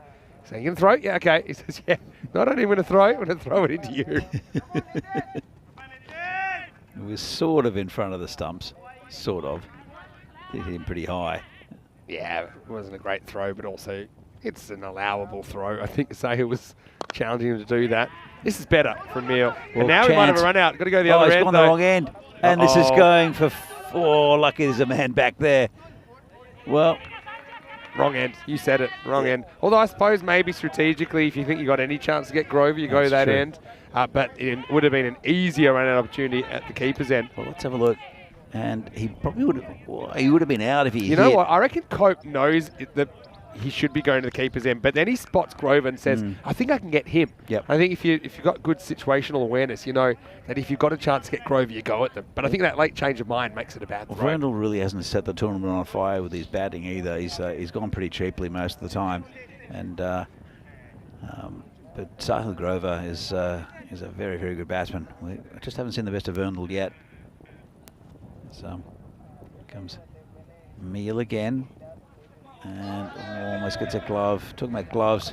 Yeah, what's the signal here? Is it? I think it's going to be a bite. It goes straight over the stumps. Yeah, not very well gloved there by Sean Dalton. I think it's towards the end of the day. It's getting. Didn't see that for a long way because the batter was in the way, to be fair. Not sure if that went past leg stump. Just going to go a little lookalike now that I'm seeing Dalton with the gloves. Scott Edwards, the Netherlands skipper. I have no idea what you're talking about. Scott Edwards, I'll show you him. He's got the same shaped head. Slow ball down the ground. Well, no one there. 4 runs. Didn't get much of it. Got the toe end of the bat, but did enough.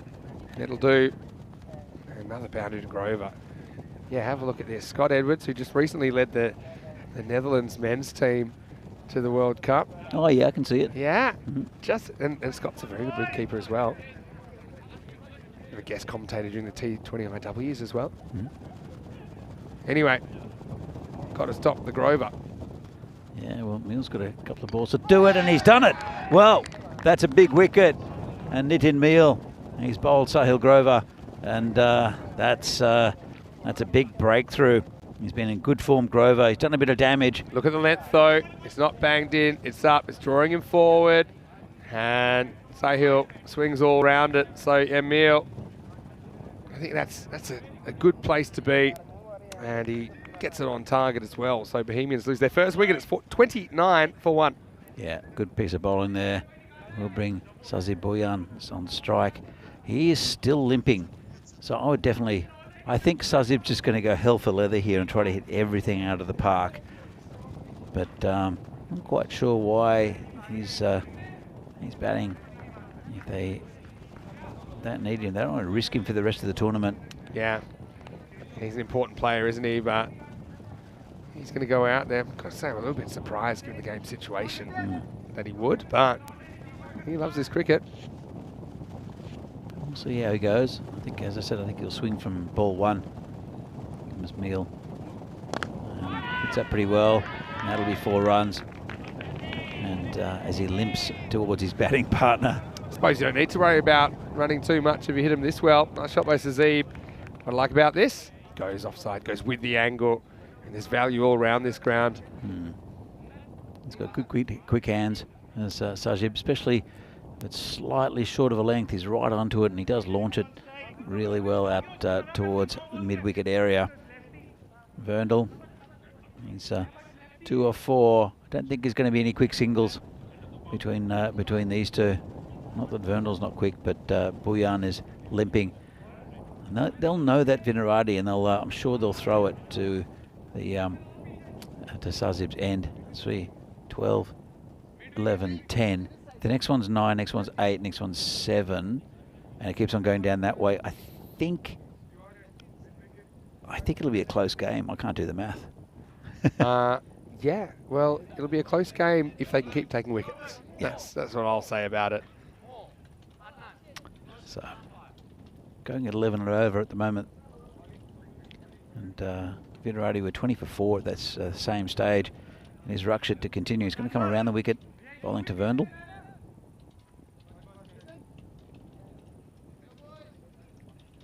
And there's a slip in. And just clamps down on it. Bit of a chance at the bowler's end if he hits. And Rakshit not behind the stumps. Good stop though. well backed up there by Ollie Dennis. So, again, I think Bullion will launch an attack straight away on Rakshit. He'll try to plunder as many runs as he can. He's not going to be running many. His leg injury is Sazib. Venki Mugsheim's in the chat as well, and he's saying, keep fighting, guys. Yeah, you just got to tell yourself as a fielding side here, just continue to take wickets, build the pressure. Comes Rakshit, bowling to Sazib, who launches him out onto the other field. That's a big hit, and that's what I was talking about. He loves that. If it's slightly short of a length, or if he can get onto it, he's onto it very, very quickly. Lovely shot there. That was just absolutely banged by Sazib. He had a bit of length to work with, lifted it up and over the leg side. It's not looking great for Vinarati.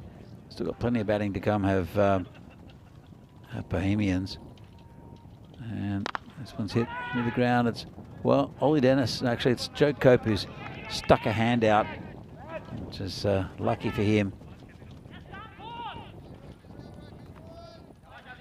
Because I think they would have gone to the boundary if he hadn't have done that. Yeah, I think so. It was well judged or very lucky. One of the two. But effective for Vinarati.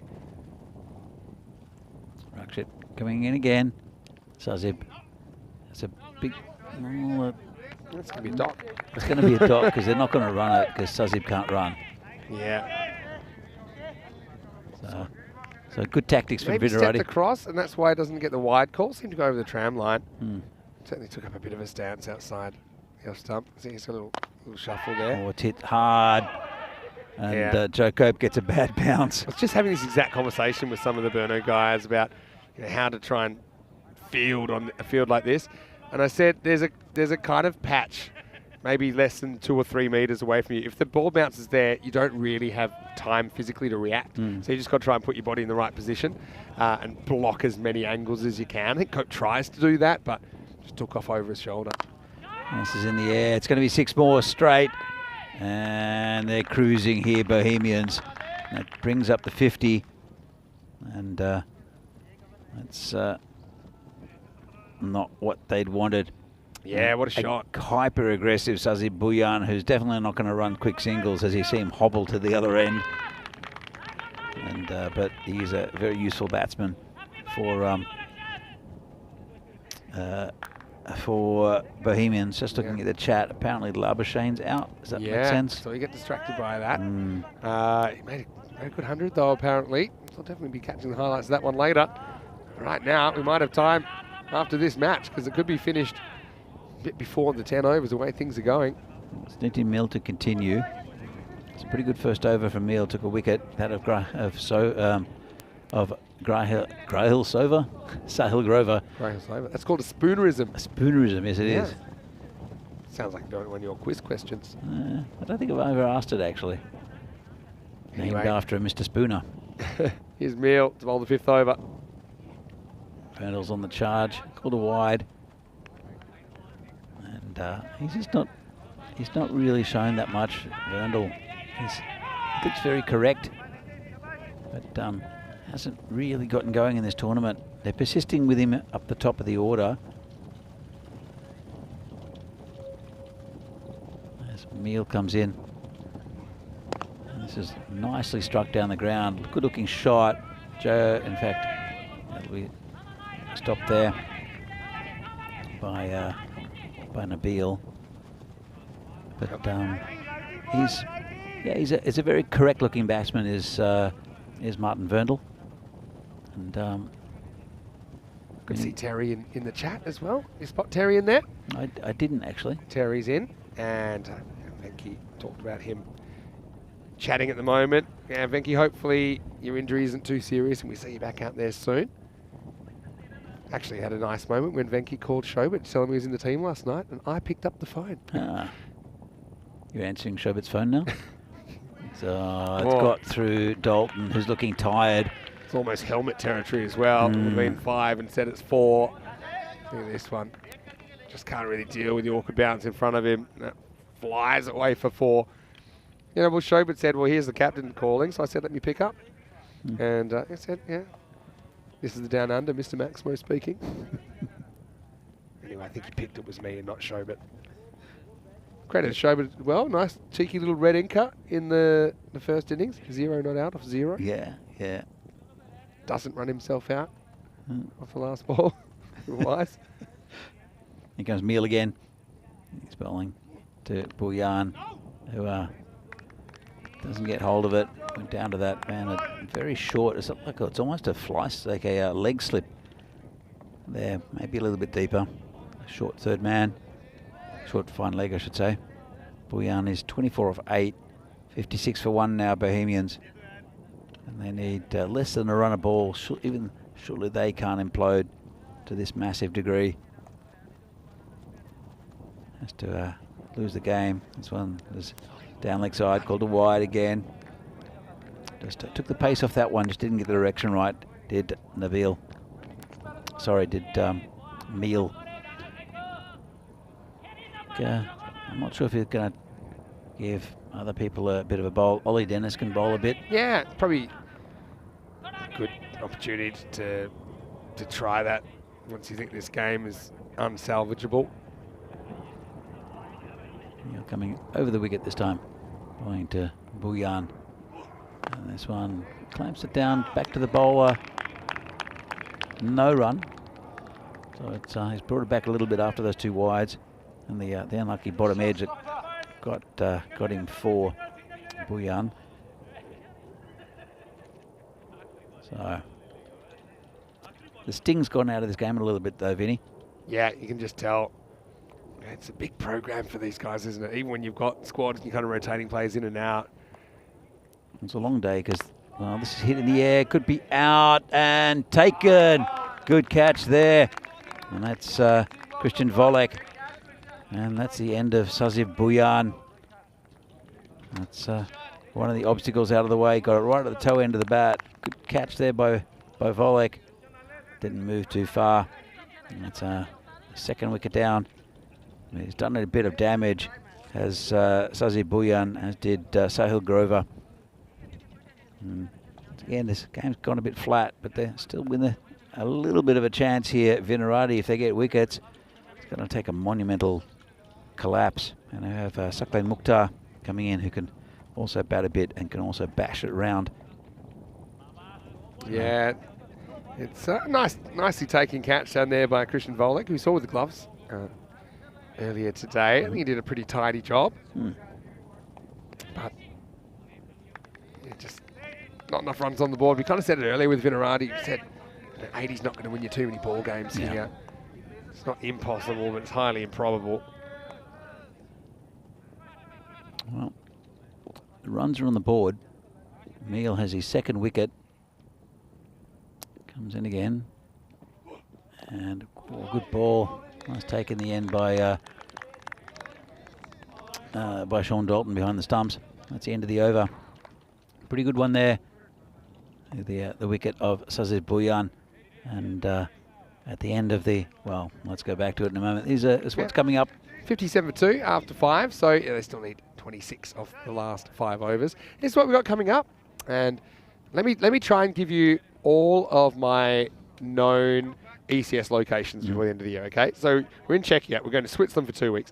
Dresden in Germany for 2 weeks. Krefeld in Germany for 2 weeks. Rome in Italy for 2 weeks. Then we take a break from ECS because you have the ECC. And we should have 2 weeks in Malta. Sorry, 2 weeks in Croatia, 2 weeks in Malta, 4 weeks in Barcelona. And then a bit of bonus content at the end of the year. We are really working hard on trying to get an ECC W before the end of the year. That'll probably be in December if we can get it up and running.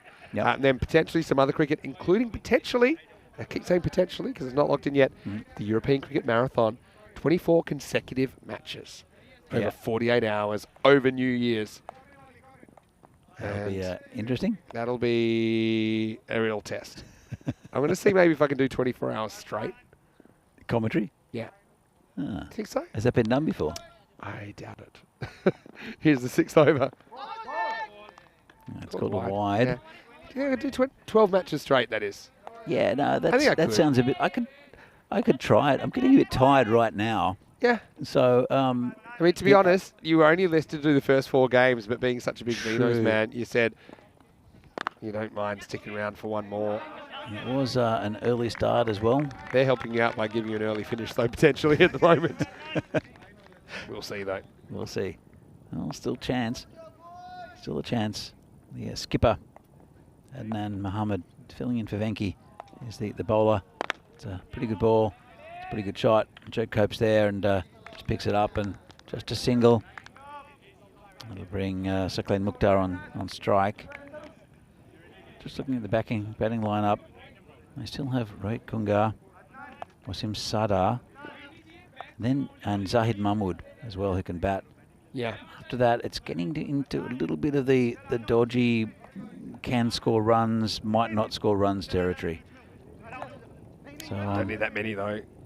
no, true, but to get back in the game, Viganos need to get it back over a run and ball required. I always feel like if you can do that, then in a couple of weeks away, building a bit of pressure, maybe you can pull it off.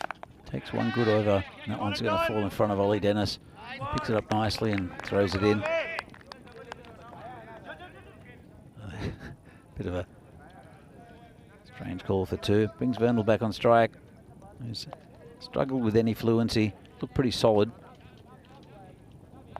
And they don't want to risk just pushing singles to Bohemians. They need a few boundaries just to not get into that position where they need too many off the last couple of overs. Well, they don't want to even drag it into the last couple of overs, to be honest. And it's a bit of rubbish there from Adnan. It's being chased there. Ollie Dennis doing well. Steps on the ball. Good teamwork. And they'll come back for 2. I think he saved 2. This is the difference between the outfield today compared to earlier in the week with a thunderstorms overnight. This ground could use the water, I think. Already looks a lot greener than when I was watching on the TV from Malta on Monday and Tuesday. It's been hit down the ground. Cope will just pick it up. Just be a single. Still fast, but it's very fast. Just not very, very, very, very fast. Yeah. That makes sense. To be honest, I don't think it's much greener. I think it's a different view from up top because where we are, we get, most of it's green is down to behind square leg. It looks a bit bare. Big swing and a miss there from Mukhtar. I still think it looks a little bit greener. It was looking pretty brown on the screen on Monday. Anyway, head to the over, and Adnan shows he's a pretty versatile cricketer. We've seen him with the gloves, obviously seen him with the bat, and the worst over ever as he just conceded 6 in the 6th, and the score is 63 for 2. 20 needed off 25 balls, and they should get their Bohemians. The -4 on the equation, so 20 off 24. So you got to try and drag that back up above around a ball, and maybe you got a chance. Verndl, not too much of the strike, to be fair to him, in the first 6 overs. Sakleen Mukhtar has joined him. And, he's not giving away too many extras at the moment, so 3 wides and 6 overs. And it's Ollie Dennis will have a bowl. He's quite tall, uses his height well with his bowling. He'll be bowling to Martin Verndl. I'm going to ask the question that all our viewers will be asking. At what point do you bring on Shobit? Leave that with you. Anyway. I've never seen Shobit bowl, I don't think. Maybe at the nets. I'm not really sure. I'm sure he'll say he could bowl. Probably desperate just to do something. Well, he's a keeper that's not keeping. He's a batsman that's not batting. So it's a bit like a commentator that's not talking. It just doesn't work. That's a nice shot down the ground, and that'll be 4 runs. Just bashes into the marshmallow. That's a really nice shot there from Verndl. Yeah, that's a shot. That's a shot he's been waiting 6 overs to play, and screams away. Really good batting. Yeah, really good batting. Nice straight bat. Hit it hard. Hit it into the gap. Oh, good ball. Beats in that time. Good comeback from Dennis. So, Ollie Dennis. Yeah. Good to see him get a. Terry agrees with you though about the ground colour. I think it probably depends the screen you're watching on as well. I think. If your screen looks green. But I like Terry's comment. Danny is right. You can probably put that one up on the wall at home. I agree with lots of things with Terry. He's a good mate. Terry, can't wait till we get a European Cricket Series up in Estonia, assuming you've kept your job that long. I think it's going to be awesome. I know it's on the draft calendar for next year. And great to see Estonia, their national team playing. And Terry, formerly, of course, of Czech Cricket, now head of operations for Cricket Estonia. So they're going down to Khartoum. Yep, they'll be in Khartoum. Well, Terry will definitely go down there. Yeah, I already know that. But he won't be able to drink the bar dry this time, unfortunately. Maybe no. he hasn't got time after a day's play, I don't think. I've had a few managers that have come with us that have treated it a bit like like a weekend in Vegas. All you got to be able to do as a manager, you got to have neat handwriting. You just fill out that team sheet. You do that. If you're fit enough to do that in the morning, that's it. Leave the coaching to the coaches. There we go. Nice day to get active. Is that one of our yellow jackets? Just leaving he's off early. trying to find some extra cricket balls, I think. This is down leg side. Nicely tucked away by the batsman. That's 4 runs. That's a bit loose by Ollie Dennis. Yeah, just loses the line, doesn't he? And well, it would have been a wide, but batter's able to catch up with it and grabs another 4 and just hints to the umpire, by the way, hit that. So don't even think of calling that wide. I want those to my name. Mukhtar gets his first boundary. No, it's 10 more required now, 20 balls to go. They can do it with a single every second ball. Hopefully it'll be before that. Nice shot over the top and 4 runs. Well, it's getting there, isn't it, Vinny? Yeah, I mean, Dennis, he's got some good natural attributes, but I think just one thing he has to work on is his accuracy. I think it's clear that he's not quite getting the ball landing where he wants to. It's not easy in this form of the game. In a longer form, he might have 4, 5, 6 overs to work into his spell, but not really in 10-over cricket. It's better. That'll be the end of the over as well, though. So he goes for 15, and 7 overs in, Bohemians within 5 of victory. It's 78 for 2. So, coming up next, the 6th match of the day. Yes, you heard me correctly. Bohemians versus Brno. This should be a good one, Danny. Should be really good. I won't be watching it, but it should be really good because I'm going to go home after this. You can always watch it on the way home. I can watch it on the way home, but it will be a fantastic game. Brno have gone 5 wins in a row, is it? Yep. And Bohemians, they look like they're going to win here pretty easily. 6 in a row, pardon me. 6 in a row, there, yeah. Yeah, 6 and 4 now. They started 0 and 4. Yeah. And Bohemians, they again, they can beat anybody in this tournament on their day, but then they can just implode as well. They're just the volatile team here, and they've been strengthened with Fahas coming in. If I'm seeing correctly, I don't see any. Am I missing it? Are you seeing a Ratul in that lineup? No. I am not seeing a Ratul in the lineup. So they're resting Ratul. Well, they're or maybe he's got that slight hand injury. They're resting someone else as well. This has been hit in the air. Could be caught. It's going over the boundary, is it? And it is going over the boundary. Good effort from the fielder. That was 6. And that's it. Yeah, that'll do it. I mean, I wasn't convinced. I thought maybe it bounced the first time in the field, but maybe I'm crazy. No, I'm pretty sure it went over. Look, but it's his first bounce, and then he kicks it over. Look, drops. Where's it dropping? It's dropping. You're right. 6. Almost, though. And, well, I mean, mercifully, this one is over. And Bohemians, they end up doing it, and doing it fairly easily with 16 balls to spare. So final score, Bohemians, 84 off 7.2, defeat Vinarati, 82. And Vinarati, once again, they taste success in a day of cricket. They also have some more disappointment. There's been that kind of series for them so far. Yeah, they've been good first up in the day, but then afterwards it's just been a struggle for them. It's been long days as well. They had an 8:30 game this morning, and we saw that it was Sahil Grover that took the attack up to the Vinarati bowling and did very well. And it was basically there were 2 batsmen that really attacked them. One of them was Grover, and when he went, Sazi Bhuyan came in, and even though he's got a dodgy leg, he just stood there and just smashed the ball to all parts. A good piece of bowling actually from Nitin Meal to dismiss Grover. I'm sure we'll see it here, I think. Yeah, pitch it up a bit. I think that's the key. This pitch, it just sits up if you get too short. But he drew the batter forward. And Zahil just played all around it. So that was a nice moment, but it was tough going for Vinarati for the main part of this innings. That was a really nice shot from Bhuyan. Classical cover drive. And we saw Shomya Rakshit also feature at the bowling crease, and Cope couldn't quite deal with that one. Yeah, Bhuyan, he decided, look, I'm not 100% with the running, so I'm just going to go out there, I'm going to smack boundaries in. He did a pretty good job eventually. It was a nice catch that dismissed him. And yeah, I've got to say, bowling, he's done a pretty good job with the gloves and in the field today. But Vino's, once again, just a classic case, not enough runs to bowl at.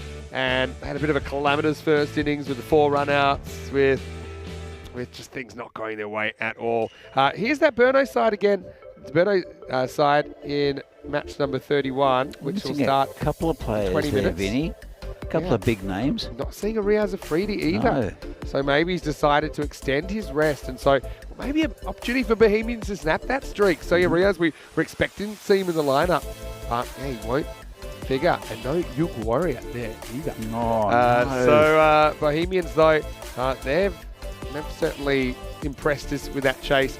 They're going to bowl first again. They did that well last time. Yeah, but Burno, see where the runs come from. Ali Kashif back in the lineup for them. And that game, like I said, they're starting in 20 minutes. So top 4 get the job done. Burndall goes the distance for a run of ball 13. Grover top scores with 25. Bhuyan with 24 in quick time. And Mukhtar finishing things off. Just 7.2 overs required. Vinos didn't really have the answers with the ball, although I think Meal, he improved as the day went on. 2 for 16 were his figures. He was the only successful bowler in what was a pretty disappointing performance to finish the day from the men in red. We'll take a break. Back in 15 minutes. I want to say a big thank you to you, Danny. We'll see you tomorrow, yeah? Yeah, absolutely. I'll be here bright and early. Sunday morning action. We got Sunday just morning. the 5 games tomorrow, but 8 in total when you throw in Portugal. I'll be back with the 6th match of the day after this, and we'll see how Burnos go with the bat. They've been sent in against Bohemians. Vinny Sander here, Mr. Maximo, with Danny Hudacek. I'll see you after the break for more European Cricket Series.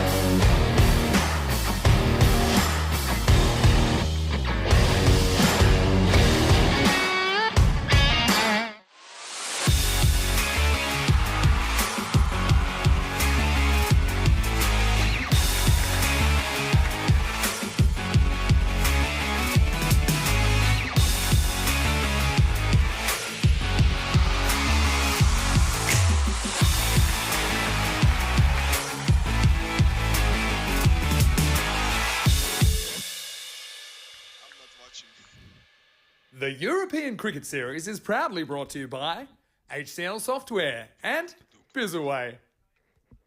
Hello and welcome back to the Vinaj Cricket Ground. We're at Scott Page Field here in Czechia. It's a beautiful country, and right now we're getting ready for the 6th and final game of the day in this ECS Czechia. It's going to be Bohemians taking on Brno a little bit earlier. Charles Crouch had the two captains. Let's see what transpired at the coin toss.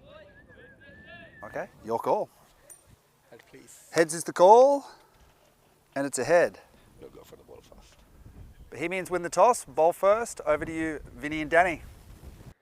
Well, I'll be taking you through the last game of the day. Charles Crouch with the Sheriff doing a great job out there all day, and it is Sahil Grover who wins the toss, and he elects to bowl first. Now, there has been a late change as far as the wicket keeper, so it's going to be Kunga who is going to be the keeper for Bohemians. So that's a late change, and that's due to some injuries sustained by Grove in the last game. But he does stay in as a bat. For Brno, a bit of late drama with their lineup, and we know that they don't have Ratul due to some work commitments, so that's a big out for them. The other thing is no Riaz Afridi, and do you know why? They accidentally left him off the team sheet. And so, yeah, they double-checked it, and there was no Riaz Afridi. They basically forgot to put him back in, and that was news to Riaz, who thought he was playing. So, yeah, Brno shooting themselves in the foot a little bit with that. But having said that, still think it'll be a pretty competitive game. But Brno, they're going to have to find their runs elsewhere with no Ratul available for the last game of the night. So, I want to say a big welcome back to everyone who's in the YouTube chat, ECN European Cricket Network. Let's see that Josh Sayers is in there. Hello, Josh. Hopefully you're well. Hope you're having a great day. Javad Iqbal, well, he's ready to go. Let's get cracking. Match number 31, live from Prague. First ball, pretty innocuous. And Sengupta deals with it. A dot ball. So, yeah, right now we've already had one match in Portugal as well. And it was a pretty comprehensive win to the Lisbon Capitals. Actually smoked them. Just fell off the end of it. Didn't look like they were going to lose a wicket along the way. So, yeah, very comprehensive stuff. No, they didn't lose a wicket in the end. They chased down 92 in 6.4 overs against Friendship. Oh, that's almost caught. It's almost hit the umpire. What it is 4. It's straight under the sight screen. Sengupta hits that hard. And Iqbal threw out the hand. Might have been after the ball and gone, to be honest. Nilkesh, pretty quick work for him to get out the way as well. And the result, the first boundary of this contest. Yeah, so not often we have a 6-game day. On occasion, we'll do it. There's one day in Championship Week in Khartoum where we have a 6-game day. It's a long day, but another opportunity to see a good contest. Pitched up. This is going to be 4. Just drifted in a little bit at the last moment. Sengupta turns on it, gets another boundary. A little bit of tail in. Sengupta stays leg side of the ball, make sure his legs aren't in the way, backs himself to hit it, and he does. Yeah, so you can see Rohit Kunga there with the gloves for Bohemians.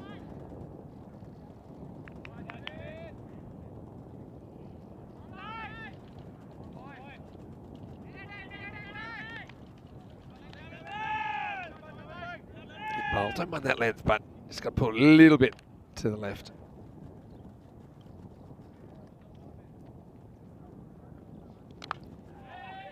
Again, probably drifts in a little bit. Sacha, he just blocks this one on the leg side. Wasn't quite as full. Couldn't get a full glance on it. A big thank you to Danny, though, for his work today. Big day. Danny pumping out 5 games. Rico's already 1 deep in Portugal. It's kind of a triple header in Portugal tonight with 3 teams playing 3 matches. So 9 in total today on ECN.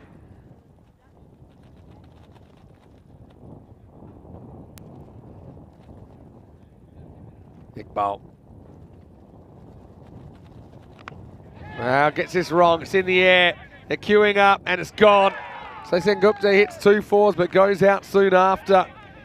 And that's a really useful breakthrough, especially with no Ratul in the lineup. The fact that they get Sacha so cheaply, it'll be a real boost for Bohemians, who are on the hunt. They've been playing some good cricket today. And that's the first wicket down. It's 8 for 1. Iqbal, he kind of cramped Sengupta for room a couple of times. He did get glanced away to the boundary, but then when he pulled the length back a bit, even that line turned out to be pretty effective. It's Martin Verndl that takes the catch. Didn't have too many dramas about it. New batter comes out wearing 3, batting 3, Anna Duray Aramugam. And Josh complimenting me on my shirt. Well, did say we'd kind of reprised Peacock Friday because Danny missed out yesterday because he was off. So, yeah, we both peacocked it up today. Probably be back in the suit tomorrow, hopefully with some good weather as well. Aramugam, he's played some nice shots in the series.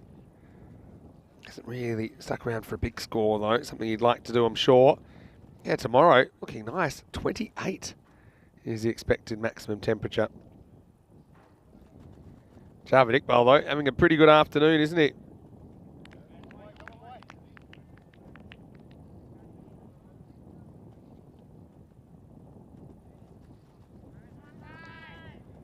Aramugam is ready to face for the first time. Last ball, the first coming up.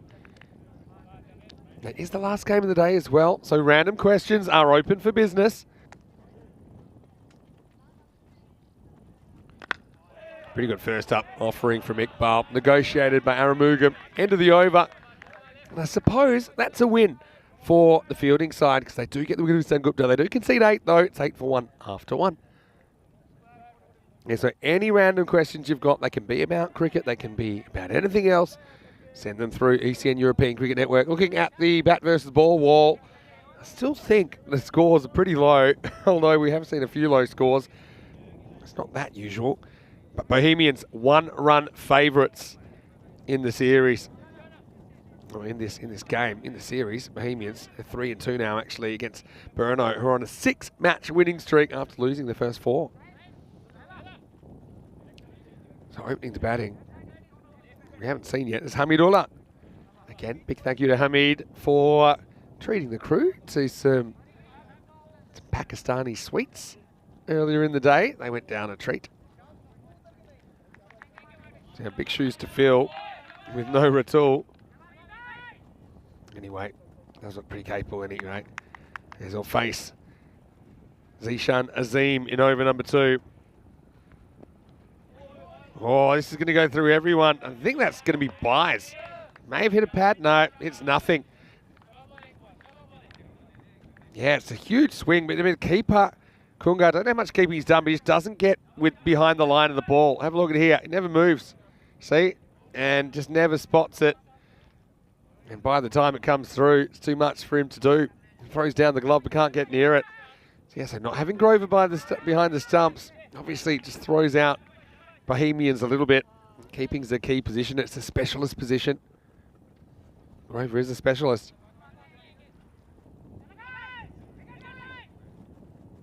Good luck. Gets 4 without trying.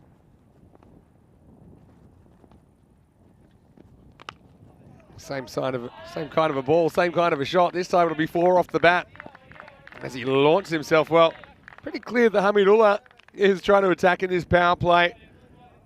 2 huge swings. That time he does drag the ball to the leg side and gets 4 more.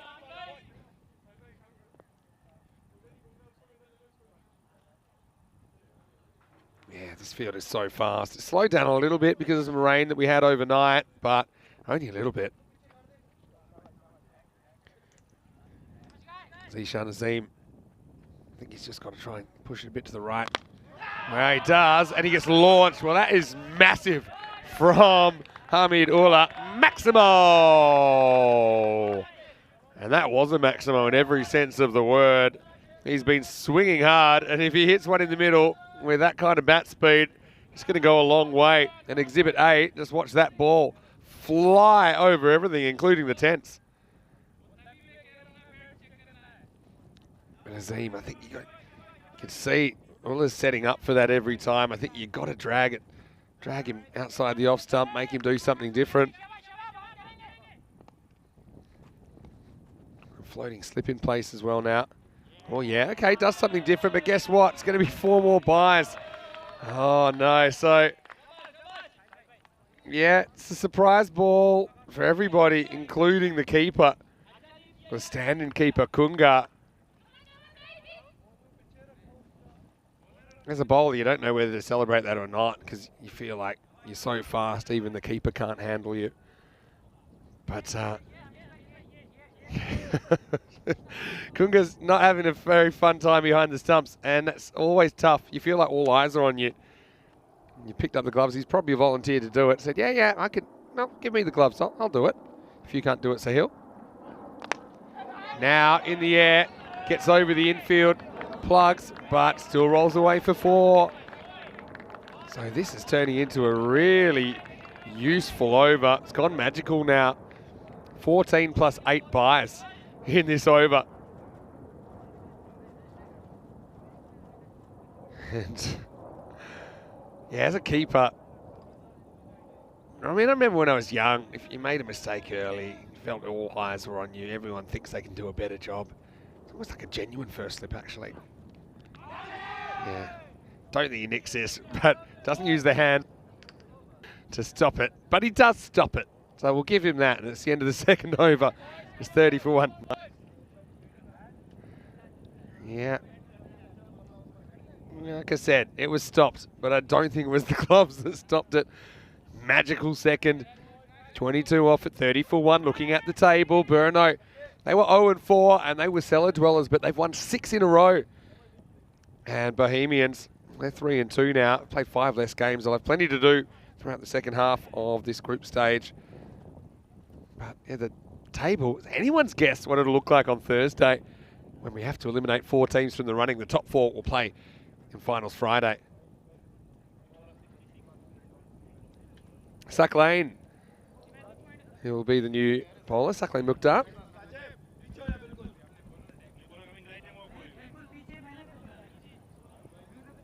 And so they don't go back to Javadik Bowl.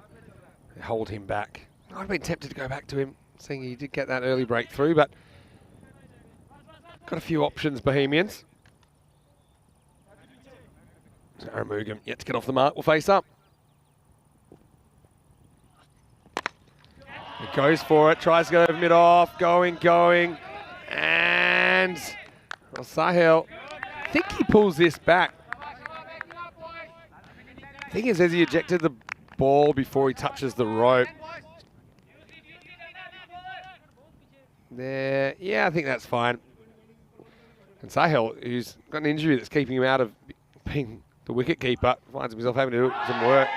He's heading down the leg side, I think. Good stop though by Sahil. He's not someone you really associate with moving quickly, but he did very well with that boundary stop.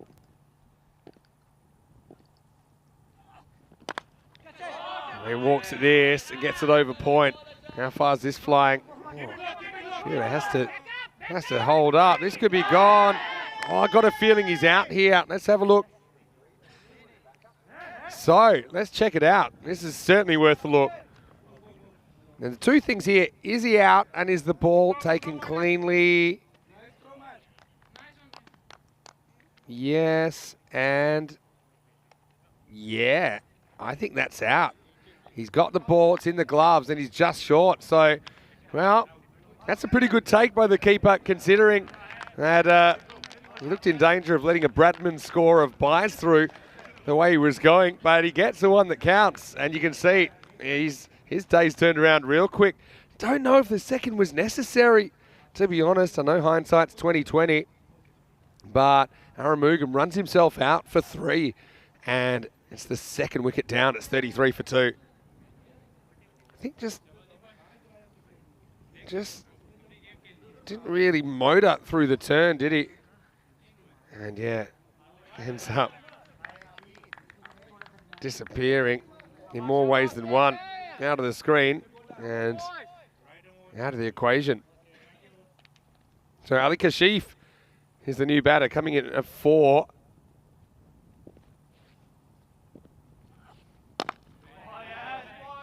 And keeps the first one out. So, I mean, Kunga, he'll be feeling so much better after that. It's a perfect throw, I've got to say, from Verndl. Back out on the boundary, though. Didn't he do well? He's fielded well so far. This one, York's the batter. Gets away from the keeper momentarily.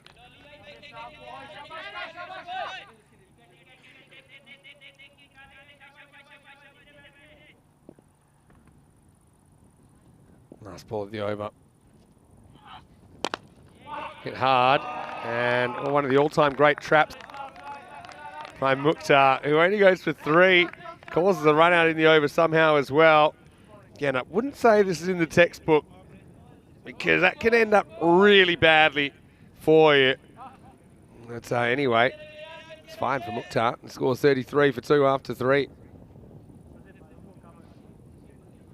8, 22 and 3 through the first 3 overs.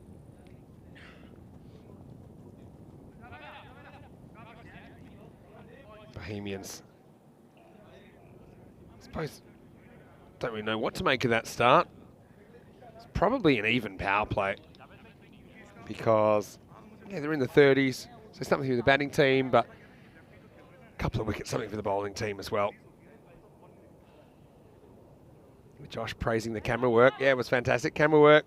Spring Productions, a huge part of the success of ECN.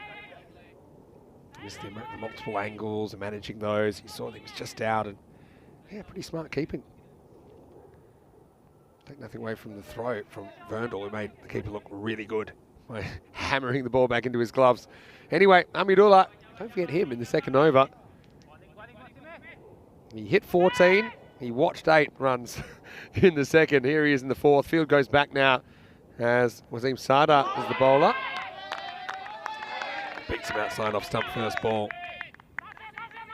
Yeah, Terry saying Bohemians, the run-out masters today. Yeah, well, they caused 4, didn't they, against Vinarati back in the last game. It was a proper disaster.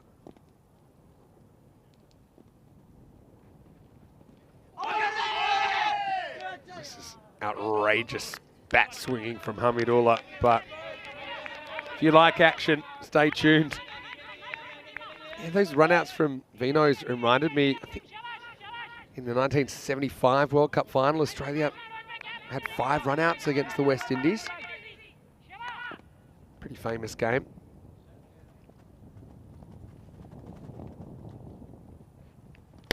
He launches it again. Is this going all the way? It is just. That's Maximo.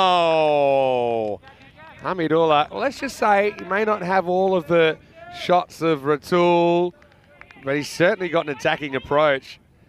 It's pedal to the metal stuff for Burno so far. Yorker on the stumps would be interesting if he's going to continue playing that kind of a shot. No, gives him length again. Hits it straight down the ground. This time they won't try for 2, even though it hits the side of the pitch and bounces away from everyone. Almost cuts everyone in half, mows them down. We had an interesting edge of the pitch incident last week in Malta where 4 overthrows came off it. And actually we had a scary edge of the pitch incident where Satwik Nadagodla, the Romanian keeper, got hit in the nose with the throw hitting the edge of the pitch on the way back to him. Kashif on the charge. Can't get any bat on this one.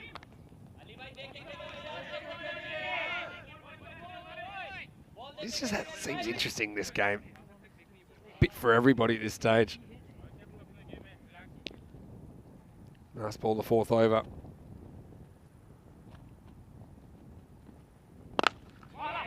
Yeah, not a bad looking drive. Best shot so far from Ali Kashif. He'll get off the mark and he'll retain the strike as we get to the 4th over. The score is 41 for 2. Pretty good over there from Wasim Sada.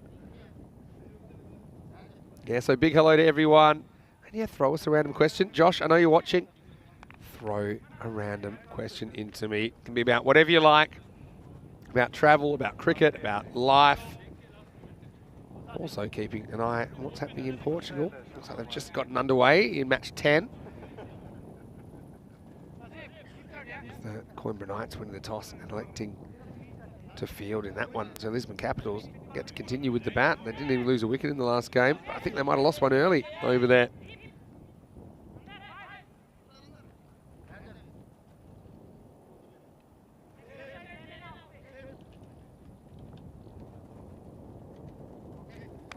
Sazib Bhuyan, well, he looks like he can't walk, but he can bowl. So here we go, and first one, Kashif theatrically gets inside the ball and takes the wide. Yes, Sazib just off a really short run here. Full toss drilled down to Sahil Grover.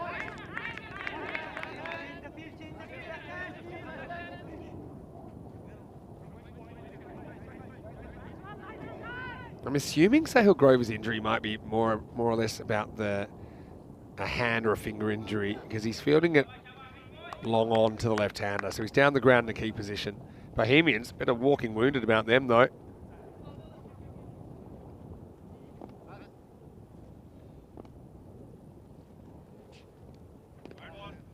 Pushed a long way wide. And will be called.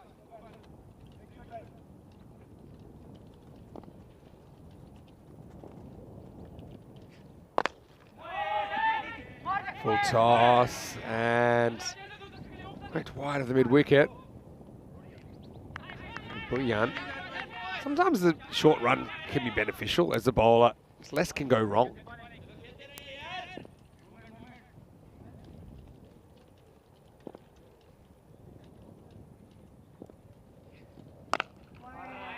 This is hit. Leg side, it's going to go for 4. So Kashif didn't have a lot to work with there. Kind of turned it into a low full toss, but still was fairly straight.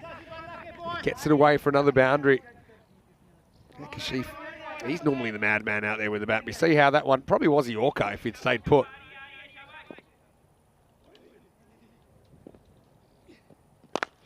Now he gets something with a little bit of length on it and it disappears out of the ground. Maximo! No, Ratul, no worries so far for Burno. Have lost a couple of wickets, but also you're not slowing down for anything.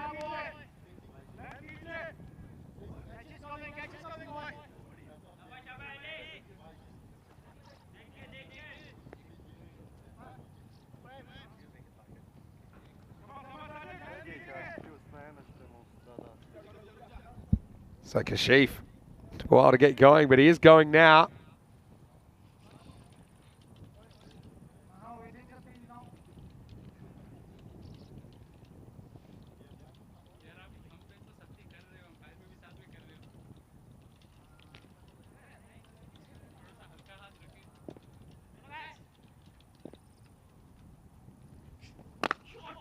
He walks again, hits it to cover, gets through cover.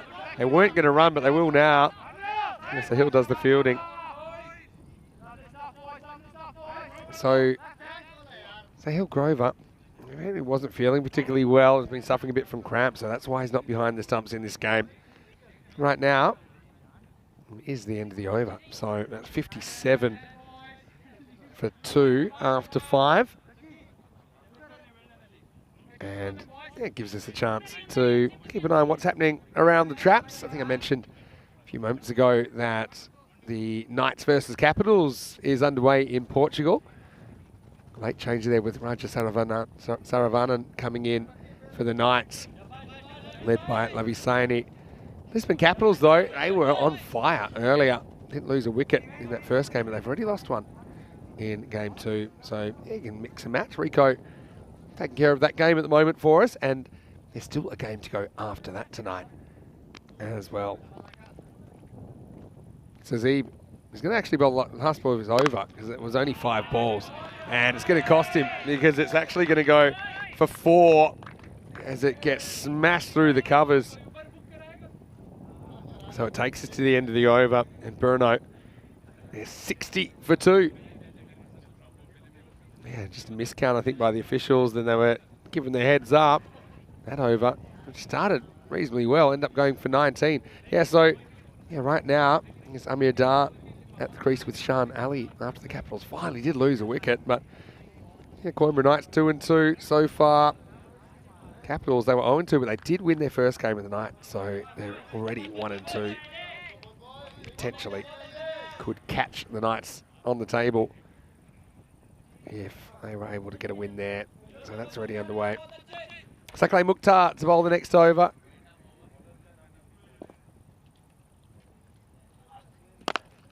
It's hit hard. Jeez, they played that shot well. Grover has to go down and makes the stop. And for a guy that obviously trying to get a bit of a rest in the field, Grover he's in a key position, isn't he?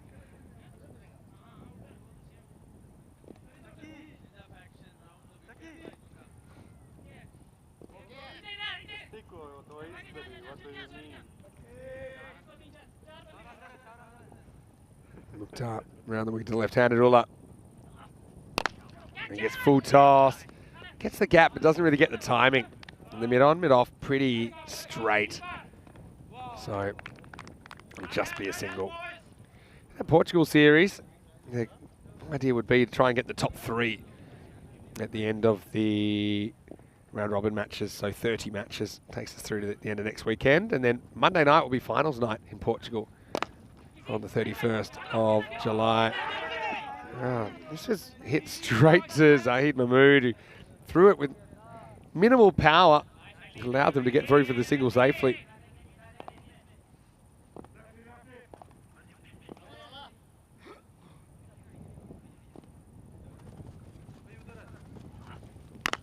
All right, in the air. I think this is flying out of the ground. Going, and gone. Maximo! Oh, Hamidullah has just been so good with balls that he's been able to get over wide long on. Once again, that one went into the skies. What a shot.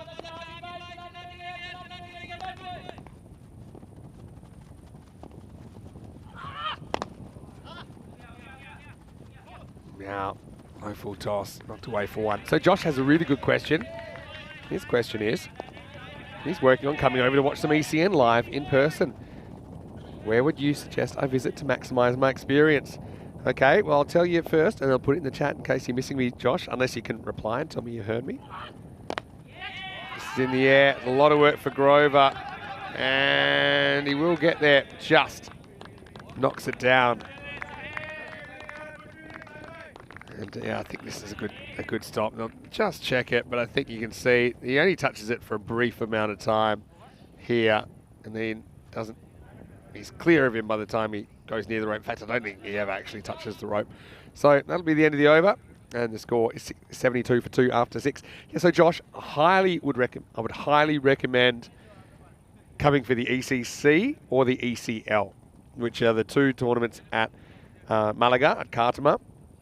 So if you want 3 weeks, I'd say that way you get to stay in one location, and so it kind of minimises your costs, but you'll see so many teams and so many players. So for example, I mean, I don't know if you can organise it in time for September, October, but if you were to come for the 3 weeks of the ECC, so maybe from, let's say, early October until the 20th, then you'd see so many teams. You know, you'd see 20-something teams, all different players. It's also the most spectator-friendly event, the ECC or the ECL. And the reason I'd probably pick the ECC over the ECL, probably slightly better weather. September, October versus February, March. Well, this is going to be a no ball. And yeah, we'll wait. He's quarter wide because it's on the pitch. So, Anil Kesh, for him, he says, look, it's no ball if it's off the pitch. For me, this is on the pitch. To be honest, I tend to agree with him because, you know, it's all artificial that it hits, so it won't be a free hit. Next ball's just one.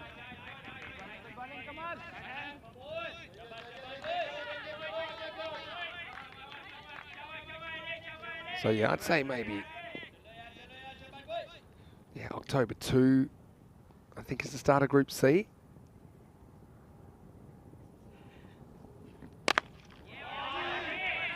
This is another stop for Grover. He's been so busy. So, yeah, well, this is having a rest. Sahil's finding out pretty hard, the hard way, that there's a lot more running required when you're in that position. Does a good stop though.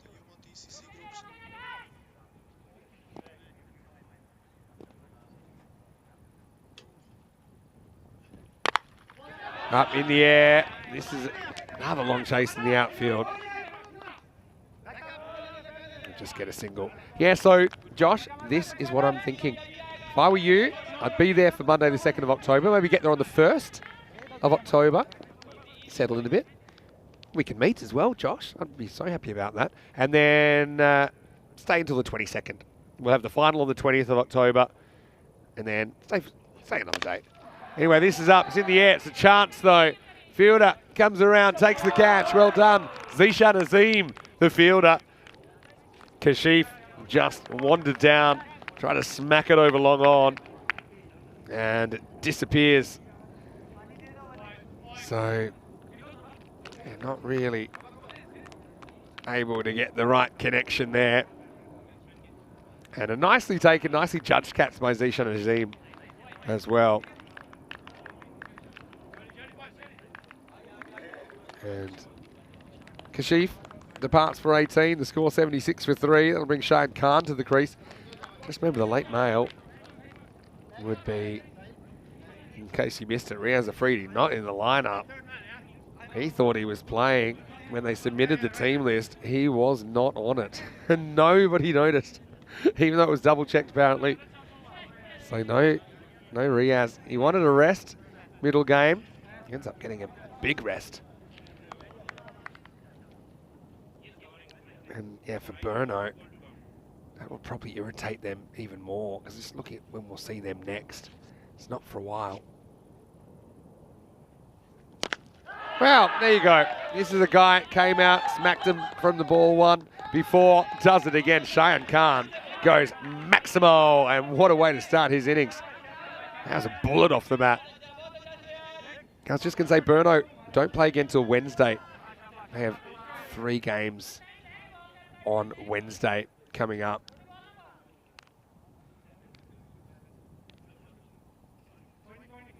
So obviously they'll have even more of a rest. But I think they would have liked to use Riaz tonight.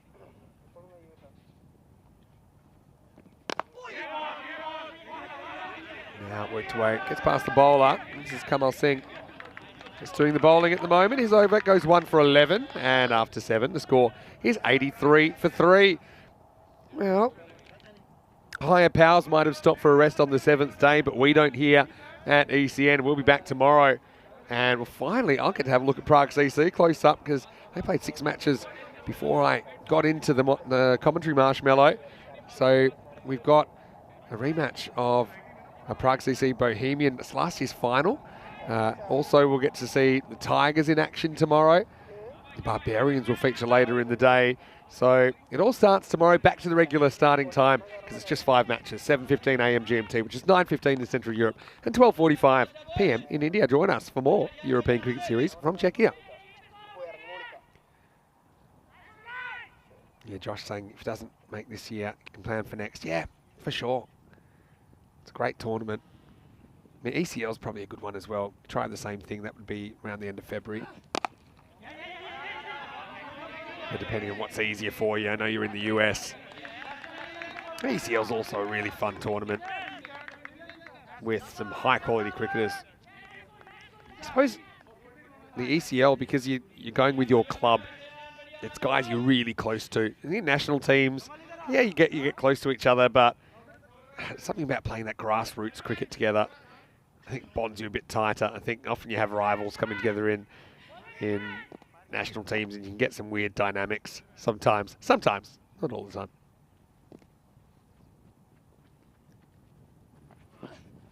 Goes short this time, Azim. Gets through everybody, including Kungar. Acutely aware that he missed a few that beat him for base early on.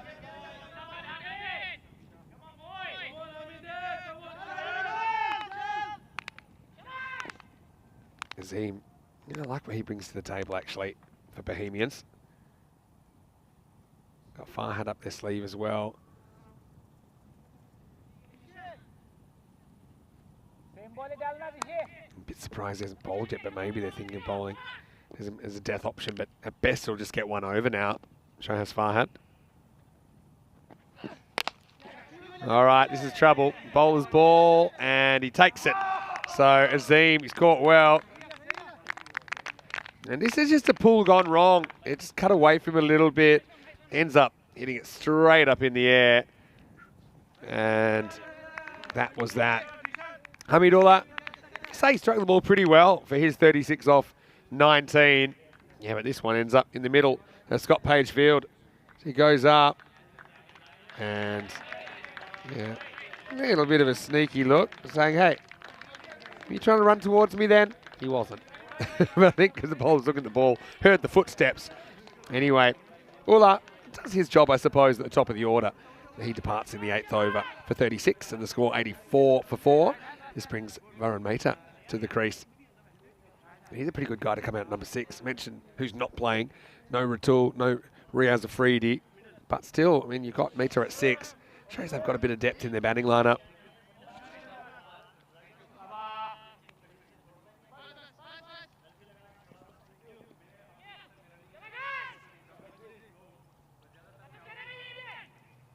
Still got the very fine, almost slip in place. Just gets through everybody. And almost takes out the stumps.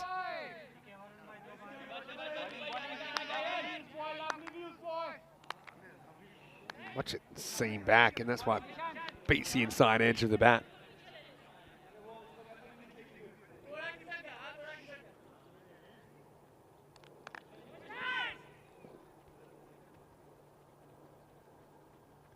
Couple to come in the 8th.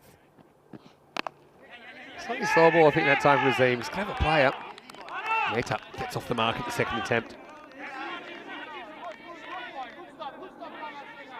Kind of in the balance. Bruno won that 120, which is par. 115, 120. Should raise it a bit, but Azim hasn't given him too much to hit.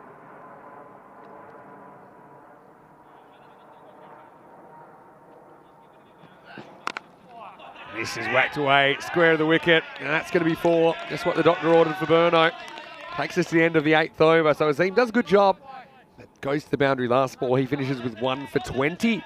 And after 8 overs, the score is 89 for 4. Elsboy, agreeing with what I said, saying I agree with Vinny. Khartoum is a great place to watch cricket. I had a couple of days there last year for the Germany, Italy, Norway, etc. group. Met some lovely people. Good food. Oh, good to see you in the chat, Elsboy. Maybe you can tell me who you are, because I don't recognise your username, but I'm sure I'll recognise you if you tell me who you are, if you want to. But, yeah, Terry also saying he's been to Khartoum twice. Really enjoyable time, especially when you're not there working. Lots of cricket and beer. Now, I was saying earlier, Terry, I know you'll be managing the Estonian team when they come, but as long as you can write the names on the team sheet, make sure the guys get on the bus. I mean, feel free to crack open a Victoria Cerveza in your spare time. Anyway, going to be the 9th over, and Iqbal's going to come back. Got to say, I'm a bit surprised we haven't seen Shohaz Farhad. He's a guy with national team experience, and okay, yeah, he's coming back in, hasn't bowled much, but he's only going to get better by bowling. Bowled a big filthy 5 wides earlier, but did come back with a wicket as well.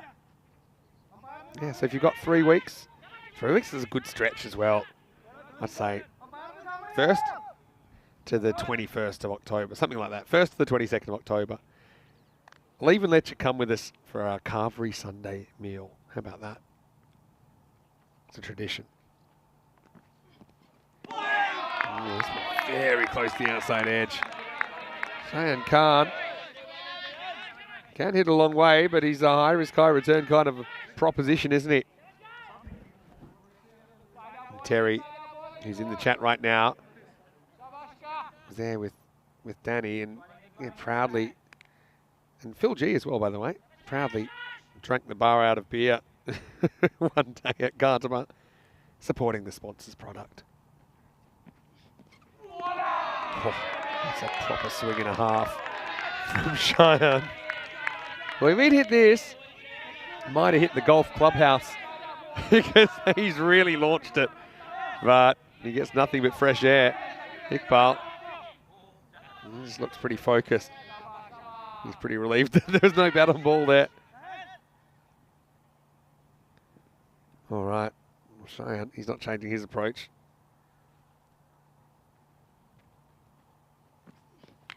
Shorter, edged and caught. And look who it is. It's Kunga behind the stumps.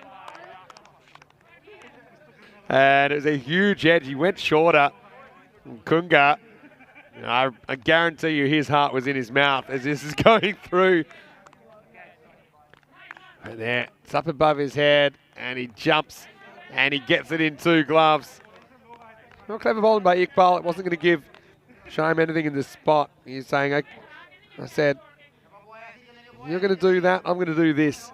Pulls the length back, thick outside edge, and that was flying. Kunga gets my most improved wicketkeeper award in the first innings of match 31. As Burner lose the 5th, it's 90 for 5. This is Naveed Ahmed coming to the crease now at number 7. Interesting, we haven't seen Rahat with the bat yet. He's a guy I thought we might have seen bat a bit higher.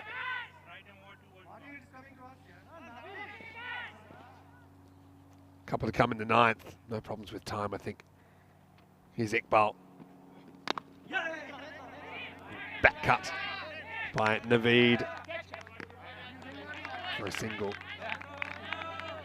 So the Bohemians, they'll be confident they can maybe keep this down to around about the 100 now.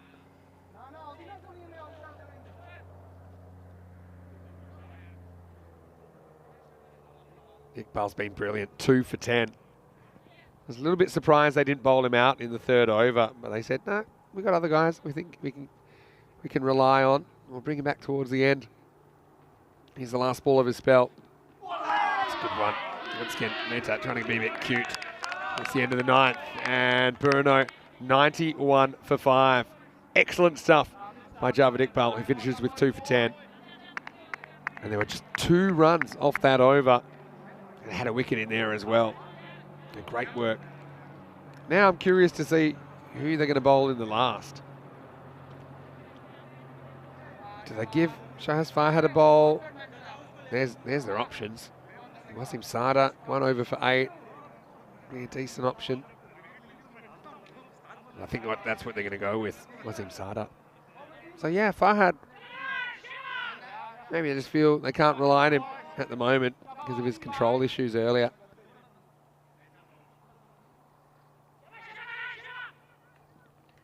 Tenth overtime, seatbelts on. Gotta say, I'm still curious they've got that slip. Who'll actually field this? And I think I know why. Oh no, it's Azim. For a guy who's injured, he runs all the way and he does make the stop. I kept wondering why they got the slip, and now I realise it's because of his injury. And yeah, he's fine. Oh, top's fine. Don't know if the landing's fine. He's clutching that right knee. And so you put a guy there to make sure he doesn't run, doesn't have to chase. So he's literally just hiding that first slip. Yeah, he almost has more to do. But look at Sazib. You can't train the cricketer out of him. And they want him out there because they want him to bat.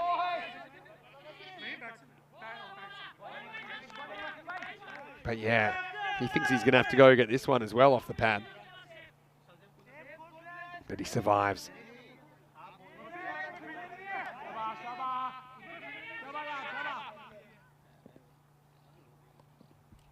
All right. This is up, it's in the air, it's away from the field. I think it's going to be 4. It is. So Mehta finally gets the boundary. He's tried this a few times. Difference with this one, it's a little bit shorter. It allows him to get some bat on it. Rather than guiding it, it gets a bit more of a swing on it. So 4 runs. Well, Elsboy, thank you very much for your comments. Saying I've been lurking for a couple of years, but first time chatter. I was on holiday from Doncaster. Hired a motorbike to get to the ground while my wife sat sipping cocktails by a hotel pool. Sounds pretty good. Elsboy, always happy if you want to drop in for a chat now and then. They're going to get back for 2 here. They might even get 3. They're going to take it on and they're going to get it.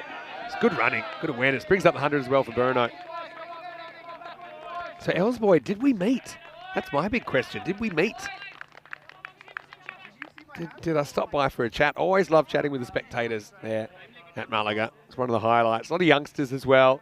You probably would have seen how many kids got involved in cricket through the cricket school program while we were there. 2 to come. Oh, that's pretty good. Is it far enough? Yes, it is. Maximo! So they get the third. Naveed gets the strike, and he does something with it. Sounded okay off the bat, maybe not right out of the middle. I was wondering if the fielder had a play on it. Did everything right, to be honest. Tried to whack it back in, but it was over his head. 6 runs. Handy runs at the end here for Burno.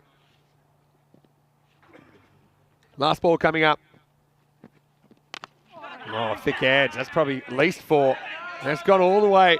It's gone Maximo. Oh, what a last over. Just what they needed. And they end up getting, I'm going to say 22 off the last over. Yeah, 22 come off the last. And Burno, they go from 91 to 113. So the wheels falling off a little bit at the end. Some good hitting from Naveed Ahmed. Well, he smacked one and he nicked one for 6, but still, he'll take the result. So he was only on strike because they snuck that 3 on the overthrow off the third last ball. Then he finishes off bang, bang. Burno, they have some runs to bowl at. And, well, we've already seen, we've had a bit of drama today, golden ball-wise. Will we have another tight one? Last innings of the day as we go back to the highlights. No Ratul in the lineup. So it was Hamidullah out there, and he was swinging all around it early. That was the first one he really hit. Dragged to the boundary. But there were some early keeping issues as well, as there was the 4 byes followed by a pretty solid stare from Sasib Bhuyan in the direction of Kunga. Grover, who was meant to be having a rest, not feeling particularly well, also suffering some cramp issues. He found himself running a marathon down at Long On. This was the redemption though. Kunga executed the run out to get Aramugam. Ran himself out for 3. And things would turn around for him a little bit. Ali Kashif, I like the way he swung the bat as well after a slightly slow start. But yeah, that was a nice one. I like that one through the covers, showing that he wasn't a one-trick pony, but most of the time this was his mode of operation. Hamidullah whacking it over wide Long On. Nice catch taken by Zishan Azim. He was able to get Kashif, and then he had another catch off his own bowling moments later. I like the little dirty look here, saying, hey, what are you running near me for? But to be honest, the batter was just running. Iqbal, he was outstanding. And Kunga, well, from 0 to hero as he pulls that one. Two-handed with 2 feet in the air. Frustration late in the piece. Hitching the wagon to that cut shot, but finally got a ball that he could actually do it to. And then the runs flowed. It went 4-3-6-6 to finish the innings. And it was Naveed. They got that one. He gets this one too. Flying away. And yeah, probably slight advantage Bohemians, but only slight. I still think it's a decent score to bowl at. 113 for 5. Hamidullah set up to open the innings in the absence of Ratul. He ends up with 36, the top score. Ali Kashif with a pretty handy 18. 13 at the end, including 2 sixes in the 2 last balls for Naveed Ahmed, and 12 for Cheyenne Khan in fairly quick time. So 3 wides in the innings, but it was, the byes hurt. 8 byes, they all came in 1 over. But I suppose all things considered, they'll take it. 2 for 10, Iqbal. For me, he was the best of the bowlers. Did a really outstanding job. Azim caught well and bowled pretty well. Picked up a wicket. Wicket also for Kamaldeep Singh, but also shout out to Saklay Mukhtar when he went for 15 off his 2 overs. So we'll take a break. Back in just a few minutes with the last innings of the day. The 12th innings of the day, in fact. And we'll see if Bohemians can snap the winning streak of Burno. They'll need 114 if they're going to do that. Vinny Sandu here, Mr. Maximo for ECN. We'll see you after the break for the final instalment of Day 6 of the ECS Czechia.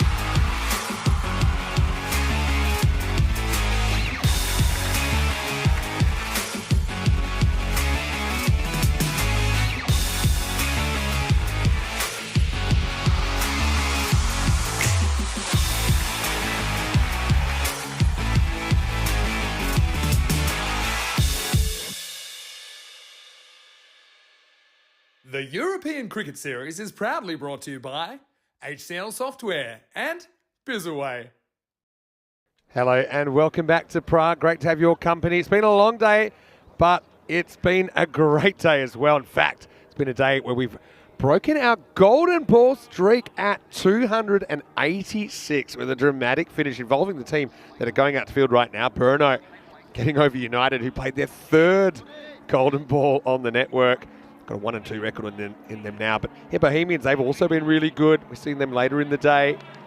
Saw them sweep aside Vinarati in match number 30. Now they try to go back-to-back. And Brno, with that golden ball win, they increased their winning streak to 6. But Bohemians have a chance to snap it here in match number 31, last game of the day. And, well, been lucky to have a few guests this week in the commentary box. And I've got a special guest for us coming up pretty shortly. He's actually quite an accomplished commentator, I know that, from some local cricket here in Prague. But right now, here's Sengupta to get us going. 114 to win. First one six down the leg side. Might have grabbed a bit of the pad. Let's see what umpire Neil Kesh says. Yeah, he says leg buys.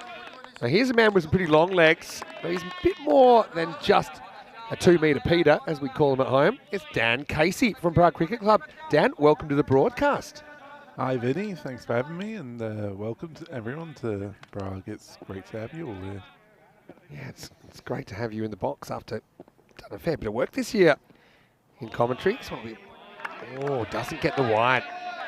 Got to say, Neil Kesh is a pretty good umpire, but sometimes he's a bit of a bowler's friend on wides, because that one was missed by a fair distance. Anyway, early break for Brno. Yeah, we actually switched roles a few weeks ago in the T10 here in Prague when you were commentating and I was playing, which was pretty interesting. Sengupta. I will have to be called. But anyway, how's the week been so far? I know you've been helping here at the ground. It's always exciting when the ECS is here in Prague. Yeah, it's been great, and we're just past the halfway stage now in the group stage, aren't we? So yeah, that league table is shaping up and looks interesting. It looks super congested between spots 2 and 8. You know, I'm sure it'll work itself out, but I think we're going to have a bit of a logjam in the middle of the table. It's inevitable. Grover opening the batting, didn't see him keeping, and we won't see him running here because he glances this away for 4. Sengupta just gets a little bit too straight, gives him some length to work with. I think that was the issue. And Sahil, well, we know that he's a player we've seen for a long time. Pretty handy keeper bat, and he probably holds the key to this chase in a sense for Bohemians. Yeah, national team player, and he has a good record in this T10 format. Yeah, he does. I mean, obviously you follow Czech cricket pretty closely. With no Paras Curry available, interesting to see what they do with wicketkeeper spot in the ECIs next week.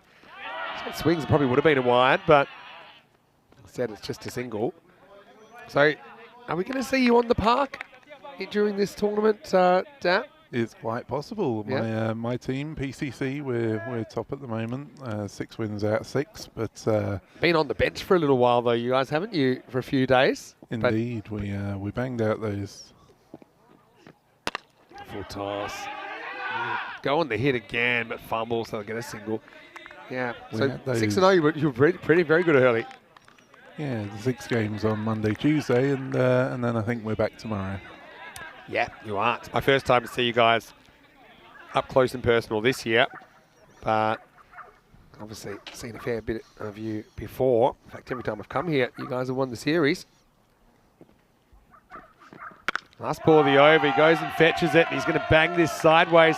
Oh, it's a brilliant catch. I tell you what, some of the fielding's been poor by the ball retrievers, but that's a highlight. What a moment, and a pretty good one for the Bohemians as well. And they're going to finish the first over 14 without loss. Have a look at this shot, but have a look at the catch. Clean as a whistle. Anyway, I want to welcome you to the broadcast. And look who I've got with me. And yes, we had to adjust the camera. Vinny Sander here, Mr. Maximo. And I'm here with Dan Casey. And yeah, I'm not that short. What are you, 203 centimetres, right? That's right, indeed. 6'8". Yeah. So can you slam dunk a basketball pretty easily? These questions you get all the time, by the way. Yeah, for sure. I could back in the day. I'm in my 40s now, so don't have the spring in my step I used to. Yeah. Well, anyway, it's great to have you here. And Dan, I know you're a big Czech cricket buff, and yeah, I know that you're no stranger to the commentary box either. So Let's enjoy this last innings together. I hope you enjoyed it at home as well.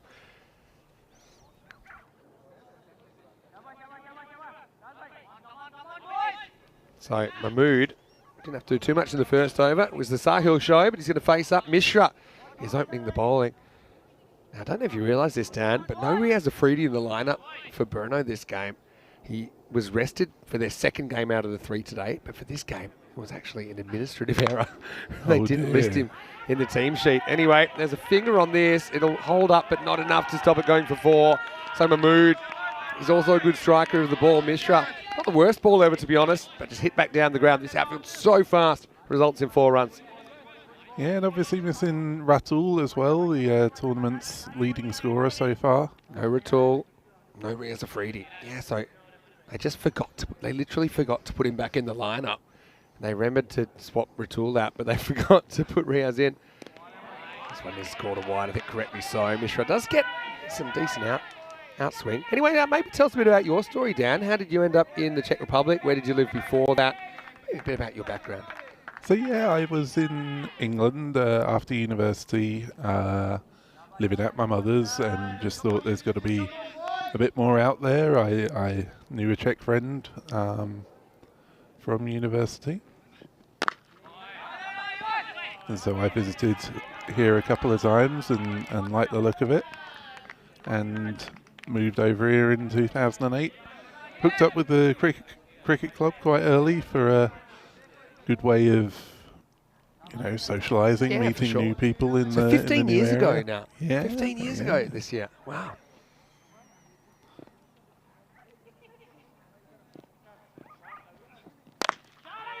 Let's get a dot ball out of this. Well handled by Hamidullah, who opened the batting, did a pretty good job for Burno. Okay, so I've got to ask you an obvious follow-up question. How's your Czech language skills? Oh, I wish they were better, but yeah, they're coming along. It's quite challenging, I think, for native English speakers.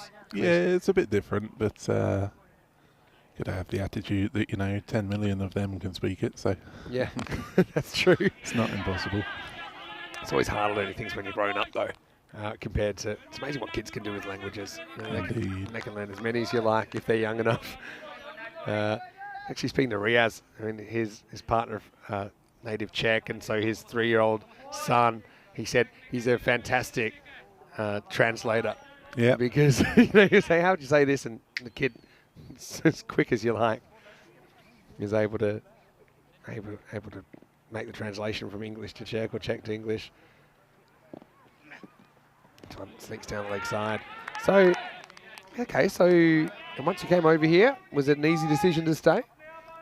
Yeah, definitely. The standard of life, I would say, is better here. How to put it? Like you can certainly get richer in England, but I would say for everything else, there's it's a lovely options lifestyle here. Yeah. I've got to say, I've spent a fair bit of time here in Prague now, and it's one of my favourite cities. Oh.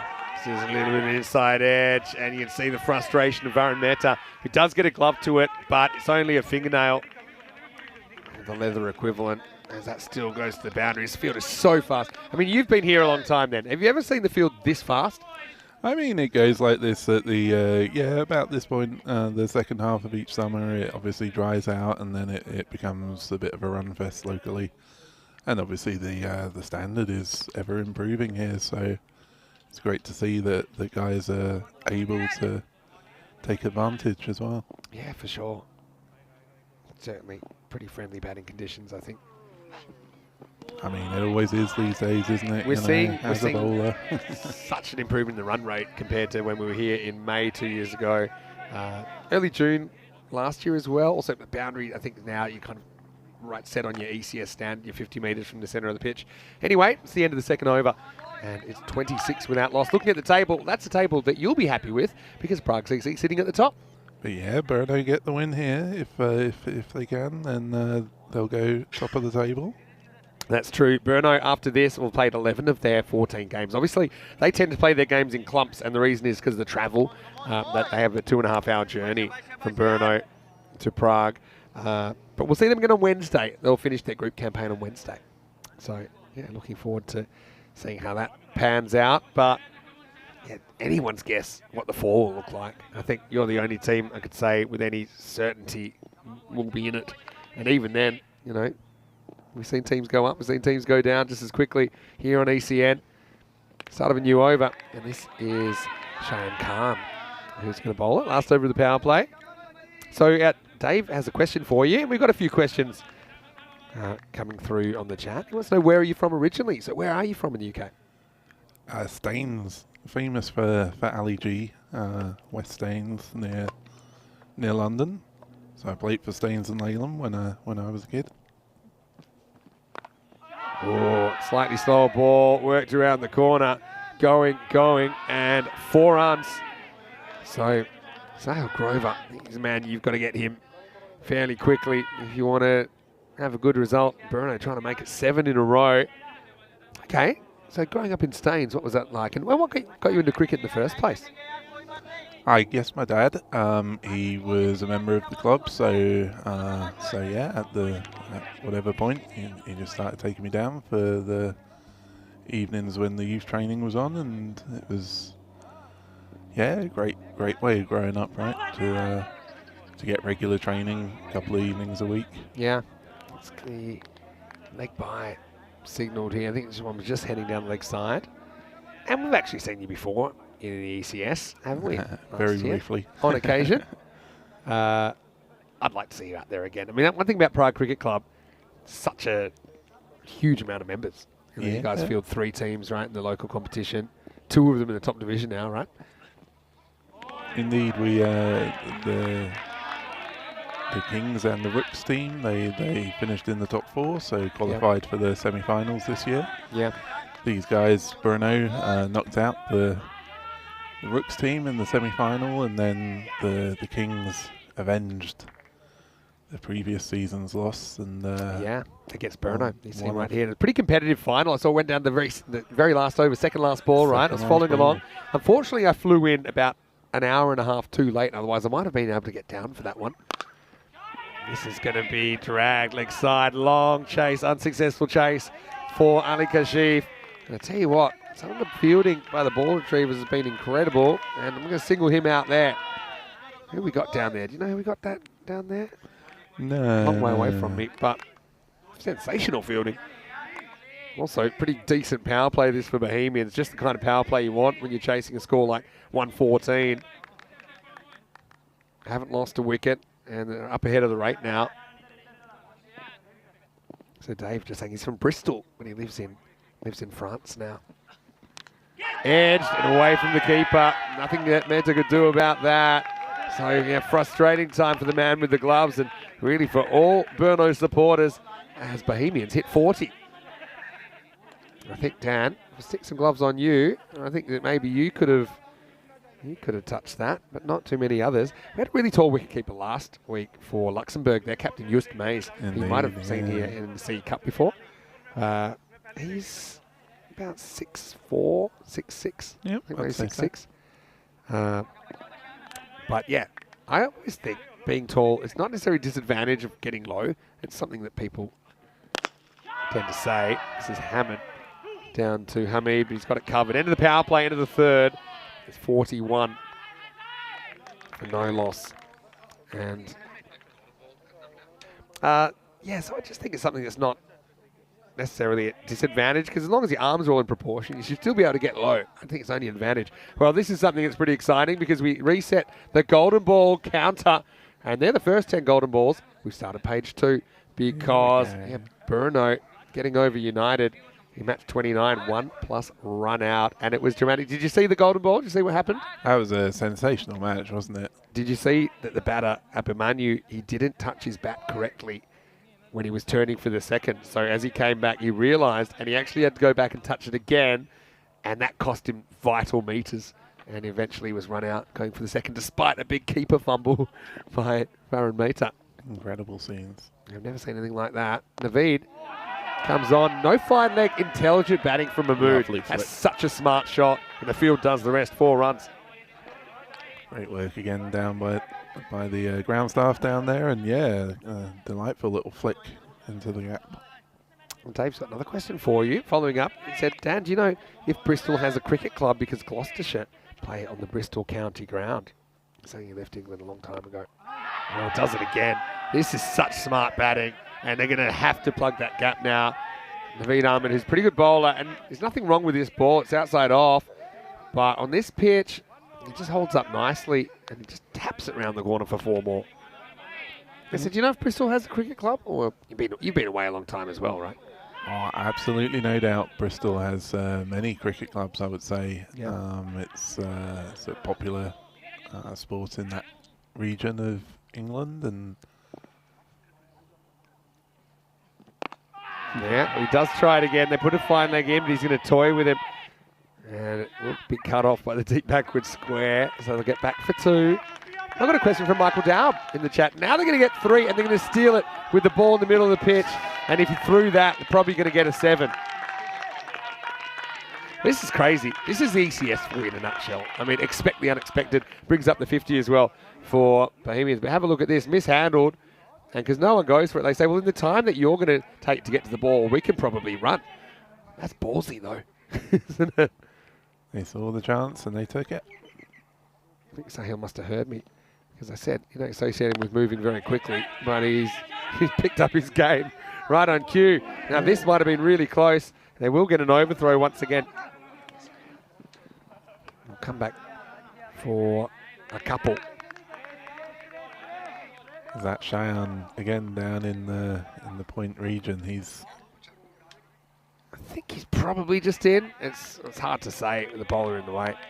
He's had a few shies at the stumps from down there. Yeah, that's true.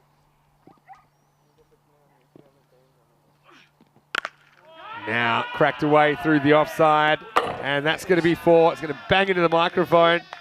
And Bohemians, they look set to break this winning streak for Burno.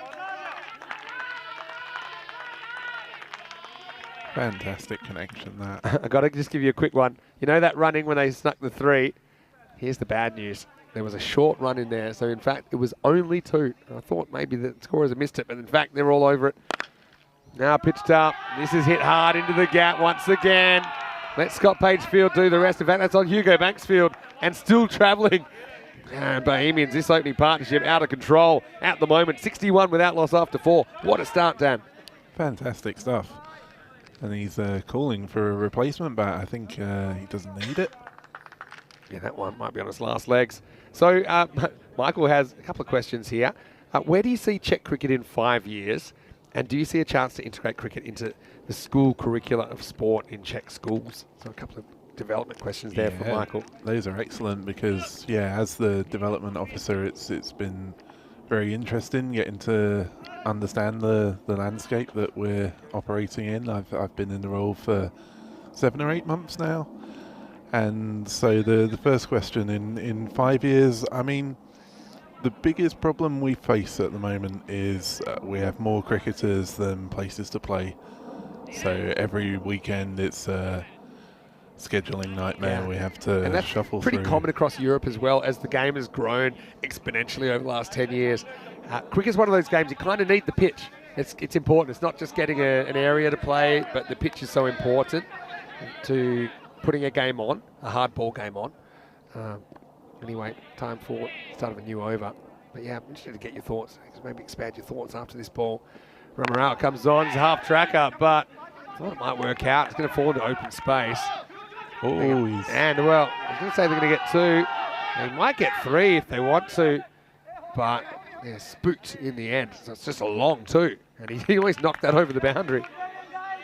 So yeah, we currently have 4 grounds that are in regular use, and I think in 5 years the dream would be to get a couple more grounds around Prague. One. Oh, Edgerton dropped, and so Mehta just couldn't really balance himself for a dive. Have a look here. I mean, he has to go late. One of the things about keeping to bowling about this pace is you don't have much time to react. So, you know, footwork and all those things, they kind of go out the window. It's more about balance. And you can see, you know, it was just a little bit too much for him to do there. Rice is cut away, and that'll be 4. So, yeah, Brno having a hard time stopping the bleeding at the moment. Bohemians are flying. So yeah, another ground in the Brno area, the Moravian region down in the southeast of the country. We've currently got 6 teams sharing one ground there.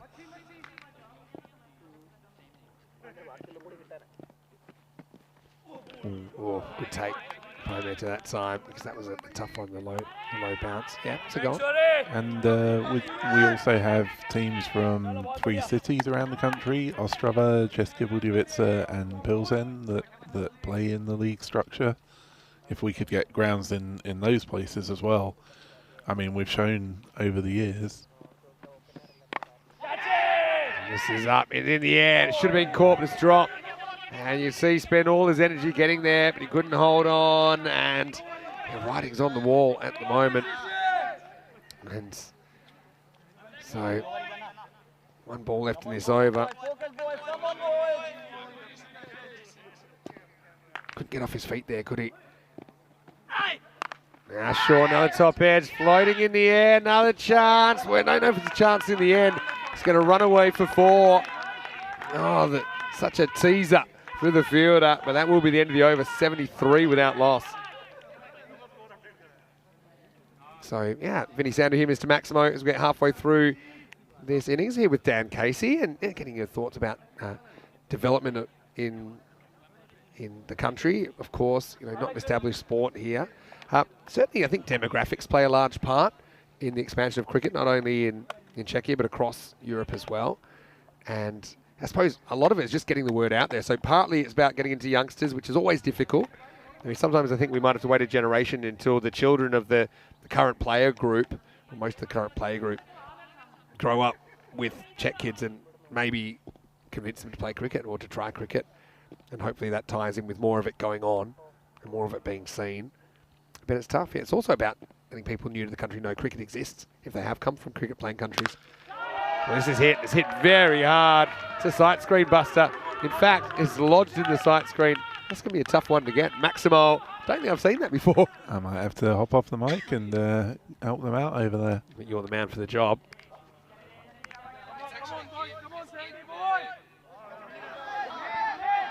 But yeah, the bowler here, Sandeep Tiwari, unfortunately hit for 6 off his first ball, but he's a great proponent of the youth movement down in Brno. Yeah.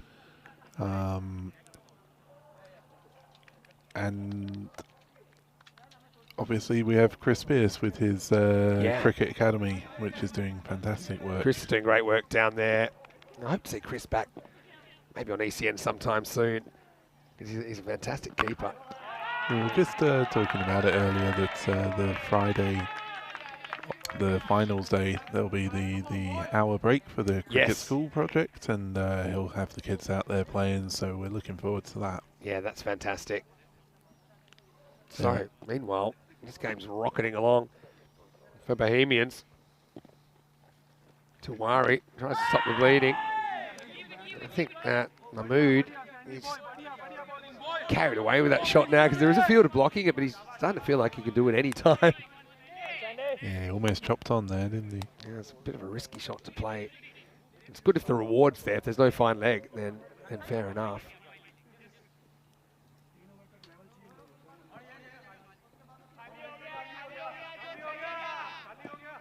So yeah, I believe that would answer the question about the... Yeah, thanks so much for your thoughts on that. And obviously you're right at the coalface, so to speak. So, I know that Michael's really passionate about the development of cricket in Europe. And so, good to know that good things are happening. I mean, I always look at things like number of teams. That's a good short-term metric to look at. I know even ECN, we're looking 30 years ahead at where the game could be. This will be a wide and re-bowled.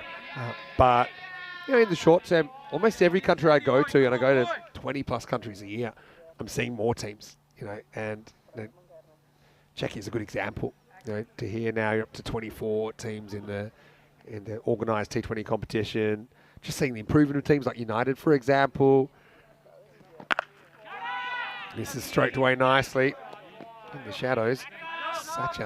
Sengupta that does the fielding, just a single. But yeah, I just think things are heading in the right direction. But one thing which humans aren't really blessed with naturally, but something you really need is patience. You know, patience to know that, you know, the work you're doing now, you probably won't see the fruits of it for a long time. Maybe years, maybe decades, you know, but the seeds are being planted, and I see it happen all around Europe. Tuwari has gone for 10 in this over. I think about the buy, but doesn't really get away from the keeper. End of the 6th over, and the score is 83 without loss. And yeah, a bit of news from around the traps. Got a little whisper that we might have had a 5-wicket haul in Portugal. So yeah, we're multi-screening. It's quite incredible, isn't it, Dan? Last week we had 3 matches on at a time. We had 2 sets of T20 internationals, and we had the ECS second week in Hungary. But yeah, the cricket just keeps on coming. It's fantastic to see what the European Cricket Network can provide. Cricket all day. That's the plan. Yeah, and taking it to extremes with the 6-match day. It's, here we go. With over number 7. Yeah, targeting that 5-leg area again. Element of premeditation to that shot, and Sahil has a bit of a laugh about it, almost apologises for trying it. But yeah, I mean, Bruno, maybe they can break this partnership and get on a bit of a roll. I mean, the rate required 8 and over. It's not too onerous considering what we're seeing, but we know a wicket or 2 could change that around. Oh, maybe catchable height, but it went like a bullet past the fielder. That's 4, gets Grover up into the 40s. Yeah, so we mentioned the Cricket Academy, and just to go back to the number of teams, the Academy entered a team into the league system for the first time this year. Just quickly, I've got breaking news. We had a 5-wicket haul. Rohit Kumar, 5 for 11 for the Coimbra Knights versus Lisbon Capitals over there. So, congratulations, Rohit. Yeah, so Rohit will be really happy with that. And yeah, simultaneous matches going on at the moment. Yes, to the Academy, that's something fairly new. Of course, we've seen Chris Pearce playing for Vinarati previously in the European Cricket Series, but yeah, I know he's a guy who's very passionate about the development of youngsters, isn't he?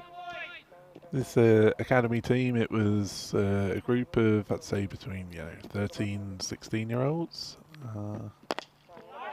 Worked away off the pads, and this is going to be 4 runs. Really nice shot. Seems no end in sight at the moment.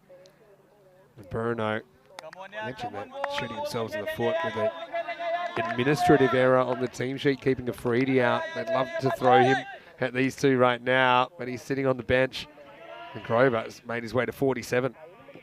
Yeah, big trouble for Bruno here. It looks like the streak is over. Slow ball, pretty well bowled by Ramarao. Still digging out for a single, maybe more with the fumble. But in the end, we'll just settle for 1.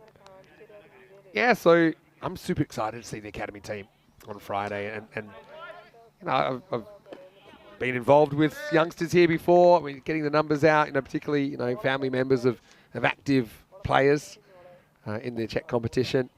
Obviously, they see their family playing on TV or people they know playing on TV in the series, and it makes them want to emulate their heroes. I know that's one thing Dan Weston, our founder, is always talking about. Says, to a kid, just seeing playing on TV, to them, it could be Ronaldo, could be their uncle, could be whoever. It's just, it's the big show.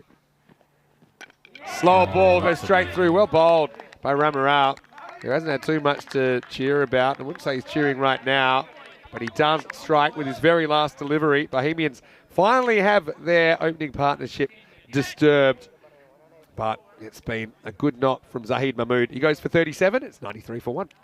Beautifully bowled there. Look at that. Because it's a slower ball, it gives him time to lose his shape. He just opens himself up. It's that little pause when he realises, okay, I've got to adjust the timing of my shot. It just throws him off. But still, a good innings from Mahmood. He gets good reception from his teammates.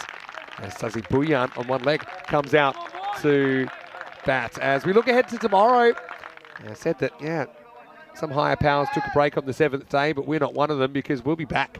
And I'm sure you'll be here tomorrow as well, Dan, to check out the 5 matches and Prague CC on deck in matches 33 and 34. We start at the regular time once again with just the 5 matches. So 7:15 a.m. GMT, 9:15 in Central Europe, and 12:45 in India. Matches against Bohemians and the Tigers. How do you think you guys will go in those matches? Well, Bohemians are big rivals for us in locally for many years now. You know, more than 15 years. They're one of the original core 4, I'd say, alongside Barbarians and Vinaradi and ourselves, who've been competing for many years now. For sure. This is it down the ground and just a single. Grover moves to 49. If it keeps hitting like this, maybe he'll give the gloves away for good. Well, I do think it's pretty important that he gets back behind the stumps as soon as possible for Bohemians. Oh, Kunga turned out with a couple of highlights. Sazib, he's going to try and hit this into the car park. I'm pretty sure about that. Wow, he hits it hard, I'll tell you that much. But he's struggling with a, I think, a knee injury. It's hard to tell. Some sort of leg injury. We saw him basically a bystander in the field next to the keeper. Just they want him to bowl his 2 overs, stay on the field because they want him to bat in the 3 position. That's exactly what he's doing here.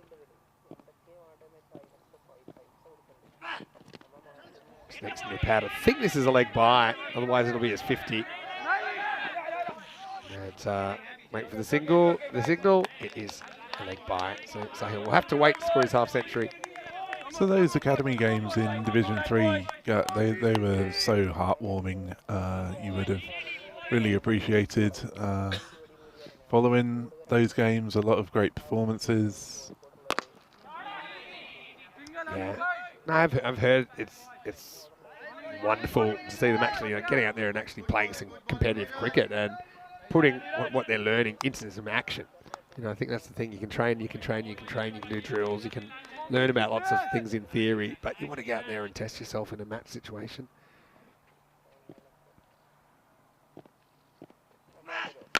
Grover on 49, make that 55. And that's gone miles. Maximo! And Sahil brings up his 50 off 25 balls. A couple more of those, and this game's going to be over, Dan.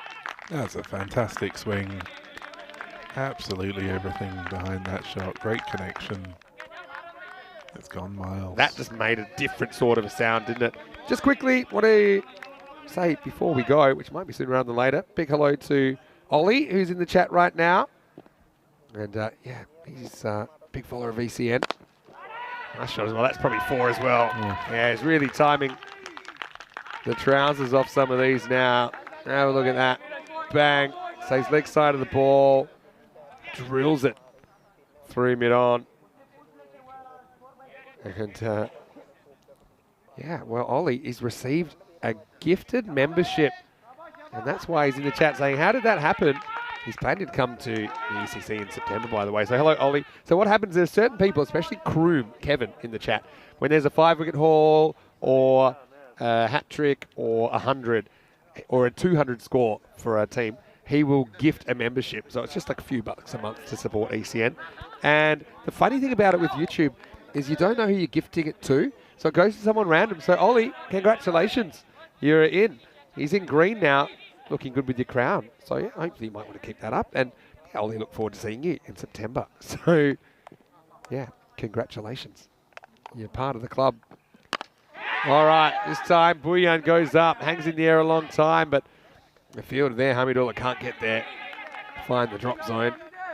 And that makes it just 6 to win.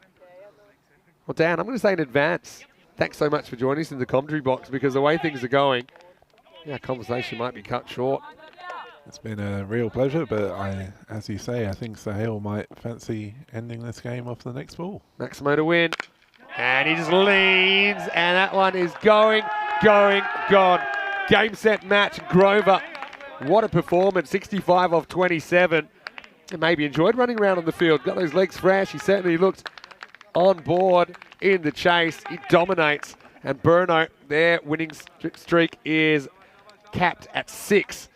As Bohemians have a very good day here on a Super Saturday, and they win both their matches late in the day, and they do this fairly easily in the end. They do it with 10 balls to spare. So, yeah, pretty good performance. I think Sahil, does his national team selection chances no harm as well, hitting the ball that well down.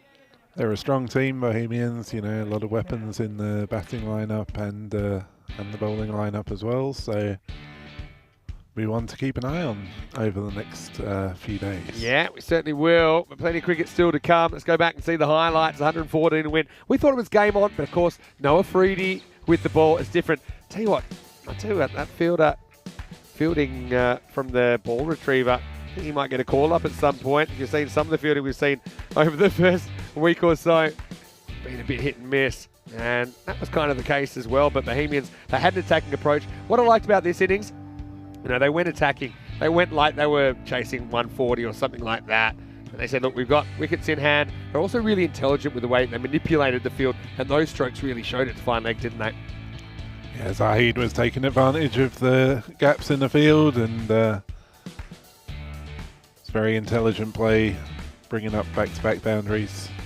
And not too many chances to remove them. Burno, this looks like a team that had played 6 games in 2 days. They were a little bit tired. That was the only thing to shout about, really. Pretty well executed slow ball, which snuck through. There's Ramarao that came up with the only wicket of the innings. But yeah, ultimately, this was over in the ninth. And Sahil sends us home after a long day of cricket. Ends about 8 p.m. local time, 11 and a half hours after we started. And his 65 was the showpiece in this successful chase. 65 off 27 balls. Hit 4 sixes and 8 fours in there. Apart from that, Saheed Mahmood, he was a good foil, wasn't he? 7 boundaries in his 37. Booyan out there, but didn't have to do too much except watch towards the end as Bohemians cruised to the target. Bowling-wise, just that 1 wicket. They went to Ramarao for a pretty good slower ball. No one really penetrating. You can see they do miss the spearhead. Reza Freedy in that attack. I'm sure he'll be back on Wednesday. Roberto will play 3 more games. Well, I want to say big thank you to everyone out there for your company on what's been a long day. A reminder that there's cricket going on in Portugal right now. You can tune in. Rico will take you through the action there. But a reminder to everyone that's out there to like this video if you haven't already on YouTube and hit the subscribe button, because we are growing to 360,000 subscribers before too long, hopefully. Also, our social media at European Cricket. Some things have blown up today, Dan. Don't know if you realise that. United sneaking 3 off a kick last ball to win the game yesterday. Also, the Lala run out for PCC, your team, on Monday. That's also gone a little bit viral on ABC Sport in Australia. And finally, our website, europeancricket.com. That's the place you can go to find out what's the latest, what's happening in European cricket. Also has all the stats, the standings, the fixtures, not just of the tournaments right now, but the upcoming tournaments, and also they're going all the way back to 2019. Well, Dan, I want to say a big thank you for your company in the commentary box. I've really enjoyed having your thoughts here, especially as the development officer. I think that's such an important role. Keep up the good work. I will do. And maybe we can get you back in the comedy box if you're not selected out there in the PCC 11 anytime soon. We will see how we get on over the next week or so. Thrilling few days await us, and yeah, we'll see. In 1 week we'll already know who the ECS winners are, and we'll already be halfway through the international matches. So it shows you how quick things move around. So yeah, turn over to Portugal now. Rico's waiting for you. Some great cricket still to come tonight from the Miranda de Corvo Stadium in Portugal. But from here in Prague, it's been a great day. Big thanks to Danny Hudacek as well for his shift. He put in 5 games, and I've had a great afternoon here as well. From everyone here at the European Cricket Network and the European Cricket family, special shout out to the Blue Crew and Spring Productions for their work on a long day's work, but they've done it so well. In fact, they put together some of the best bits of the day, and we'll leave you with those. And we'll say hasta mañana. We'll see you tomorrow right here in Prague for more European Cricket Series. Good night, everyone.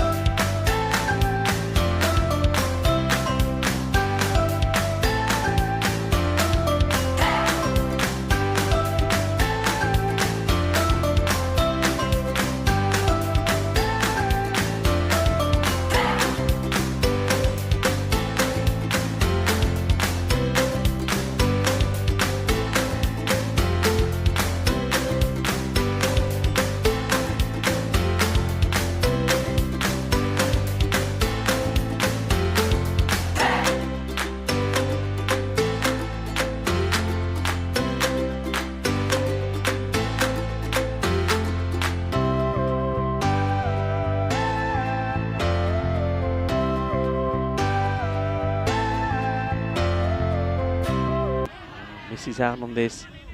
See what I mean? There's no need to do that. And Manjeet Singh knows all about this. This was a mistake that the Coimbra Knights made when they were chasing 106 from Porto in match number 6.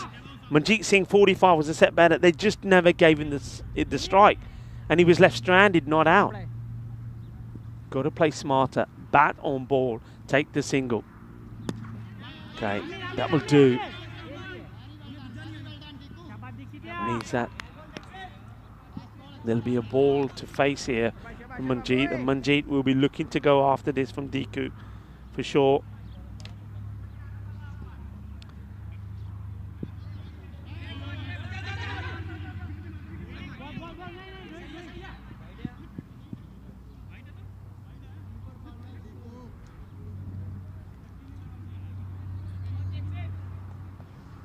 Wide ball. Now this is where, okay, there's a ball to go. You don't want to be thinking single.